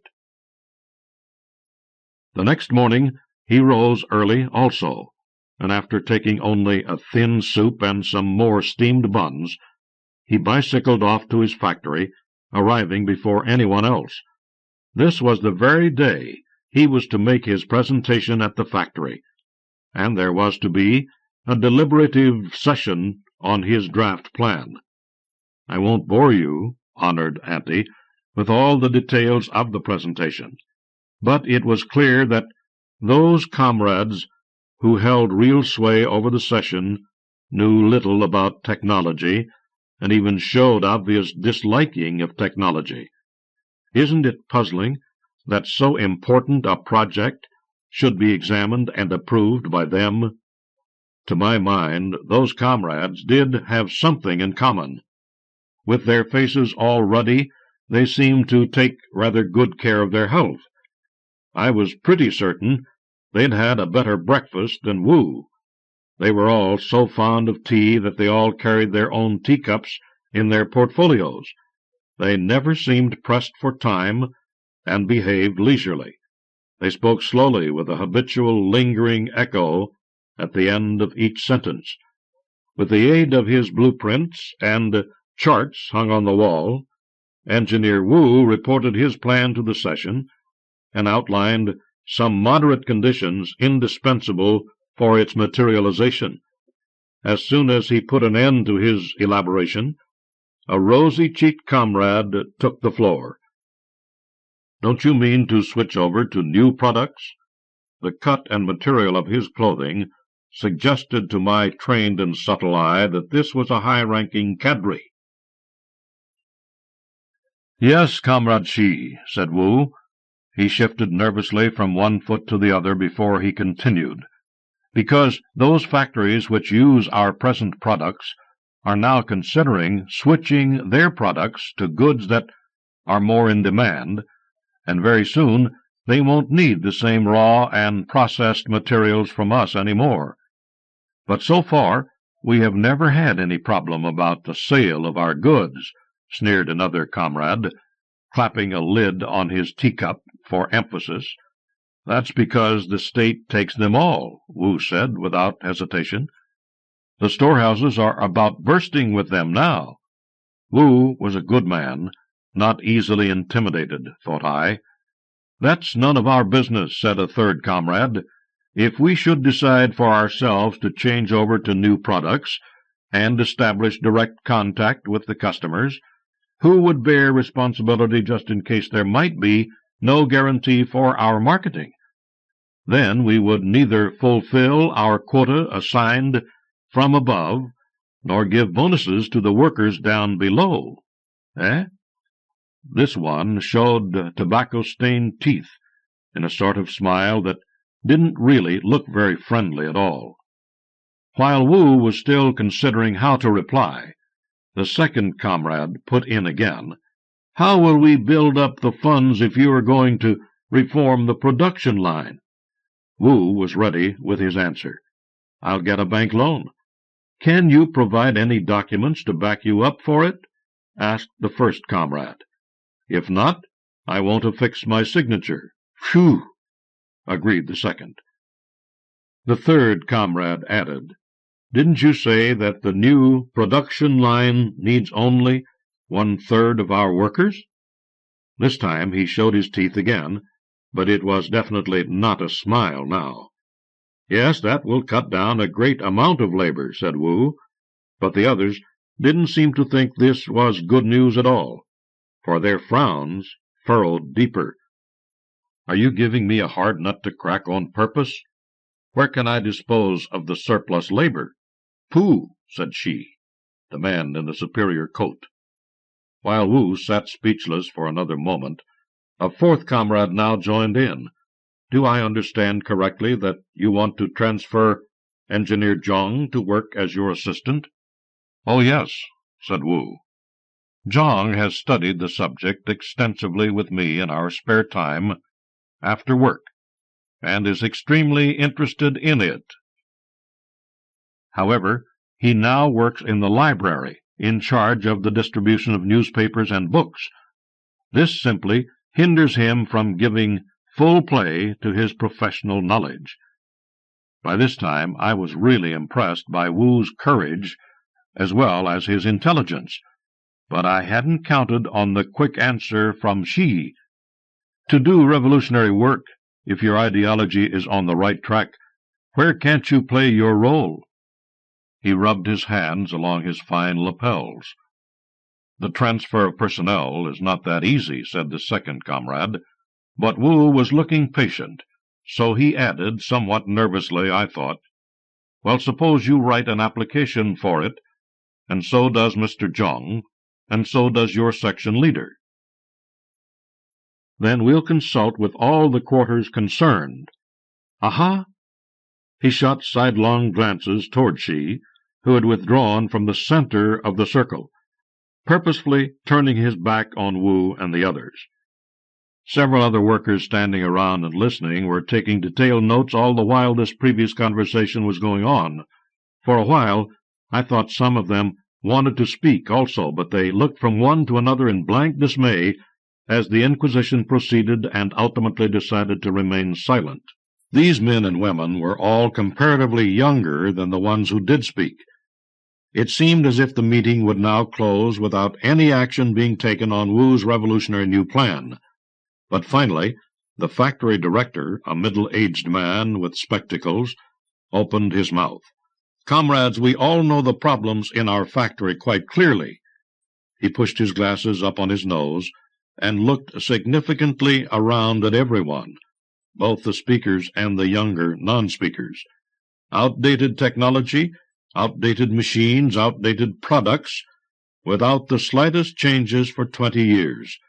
According to our accounts, revenue and expenditure are balanced annually, but we are curing our boil by cutting out pieces of meat from the state's large canteen cauldron. Now that everything is undergoing reform, the state won't allow us to eat from its canteen cauldron anymore.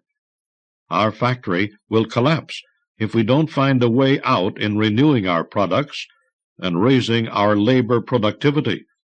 Engineer Wu's project is the key for us to get rid of our present passive position.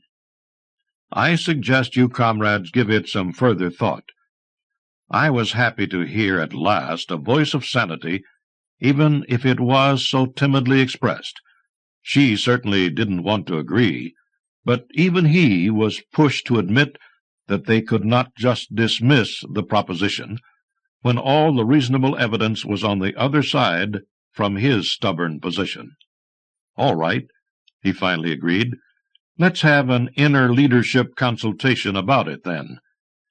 I could hardly believe how quickly nearly everyone there left the room on hearing these words, including Wu. I found myself carried along with him back to the production lines. Once again, you can well imagine how perplexed I was. Why must the person concerned leave while his plan was under deliberation? Only 3 others besides the 4 who had spoken in the meeting were left in the meeting room. As Wu walked back to his workstation, he slumped and his face darkened. I knew he was terribly upset. The other people who had walked out of the meeting room together with him were trying to soothe him with encouraging pats on the shoulder.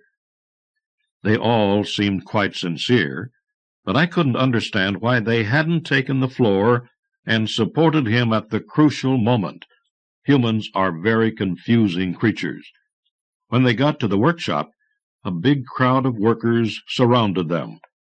They were all eager to put in a word.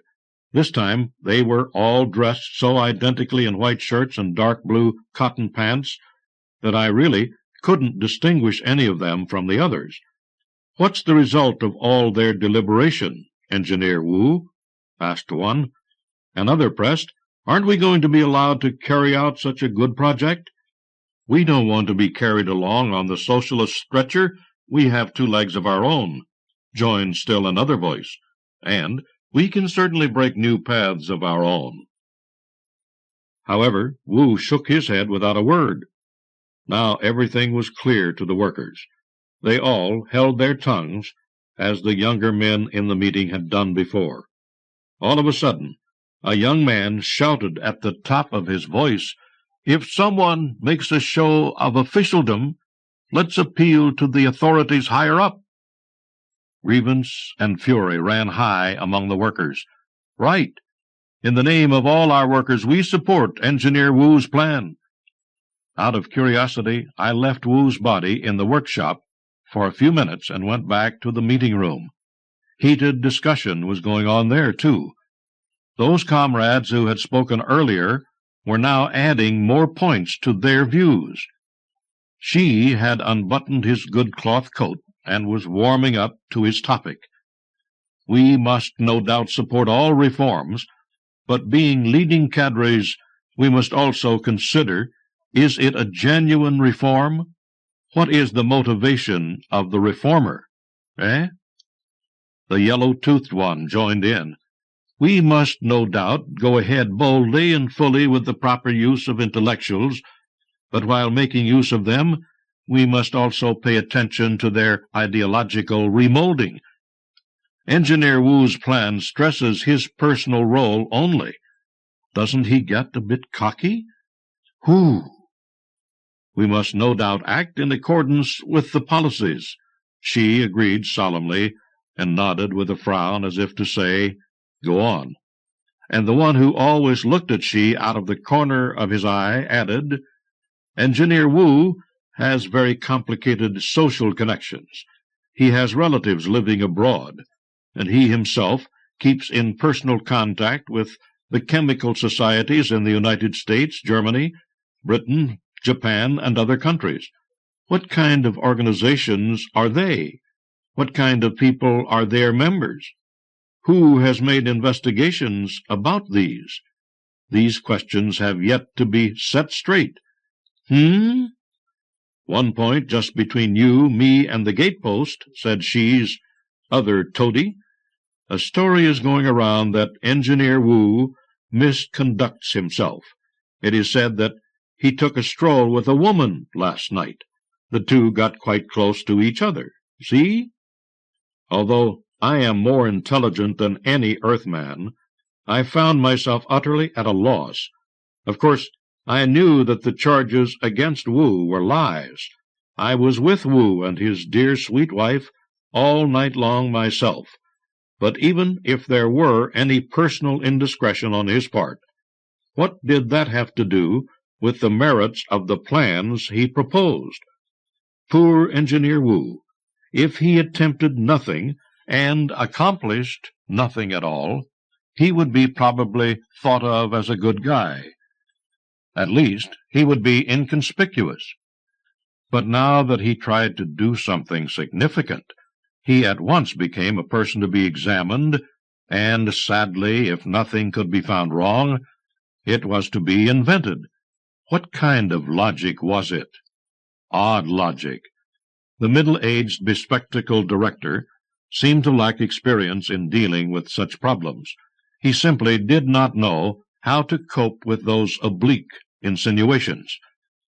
The education he had received hadn't prepared him for this, yet he was a good man, and not ready to give up. "So far as your suspicions against Engineer Wu are concerned," he began again, "we can no doubt make investigation and find out the real situation. For all that, I still suggest you all give some further thought to the positive factors of his plan. As our meeting today can't come to any decision about it, I'm going to report the case to the Municipal Party Committee right now and ask our superior to examine it." For all the director's tactful and mild wording, those comrades still pulled long faces while walking out of the meeting-room.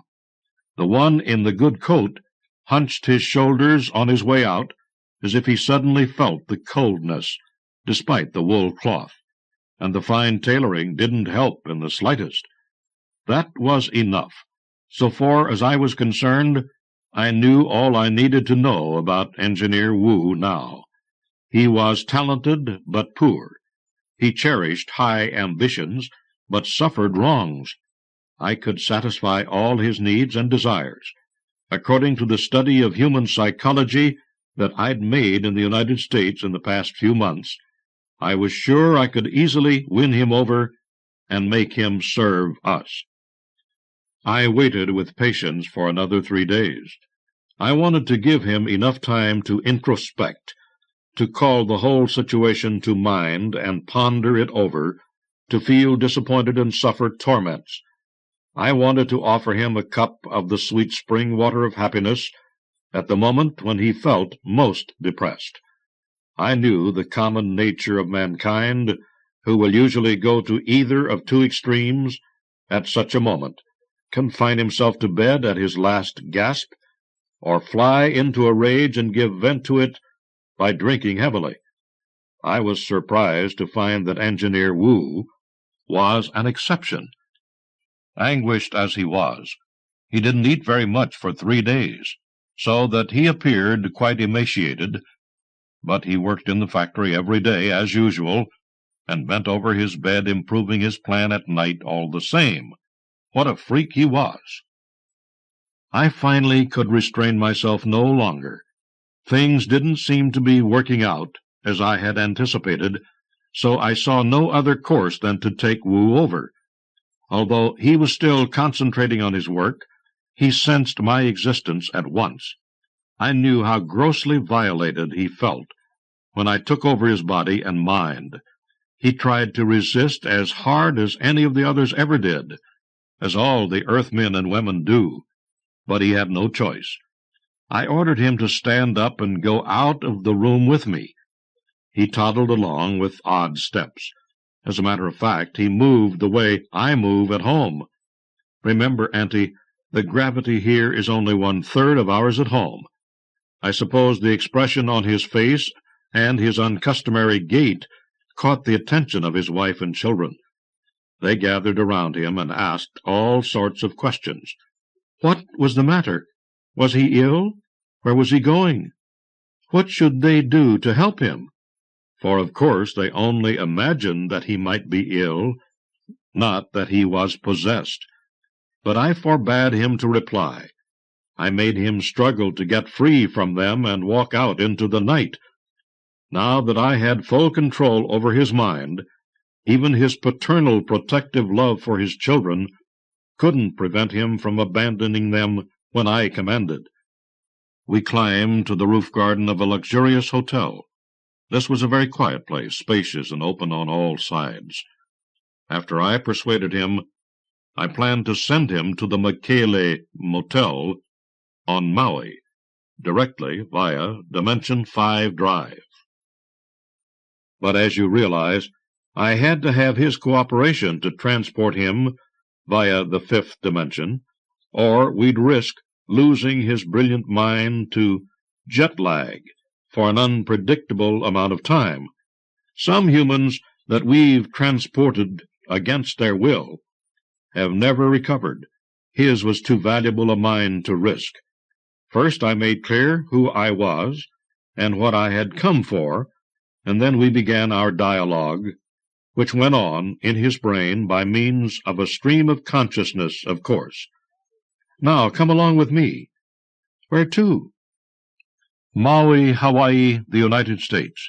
What for?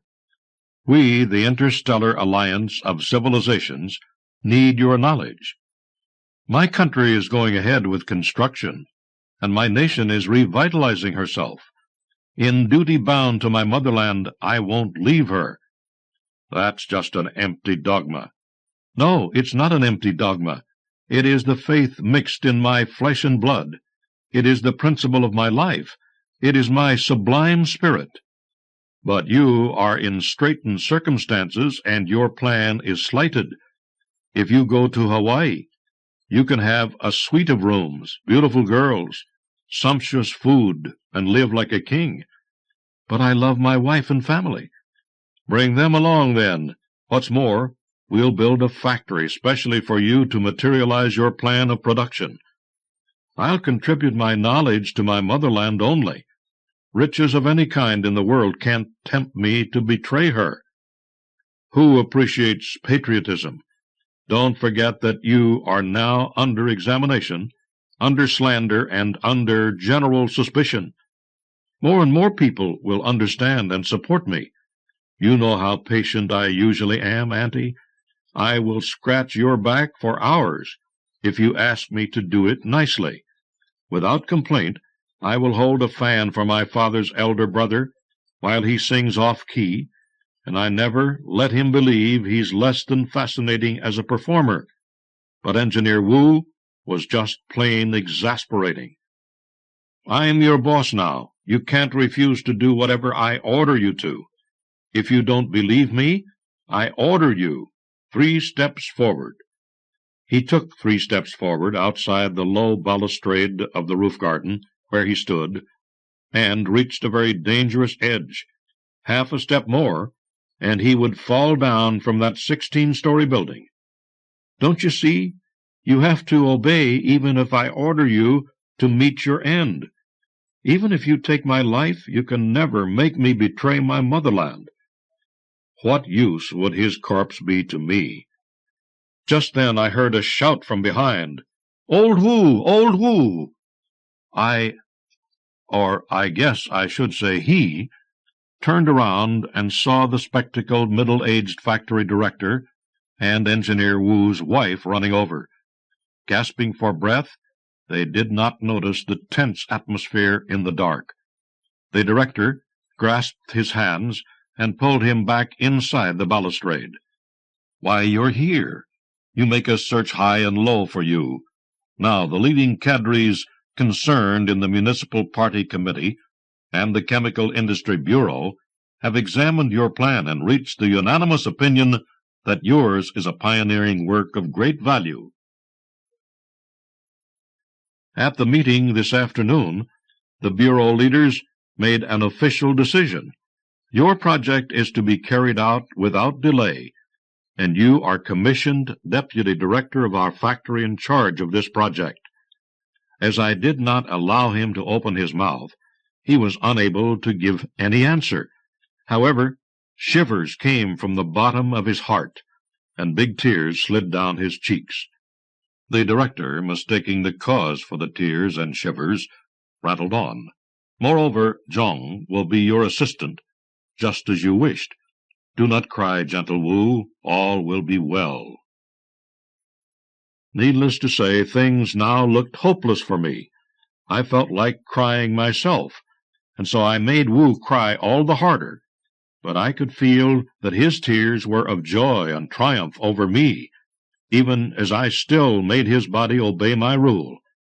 I know we may need to negotiate with Wu again in the coming months, but for the present I felt I could do nothing more, without actually destroying the poor man, for whom I could not help feeling affection as well as admiration. At this point I decided to leave Wu to his destiny, for the moment, and seek out my 4 comrades from the stars. Imagine my surprise to find that I was not the only one of us who had met with unexpected resistance. They all had chosen their respective appliances, a soldier, a peasant, a worker. However, when it came to the critical juncture, each of the others met as firm a resistance as I did. The worst defeat was suffered by the 5th of my star-traveling comrades, who had selected a ragged pupil with a red scarf around his neck as his only ornament. When my comrade tried to persuade him to leave school, to abandon all those disgusting studies, and to go to Hawaii's golden beaches for a good time, the kid clasped the leg of a school desk desperately and would not let go. He finally lost consciousness in the struggle between order and willpower. After his teacher, who turned out to be Wang Hong herself, sent him to a hospital, the boy even asked the doctor to bind him to the bed for fear of losing control of himself in a coma. In the face of such a staunch nation, we experienced and knowledgeable representatives of the ISAC were at our wits' end. After considerable sharing of our experiences, we agreed that we should return to the meeting at Maui and consult with the full delegation before proceeding further in China. I tell you, Auntie, China is an unusual country where poverty and affluence, absurdity and science, vulgarity and sublimity, past and present, real and ideal, are all interwoven intricately. This can hardly be observed to the same degree in any other country in the world. Although I have returned with temporarily clipped wings, China has aroused my great interest. I hope that someday I can go there again and make a long-term study of this nation and this country. Everything that happens there now may complement the conception of the cosmic civilization that we respect and revere above all else. Glancing at the clock, I see that time grows short, honored replacement for my own dear discorporated mother, and I must go to make my report. I promise I'll finish this letter immediately after I return. Well, Auntie, I told them as I told you. After my speech, the Liliuokalani ballroom resounded with hissing, screaming, yelling, squawking, clacking, and twittering. My comrades were discussing the causes of our failure in the trip to China. Some wondered whether the physiological structure of the Chinese was so abnormal that they can defy natural laws, but it isn't. Humans are all composed of carbohydrates, fats, proteins, RNA, DNA, and whatnot, and the Chinese are surely human flesh and blood. But I think I know the answer now. Our control over Earthmen can only reach the limit of their physical lives. If someone adheres to a certain principle above his own life, our control will come to an end. The Chinese are unusual. We must study these human beings further to see if they are unique. What an unfathomable enigma the Chinese nation is. From West Germany, On the Inside Track, Kreisungen, by Carl Michael Armour. Translated by Joe F. Randolph, with Carl Michael Armour. July 9th, 6 p.m. As always on beautiful summer days, Robert Förster's heart was burdened with bitterness. Colors were too bright. People were too carefree. On days like this he felt the weight of his 70 years painfully bearing down. New layers of depression and brooding anger formed on the shell that separated him from the outside world. Today it was worse than ever. The weather and scenery had the unreal perfection of a picture postcard that you get in the mail just when you do not want it. The sky was so high, the blue so deep, that life seemed to hold nothing but promise. Every hope, no matter how elusive, seemed to be within the realm of possibility, if you were young enough. White yachts were leisurely skimming over the waters of the Chiemsee under an afternoon breeze, almost as weightlessly as clouds scudding across the sky. The multi-hued sails of windsurfers, vivid specks reminiscent of impressionist paintings, slipped in and out between the yachts. Cattle were grazing on a peninsula jutting out into the lake.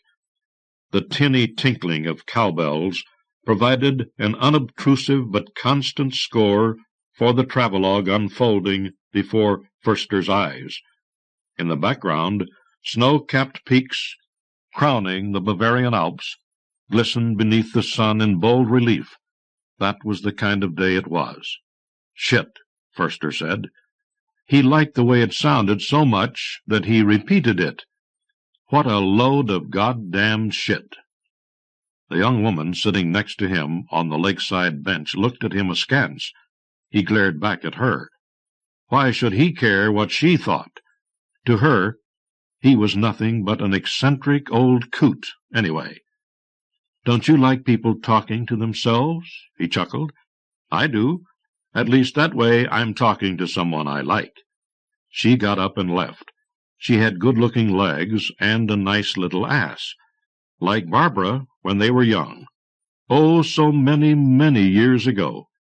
They had been in a tiny cove on one of those secluded Greek islands.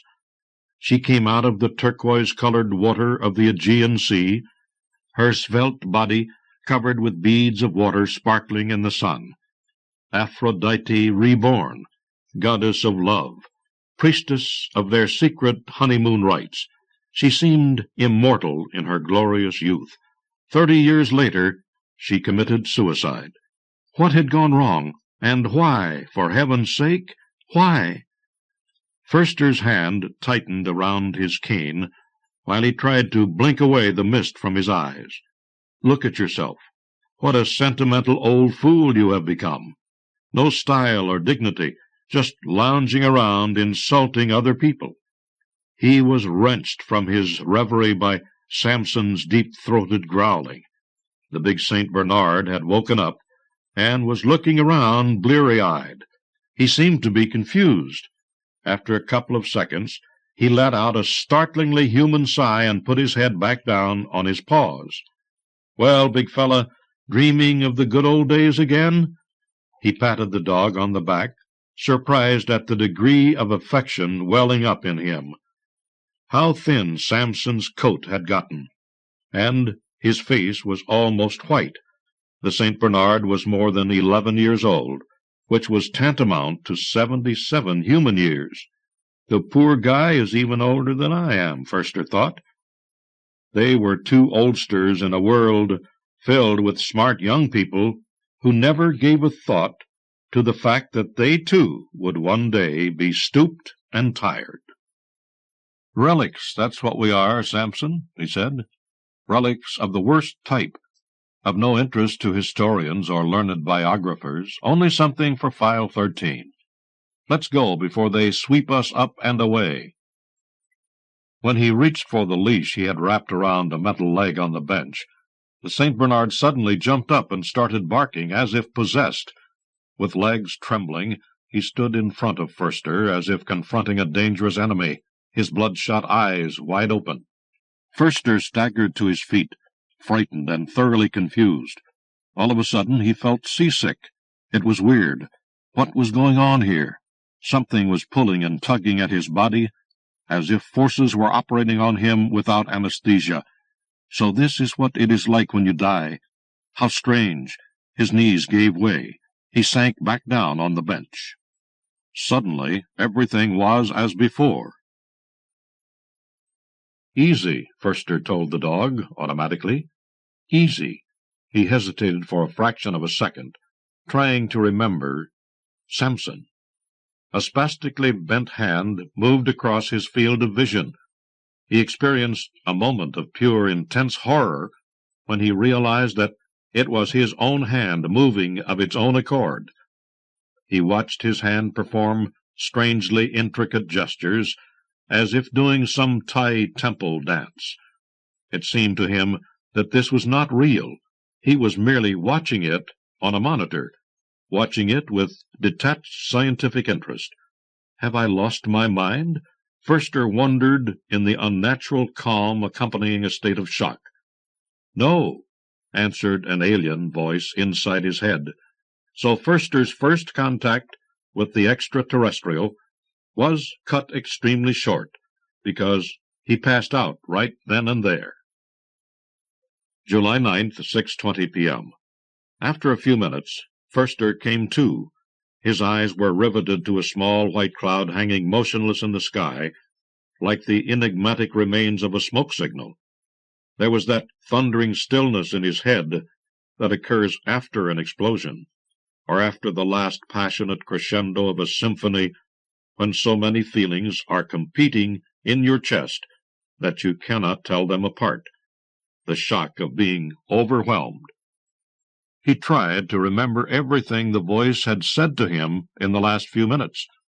"So you're an extraterrestrial," he said slowly. "An E.T. in my brain." He chuckled in his usual fashion. "That's truly amazing. Science fiction in a live performance in every sense of the word."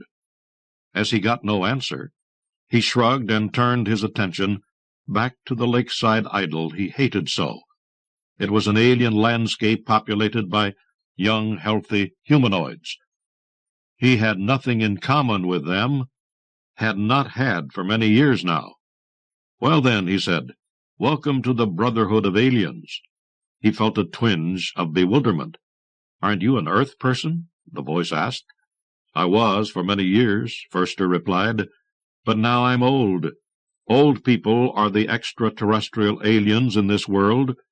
We're so isolated that we might as well be living on another planet. Other people know that we are out there somewhere, but they couldn't care less. Life goes on without us. We have no more say about what happens.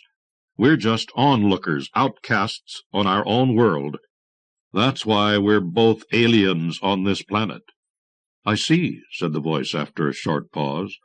"The only difference between us," said Förster, working himself into a rage, "is this. Meeting up with an extraterrestrial is usually a first-contact story, but growing older is more often than not a last-contact story." "You are bitter." "Yeah, that I am. Growing old's no fun.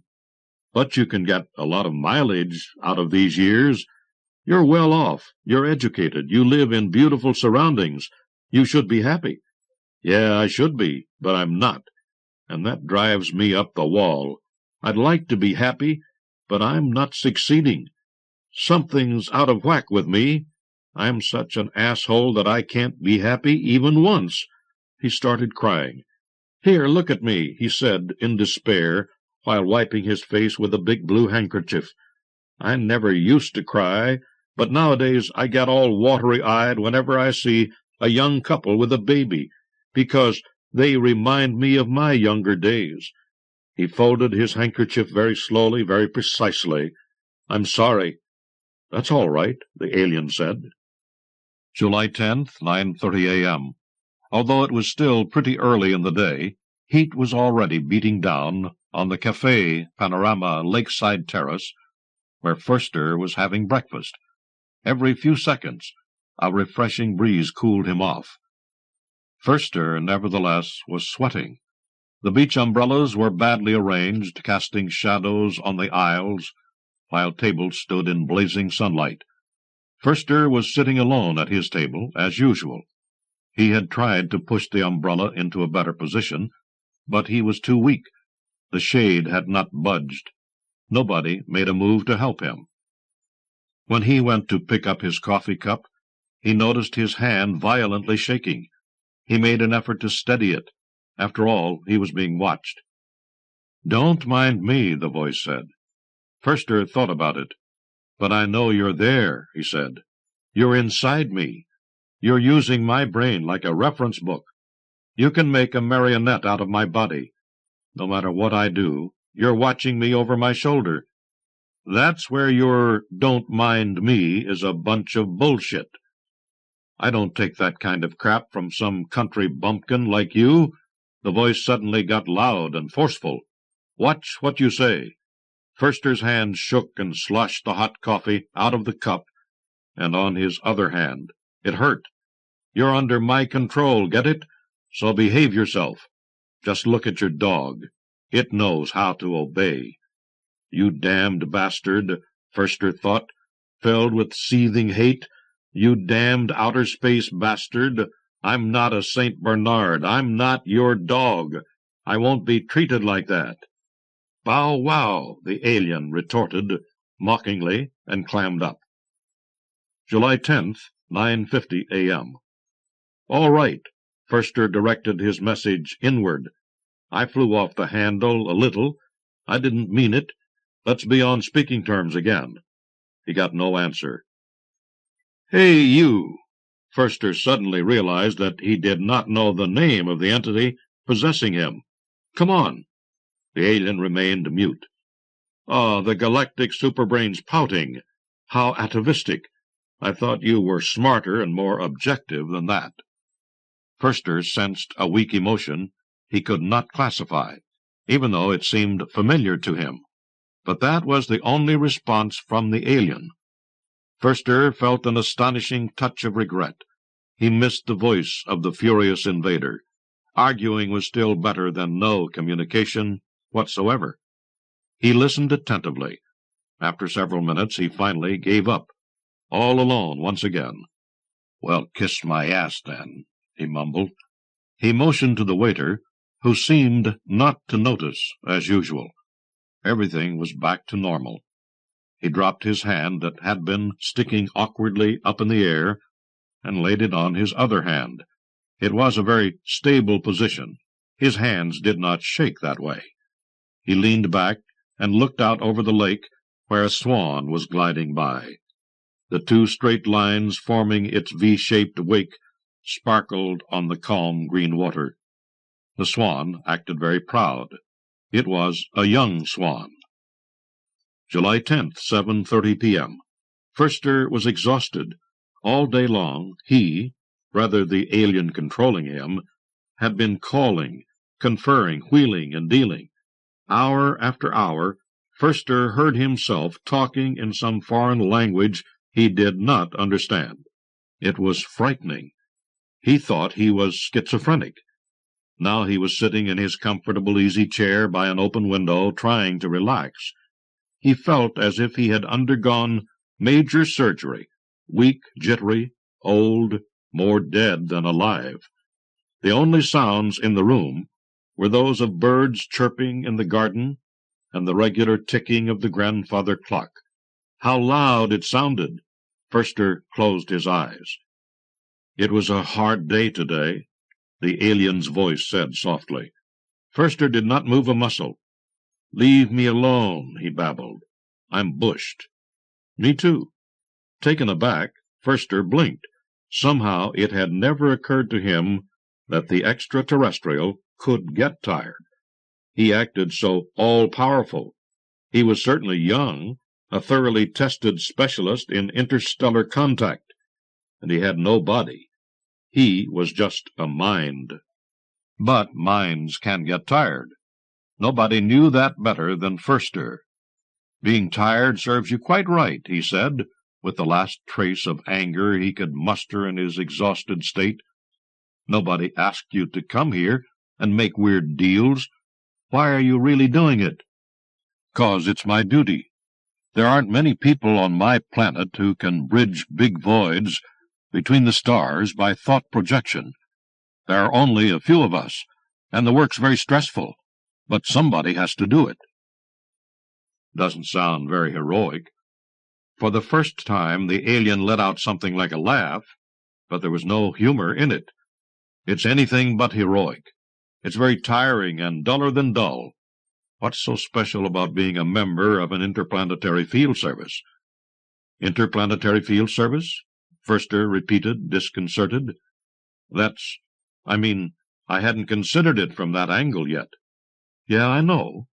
To you, we're what the mythical white gods were to the Incas, powerful beings from another world, with superior knowledge and astounding devices. But we're only a couple of business people trading a few glass beads for valuable raw materials. And that's your good fortune, because instead of salesmen, we could be mercenaries who'd rather rip off than pay. But that caught you off guard, didn't it? You pictured us as outer space brains, scientifically and intellectually advanced, didn't you? I doubt we are. We merely came here to do business, and I have to do it as coolly, quickly, and efficiently as possible, so that I get high returns. So don't bellyache to me that you're too old and tired because it just costs me time. Coolly, quickly, and efficiently, Forster thought. Strange, this could have come from Berkhauser, his former boss, decades ago. Selling's like boxing, Forster. Whoever's faster, more resistant, and more powerful wins. Yes, Mr. Berkhauser. No, Barbara, not today. I'm too tired. Have 15 customers I have to call on. He noticed that the alien had been quiet for a while. I don't want to rub you the wrong way, the alien finally said. No, Forster said.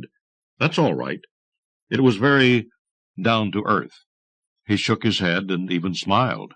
It's unbelievable. You have the salesman's blues. I can spot it a mile away. Too much routine and too far from home. The salesman's blues. The alien's voice again got hard and authoritarian. That'll be enough of that. I'll be in touch tomorrow at 7 on the dot. See you then. Yep, Forster said. Good night, he added after a short pause. July 11th, 2 p.m. Forster pushed the empty dessert dish aside and belched discreetly. That was good. He felt full and satisfied as he had not in a long time.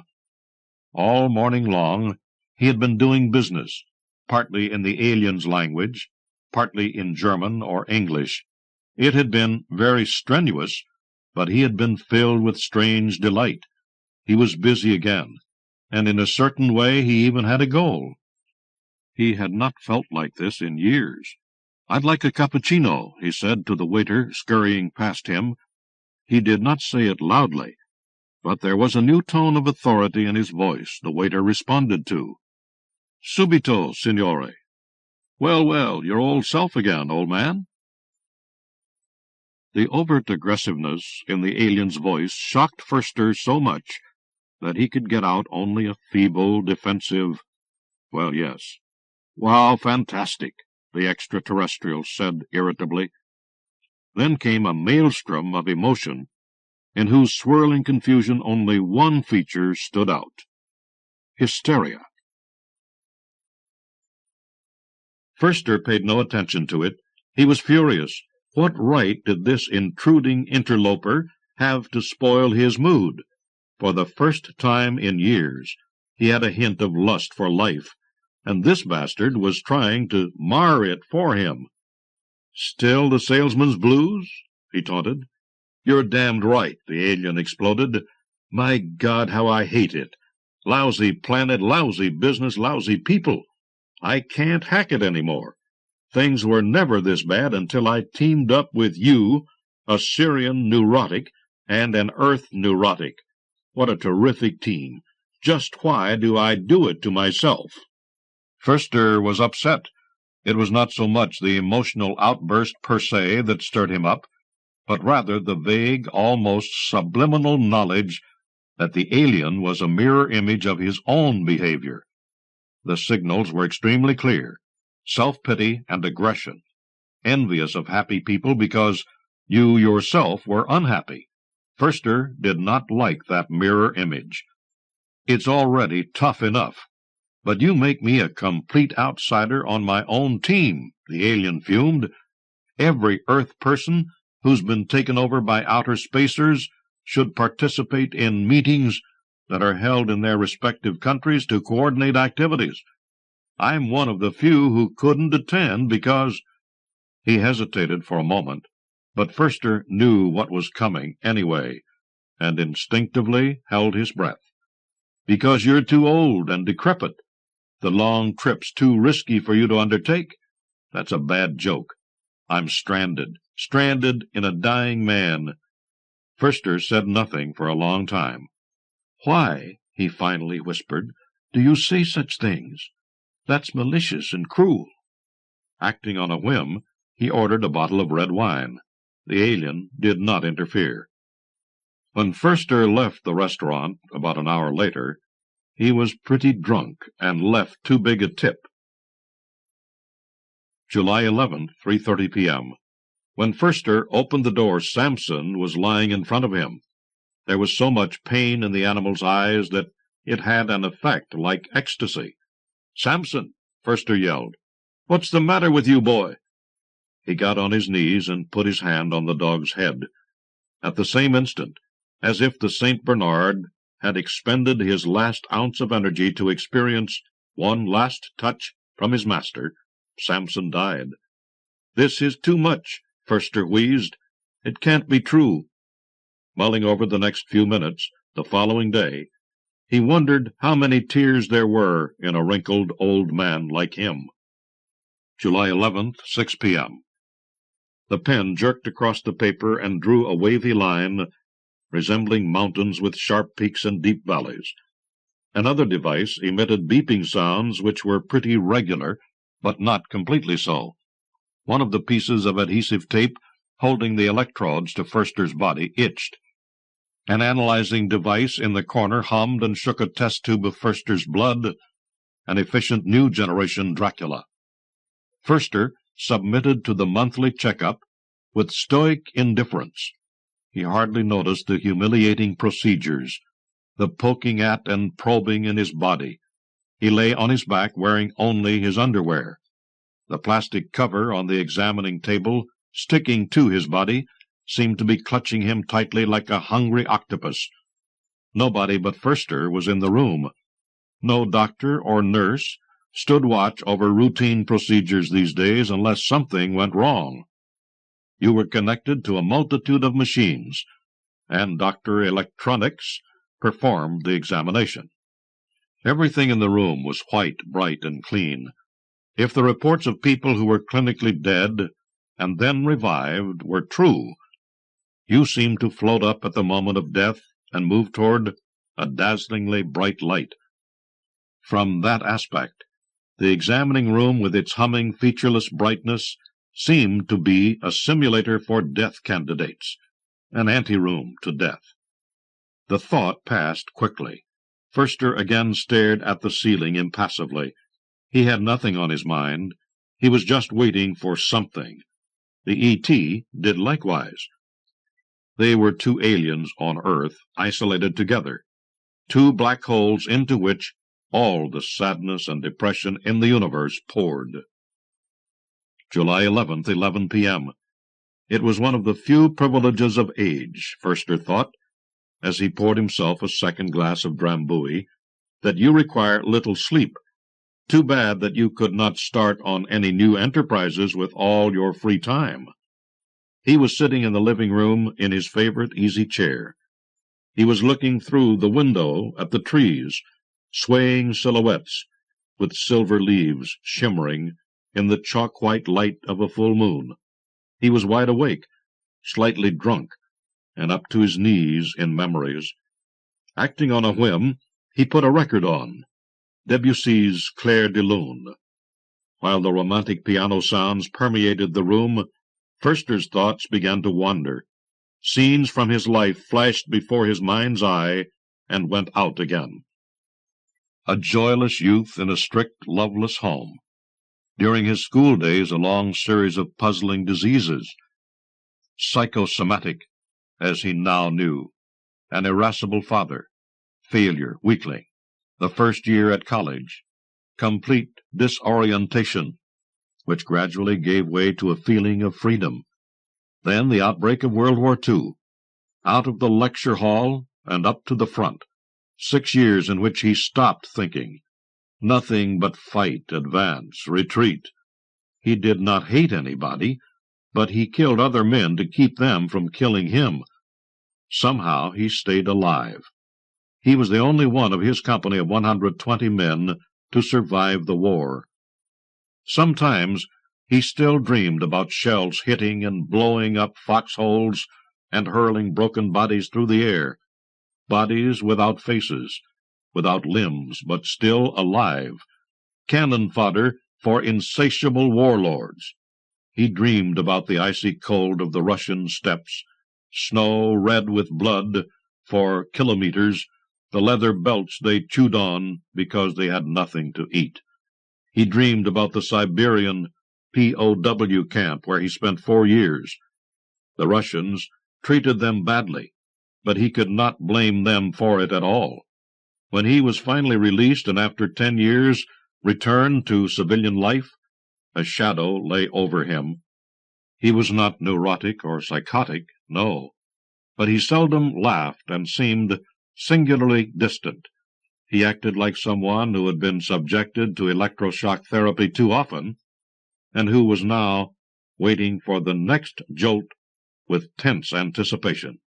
Foerster's flow of memories was interrupted when the music stopped. He flinched, drifting between reality and memories for an instant. Then he found himself back in reality. There was a thundering silence in the room, and in his thoughts. The alien was keeping quiet. Nevertheless, Foerster was sure that he was listening intently. "Well, have you obtained any interesting information about life on Earth?" he asked sarcastically. "Yeah, that I have," the extraterrestrial said. He seemed to want to add something, even though he then fell silent again.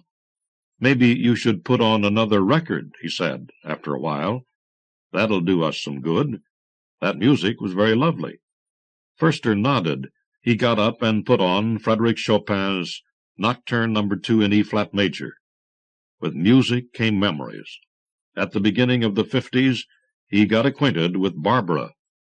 They got married, and she made him very happy. His climb up the corporate ladder began. He made a good deal of money. The big break kept eluding him, though. He lacked charisma, his bosses said. That did not bother Foerster. He was leading a wonderful life with Barbara and the kids, but the shadow still followed him and never left. He was happy, but it was a second-hand happiness, because it came from the circumstances and not from the heart. He kept telling himself, "You have everything you want. You should be happy." But it did not work. He finally resigned himself to that. At least, he was contented. The record player shut off with a soft click. "How beautiful," the alien said. "How wonderfully beautiful. I believe music is the best thing this planet has to offer. Please play me some more of it." The extraterrestrial's voice was so soft and urgent that Foerster unhesitatingly pulled another record off the shelf. "Lonely, huh?" he said. "Who isn't?" the alien replied. Foerster looked across the dark room to the corner Samson always used to sleep in. "Yeah, who isn't?" The needle was put on the record. "Strangers in the Night." Barbara had loved that melody. How many times had they danced to its sounds?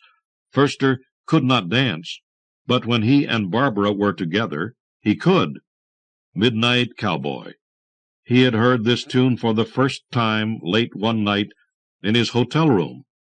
Oh, those lonely nights in a hotel while he was on the road, being the last person at the bar, undecidedly shaking the empty glass in his hand. One more. "Sorry, sir, we're closing now." "Oh, yeah, well, then, good evening." "Good evening, sir." Then, lying on the bed, sweaty and restless in his dark room. Outside it is quiet. Everybody is asleep. But not you. Soft music purred from the radio, comforting all who had no other consolation. Help me make it through the night. Lying in the dark, listening to music is nice. Thoughts flow quietly. There's a bitter sweetness in your loneliness. While you are thinking over your life, you slowly fall asleep. Forster now felt the presence of the extraterrestrial quite clearly. It seemed as if the alien had moved closer. Moonlight Serenade, also one of Barbara's favorite melodies. She had requested it from every hotel orchestra. She was a good dancer. The way she did the tango drove men crazy. Forster enjoyed it the best he could, but that was all in the past now. Barbara was dead and gone, and it takes two to tango. He felt miserable, and the extraterrestrial felt exactly the same way. Uncertain, quaking emotion struck Forster, quite obviously the telepathic equivalent of passionate crying. Forster did not know what to do. Now, it wasn't all that bad, he said helplessly.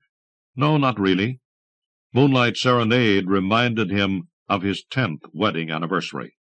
They were dancing on the terrace of a luxury hotel on the Côte d'Azur. Stars twinkled in their Mediterranean splendor. The sea was a dark mirror that a phosphorescent wave crest sometimes rippled across. A colorfully illuminated fountain splashed nearby. In the background, the palatial hotel was shimmering in the darkness like a fairy-tale castle. Up there, little Sandra was sleeping, happily and contentedly, in their room, and he danced with Barbara on and on and on. His feet hardly seemed to touch the floor. Tonight he was Cary Grant, and Barbara was Grace Kelly. Yes, it wasn't really all that bad, Forster muttered. No, not that bad at all, he repeated, rather surprised, and fell asleep. The ghost of a smile was outlined on his lips. July 12th, 3 p.m. The air-conditioning unit in the conference room was set on high. Cold. White walls, white leather, and chrome furniture. Cold. A smartly dressed guy in a pinstripe suit with eyes like marbles. Cold. The negotiations with Dr. Hellman, the name of the smiling businessman enjoying himself, had reached an impasse. Forster had not understood a word of the conversation he had been carrying on in some foreign language, but it was also unmistakably clear to him that it had stopped dead. He felt anger and desperation rising in him, emotions that were not his own, but radiated from the otherwise hermetically sealed mind of the extraterrestrial. At first, Forster was amused by the helplessness of the all-powerful alien, but then the echo of the alien's frustration got so loud and so similar to his own depression that spontaneous solidarity germinated in him. He wanted to help his extraterrestrial tenant somehow. Nobody should be so humbled. When the alien lost control over Forster during his emotional crisis, Forster acted without thinking. He simply got up and went to the door. Two separate things happened. He heard a kind of hysterical laughter in his head, linked to a feeling of release.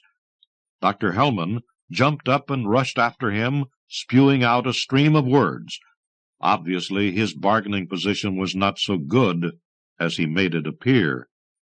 It so happened that the alien was then able to close the deal to his satisfaction. When they left the office building and went into the heat on the street, the extraterrestrial said quite calmly, "Thanks, Robert." That was the first time the alien had called Forster by name. July 12th, 11:30 p.m. That night, too, Forster played whatever came to mind. Tchaikovsky, Gershwin, medieval madrigals, African tribal chants, and lots of Mozart. The room was almost dark, the problems of the world far away. Everything was pleasant. As Forster was looking for a new piece of music, He caught sight of a stack of records that were off to one side on the shelf, separate from the others. He smiled. "Here, this was something different at one time," he said. "The Rolling Stones, 2,000 light years from home. That's for you. And there, the Beatles, When I'm 64. That's for me." Yet when he picked up the record, his hand began trembling, and he realized he had made a bad mistake. Sudden grief flooded out his thoughts. Nothing was pleasant any more. "What's wrong?" the alien asked. "My kids," Forster said. "I must have been thinking about my kids. I bought these records for them, back then." My God, how long ago that was. Almost 20 years. Sandra and Richard. Sandra was their first child. How he had doted on that tiny tot. When her miniature hand closed around his outstretched finger for the first time, that was possibly the loveliest moment in his whole life. Her faint gurgling sounds, which had filled the house with magic harmony. Her first words, her first clumsy steps undeniably ending in a plop on her diaper cushion behind.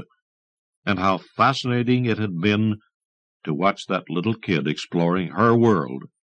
How she laughed and marveled at things he himself no longer noticed. In those days, he had learned a lot from Sandra, a new unpretentiousness, a new openness to the many small wonders in life. How uncomplicated it was to be happy. In time, Sandra had kids herself. She had married a guy Forster could not stand, who lived in Berlin. "I can't come, Dad. Heinz has so much to do." "Then with the kids it's so hard to get away, and it's such a long trip. Some other time, perhaps." "Yeah, some other time, Sandra." Click. "I would not mind your telling me lies, as long as you were at least happy.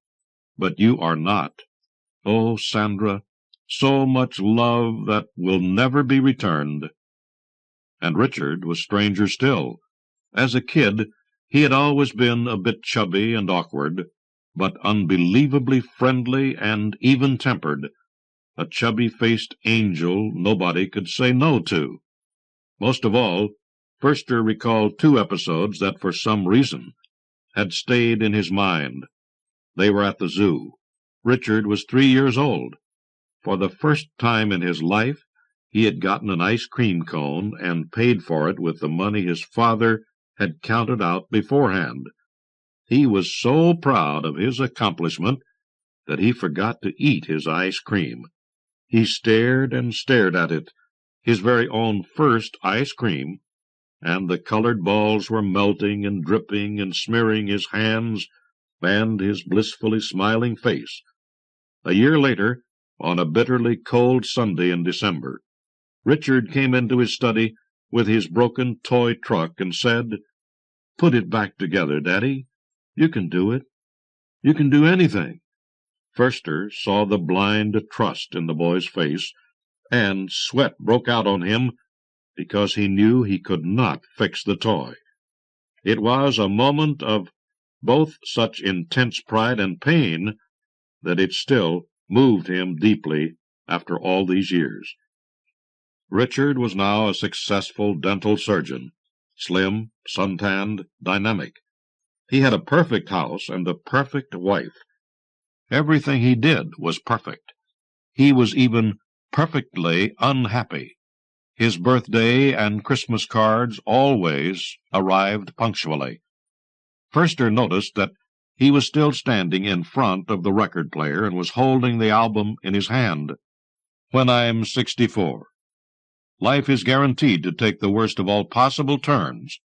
Forster's law of autobiographical flashbacks." With a hopeless gesture he sat down. A life filled with struggle and striving. For this wretched result? That was a cruel joke. Suddenly the alien's voice, which he had completely forgotten about, was in his head again. It was tender and filled with sympathy such as Forster had not experienced for an eternity.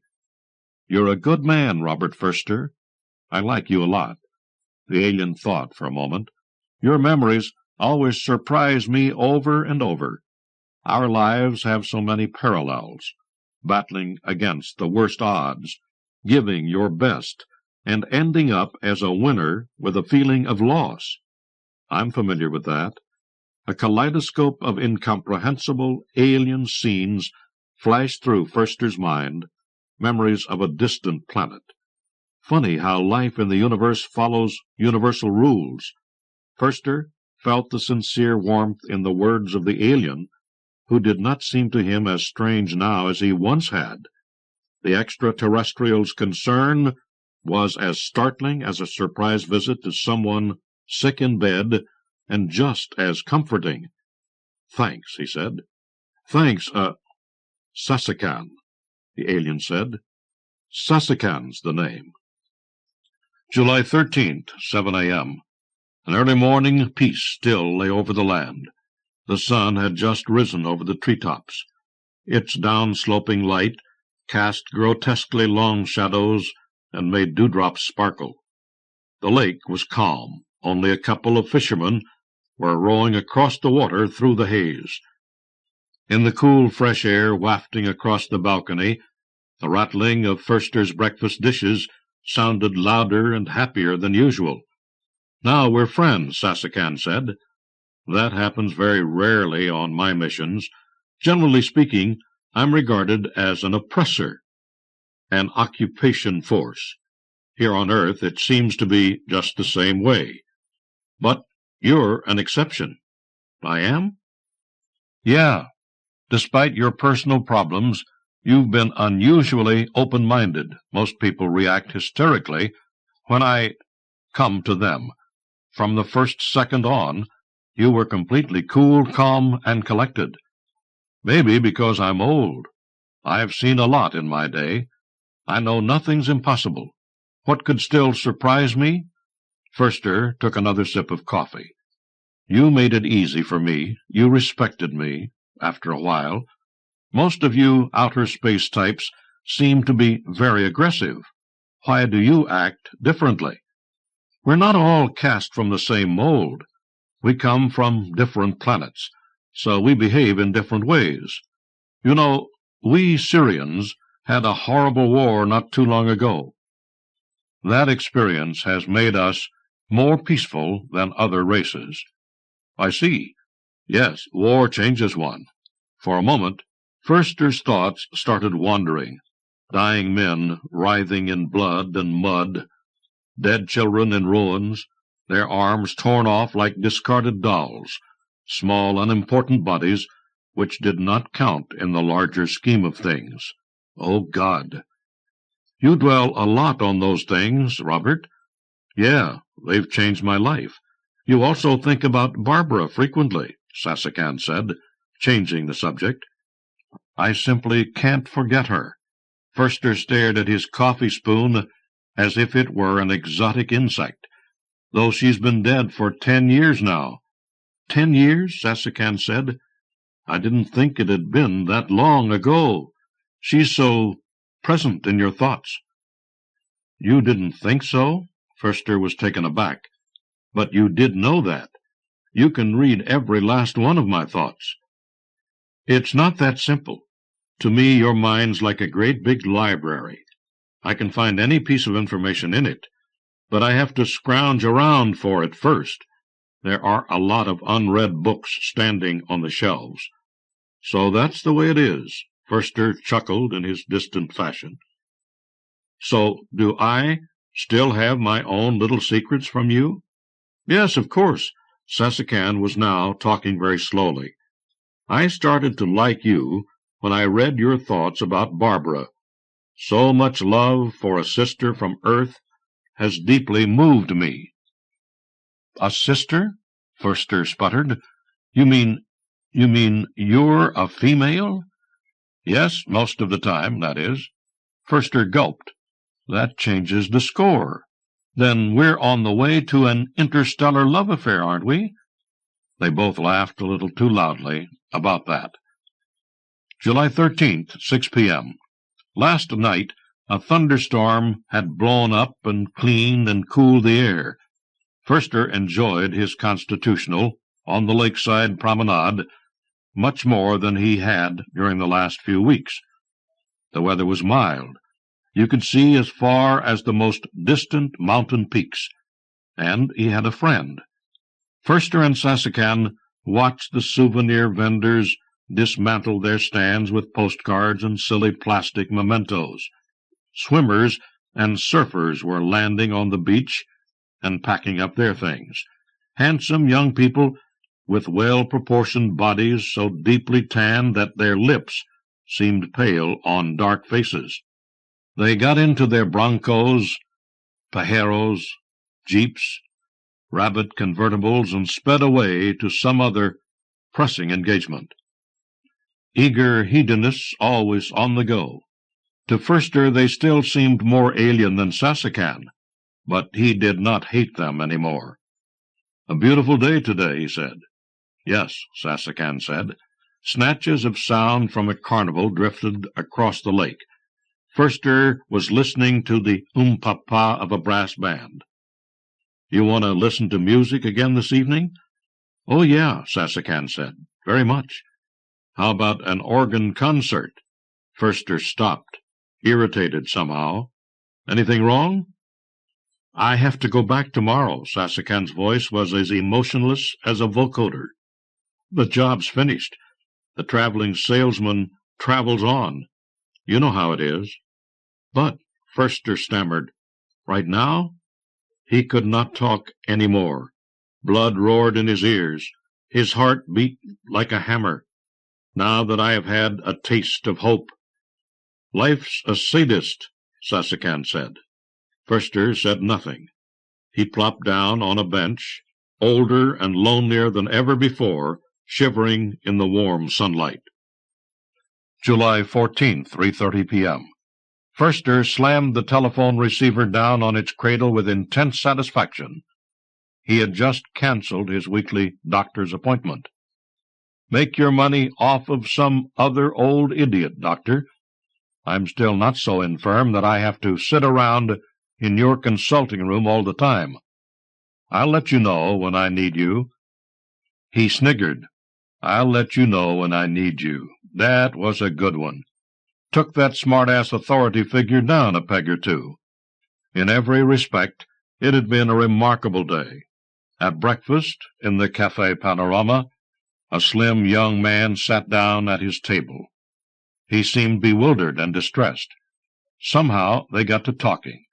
It turned out that the young man had inherited a company that was highly respected, but with the flood of cheap imports from the Far East could not compete any more. With modern production equipment, he would again be able to land contracts, but he did not have enough ready cash, and banks would not extend him any credit. In a few weeks the firm would go bankrupt. "That's simple, young man," Förster said. "What you need is a sale and lease-back contract. It goes like this. You sell your expensive factory buildings to a leasing company. You get a lot of money for them. At the same time, you rent the buildings back from the leasing company.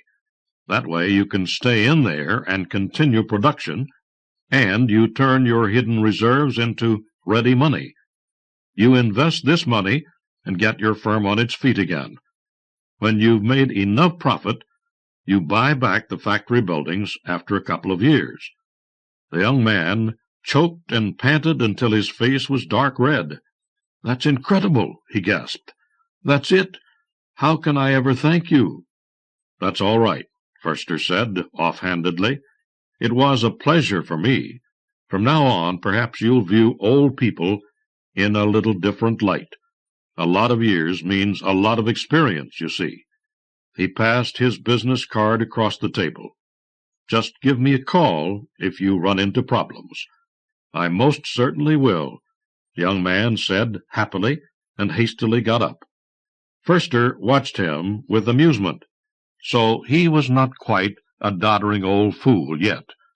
The waiter found that out the hard way, and he paid for it when, as usual, he ignored Förster's signal. Förster went to the business manager, who fired the waiter on the spot. "That's the 5th or 6th complaint this week, Schultz. That's it for me. You're dismissed." Nice going. Yes, people, Förster is back in the swing of things. Watch out and don't cross me. I'm not going to let anything happen to me any more. The morning was extremely hectic. Sasakan still had a lot to finish before she left Earth. She seemed pretty mad. Typical. The others stay here quite a while longer, but we Syrians have to wind up our business in record time again. Always the same old thing. But that did not bother Förster. On the contrary, he even liked the high level of activity. It was better than morosely sitting on some park bench and watching the party from outside. Perhaps that was why he reacted so quickly to the incident in the Swan Hotel. He had just finished a conversation with one of Sasakan's business associates, and was waiting for a taxi in the hotel lobby. Outside, a heavy summer thunderstorm was raging. Rain poured down windows like a waterfall. A woman with a huge Labrador retriever rushed through the door pretty well soaked. At that same moment, lightning struck the office building on the other side of the street. A blinding flash and ear-splitting thunder filled every corner of the room. The Labrador got loose and ran through the lobby, barking and terrified, eyes bulging. He looked as aggressive as a dangerous beast. Förster was the only one who acted. As the dog sped by him, he grabbed the leash and shouted sharply, "Sit!" The dog was so well trained that it obeyed instantly in spite of its terror. Förster patted the dog reassuringly. "Easy there, Samson, boy, easy. Everything's all right. Take it easy." Panic gradually faded from the dog's eyes. Meanwhile, his master had walked over beside Förster. "Thanks," she said calmly. Förster turned to her and knew at once this was a special moment in his life. Barbara was there again. Of course it was not Barbara, but she would have looked like that at 60. Short, silver-gray, almost metallic-looking hair, in a page-boy cut, gray eyes that reacted with amusement to his stare, a beaming face that hid its years, plus a radiating youthful vitality, plain, expensive clothes. "That was extraordinarily quick thinking on your part," she said. "I really must thank you, Mr." Förster kept staring at her. The way she looked, the way she talked, it was a miracle. He suddenly realized that all the years he had been weighed down with anger and depression, he had been waiting for just such a moment as this, as a candle waits for the match to light it. He realized that he had not answered her question. "Förster," he said. "Robert Förster. I'm Katerina Earhart." She smiled. "Are you a reporter? You seem to be quite inquisitive." "Oh, no, excuse me, I—" With mild astonishment he observed how he put his arm on her shoulder and spontaneously said, "You're dripping wet. Take off your coat, and then let's go to the bar. A little whiskey'll warm you up." She smiled again and said yes, and then they were sitting in the dark wood-paneled bar and talking and talking. There was a faint smell of wood, leather, and tobacco in the air, mixed with the fragrance of her expensive perfume. Förster was happy. July 14th, 9 p.m. From the east, night spread across the sky. In the west, the day took its leave with bizarre-looking cloud sculptures scudding across a horizon festooned in gold, red, and purple. Förster stood on the terrace of the Herrenchiemsee castle and gazed upon the splendor of the park as it slowly slipped into twilight. Water in the big fountain created gracefully dancing, regularly changing figures. Bright light fell on the terrace from the hall of mirrors behind Förster. Hundreds of torches were burning inside there, and expectantly cheerful people in evening clothes waited for the castle concert to begin. And Katerina was waiting for him. He thought about the trip on the paddle steamer which had brought them across the lake to the island where the Herrenchiemsee castle was located. They stood at the railing, quiet, their heads full of thought.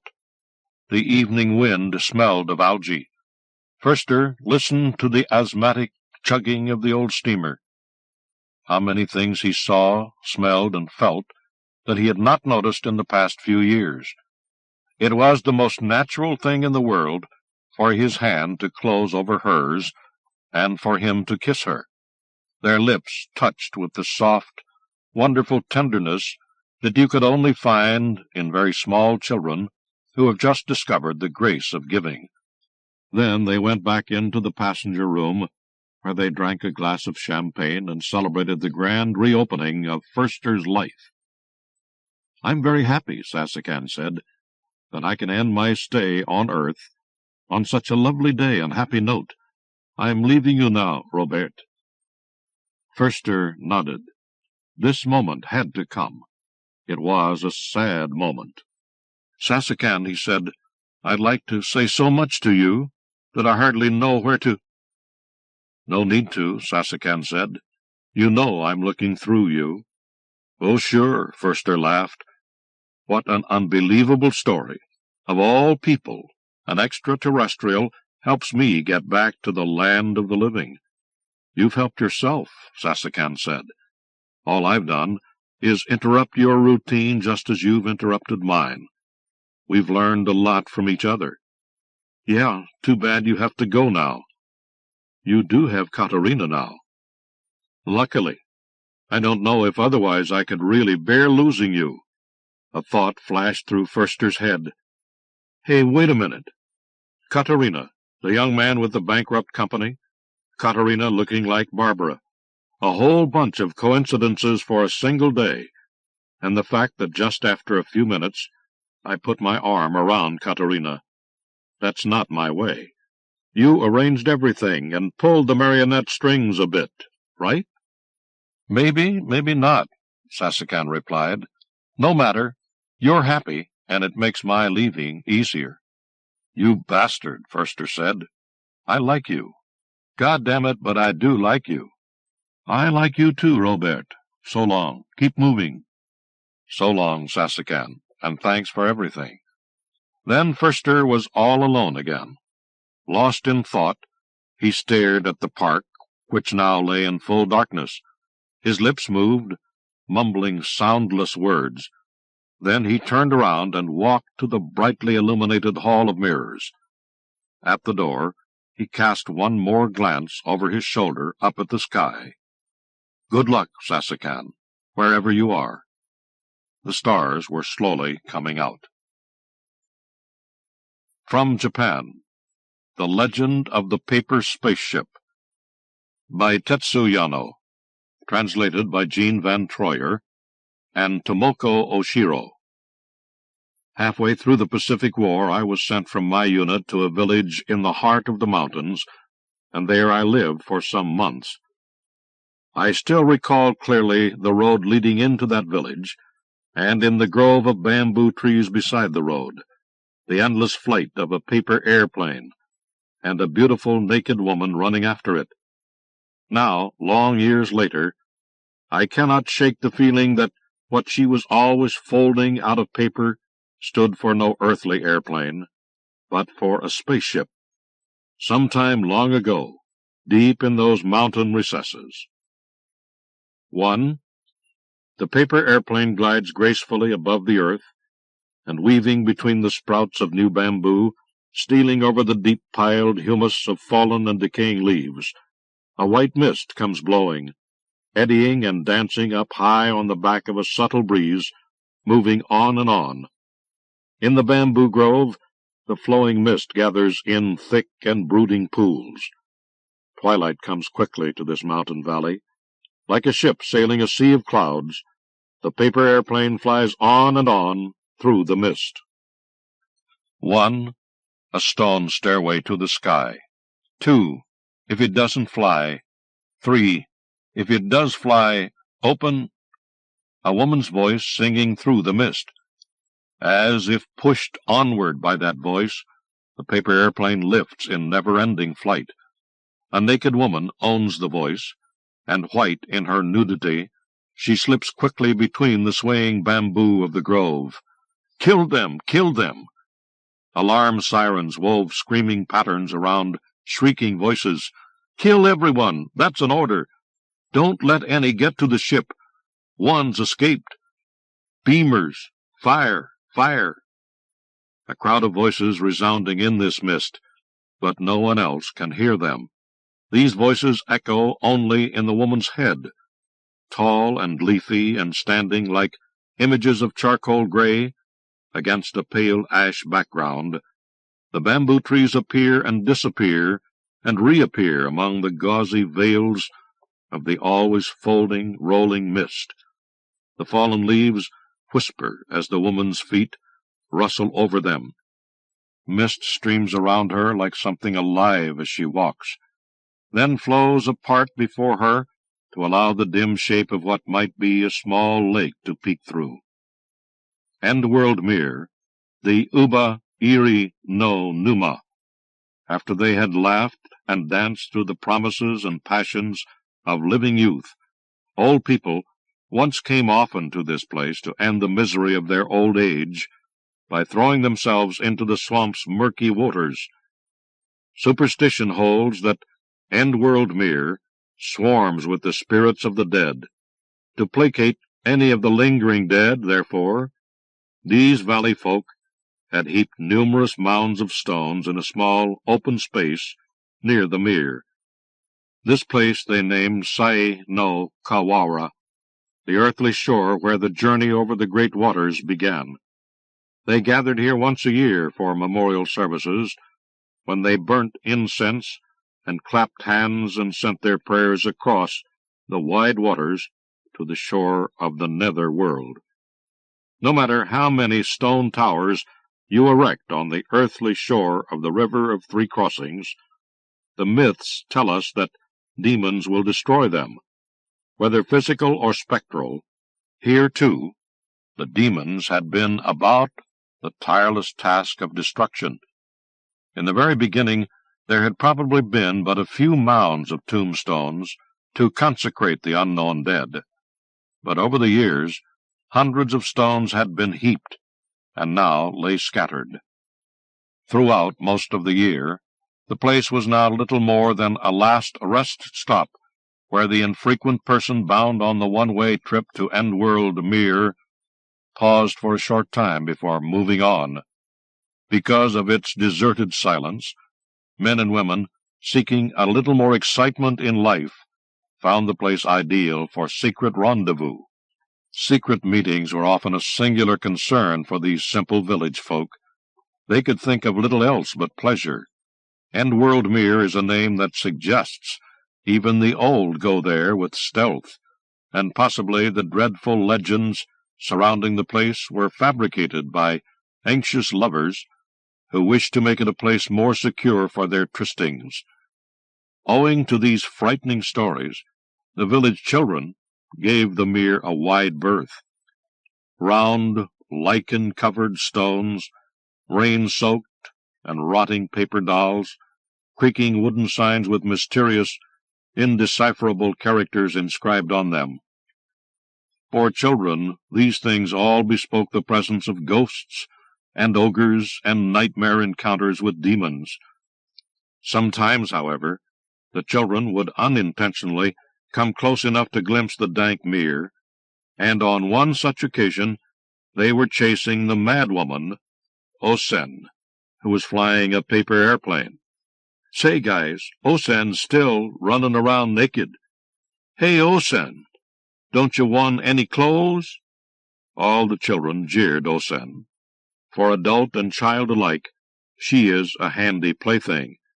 But Osen had a toy, too, a paper airplane as thin, as sharp-pointed as a spear. One a white star, two a red star. In the mist she sings and dreams, the reason she flies her paper airplane, the hatred that in her burns for human beings. Osen, whose body is ageless, steps lightly over the grass, reaches the mere where the enfeebled old cast themselves away to die. The paper airplane flies on against the mist before her. No one knows what keeps the plane flying so long. Once Osen lets go of it, the airplane flies on seemingly forever. That's all there is to it. A mad woman is Osen, going about naked in summer, and in the winter wearing only one thin robe. 2. There is a traditional song that the village children sang while playing ball, of which I vaguely recall one part. I'll wait if it flies, if it doesn't, I won't. I alone will keep waiting here. I wonder if I'll ever climb those weed-grown stairs someday. 1 star far and 2 stars near. Naked in the summer, and in the winter she wears one thin robe. Most adults ignored the children who jeered at Osen, but there were a few who scolded them. Shame on you, stop it! You should pity poor Osen. The children just back-talked, often redoubling their jeers to the tune of a local rope-skipping song, or else throwing catcalls back and forth. Hey, Jen, you fall in love with Osen? You sleep with her last night? Don't be an idiot. Even if adults reprimanded them like this, the kids kept up exactly the same sort of raillery. After all, everyone knew that last night or the night before that, at least one of the village men made love to Osen. Osen, she must have been close to her 40s. Some villagers claimed she was much, much older than that, but one look at Osen put the lie to their claims. She was youthful freshness incarnate, her body that of a woman not even 20. Osen, community property, harlot to all who came for it, the butt of randy male superiority. Coming to know the secrets of her body was a kind of rite of passage for all the young men of the village. Osen, the village idiot. This was the other reason why the villagers sheltered her. Osen was the only daughter and survivor of the village's most ancient family. Among those who live deep in the mountains and still pay homage to the wolf god, the status of a household was regarded as supremely important. That such an imbecile should be the sole survivor of so exalted a household gave everyone a limitless sense of superiority. Osen, plaything for the village sports. Her house stood on a knoll, from where you could look down on Endworld Mere. Perhaps it's better to say where her house was left, rather than stood. At the bottom of the stone stairs leading up to her door, the open-work gate to her yard didn't know whether to fall down or not. Tiles were ready to drop from the gate roof, and tangled weeds and grass overgrew the ruins of the small room where long ago a servant would hold a brazier for the gatekeeper's warmth in winter. A step inside the gate, and the stone stairs leading up were choked with moss and weeds. The curious thing was, the center of the stairway had not been worn down. Rather, both sides were. Nobody ever walked in the middle, say the old stories. According to the oldest man in the village on New Year's Eve, they used to welcome in the new year and send off the old with a Shinto ritual, and in one line of the chant there was a passage about a gate protected by the center of a stone stairway built by a forgotten brotherhood, and since no one knew the meaning of that, the old man said people felt it best to avoid the center of this stone stairway whenever they passed up or down it. The stairway climbed a short way beyond Osen's house, to where the ground flattened and widened out and was covered with a profusion of black stones. An old crumbling well with a collapsing roof, propped up by 4 posts, was there. Sunk into the summit of this hill, one of the highest points in the valley, the well had never gone dry. Fathoms of water always filled it. If any high mountains had been massed nearby, this would have explained such vast quantities of water. But there were no such mountains, and this well defied physical law. Sinner's Hole, they called it. When the men were finished with Osen, they came to this well-side to wash. Once, when a shrill group of cackling old women gathered at the well to hold yearly memorial services and pray to the wolf god, one of them was suddenly stricken with a divination, and proclaimed that if Osen were soaked in the well, her madness would abate. This cheered up those who envied Osen's great beauty. So on that day, 12 years ago, poor Osen was stripped to the raw before the eyes of the assembled women, and dunked into the winter-frigid well-water. An hour later, her body blushed a livid purple. Osen fainted and was finally hauled out. Sadly, her idiocy was not cured. Story has it that the old crone who blurted the augury was drunk on the millet wine being served at the memorial service, and that afterward she fell into end-world mere and drowned. Because of the wine? From then on, once someone undressed her, Osen stayed that way. If someone draped a robe over her, she kept it on. Since someone undressed her nearly every night, and left her as she was in the morning, Osen most often went around naked. Beautiful as the men might find Osen's body, others thought it best to keep the children from seeing her. Therefore, each morning a village woman came around to see that she was dressed. Osen stayed stone still when being dressed, though sometimes she smiled happily. She went on singing her songs.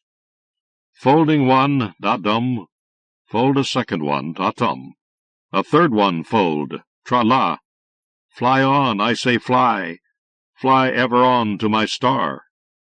Folding her paper airplanes while she murmured and sang, and one day soon, to the stunned amazement of the villagers and eventual focus of their great uproar, Osen's stomach began growing larger. No one had ever stopped to think that Osen might someday be gotten with child. The village hens got together and clucked about it, fumbling in their brains for hours to find some way to keep Osen from having the child. Finally, they moved en masse to the ramshackle house where Osen lived her isolated life, and they confronted her with their will. The idiot Osen, however, shocked everyone when, for the first time in living memory, she explicitly stated her own will. She would have this baby. Osen, no arguments. We're taking you to the city, and you'll see a doctor. Don't be ridiculous, Osen. Why, you couldn't raise it if you had it. The poor thing would lead a pathetic life. Large tears welled in Osen's eyes and spilled down her cheeks. None of the village women had ever seen Osen weep before. Osen, baby, I want it born, said Osen. She held her swollen stomach, and the tears kept streaming down her face. How high in spirit and firm in resolve they had come here to drag Osen away. Why it all evaporated so swiftly, they would never know. Captured now by the pathos, they too could only weep.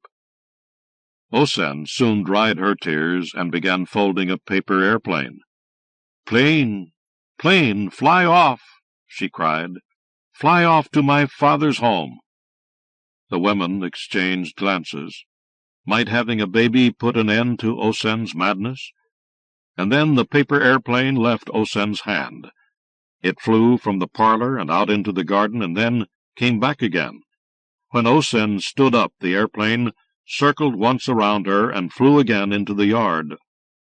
Osen followed it, singing as she gingerly stepped down the stone stairs, and her figure disappeared in the direction of the bamboo grove. One old crone, with a gloomy, crestfallen face, took up a sheet of the paper and folded it, but when she gave the plane a toss, it dipped, fell to the polished planking of the open-air hallway. "Why does Osen's fly so well?" she grumbled. Another slightly younger old woman said with a sage nod and her best knowing look, "Even a stupid idiot can do some things well, you know." 3. First month, red snapper. Hitotsuki tai. Second month, then it shells. Futatsuki kai. Third, we have reserve and Mitsu Enreode. Fourth, shall we offer shelter? Yotsu Tomeru ka.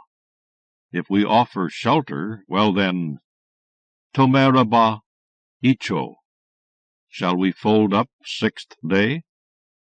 Itsuyo kasenete muika. 6th day's star was seen. Muika no hoshi wa mieta.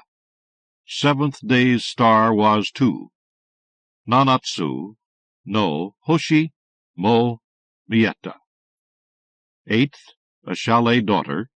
Yatsu Yamaga no musume. 9th, left crying in her longing. Koko notsu ko ishiku na itesoro. 10th, at last she settled in the small chalet. Toto Yamaga in sumit sukisoro. Rope-skipping song. Osen kept flying her airplanes. The village men kept up their nightly visits to her bower. The village women never ceased their fretting over her delivery. And one moonlit night, a village lad came running down her stone stairs, yelling, "She's having it! Osen's baby's on the way!" A boy was born, and they named him Emon, when he was nearly named Tomo, common, because Osen was passed round and round among the village men. The old midwife quickly intervened. As the baby was coming out, Osen cried, "Eimon!" The old woman reported, "That's what she said. I wonder what she meant." "Eimon. Said one of the other women gathered there. "Well, try asking." Addressing the new mother, the midwife said, "Osen, which do you prefer as a name for the baby, Tomo or Emon?" "Emon," Osen answered clearly. "That's better. It's related to Osen's entry gate," said an old woman who had memorized the chants for the year-end rites. "How do you mean?" a fourth woman said. "Emon means Eimon, the guardian gates," said the old woman. "I've heard that in the old days the New Year's Eve rituals were recited only here at Osen's house. Eimon is part of the indecipherable lines. Let's see. Ah, yes. You must go up the center of heaven's stairs, the stone stairs protected by Eimon, Emon's gate." At this, a fifth woman nodded. "Yes, that's right," she said, adding, "It's also in one of the songs we sing at the New Year's Eve festival. Here, Emon came and died. Emon came and died. Wherever did he come from? He came from a far-off land. Drink, eat, get high on the wine. You'll think you're flying in the sky." I see now," said the fourth woman. "I was thinking of the Emon cloth one wears when they die. But a man named Emon came and died, and protects the gate? I wonder what it all means." The women took pity on Osen's child, and everyone resolved to lend a hand in raising him. But Emon never responded to it. He had given only that first vigorous cry of the newborn, then remained silent, and would stay so for a long time to come. "Oh, what a shame!" one woman said. "I expect the poor deaf-mute's been cursed by the wolf-god. What else for the child of an idiot?" "We said she shouldn't have it," Another replied with a nod. Indifferent to the sympathy of these women, Osen crooned a lullaby. Escaped with Emon, who doesn't know. Flow, flow. Why, it's a heaven song, one of the women said suddenly. She just changed the name at the beginning to Emon. Moved to tears by the madwoman's lullaby, the women spontaneously began to sing along. Escaped with Emon, who doesn't know. Shiranu, Emon to Nigesoro. Flow, flow, and grow old. Nagare, Nagarete, Oisoro. All hopes dashed in this mountainous land. Kono Yama no Chide Kitai mo Koware. No fuel for the pilgrims' fires. Abura mo Nakute. Kochu Shimoyake. No swaying heaven's way. Se Kankoko Obekanashi. Emon has died, alone, so alone. Emon Shinimoshi, Hitori, Sabishiku, wept in longing for his distant home. Furusato, Koishi to Nakisoro. Everyone so pitied Emon, but as he grew he in no way acknowledged their gestures of concern, and because of this, everyone came to think the mother's madness circulated in her silent child's blood. Not so. When he was awake, Emon could hear everyone's voices, though they weren't voices in the usual sense. He heard them in his head. Voice is a vibration passing through the air, sound spoken with a will. What Emon heard was always accompanied by shapes. When someone uttered the word mountain, the syllables mountain resounded in the air. The shape projected into Emon's mind with the word would differ depending on who spoke it, but always the hazy mirage of a mountain would appear. Listen as you will to the words, "Go to the mountain." It is only possible to distinguish 5 syllables, but in young Emon's case, overlapping the sound waves, he could sense some one thing, a stirring, a motion that swept into a dim mountainous shape. For the tabula rasa mind of the infant, this is an enormous burden. Emon's tiny head was always filled with pain and tremendous commotion. The minds and voices of the people around him tangled like kaleidoscopic shapes, scattering through his head like voices and images on the screen of a continuously jammed television set. It's a miracle that Emon did not go mad. No one knew Emon had this ability, and men kept calling on Osen as usual.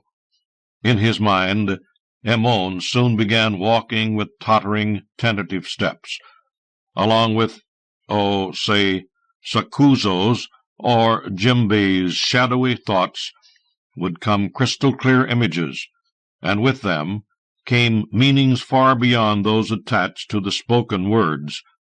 "Hey there, Emon," they might say. "If you go out and play, I'll give you some candy." Or they would say something like, "A big whale just came swimming up the river, Emon." But Emon's mind was an unseen mirror, reflecting what these men were really thinking. It differed only slightly with each man. And then, one day when he was 5 years old, Emon suddenly spoke to a village woman. "Why does everyone want to sleep with Osen?" he asked. Osen, he said, not mother. Perhaps because he kept seeing things through the villagers' minds. Emon was unable to know Osen as anything more than just a woman. Emon, boy, you can talk," the woman replied, eyes wide with surprise. Shocking. Once Emon's power of speech was known, they couldn't have the poor boy living in the same house with that common whore Osen. So the men hastily convened a general meeting, and it was concluded that Emon should be placed in the care of the general store, the only store in the village. This automatically meant that Emon must mix with the children's society, but as he knew so many words and their meanings at the same time, the other children were little more than dolts in comparison, and could never really be his playmates. And not to be forgotten, since he was Osen's child, the other boys and girls considered him unredeemably inferior, and held him in the utmost contempt. So it was that reading books in other people's minds soon became Emon's only pleasure. 4. I once spoke to Osen while gazing into her beautiful clear eyes. "You're pretending," I told her. "You're crazy like a fox, right?" Instead of answering, Osen sang a song, the one she always sang when she flew the paper airplanes, the ballad of a madwoman. "Escaped with Emon, who doesn't know, flow, flow, and grow old." The Heaven Song, of course. Now, if I substitute some words based on the theory I'm trying to develop, why, what it suggests becomes something far grander. Shilan and Emon fled together. Shiranu to Emon to Nigesoro. Fly, fly, and they crashed. Nagare, Nagarete, Ochisoro. The ship's hull dashed in this mountainous land. Kono yama no chide kitai mo kaware. No fuel. The star maps have burned. Abura mo nakute. Kochuzu mo yake. Interstellar navigation is not possible. Seikankoko obotsu kanashi. Emon has died. Alone, so alone. Wept in longing for his distant home. The last two lines of this song remain the same as in the version recorded earlier, but all of the preceding lines have subtly changed. For example, in line 1, Shiranu would normally be taken to mean doesn't know, but in my reinterpretation it is now seen as the Japanization of a similar-sounding alien name, Shilan. In the second line, I am supposing that Oisoro, meaning grow old, is a corruption of the word Ochisoro, meaning fall or crash, and I am further assuming that Kochu Shimoyake, Pilgrim's Fires, in line 4, is a corruption of Kochuzu Moyake, star charts also burned. In lines 3, 4, and 5, 3 words have double meanings. Kitai, hope, ship's hull. Kochu, pilgrim, spaceflight. Seikankoko, heavenly way, interstellar navigation. In the above manner, line 3 changes its meaning from all hopes dashed in this mountainous land to the ship's hull dashed in this mountainous land, and so forth. There is more of this sort of thing. Once a week an ancient truck rattled and wheezed up the steep mountain roads on the 40-kilometer run between the village and the town far below, bearing a load of rice sent up by the prefectural government's wartime office of food rationing. This truck was the village's only physical contact with the outside world. The truck always parked in front of the general store. Next door to the store was a small lodging house where the young men and women of the village always congregated. The master of the house was old lady Take, a huge figure of a woman, swarthy-skinned and well into her 60s, who was rumored to have once plied her trade in the pleasure quarters of a distant metropolis. She welcomed all the young people to her lodge. On summer evenings, the place was usually a hive of chatter and activity. Even small children managed for a short time to mingle in the company of their youthful elders, dangling their legs from the edge of the open-air hallway. Rope skipping and the bouncing of balls passed with the dusking day, and the generations changed. Small children were shooed home, and girls aged from 12 or 13 to widows of 35 or 36 began arriving, hiding in the pooling shadows. They all came seeking the night's promise of excitement and pleasure. It was an unwritten law that married men and women stay away from the lodge, though the nature of their children's night play was an open secret. And how marvelously different this play was from the play in larger towns and cities. The people who gathered at old Lady Take's lodge doused the lights and immediately explored each other's bodies. This, it must be said, was the only leisure activity they had. In the mountains, where you seldom find other diversions, this is the only amusement.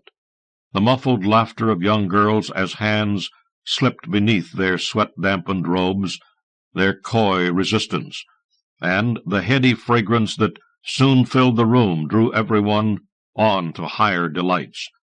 Occasionally one of the local wags would amble by the lodge, and from a safe distance flash a startling light on the activities. Girls squealed, clutching frantically at their bodies, draping their drenched clothes over their thighs. In order to salvage this particular night's mood, someone asked in a loud voice, "Say, Osato, your son's going to be coming around here any day now, isn't he?" "What?" said the widow. "Yeah, he finally made it, I think." "Ho!" she laughed. "Ho! You're being nasty, kid. He's only 12. "Well, if he hasn't, he'll find out how to pretty soon," the voice continued. "So maybe you should ask Osen as soon as possible." You might be right. Maybe tomorrow. I could get him spruced up, take him on over in his best kimono."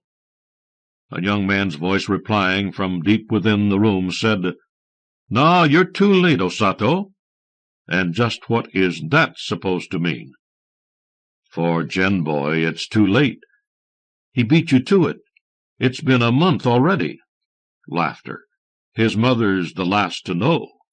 "But he never—" "Oh, that boy."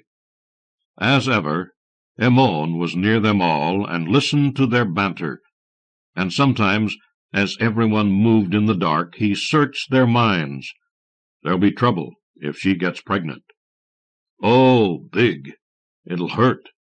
What should I do if I'm forced too far? I wonder who took my boy to Osen's place. I know he didn't go alone. Yard work for that boy tomorrow, lots. I'll teach him, and I was waiting so patiently." Emon's mind-reading powers intensified among them as he roved over their thoughts night after night.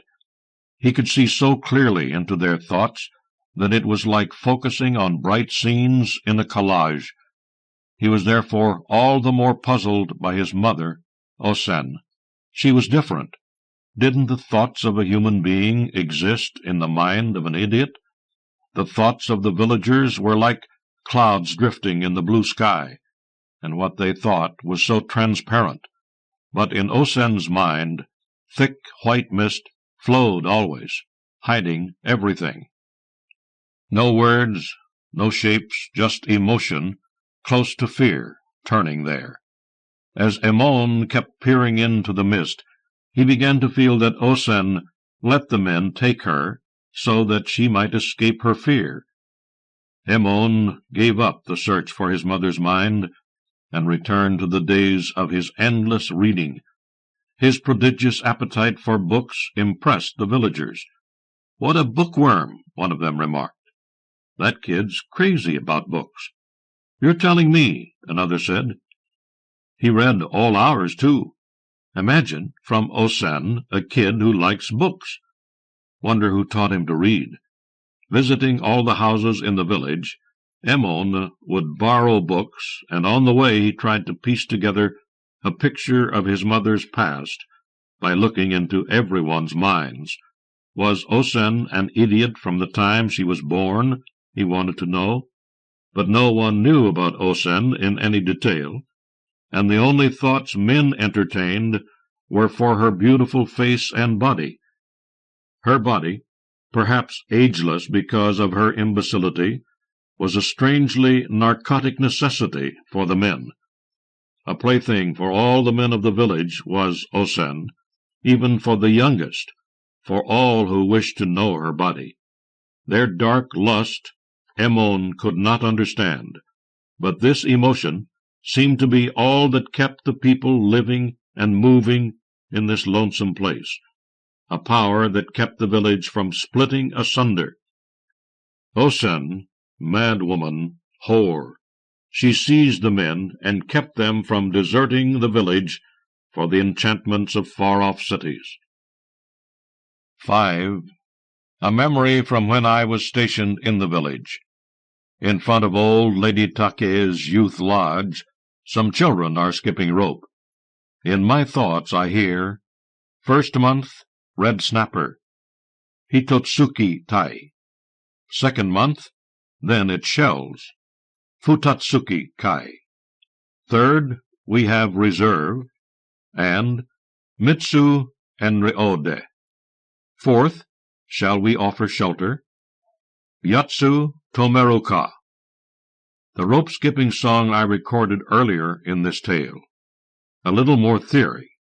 With only a shift in syllabic division, the song now seems to mean Hitatsu, 1. Kitai, ship's hull. Futatsu, 2. Kikai, machines. And with but a single change of consonants, we have Mitsu, 3. Nenreode, fuel. Almost like a checklist. Eventually the day came when Ammon entered school. He was given a new uniform and school bag, purchased with money from the village Confraternity of Heaven Special Fund, which had been created long ago to provide for Osen's house and living. Ammon went happily to the extension school, which was at the far end of the village. There in the school's library he could read to his heart's content. Miss Yoshimura, the schoolteacher, was an ugly woman, long years past 30, who had given up all hope of marriage, almost from the time she was old enough to seriously consider it. Skinny as a withered sapling, and gifted with a face that couldn't have been funnier, yet she was a kind-hearted soul, and of all those in the village, she had the richest imagination and most fascinating mind. Having read so many books, she knew about much more than anyone else, and the plots of the uncountable stories she had read and remembered. They merged like twisting roots in her imagination, until they seemed to be the real world, and reality a dream. Most importantly, though, where everyone else never let Ammon forget his inferiority, only Miss Yoshimura cared about him as equal to the others. Ammon readily became attached to her, and was with her from morning until evening. One day the old master of the general store came to Miss Yoshimura. "Ma'am," he began, "Ammon's smart as a whip, but there's going to be trouble if he becomes, grows up too early." "Oh, well," Miss Yoshimura said, flustered, "since he's got Osen's blood and what-not," the old man went on assuringly, "and watches the youngsters get together at old Lady Take's place, well, if he gets like Osen, there'll be trouble. Some girl'll wind up getting stuffed by him, sure enough." Embarrassed, Miss Yoshimura said, "Well, what do you think it best to do, then?" "Now, as to that, we was thinking, since he dotes on you so, it might be better for him to stay at your lodging-house. Of course, the Confraternity Fund'll pay all his board." "All right. I don't mind at all," said Miss Yoshimura, perhaps a bit too quickly. "Of course, only if he wants to do it. How I do pity the poor child." and in her thoughts an imaginary future flashed into existence, pulsing with hope. No, I could never marry, but now I have a child whom I will raise as my own, and days will come when we hesitate to bathe together. Oh, Emon, yes, I'll be with you as you grow to manhood. Her face reddened at her thoughts. Emon came to live in her house then, and happy days and months passed. Most happily, the other children ceased to make so much fun of him, and the men never came around to sleep with Miss Yoshimura, as they did with Osen. She avoided all men. Her mind shrieked rejection, that all men were nothing more than filthy beasts. Emon quite agreed. But what went on in her mind? As much as she must hate and avoid men, Miss Yoshimura's thoughts were as burdened as any others, by a dark spinning shadow of lust, and come the night it would often explode like furnace-hot winds out of hell. Squeezing little Emon and tasting pain like strange bitter wine, Miss Yoshimura would curl up tightly on the floor with sharp, stifled gasps. The entangled bodies of men and women floated hugely through her thoughts, and while she tried to drive them away with one part of her mind, another part reached greedily for something else, grabbed, embraced, and caressed. Every word she knew related to sex melted throughout her mind. Miss Yoshimura always sighed long and sadly, and delirious voices chuckled softly in her mind. Oh, this will never do. Denouements like this were quickly undone, usurped by their opposites, images flocking in her head, expanding like balloons filled with galaxies of sex words that flew to Osen's house. Miss Yoshimura fantasized herself as Osen, and grew sultry holding one of Osen's lovers. Then the lines of her dream converged on old Lady Take's lodge, and she cried out desperately in the darkness, "I'm a woman!" Male and female shapes moved in the night around her. She returned to her room, where moonlight came in shining against her body. She moaned and hugged Emon fiercely. "Sensei, you're killing me!" At the sound of Emon's voice, Miss Yoshimura momentarily regained herself, only to tumble yet again into the world of her fantasies. "Emon, Emon, why don't you grow up?" Conviction grew in Emon's mind as the days turned. In everyone's heart, including his dear sensei's, there lurked this ugly thing, this abnormal desire to possess another's body. Why? Emon did not realize that he saw only what he wished to see. Everyone's desire. From desire are children born. I already know that. But who's my father?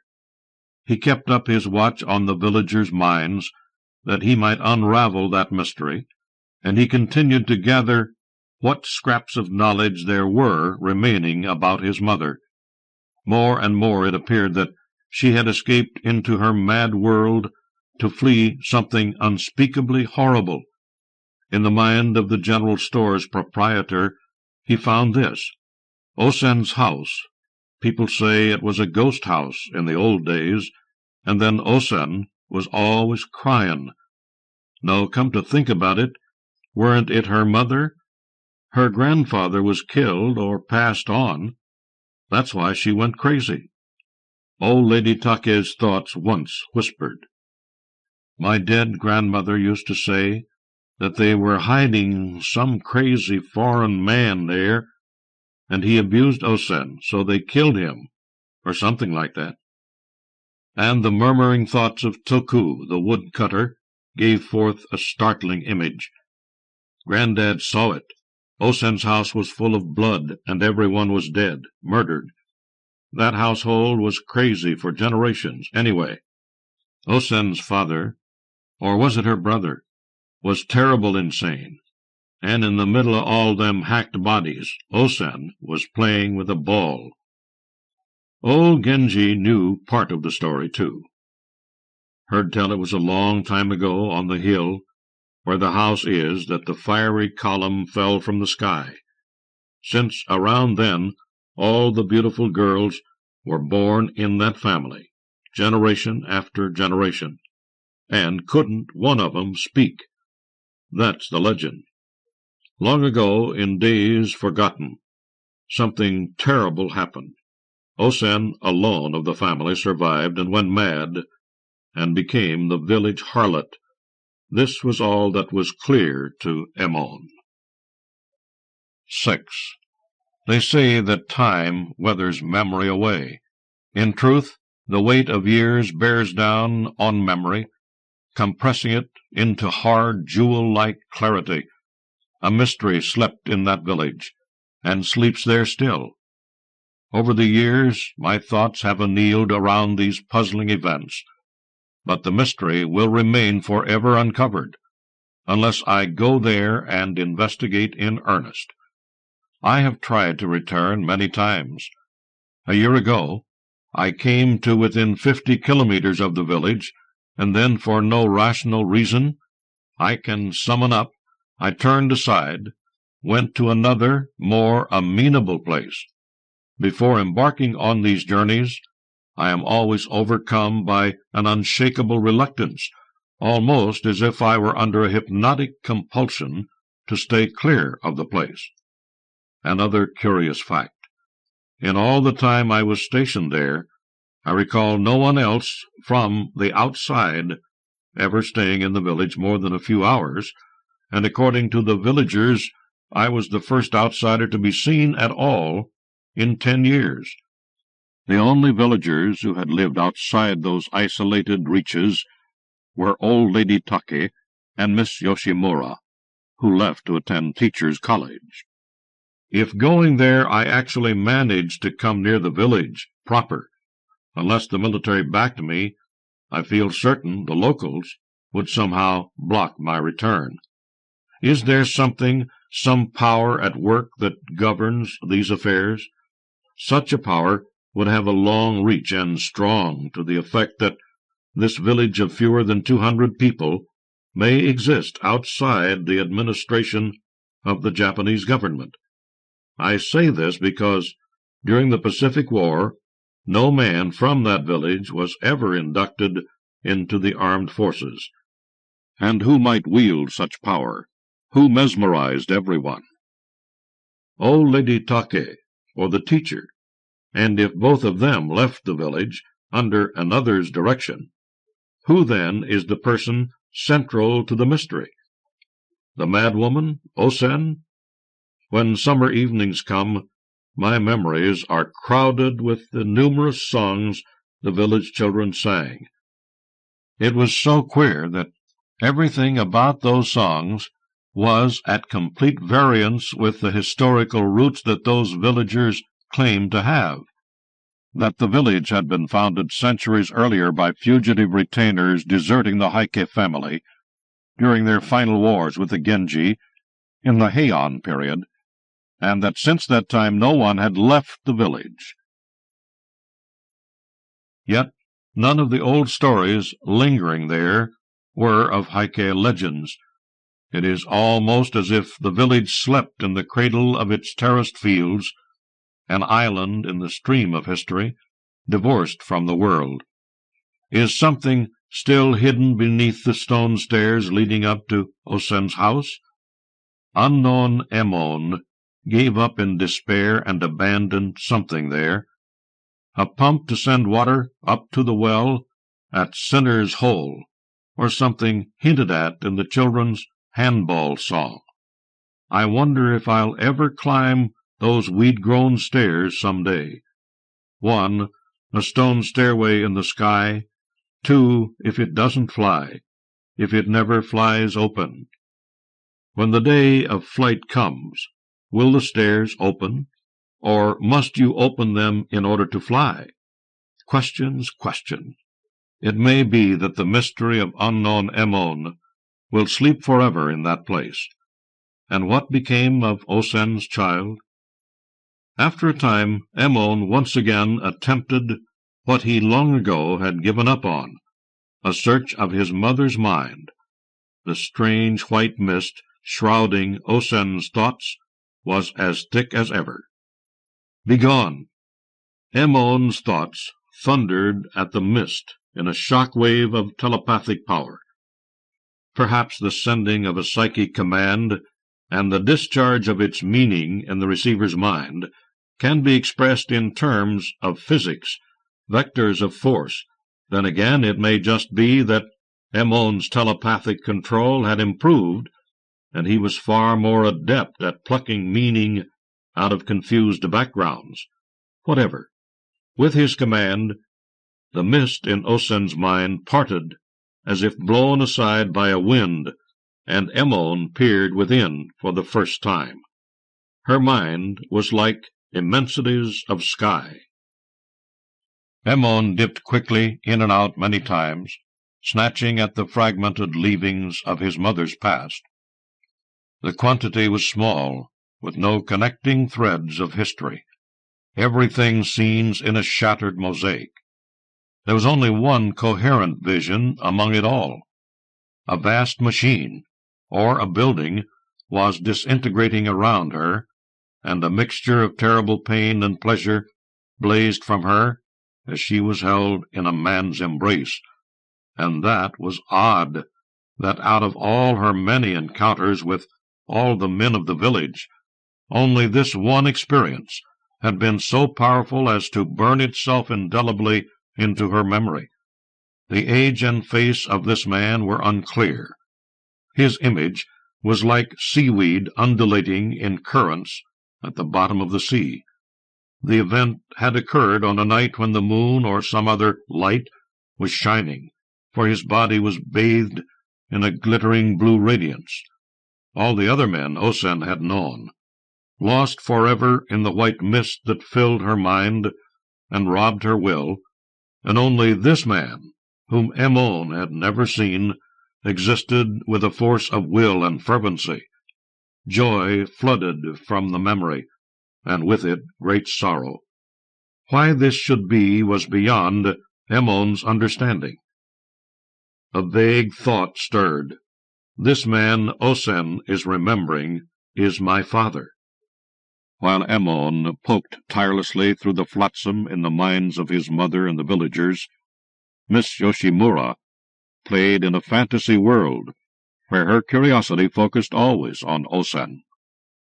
It was now customary for her to hold Ammon at night as they lay down to sleep, and one night her heart was so swollen with the desire to be Osen and lay with any man that it seemed ready to burst.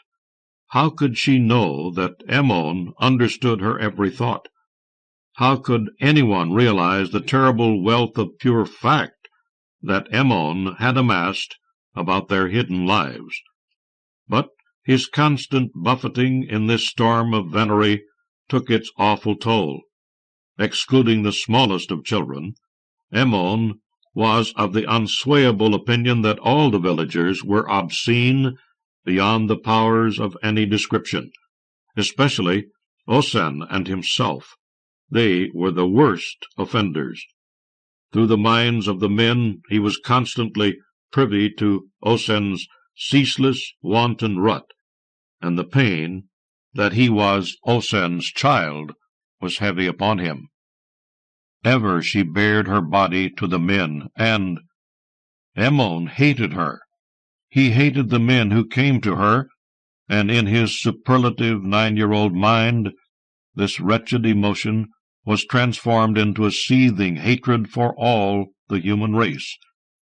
It was on one of his infrequent visits to his mother that he at last vented his anger, and struck an approaching man with a hurled stone. "Drop dead, you little bastard," the man raged. "Don't go making any trouble if you know what's good for you. Who do you think's keeping you alive?" Ammon returned to the parlor after the man left and gazed at his silent mother's dazzling naked body. He shook with unconcealed fury. "I want to kill him.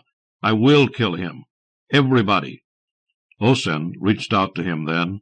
"My son, try to love them," she murmured. "You must, if you are to live." Stunned, Ammon fell into her arms and clung to her. For the first time in his life he wept, unable to control the flow of tears. Moments later, Osen ended it all by releasing him and standing aimlessly, and that is when Ammon began to suspect, to hope, that her madness might only be a consummate impersonation. But it may have only been one clear moment shining through the chaos. There was no sign that the madness roiling Osen's brain had in the least abated. Ammon little cared to think deeply about the meaning of Osen's words, and his hatred toward the human race still filled his heart. But now he visited his mother far more often. It was during one of these visits, as he sat on the porch beside Osen, some days or weeks later, that Ammon heard a strange voice.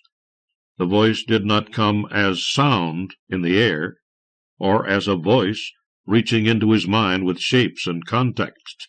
It was a calling, and it was for Ammon alone, a tautness to drag him to its source, a thrown rope pulling. Unusually garbed in a neat, plain cotton robe, Osen was staring down the long valley, her mind empty as always. "Who is it?" Ammon called. Osen turned her head to watch Ammon as he scrambled to his feet and shouted the question. The vacuous expression on her face suddenly blanched, frozen for an instant in a look of dread. "Where are you?" Ammon shouted. As it pulled up by Ammon's voice, Osen got slowly to her feet and pointed to the mountains massed on the horizon. "It's over there," she said. "That way." Ammon hardly glanced at her as he started down the stone stairs, and then he was gone. He didn't even try to look back. Time froze in yellow sunlight for the mad woman, and then melted again. Osen wandered blindly about, racked with sobs, at some point arriving at the small water-wheel shack that housed the village millstone. The violence of her weeping resounded against the boards. She may have lost her capacity for thought, but she could still feel the agony of this final parting from her only child. One of the villagers, catching sight of her trembling figure as he passed by, approached her with a broad grin, reached for her body with calloused hands. Now, don't cry, Osen," he said. "Here, you'll feel lots better." The look she fixed him with was so hard and venom-filled, the first of its like he had ever seen from her. For a moment he felt a faint rousing of fear shake his heart, then slapped his work clothes with gusto and laughed at his own stupidity. Now, what in hell— And cursing Osen, he grabbed to force her to the grassy earth. Osen slapped his hands away. "Human filth!" she shouted clearly, commandingly. Her words echoed and re-echoed in the stony hollows around the water mill. "Begone and die!" As Ammon hurried far off down the road, the witless villager walked placidly into End-World Mere, a dreamy look transfixing his face as he sank unknown beneath the dark and secret waters. In the bamboo grove, white mist danced again on the back of the air, and a white naked woman figure ran lightly, chasing a paper airplane that flew on and on forever. At the Sai no Kawara, the earthly shore where children come to bewail the passing of those who have crossed over the great waters, there is a weather-beaten sign of wood inscribed with characters that can only be spottily read. It seems so easy to wait 1,000, nay 10,000 years, driven mad with longing for the star of my native home. From the Planet Earth. We Servants of the Stars, by Frederik Pohl. And last month I went back to Maui, checked into the Makele Motel, changed into shorts and loafers, slathered myself with sunburn lotion, and strolled out to the pool. How terribly, unbelievably different it looked.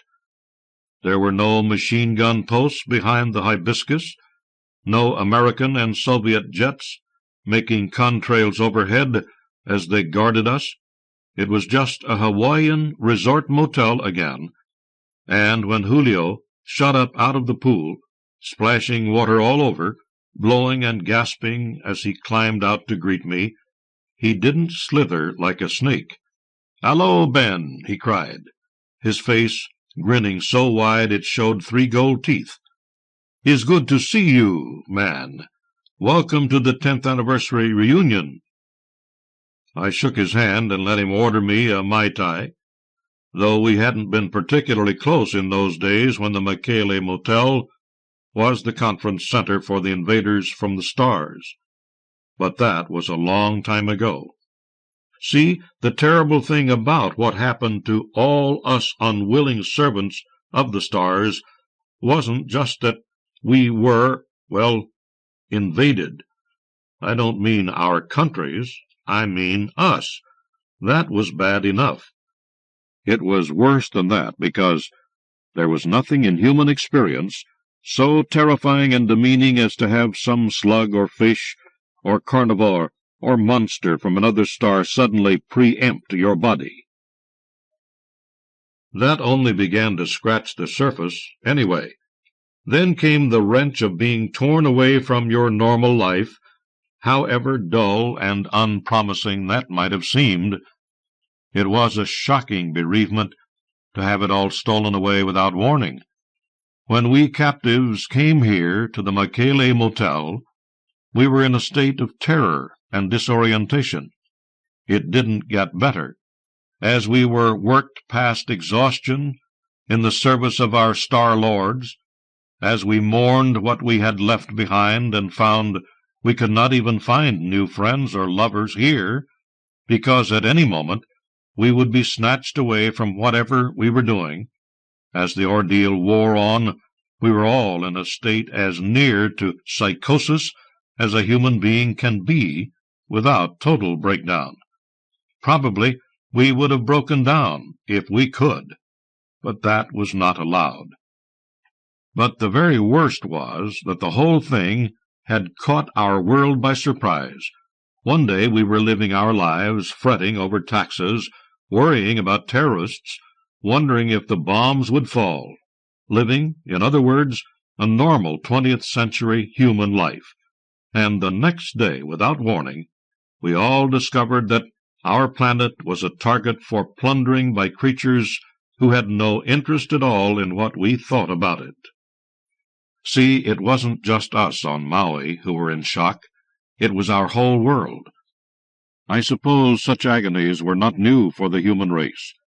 Powhatan's Indians, the Australian Aborigines, the Zulus, the Indo-Chinese peoples, all of them, long ago, had had the same sort of experience as the Europeans arrived to take over their lands. But that was long ago. And besides, we weren't natives. We were civilized people.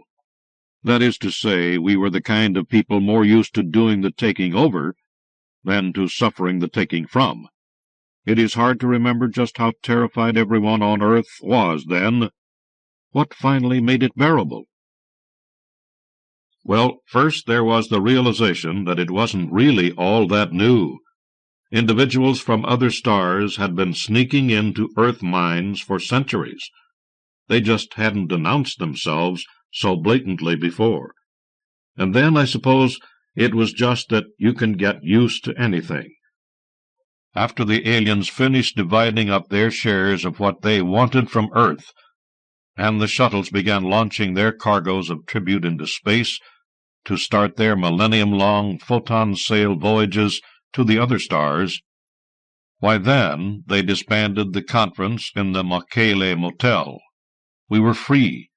We could go back to our lives. We did. Of course, there were still aliens popping up all over Earth whenever they felt like it, wherever they chose. Scientists, I suppose, possibly even tourists, but they only came to visit for a while, and then they went away again. A nuisance for those whose minds were preempted, of course, but easy enough for the rest of us to bear. We had come to terms with the notion that we were property, you see. It wasn't hard. Powhatans, Indians, and the Aborigines in Australia had learned the same lessons long before. By dinner-time there were at least 20 of us veterans at the Michele Motel, and more checking in every hour.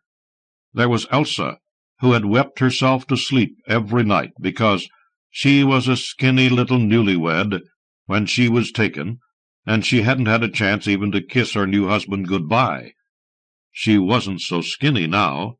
Her husband was with her, and so were 3 kids, ages babes in arms to almost teen obstreperous. There was Greg, who had tried suicide one night, and luckily failed. There was Alice, the demon old gin-rummy player, who had seemed too ancient and fragile for our kind of life, but looked healthier and more alert than most of the rest of us now, 10 years later. And then, just as the waiters were serving the baked Alaska, there was Lois. Lois. We had been lovers, tried to be, succeeded as often as we could, which wasn't very. It wasn't that she was my kind of gal, and I certainly wasn't her dream. She was black and trendy. I was Orange County Silicon and Space upright, even what you might call conservative. We had not been drawn together by any sharing of interests but one. We were both scared witless. She came into the Liliuokalani room and stood there for a moment. I put down my wine-glass and stood up, staring at her. She stared back. When she came over to the table, we politely shook hands. "Damn, Ben," she said, inspecting my aloha shirt. "Are you going beach boy or what?" "You've put on a little weight," I told her, and I pulled out the chair next to mine for her to join me, and she did. I dawdled over my baked Alaska and let it melt, while she caught up through soup and shrimp and mahi-mahi with wild rice. We kept looking at each other, sidelong glances that looked away when the other person caught one. I was wondering if we would wind up in bed together again, now that there was nothing to drag us apart. I was wrong about that. We did end up in bed together that night, but it wasn't the same at all. When it was over, I got up, brushed my teeth with the wrapped spare toothbrush in her bathroom, put my clothes on, and went back to my own room to sleep. After all, I do have a wife and son back in Malibu. So our 10th reunion wasn't much of a success, socially speaking. It was pretty good in another way, though. Alice put me on to something pretty good with the Syrians, and Greg and I worked out a co-sponsoring deal with some low-level nuclear wastes from Idaho for the people of Bellatrix 9. We've all done pretty well at that sort of thing, of course. The star people don't pay us in money. They pay us in information. I made my first $1 million out of a neutral-density foam metal alloy from my former master. It's very big in shipbuilding, they tell me. You see, the people from the stars aren't really all that much different from you and me. They made all their deals and agreed to all their treaties. But when the original delegations went home, the ones who didn't think they'd done as well out of Earth as they hoped began offering bribes, squeeze, little tips, to make sure that the best shipments went to their solar systems and not to those of some competitor. The big news at the reunion was that Elsa's former master was really hard up for carbon-14. Everybody in the galaxy wanted that, of course. It was part of the basic metabolic needs of some of their half-living, half-computer machines. It was as vital to them as oil had been to the large industrial powers on Earth a generation or so ago, and like those industrial powers, they wanted it enough to pay very well. Elsa was nearly sure that if a consortium could be arranged to produce at least 10 metric tons of the stuff, what her contacts would pay would be no mere invention or new material. It might even be the secret of interstellar transmission itself, and then we too could start roaming the galaxy, looking for planets to plunder. Notes on contributors. Lino Aldani. Born in 1926, Aldani is not only one of the leading Italian SF writers today, but has made a major contribution to Italian science fiction with his annual Interplanet Anthology, launched in 1962. The same year he published his critical survey of SF, La Fantascienza, Science Fiction. Among his other well-known books are the collections Buonanotte Sofia, Good Night Sophia, in 1964, and Quarta Dimensione, Fourth Dimension, in 1963. He has also used the pseudonym N.L. Yonda. Brian W. Aldiss. As a past president and one of the founders of World SF, and as an inveterate traveler, Aldiss is known in person in most of the world's quarters, and his writing has made him well known everywhere else. One of the leaders of science fiction's New Wave movement of 25 years ago, Aldiss has demonstrated mastery in science fiction of all kinds, most recently his notable Heliconia trilogy, and as a critic and author of many works outside the field. Karl Michael Armour. Born in 1950 in rural Bavaria, Armour studied business administration, psychology, and sociology, finally taking a Master of Business Administration degree from Würzburg University. He now lives near Munich with his wife and 2 children. In addition to fiction, he writes non-fiction articles about SF, has edited 4 anthologies, is a regular contributor to various magazines on music, graphic arts, interior design, and travel, and as a photographer has sold pictures for magazine advertising, travel articles, and record covers. A great admirer of J.G. Ballard, Armour describes himself as a slow writer. Although his science fiction output has been relatively slim, his work has been translated and published in more than a dozen countries. Jan Bing, born in 1944 in Tønsberg, Norway. Bing took a law degree in 1969 and earned his doctorate in law in 1982 with a dissertation on the processes of legal communications. He has written extensively on law, communication, and astronomy in both scholarly and popular publications, has held a professorship in the Norwegian Research Center for Computers and Law since 1970, and consults with many prestigious international organizations. Following a pattern not uncommon among science fiction writers, Jan Bing has collaborated extensively, primarily with Tor Age Bringsværd, as well as writing solo.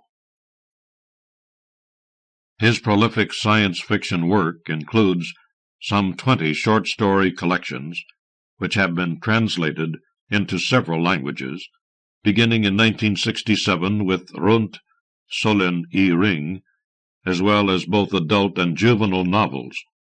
He has also done several translations from English into Norwegian, Aldiss, Ballard, Le Guin, Pohl, etc., 3 SF stage plays, and a number of radio plays and television series, all of which have received numerous awards.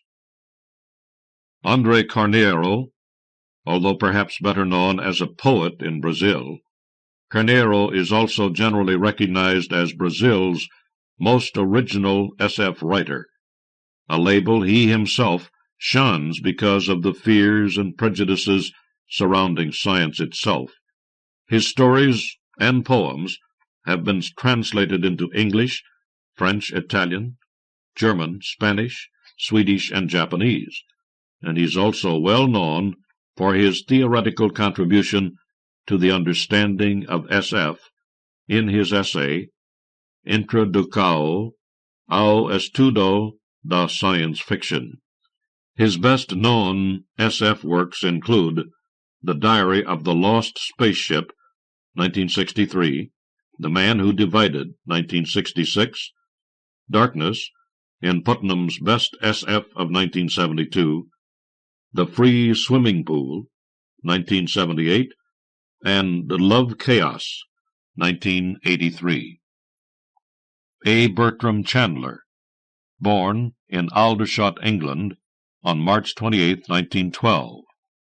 Jack Chandler, as he was known by his friends, died June 5, 1984, in Sydney, Australia.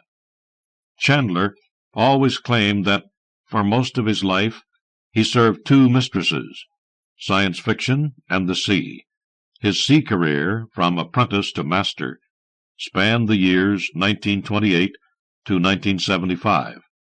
His literary career began with freelance journalism and light verse in 1932. He has published more than 40 novels. Many of his works won awards: 3 Ditmars, the Australian Award, the Invisible Little Man Award in the United States, and the Japanese award, the Seiunsho. Ljuben Dilov, born in 1927. Dilov is a graduate in philology as well as a writer and editor, and has been active in the Union of Bulgarian Writers, with special duties in developing younger writers. He is editor of Bulgaria's leading literary magazine, Septembri, and co-editor of the science fiction series Galaxy. Dilov has published 30 books, including The Way of Icarus, The Burden of the Spacesuit, and Unfinished Love Affair of a Girl Student, all of which have reached prints of 100,000 each, a very high figure for his relatively small country, with another 500,000 copies translated into other languages. He is a member of World SF and of International PEN. Tung Enzheng. Enzheng was born in Ningxia, Hunan, in 1935, and is now an archaeologist and associate professor in the history department of Sichuan University. He spent 1 academic year in the United States as a visiting scholar in 1980 to 81. Dense Fog over Old Gorge, 1960, was his first SF publication. Death Ray on a Coral Island, written in 1963, but not published until after the Cultural Revolution, won China's 1978 Best Short Story Award and was filmed in 1980. China's first SF film.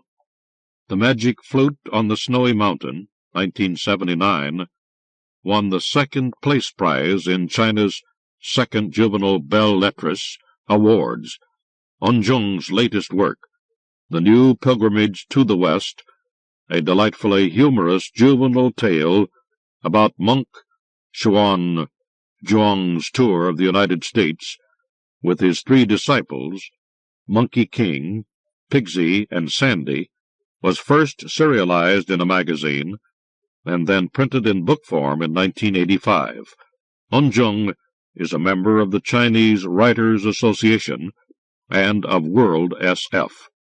Carlos M. Federici, first inspired to enter the SF field by a Wilson Tucker novel, The Long Loud Silence, translated as El Clamor del Silencio, at age 15, Federici discovered early that the fantastic was fascinating. and he liked to escape from ordinary life, which he regards as a healthy way of expanding his thoughts. Among his favorite writers are Asimov, Bradbury, Dick, Kornbluth, Pohl, Sturgeon, and Wallace. He published his first story, not SF, in 1961, and his SF debut, Primera Necesidad, Prime Needs, appeared in 1968. Beginning in 1985 and still running as this goes to press is a new weekly serialization that Federici is publishing in a daily newspaper. It's called Umbral de las Tinieblas, Threshold of Darkness, a sequel to the Lovecraft mythos. Other current projects in progress include a book compiling several connected, nostalgic stories about Hollywood's golden years. Harry Harrison. Harrison was born in Stamford, Connecticut, grew up in New York City, and was promptly drafted in the United States Army when he reached his 18th birthday.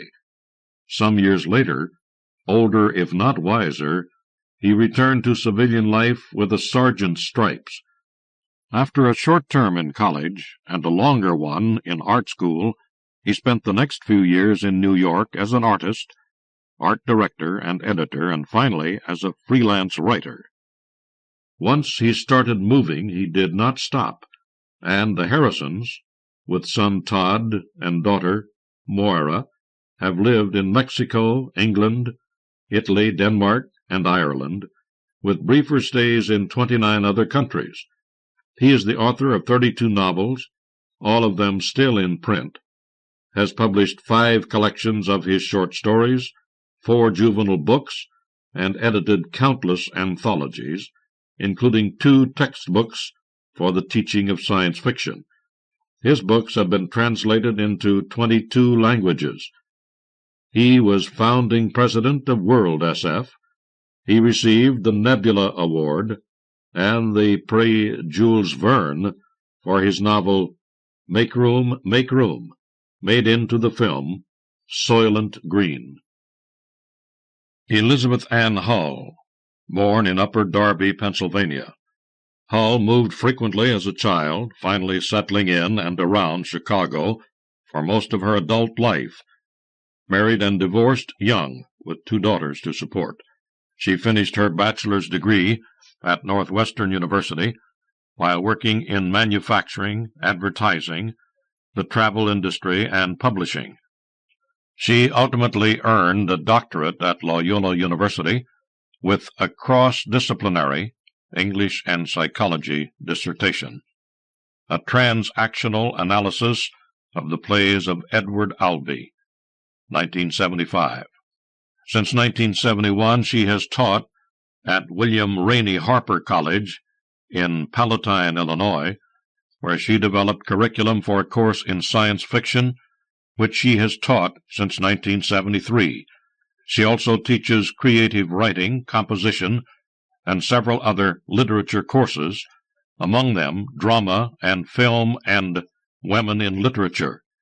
She has been active professionally in academic organizations, including the Illinois College English Association, president 1976 to 78, the Midwest Modern Language Association, co-founder of the SF section, the Science Fiction Research Association, editor of the SFRA newsletter 1980 to 83, and the Popular Culture Association, co-chair of the SF and Fantasy sessions 1975 to 77. Her first SF story, The Matter of the Middler, was translated and adapted for radio in Munich, Germany in 1980. Another SF tale, Second Best Friend, has been sold to Aboriginal SF. In 1984, she worked in tandem with Dingba Wu to translate Yahoo Wei's Conjugal Happiness in the Arms of Morpheus, a Chinese story that stirred much controversy upon its original publication. She has similarly adapted Enzheng Tong's story for Tales from the Planet Earth. In 1984, Hall married Frederik Pohl. They now live in Palatine, Illinois, calling their home Gateway. Som J. Lundwall. The incredibly prolific Som Lundwall is not only a mainstay of Swedish science fiction as author, translator, editor, and publisher, but contributes significantly to Swedish letters in other fields as well, though to many Swedes, now approaching middle age, he was most famous of all as one of Sweden's leading rock singers of the 1960s. He is a former president of World SF, and a polyglot, has maintained familiarity with the literature and contact with the writers of science fiction in many countries worldwide. His classic study of the field Science Fiction, What It's All About, was published in the United States as one of the earliest popular discussions of this genre of writing. He has also done an illustrated history of science fiction and a number of essays on science fiction in the non-English-speaking world. He currently makes his home with his wife and daughter in the suburbs of Stockholm. Josef Nesvadba, born in 1926, Nesvadba was trained as a psychiatrist, but began writing dramatic sketches and detective stories, as well as satirical SF in the tradition of Karl Kapek. He has published numerous SF short stories and novels, several of which have been filmed, as well as a number of mainstream and mystery novels. Subtle irony is his trademark. He has been translated widely throughout the world. In English, his work is available in the Judith Merrill and the Harry Harrison Brian Aldiss volumes of the year's Best SF, and Donald Wollheim's World's Best SF. Frederik Pohl. Another of World SF's past presidents, Pohl has also served as president of the Science Fiction Writers of America and as a council member and current Midwest area consultant for the Authors Guild. He has received 5 Hugos, 2 Nebulas, 2 of the International John W. Campbell Awards, the American Book Award, the annual award of the Popular Culture Association, and numerous other honors. His best-known science fiction novels are The Space Merchants, written in collaboration with the late C.M. Kornbluth, Gateway, Man Plus, and The Years of the City. He has also written extensively in other areas, including history. He is the Encyclopaedia Britannica's authority on the Roman Emperor Tiberius, politics, and science, and has published fiction and poetry outside the science fiction field. He makes his home in Palatine, Illinois, with his wife Elizabeth Ann Hall. Spider Robinson, one of the best-regarded science fiction writers to appear in recent years, Spider Robinson has not only won many awards in the science fiction field, but is perhaps even more dearly loved by fans for his incredibly rapid flow of wicked puns. He has collaborated with his wife, Jean, on many occasions, both in their award-winning science fiction and in the furtherance of her dance group. The Robinsons live in Nova Scotia, Canada. Somtow Sucharitko. Born in Bangkok in 1952, Sucharitko grew up in various European and Asian countries and was educated at Eton and Cambridge, England, before coming to the United States 8 years ago. His first career was as an avant-garde composer, and his compositions have been performed, televised, and broadcast on 4 continents. He was appointed representative of Thailand to the International Music Council of UNESCO in 1979, and began writing science fiction stories about that time. His first novel, Starship and Haiku, won the Locus Award, and he has been twice nominated for the Hugo Award, as well as winning the 1981 John W. Campbell Award for Best New Writer. His works include the satirical Mall World, the galaxy-spanning Inquester tetralogy, and under the name S.P. Somtow, the mainstream titles Vampire Junction and The Shattered Horse. Tetsu Yano, called the Mr. Science Fiction of Japan, Yano has performed notably as fan, writer, translator, and editor of science fiction ever since first discovering the field as a teenager. After Army service in World War II, Yano returned to Japan to work with the U.S. forces, during which time he found American science fiction available for the first time. He won the World SF's annual Translators Award, the Karl, in 1985, and has been honored with many other awards for his writing. Yano was one of the organizers of the first International Symposium on Science Fiction in Japan in 1970, which for the first time brought science fiction writers from Japan, England, and North America together with those from the Soviet Union, and has been active in many such events ever since. Yonglie. Yonglie was born in Wenzhou, Zhejiang, in 1940, and published his first work, a poem, just 11 years later. Since graduation from Beijing University in 1963, he has directed more than 20 science fiction films and published about 2,000 articles and more than 90 books. His 1979 volume, On Science Belles Lettres, was the first Chinese book discussing the theory of the SF genre. His Little Know-All Travels to the Future, which won the top prize in China's second Juvenile Belles Lettres Awards, has been adapted into a special television program. More than 30 episodes have been shown so far by China's Central Television. Yonglie's SF stories and articles have been published in the United States, France, Great Britain, West Germany, Japan, and Switzerland. In West Germany in 1984, he and Dr. Charlotte Dunsing edited and published SF Aus China, the first Chinese SF collection published in a foreign language abroad.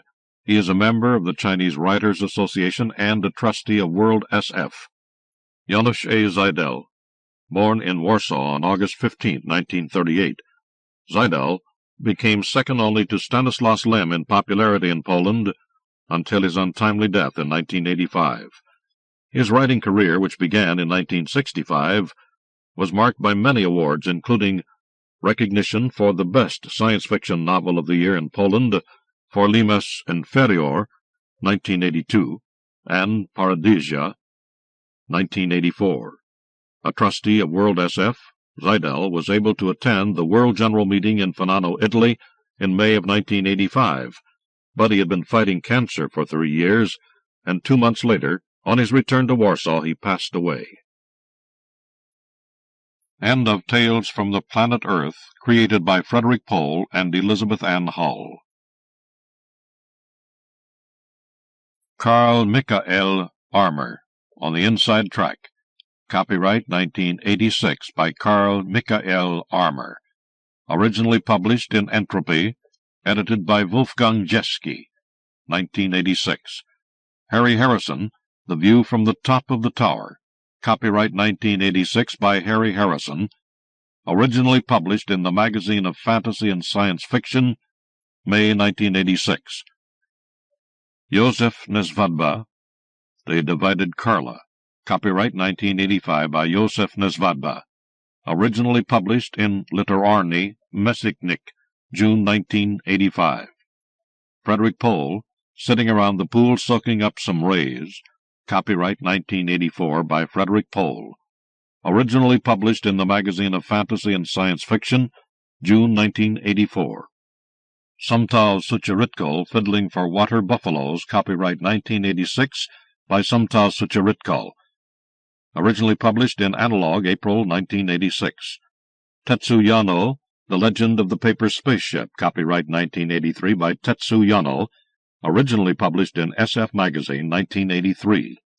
Narrated by Jerry Fordyce, in the studios of the American Printing House for the Blind, Louisville, Kentucky, for the Library of Congress, October 1987. For special distribution, as authorized by Act of Congress under Public Law 89-522, with the permission of the copyright holder and the publisher, St. Martin's Press, 175 Fifth Avenue, New York, New York, 10010. End of book.